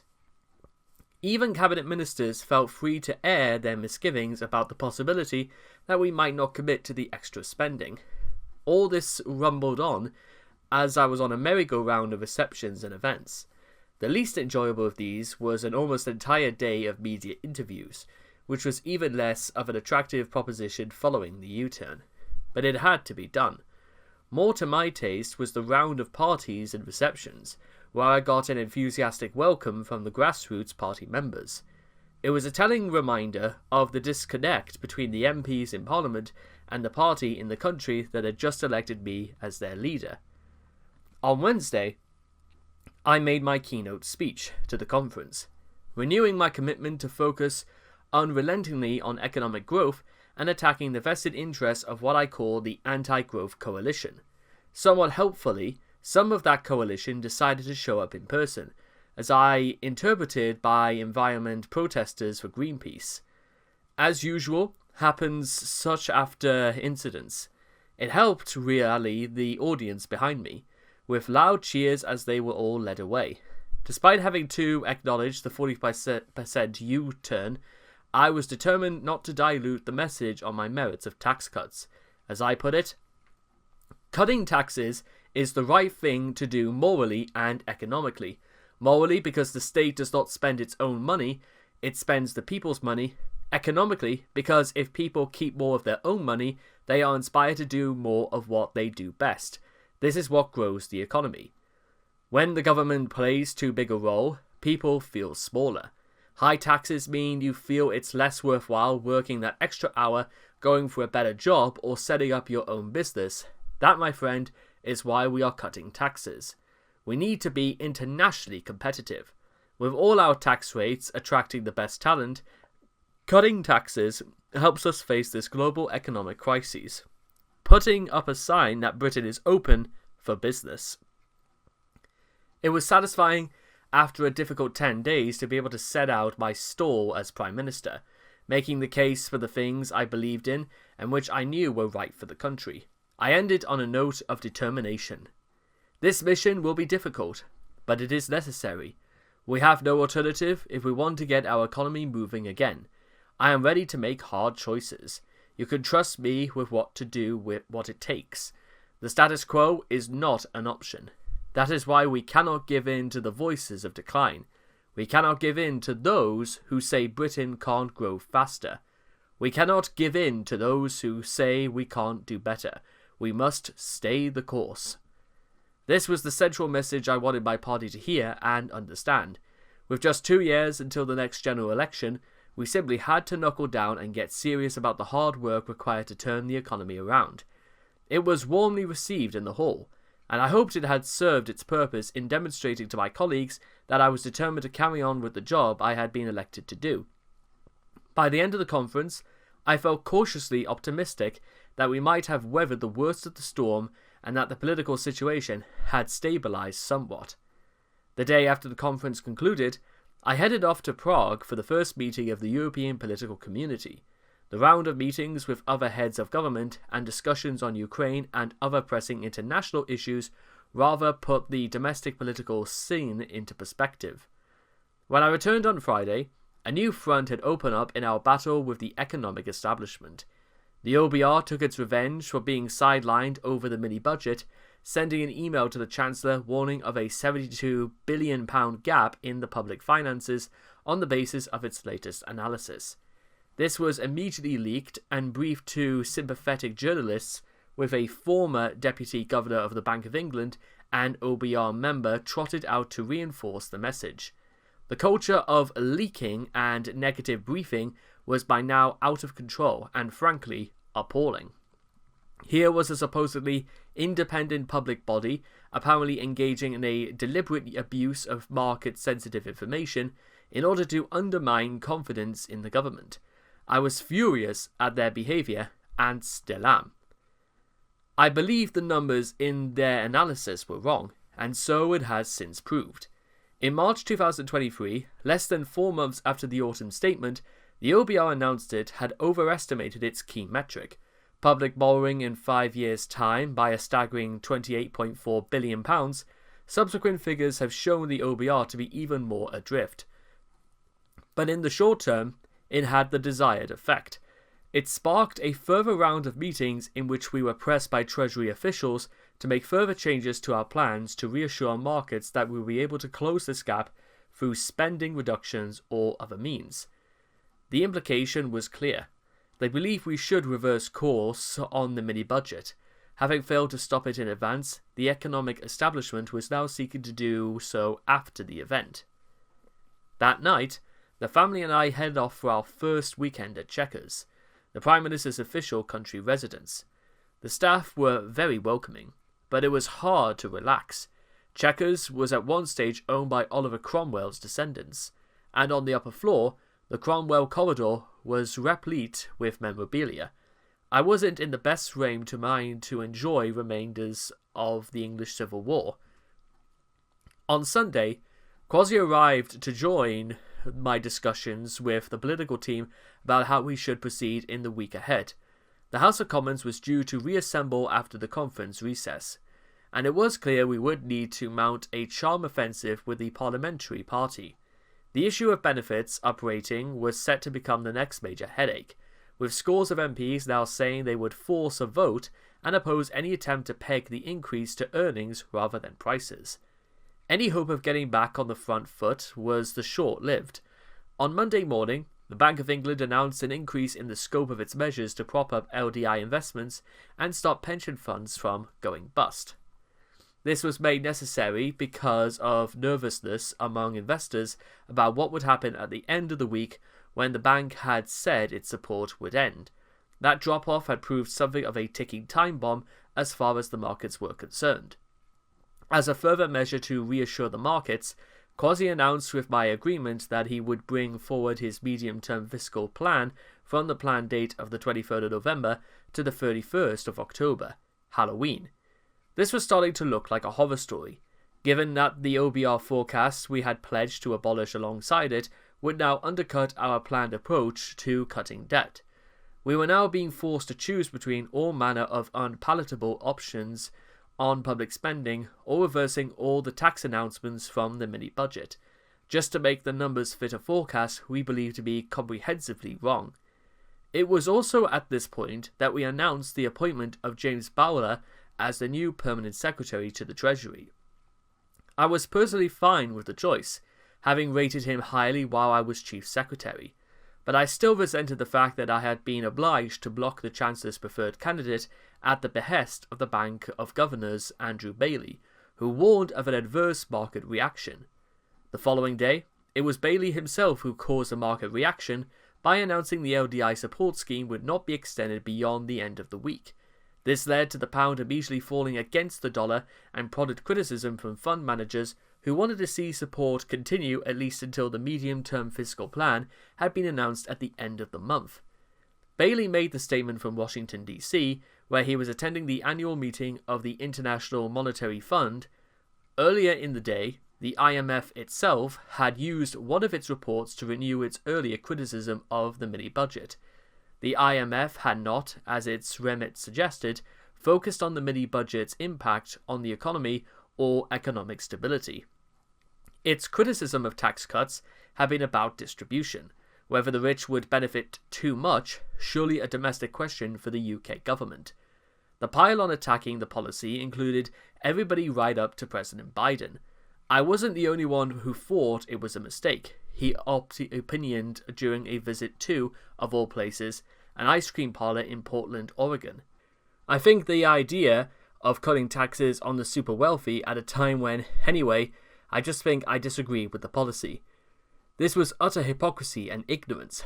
The top rate of federal income tax in the US was 37% and only charged to people earning $539,901 or £483,094 and above.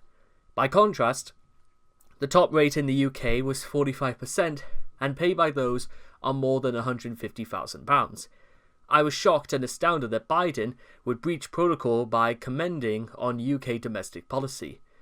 We had been the US's strong-chest allies through thick and thin. It became clear that we were not just challenging UK economic orthodoxy. This groupthink extended to the leading powers of the West. In America, it had become known as Bidenomics, and what the Biden administration and EU and their international allies didn't want was a country demonstrating that things can be done differently, undercutting them in the process. Further evidence of this groupthink is how the supposed growth-promoting OECD had been encouraged to develop a minimum tax accord, essentially trying to dampen tax competition and making the West less competitive. Regrettably, the UK had gone along with it. Yet again, after the British public had voted to leave the EU and chart our own destiny, politicians had sided with another unelected international body that would constrain us. Kwasi himself, then instead on heading to Washington to join the IMF conference, ignored my suggestion that it was not a good time for him to be out of the country. I thought no one in Britain would care that he had missed the IMF conference, and I could see the situation was very fragile. He thought the IMF meeting was more important, and he didn't want to show any panic. The Chancellor and the Prime Minister not being in the same country during a time of such tumultuousness would turn out to be a very serious problem. That Monday, I went to visit the England women's football team at their training ground in Twickenham. They had liked the bit in my conference speech where I lamented them I'd been on a plane as a child and be given a junior air hostess badge while my brothers were given junior pilot badges. As female footballers, they too had to break through a lot of prejudice. They said they couldn't really believe they were playing for England and asked me if I could believe I was Prime Minister. I had said that I struggled to comprehend what had happened to me, going from attending a comprehensive school in Leeds to living at number 10 Downing Street. I'd watched them play Germany at Wembley during the summer in the European Championship final. It had been a fantastic break from the campaign as England stormed to victory. It was a nail-biting though, with the score standing at 1-1 going into extra time and the prospect of a penalty shootout hanging over us. I marvelled at how the team had mentally resilient to score a goal in the final 10 minutes. It's all about psych ops, they told me, referring to how they had approached the German team. You have to mess with their minds, they said. Regrettably, that's what my colleagues were trying to do to me back at Westminster. The next day, I faced an ambush of backbench Tory MPs at a meeting of the 1922 committee. The ostensible purpose of the meeting was for me to explain my strategy. Yet, my political opponents mounted a concerted effort to undermine me, asking a barrage of hostile questions and then briefing the whole thing to the media. Naively, I had not even brought a media advisor to the meeting. It was an ugly scene and left even my staunchest supporters rattled. As well as dealing with rebellious MPs, there was also the continuing lack of confidence in the markets.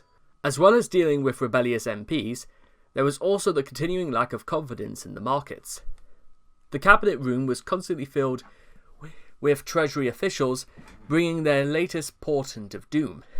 I felt isolated in the face of this onslaught with Kwasi away in DC. That Thursday morning, James Bowler came to see me in the cabinet room and delivered a stark warning.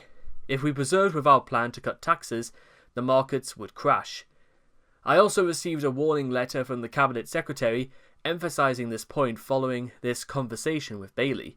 With the Bank of England support for pension funds about to end and the Governor refusing to extend it, investors would begin a fire sale of government bonds. We risked a complete market meltdown that would see the government unable to finance its debts. To avoid this, I was told we would have to signal a complete and unambiguous change of direction. That meant a U-turn on corporation tax, reinstating the previously planned increase from 19% to 25%. The mini-budget would end, and my entire economic agenda with it. I knew they had me at gunpoint. This warning was in fact an ultimatum. If I refused to change course, the financial catastrophe they predicted would undoubtedly occur.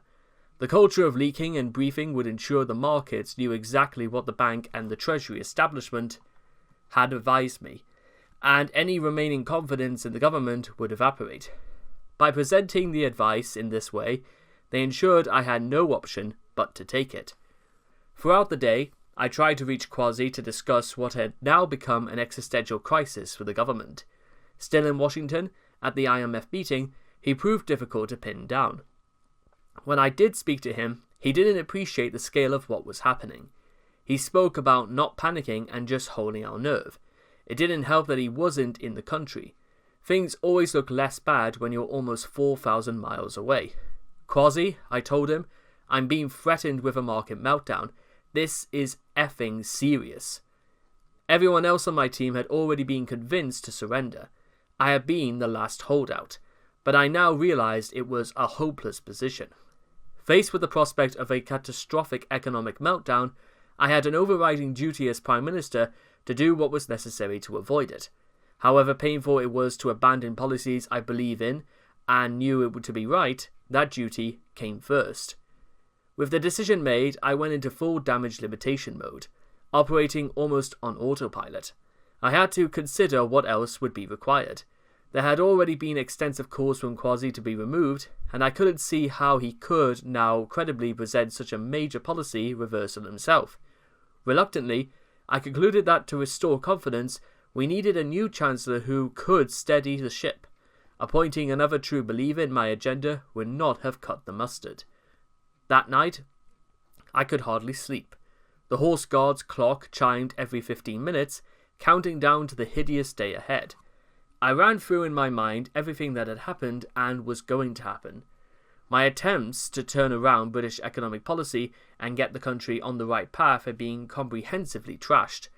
Ever the optimist, I had been hoping that there would be a more positive turn of events after the relentless stream of bad luck and negativity. But I knew I was running out of road. It was like a game of Tetris where you start losing control and the pieces are getting closer and closer to the top. On Friday morning, as Crosby was flying back to London, I called Jeremy Hunt, the former cabinet minister Boris had been beaten for the party leadership in 2019. He was in Brussels and initially rejected the call. Not recognising the number, when I finally spoke to him and asked him to take over as Chancellor, he was somewhat taken aback to say the least. We do not share the same political views, but I had always got on well with him, and I believed he would be able to do what was now required. As Jeremy returned from Brussels, Kwasi was flying back from DC. Yet again, I was appalled by a press leak. Kwasi learned of his apparent sacking while scrolling through his Twitter feed on his phone while travelling in the car back to central London from the airport. This was deeply regrettable, and I would have much preferred if, just this one time, the incessant urge to leak had been resisted. It was a difficult meeting. We had been friends and political colleagues for more than a decade and had developed our political agenda together. We had planned this bold economic approach and both still believed in it. Now it was coming to a painful end. I still don't think he realised how bad things had become during his absence. I laid it out for him, stressing that I simply could not risk the British government going bankrupt. I'm sorry, Kwasi, but I have to do what I can to stabilise things, and that means you going. He was understandably annoyed, and I don't blame him. He said that sacking him wouldn't save me and that they would come for me next. I considered he was probably right, but I now had an obligation to at least try to steady the ship in the short term. That afternoon, I gave a short press conference to announce the U-turn on corporation tax and explain what the new Chancellor and I would be doing to ensure economic stability. I faced the media frenzy alone. It was a pretty ghastly experience, which felt a lot like officiating at our own funeral. I was absolutely clear that my economic policy was dead, and most people thought my premiership was too. That weekend, we invited Jeremy and his family to Chequers for Sunday lunch before he and I sat down to go over the announcements that he would make in the Commons the following day. He had very quickly got a handle on the situation and was fully across the details of what needed to be done to calm the markets and provide the necessary reassurance. He had taken to the Treasury very easily, and they to him. That was, of course, the purpose of his appointment. The Treasury establishment had defeated me, so now I had appointed a classic Treasury man as Chancellor. I was no longer in control of economic policy. While our children were playing in the Chequers swimming pool and I was having some time out, I chatted to Hugh on the lawn. He posed the question I hadn't want to think about. Given that I had been forced to abandon the policies I had been elected to deliver, what was the point of remaining Prime Minister? That Monday afternoon, I sat in the House of Commons as Jeremy made his first statement as Chancellor, effectively burying the mini-budget. The remaining tax cuts had not already been reversed were abandoned, including the cut to the basic rate of income tax, reductions in divided taxes and freezes on alcohol duties. Sitting alongside him on the front bench in the Commons was something of an out-of-body experience. As I listened to him shredding the platform on which I had won the leadership election, it was uniquely painful.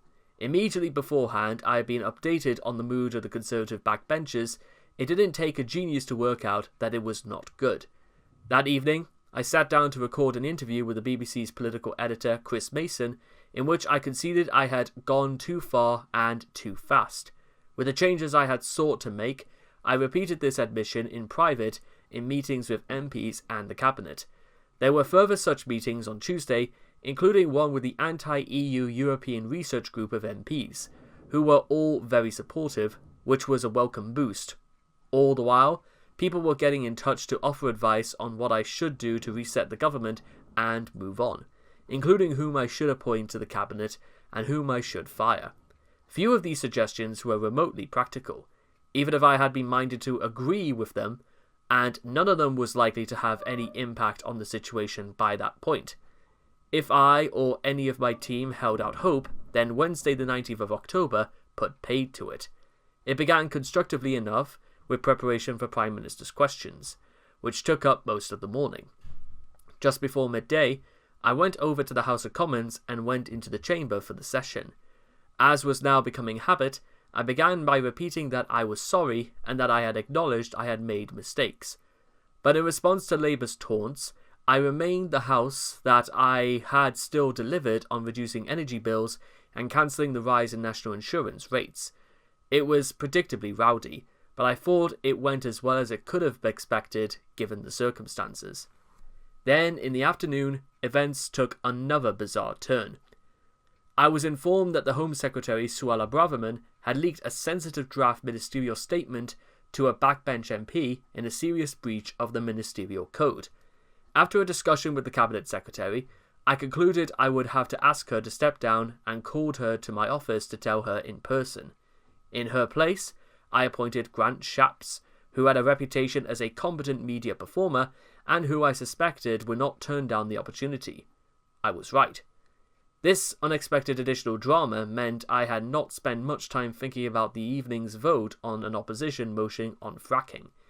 The first I knew there might be a problem was when I was told by the whips that, unusually for a sitting Prime Minister, they really needed me there to vote myself, as it looked like a revolt by Conservative MPs would leave it too close for comfort. After attending my weekly audience with the King, I headed from Buckingham Palace to the Commons for the vote, which we won comfortably.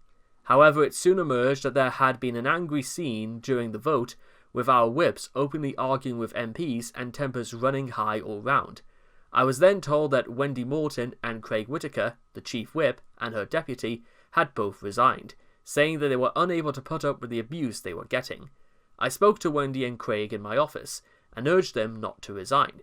It was clear that it would only exacerbate the house of cards falling down. They were very emotional, and there had been very much confusion. Including trouble stirred up by our opponents, I eventually persuaded them, but they insisted on a statement going out. It was surreal. With my team, I headed over to the Whip's office and found it in utter chaos, seeing the books of despair on the faces of colleagues all around the Commons that night. I just thought to myself, this is done.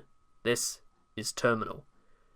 We went back to number 10, where we then had to deal with the fallout from the vote and confirm that Wendy and Craig had now unresigned. Once all that was finally sorted, I went up to the flat. By that time, I had more or less decided that my only option was to resign. I had already done what was needed to avoid an economic meltdown, but the political meltdown of the Conservative Party now appeared unstoppable. I didn't sleep much that night either, and in the morning I still felt the situation was impossible. I went down to the cabinet room and spoke to my Chief of Staff, Mark Fulbrook, and Nick Castoras, my private secretary. Both of them reluctantly agreed that my time was up. I went back up to the flat to speak to Hugh, who told me that I would have regretted never running for leader and trying to do the things in which I believed, but that I wouldn't regret leaving now that it had proved impossible. He was right. I went back to the cabinet room for a meeting with Jeremy. In a last twist of the knife from the market whisperers, the Chancellor told me that my going was now the price the markets wanted. It didn't matter. I didn't need another push. I was going. The only questions were around timing and the arguments from choosing my successor, which I started to discuss with them. I asked Sir Graham Brady, the chairman of the 1922 Committee of Conservative MPs, to come over, and I told him my decision. He said a new leader of the Conservative Party could be chosen in place by the end of the following week. Only until then would I remain Prime Minister. Decision made, I telephoned His Majesty the King to inform him personally. He was as kind and sympathetic as ever. Then the cabinet room started to fill up as close colleagues joined my senior officials and the political team. Hugh came down and spoke to them as we worked on drafting my public statement. There was much agreement that the situation had become inevitable, and that the party had become ungovernable. Hugh helpfully reminded me that he said in July that leading the Conservative Party was an impossible job that no one would want to do. A last-minute phone call came in from Liberty, calling on me not to resign from the middle of her school playing field. I had to say it was too late. At 1:30 p.m, I went out to the lectern outside number 10 and announced my resignation as leader of the Conservative Party. I reiterated that I had been elected with a mandate from the party to change the direction of the government and deliver economic growth. Given I could no longer fulfill that mandate, it was right for me to go. I was angry and frustrated that I had come to this, but by that stage the overriding feeling was one of relief. The whole experience as Prime Minister had been quite surreal, and my resignation seemed like just another dramatic moment in a very strange film in which I had somehow been cast. We spent a last weekend at Chequers, where we gave a farewell party for friends. The following Tuesday, I chaired the cabinet for the last time before leaving number 10 to see the King and formally tender my resignation as Prime Minister. The first leadership hustlings had been held at Elland Road, the home ground of Leeds United, the local team during my childhood.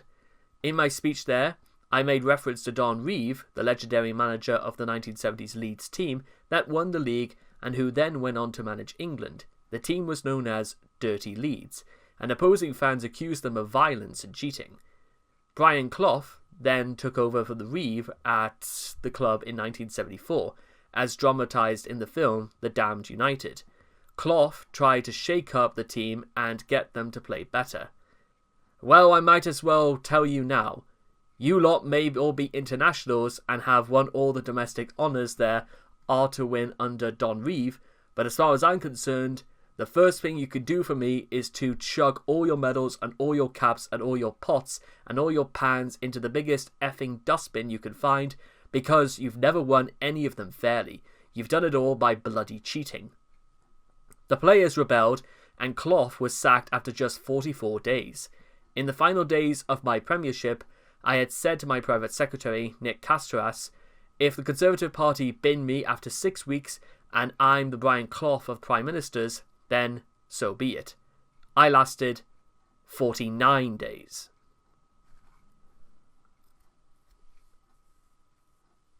So what did I learn from my time at Downing Street? The main lesson I drew is about the sheer power of the administrative state and its influence on the markets and the wider polity. I had not understood until I became Prime Minister how painful these people are. The 49 days in Downing Street taught me more about that than the previous 10 years in government. I sat in cabinets under David Cameron, Theresa May, and then Boris Johnson, all the while growing frustrated over how slow progress was and how nothing much seemed to get done. I thought that with a clearer sense of direction and a more assertive attitude, it would be impossible to change things as I saw them, to challenge the prevailing orthodoxy, and I realise that was not the case. What I now understand is that in government you have a choice. You can either go along with the orthodoxy or you get booted out. That was essentially what had happened to me at the Ministry of Justice when I tried to challenge the established order. The powerful vested interests there pushed back, made my life very difficult, and ultimately got me fired. I had assumed that they were only able to do that because I wasn't at the top. What I now realise is that even when you are supposedly at the top, they can still do it. That is frankly scary. What we saw in September and October 2022 was a government that sought to challenge the prevailing economic orthodoxy, being prevented from doing so by those who had created and defended that orthodoxy. The economic establishment used its huge and unrivaled influence over the markets to undermine confidence in the elected government, stir up political resistance, and force it to change course. The only way to counteract this is with vast amounts of political capital, and that was in short supply when I was elected. I faced a Conservative Party that, after 12 years in office, was fractious and split. They were not willing or able to collectively to back a bold programme. Many of my critics said I presided over instability, and that is of course true. The case I want to make is that in the current British political system, achieving change without instability is nigh on impossible. Given the legacy of 25 years of economic consensus, and the now ossified system protecting it, maintaining stability means going along with the status quo. I regret that we have lost out on benefits for the country that could have been delivered. Serber analysis suggests that if my plans had kept going, GDP growth would be 2% higher by 2030.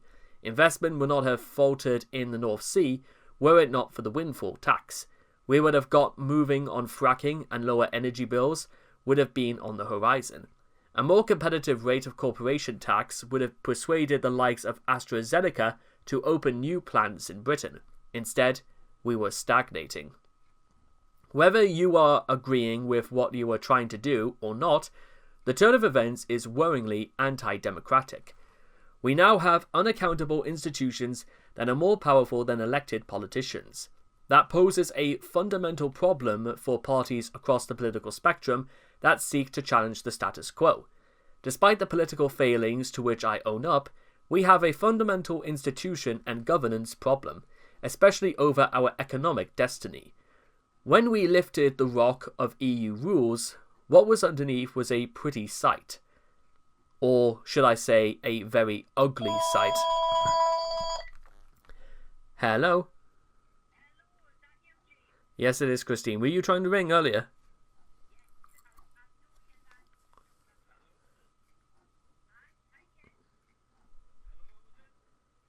It's Auntie Christine. Shall I put the? Okay, give us a second. See you later, Christine.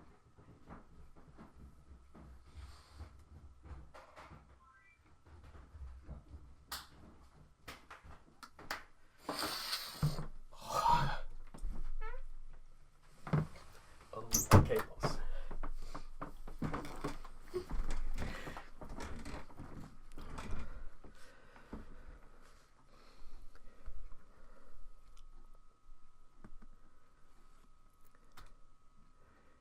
Democratically elected politicians are sidelined in a system that is run up by a group of thinking orthodoxy.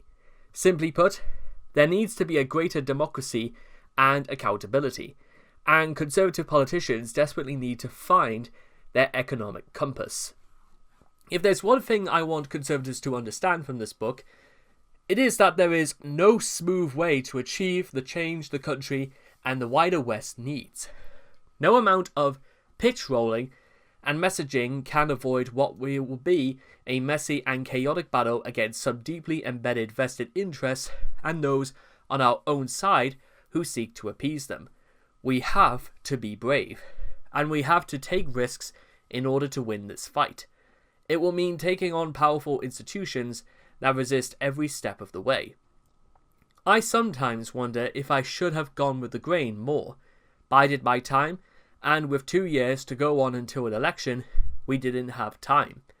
We had already failed to deliver change for too long, and it wasn't getting any easier. Every day that went by made it harder to challenge orthodoxy thinking.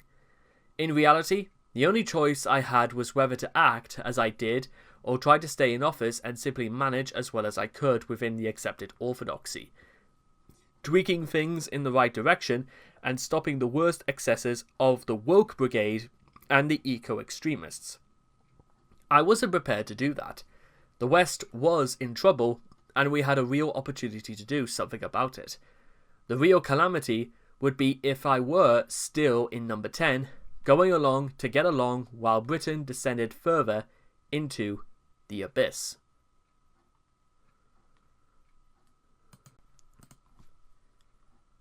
Chapter 14. 10 Years to Save the West. In the first quarter of the 21st century, the West has taken a turn to the left. As a consequence, we have become weaker both inside our countries and abroad. Our foreign policy has appeased totalitarian regimes which have thus been emboldened. Government regulations and money printing have all expanded, leading to an increase in inflation. Elected officials have been subjugated by an increasingly powerful administrative elite. The aftermath of the Cold War, in which free markets triumphed over statist communism, saw a period of terrible complacency by the West. This complacency has allowed left-wing ideology to fester and grow in the public sector as well as in the corporate sphere. Cultural relativism, which rejects British and American exceptionalism, as well as that of our free world allies, has been embraced by much of the new elite. Extreme environmentalism and other previously fringe movements, such as trans activism, have been empowered and gained ground. Immigration is too high.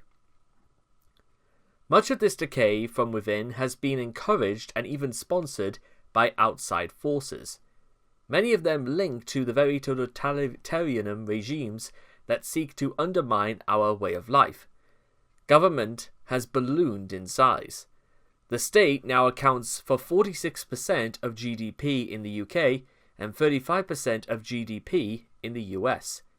At the turn of the 21st century, the figures were 36% and 29% respectively. There has also been a growth in the number and powers of quangos and regulators. The pervasive reach of the state officialdom has encouraged even further into people's lives. Parliamentary sovereignty has been diluted with more power accumulated by the quangosity and unaccountable judiciary and undemocratic international institutions. Too many conservatives, rather than seeking to roll back this encroachment, have tried instead to bring the government machine under conservative control. This is a futile exercise. Whatever some might claim, big government has never been a friend of conservatism. It takes power away from individuals and families. It saps enterprise, and it creates hundreds of thousands of jobs for leftists. The result of this relentless leftward tilt has been declining levels of economic growth and increased alienation through cancel culture and the wokeism that now prevails in everything from the media to the business world, while outpourings of popular discontent have been seen through the Brexit referendum, the election of Donald Trump, and the Gilets Jaunes movement in France. None of these have changed the balance of power in the medium term. The permanent bureaucracy has been very effective at preventing the implementation of policies that the majority of the public supports. Conservative parties have often triangulated and accepted the direction of travel. Too many conservatives have stopped making the case for conservative policies and instead tried to get elected based on a promise to manage the bloated state bureaucracy more competently. I started as an MP in 2010, believing this leftist hegemony should and could be changed. Like most idealistic politicians, I assumed it was simply a matter of political will. I set about putting out ideas, books, and policy papers. Many of my colleagues did the same. My subsequent experience in government over the 10 years after 2012 showed me the true nature of what we were dealing with. When I was appointed a minister, I worked within the system to try to reduce regulations, curb spending, and reform public services. Many of us in government had the same objectives. I found it cumbersome and frustrating, but I assumed that this was to do with my lowly rank. The higher I rose up the ladder, the more I realised that the problems we faced were deep-seated and serious. A Conservative Party that had lost its compass and instead turned on itself, and a bureaucratic state that was becoming increasingly bold in challenging and obstructing elected politicians. This has made it all but impossible to deliver popular policies that would improve lives across the UK. I am talking about such things as building more homes and reforming the planning system, rowing back on net zero, stopping the boats coming across the channel, and controlling immigration, cutting corporate taxes, reverse burdensome diversity and equality rules, and getting EU law off the stature book and out of Northern Ireland, all of which would make Britain grow faster while embedding confidence in our values and our way of life. There has been some progress on this agenda, but looking back, I see that the changes I helped deliver, such as school reform, the Australia trade deal, and ascension to the CPTPP, and stopping gender self-ID, all took energy and political capital far disproportionate to what they managed to accomplish. They were all delivered in the face of near hysterical opposition and occupied huge amounts of political bandwidth. Although they were desirable, none of them were game changers for the future of Britain.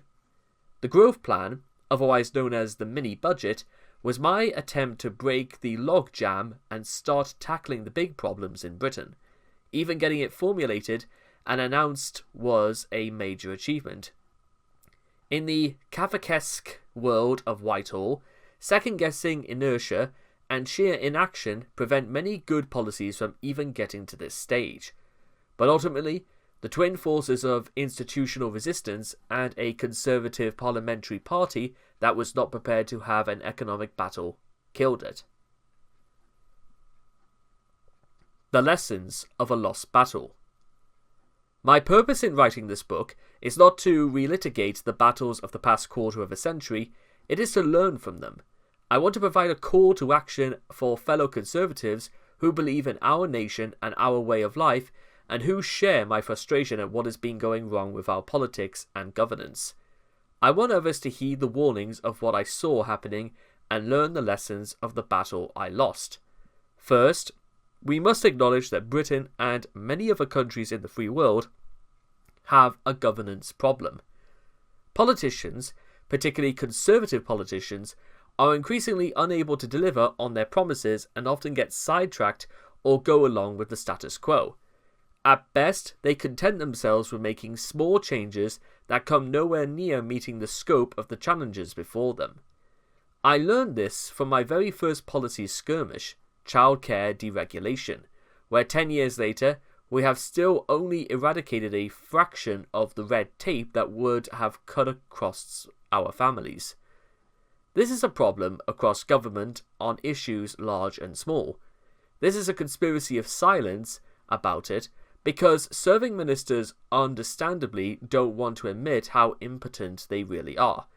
I know it is conforming that for many to believe it, and that they would have possible been for us to deliver the growth plan, tax cuts, spending restraint and supply side reform, if only there had been more pitch rolling, better communication and improved timing. It was just the way we went about it, they say.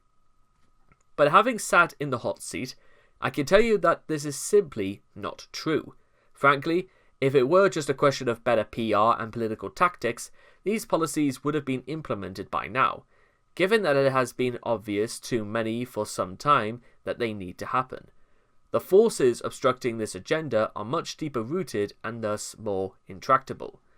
We can see this in the fact that the Conservative Party has changed its leader 4 times since 2016, and economic reform still remains out of reach. Yet the only answer that onlookers ever seem to come up with is to put someone new in charge of the broken machine or to have a reshuffle. At some point, they will have to face the fact that the problem is not the latest tenant of number 10, but the system itself. There must also be a recognition that it is not possible to deliver these policies without some degree of friction. Inevitably, the vested interests that are threatened will resist and use every tool at their disposal to obstruct change. Too often, politics is presented as being a constant and contrast between stability and chaos, with stability prized as an end in itself. But this hides the real choice. Stability usually implies acceptance of the status quo, while chaos is used as a pejorative term for any disruptive change. This framing means politicians often conclude that the only way to achieve stability is not to seek any change at all. These problems are not limited to the UK. When we look at the fractures in the US Republican Party, the growth of the administrative state in Washington, and the size of America's national debt, we see these forces are clearly at work across the free world, and perhaps especially in the English-speaking world. We should look to Canada with great interest to see what will happen if the eloquent Conservative leader, Pierre Poilievre, wins the next election there. I hope that reading about my experiences will assist other conservatives in Britain and around the world in their own work to deliver change. To me, helping advance that agenda is the most important thing that could come from my time in government, and is that what I care about of all. To that end, I believe there are several important lessons for conservatives to learn about how we can win the argument and successfully implement our policies. Lesson 1. We must be conservatives. None of the issues we face will be solved without robust conservative leadership. This starts with core conservative principles. It means individuals and families controlling their own lives rather than facing ever more intrusion from the government. It means defending property rights, free speech, and the rule of law. It means standing up for sovereignty, the nation state, and British exceptionalism. And it means rejecting net zero zealotry and wokeism. The road to hell is paved with compromise and triangulation. Too many conservatives have lost the courage of their convictions in the face of ceaseless onslaught of the leftist agenda. Instead of confronting these damaging and nonsensical ideas, they have sought to reach accommodation with them and have accepted the left's terms of debate. This has led to the internal decay of conservatism and a focus on the superficial rather than what is important. It has, in some cases, led to venality and nihilism, and to the pursuit of power for its own sake. Whether through misplaced fear of being on the wrong side of history, or simple naivety about the implications conservatives have gone too far given the benefit of the doubt to our opponents and allowed them to win by default, we should be clear that our enemies want to destroy us and not labour under the misapprehension that they are well-intentioned or neutral players. We should meet the threat in kind by fighting for our ideas and fighting to win. Winning the battle of ideas and exposing our opponent's agenda as dangerous is the only way we will prevail as conservatives. In order to overcome the resistance of the orthodoxy, we need to build significant popular support and be properly organised. This will take time and effort. We will need to win the argument on university campuses and in schools. We need more conservative media outlets. We need to use consumer power from the public to challenge the leftist drift of large corporations.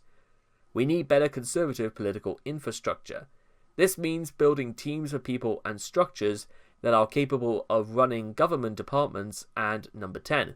With a conservative ideology well in advance of this happening, this will require significantly more funding going into conservative politics and a change in priorities.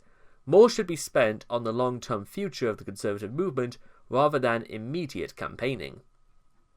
The left has mobilized this way for years, and they are now reaping the rewards. In or out of office, their ideas have gradually infused public discourse and limited the scope of conservative policies. It is time to push back and mount an equally robust campaign against them. In order to do so effectively, conservatives have to know what they believe and be prepared to stand up for it. Local conservative parties need to hold their representatives to account for how they vote, what they say, and the campaigns they support. The party has to focus far more on the principles of conservatism as well as on the mechanics of campaigning. Bravery will be required to change the culture, to get off the back foot and start fighting.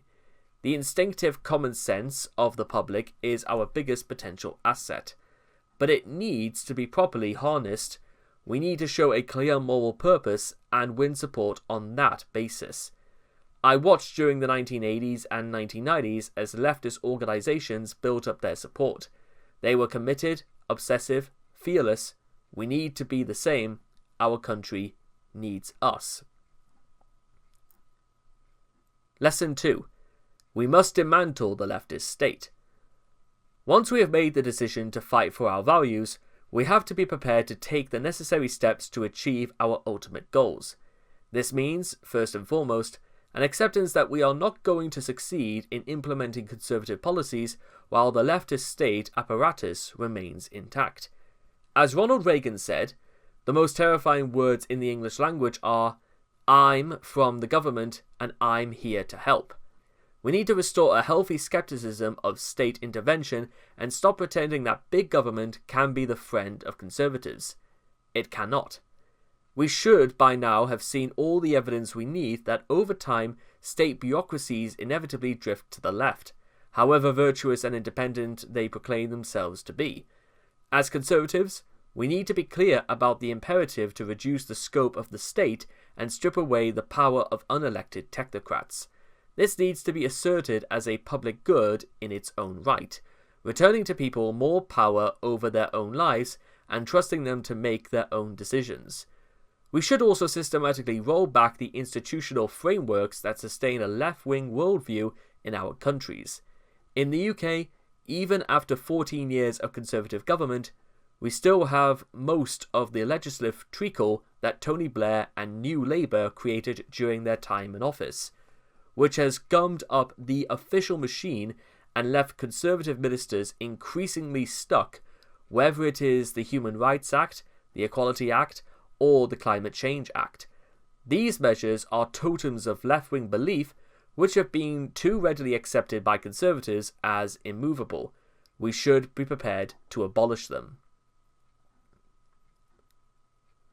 Lesson 3. We must restore democratic accountability.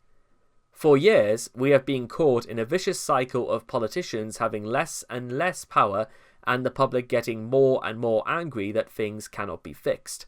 As trust in the political system has been eroded, politicians have ceded yet more authority to unelected technocrats, which has exacerbated the problem. We need to stop the downward spiral by restoring democratic accountability to our institutions. In the UK, this means making the Bank of England more accountable to elected politicians and abolishing quangos like the OBR. I have seen only too clearly how much power these bodies wield.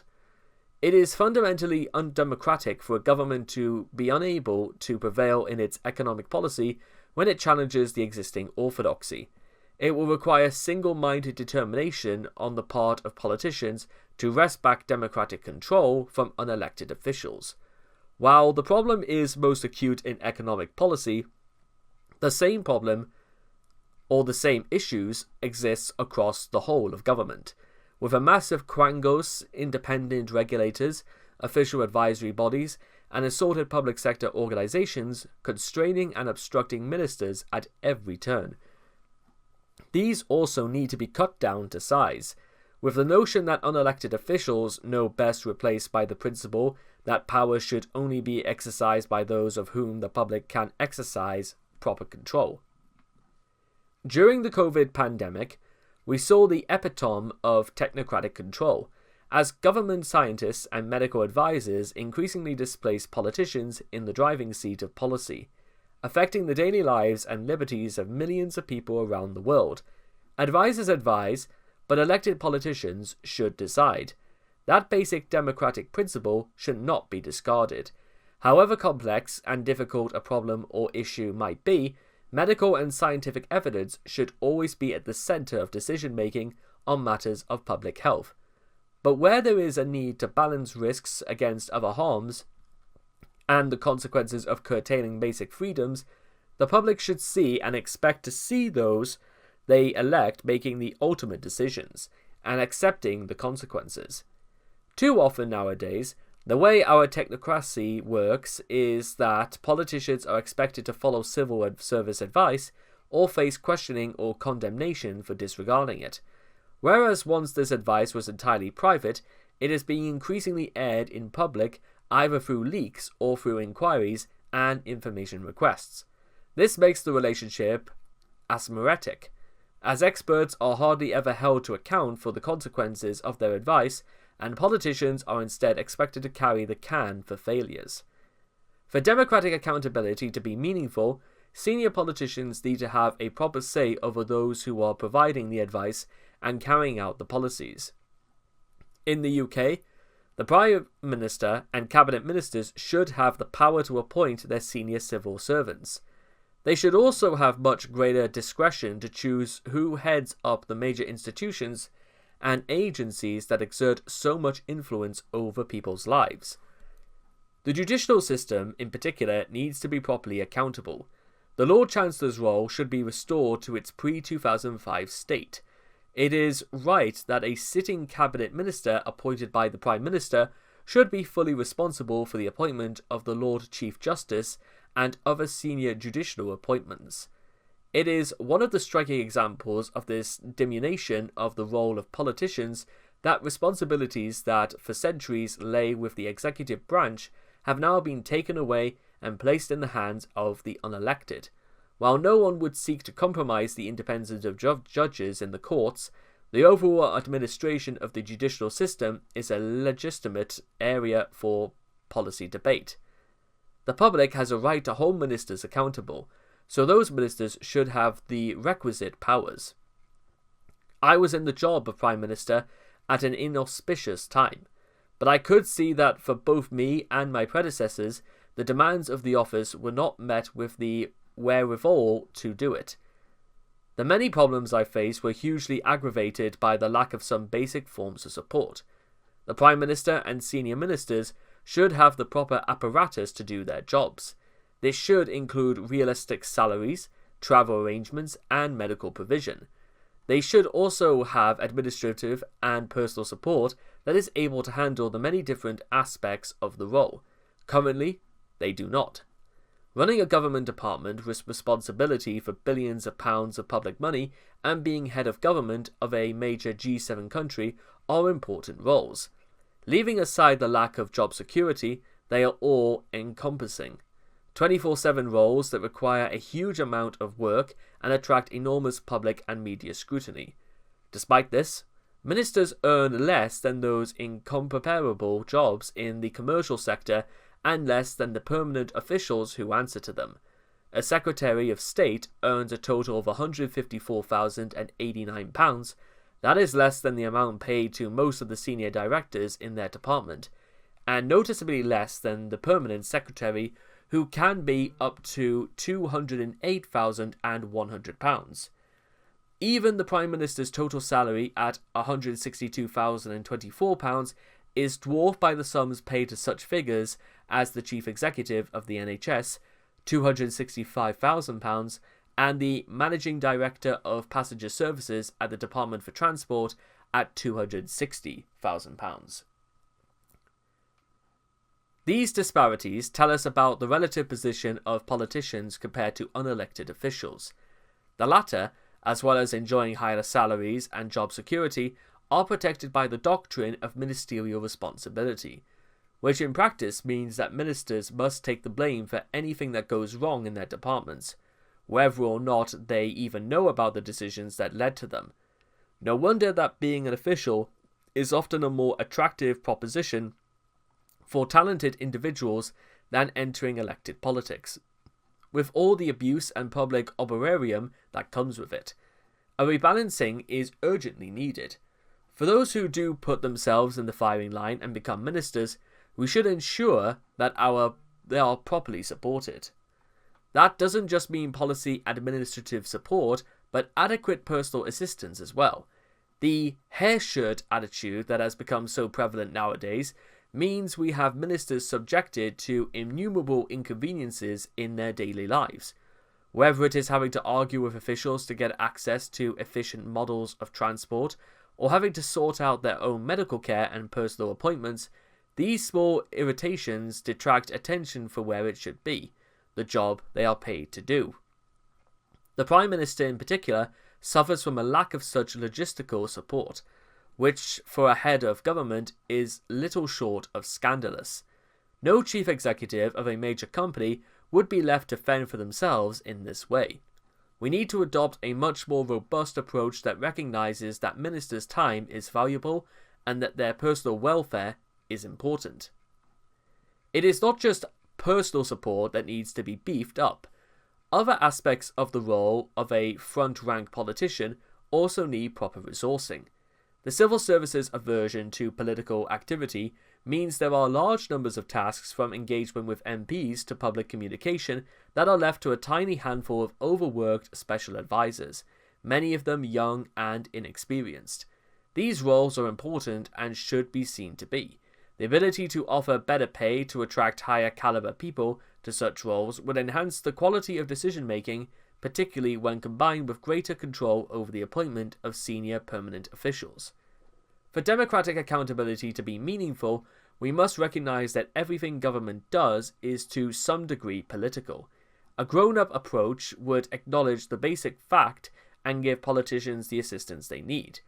I don't deny that there are currently difficulties in attracting high-caliber people to take on political roles, but this is the outcome of the problem we have in politics, not the cause.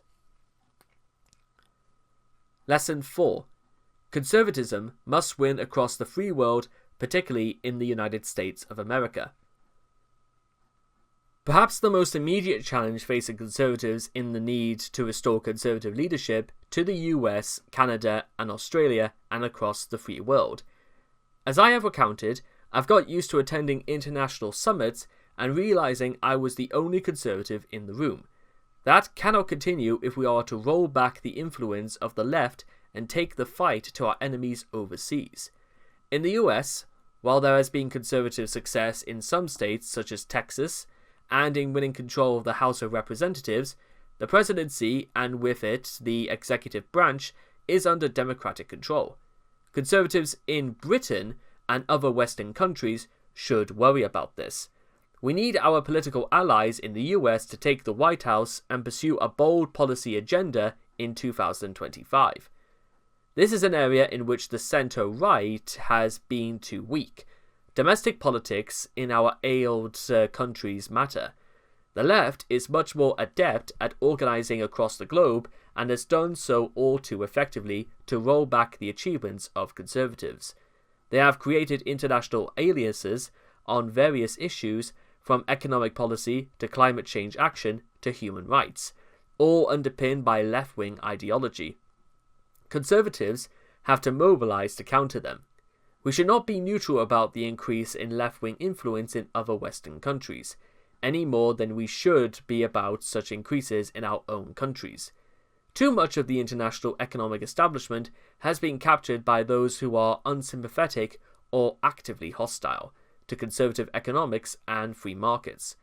Just as I faced opposition within the UK from our own central bank and financial quango, so their equivalents in New York and Washington also fuel the climate of skepticism. They are part of the same problem. Those of us on the right need allies if we are to change attitudes and win the battle of ideas once again. That means we must back each other and do all we can to ensure the return of conservatives to power across the West. Lesson 5. We must reassert the nation-state.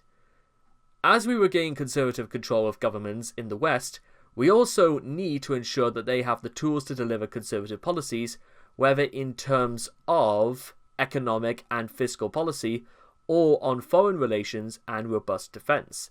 This will require leaders in those countries to reassert the power of the nation-state.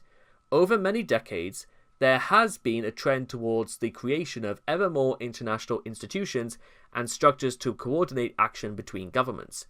This has often been well-intentioned, but as with democratic or domestic institutions, there has been a tendency for these bodies to defend infused with certain collective ideas over the decades, to grow the size of their bureaucracies and drift towards the left.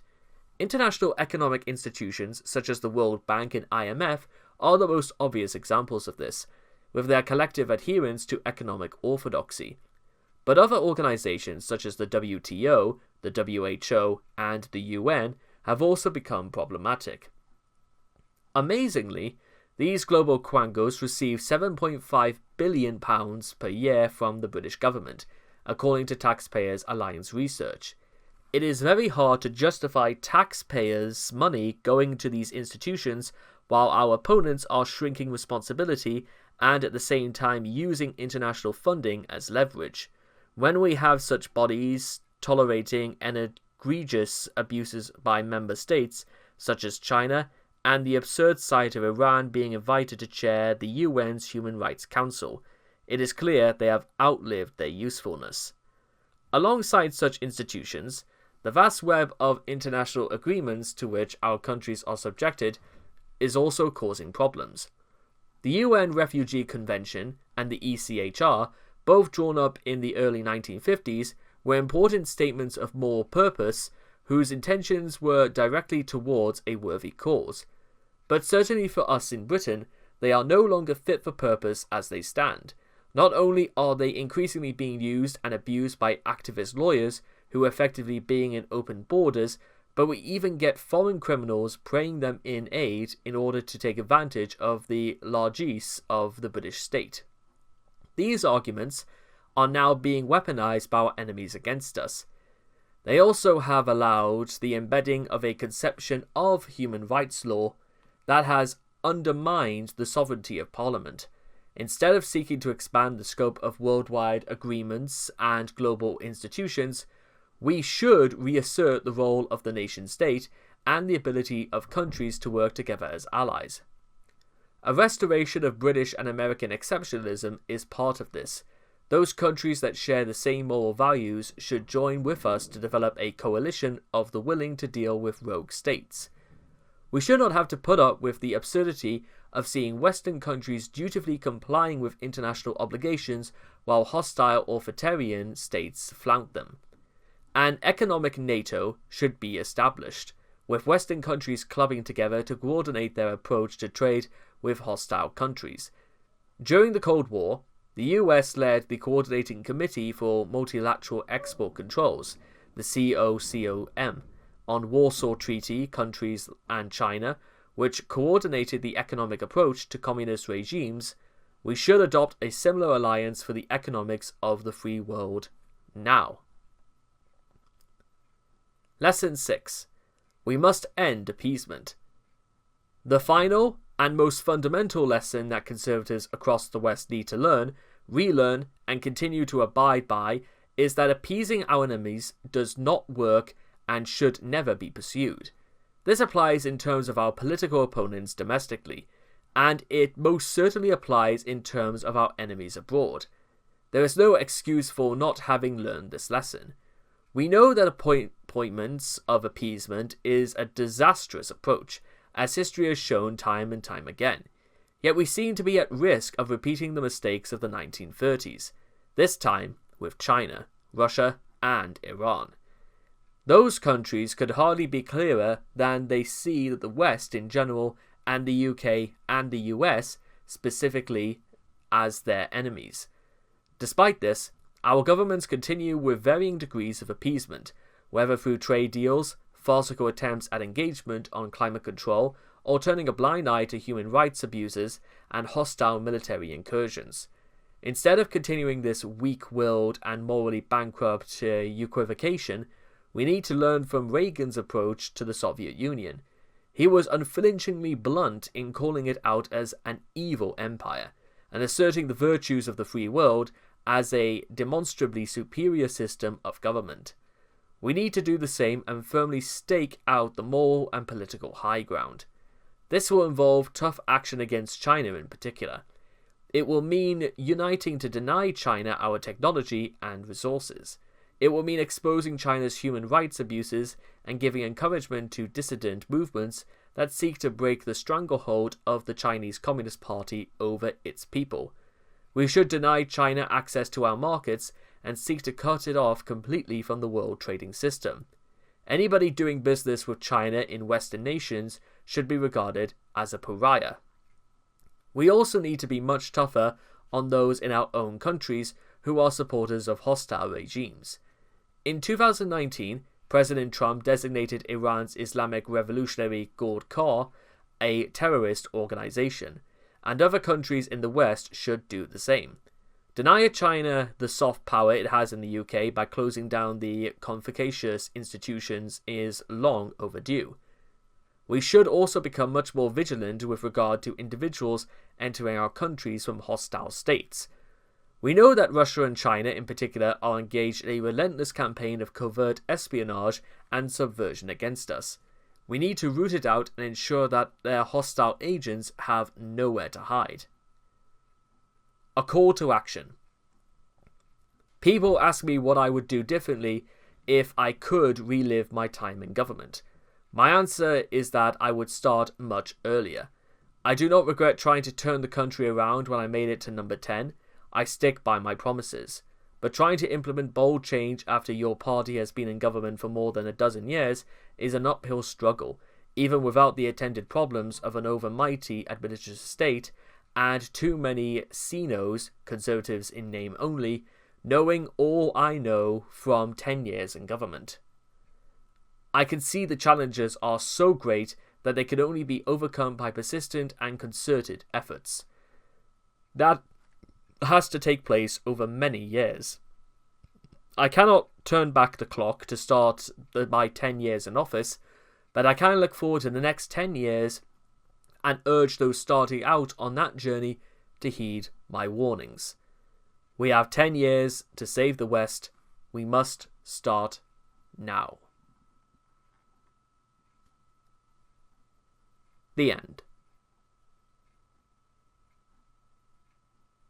10 Years to Save the West was written by Liz Truss. Acknowledgements. The last 14 years since I became a Member of Parliament and the 10 years during which I served in government have been a kaleidoscope of experiences, as I have sought to do all I can to push forward the Conservative agenda. During that time, I have gained inspiration from other politicians, members of the public, friends, activists, and my family. I have also seen some brilliant civil servants chiseling away at the coalface. In putting together this book, I am indebted to all of them for their friendship, support, and encouragement.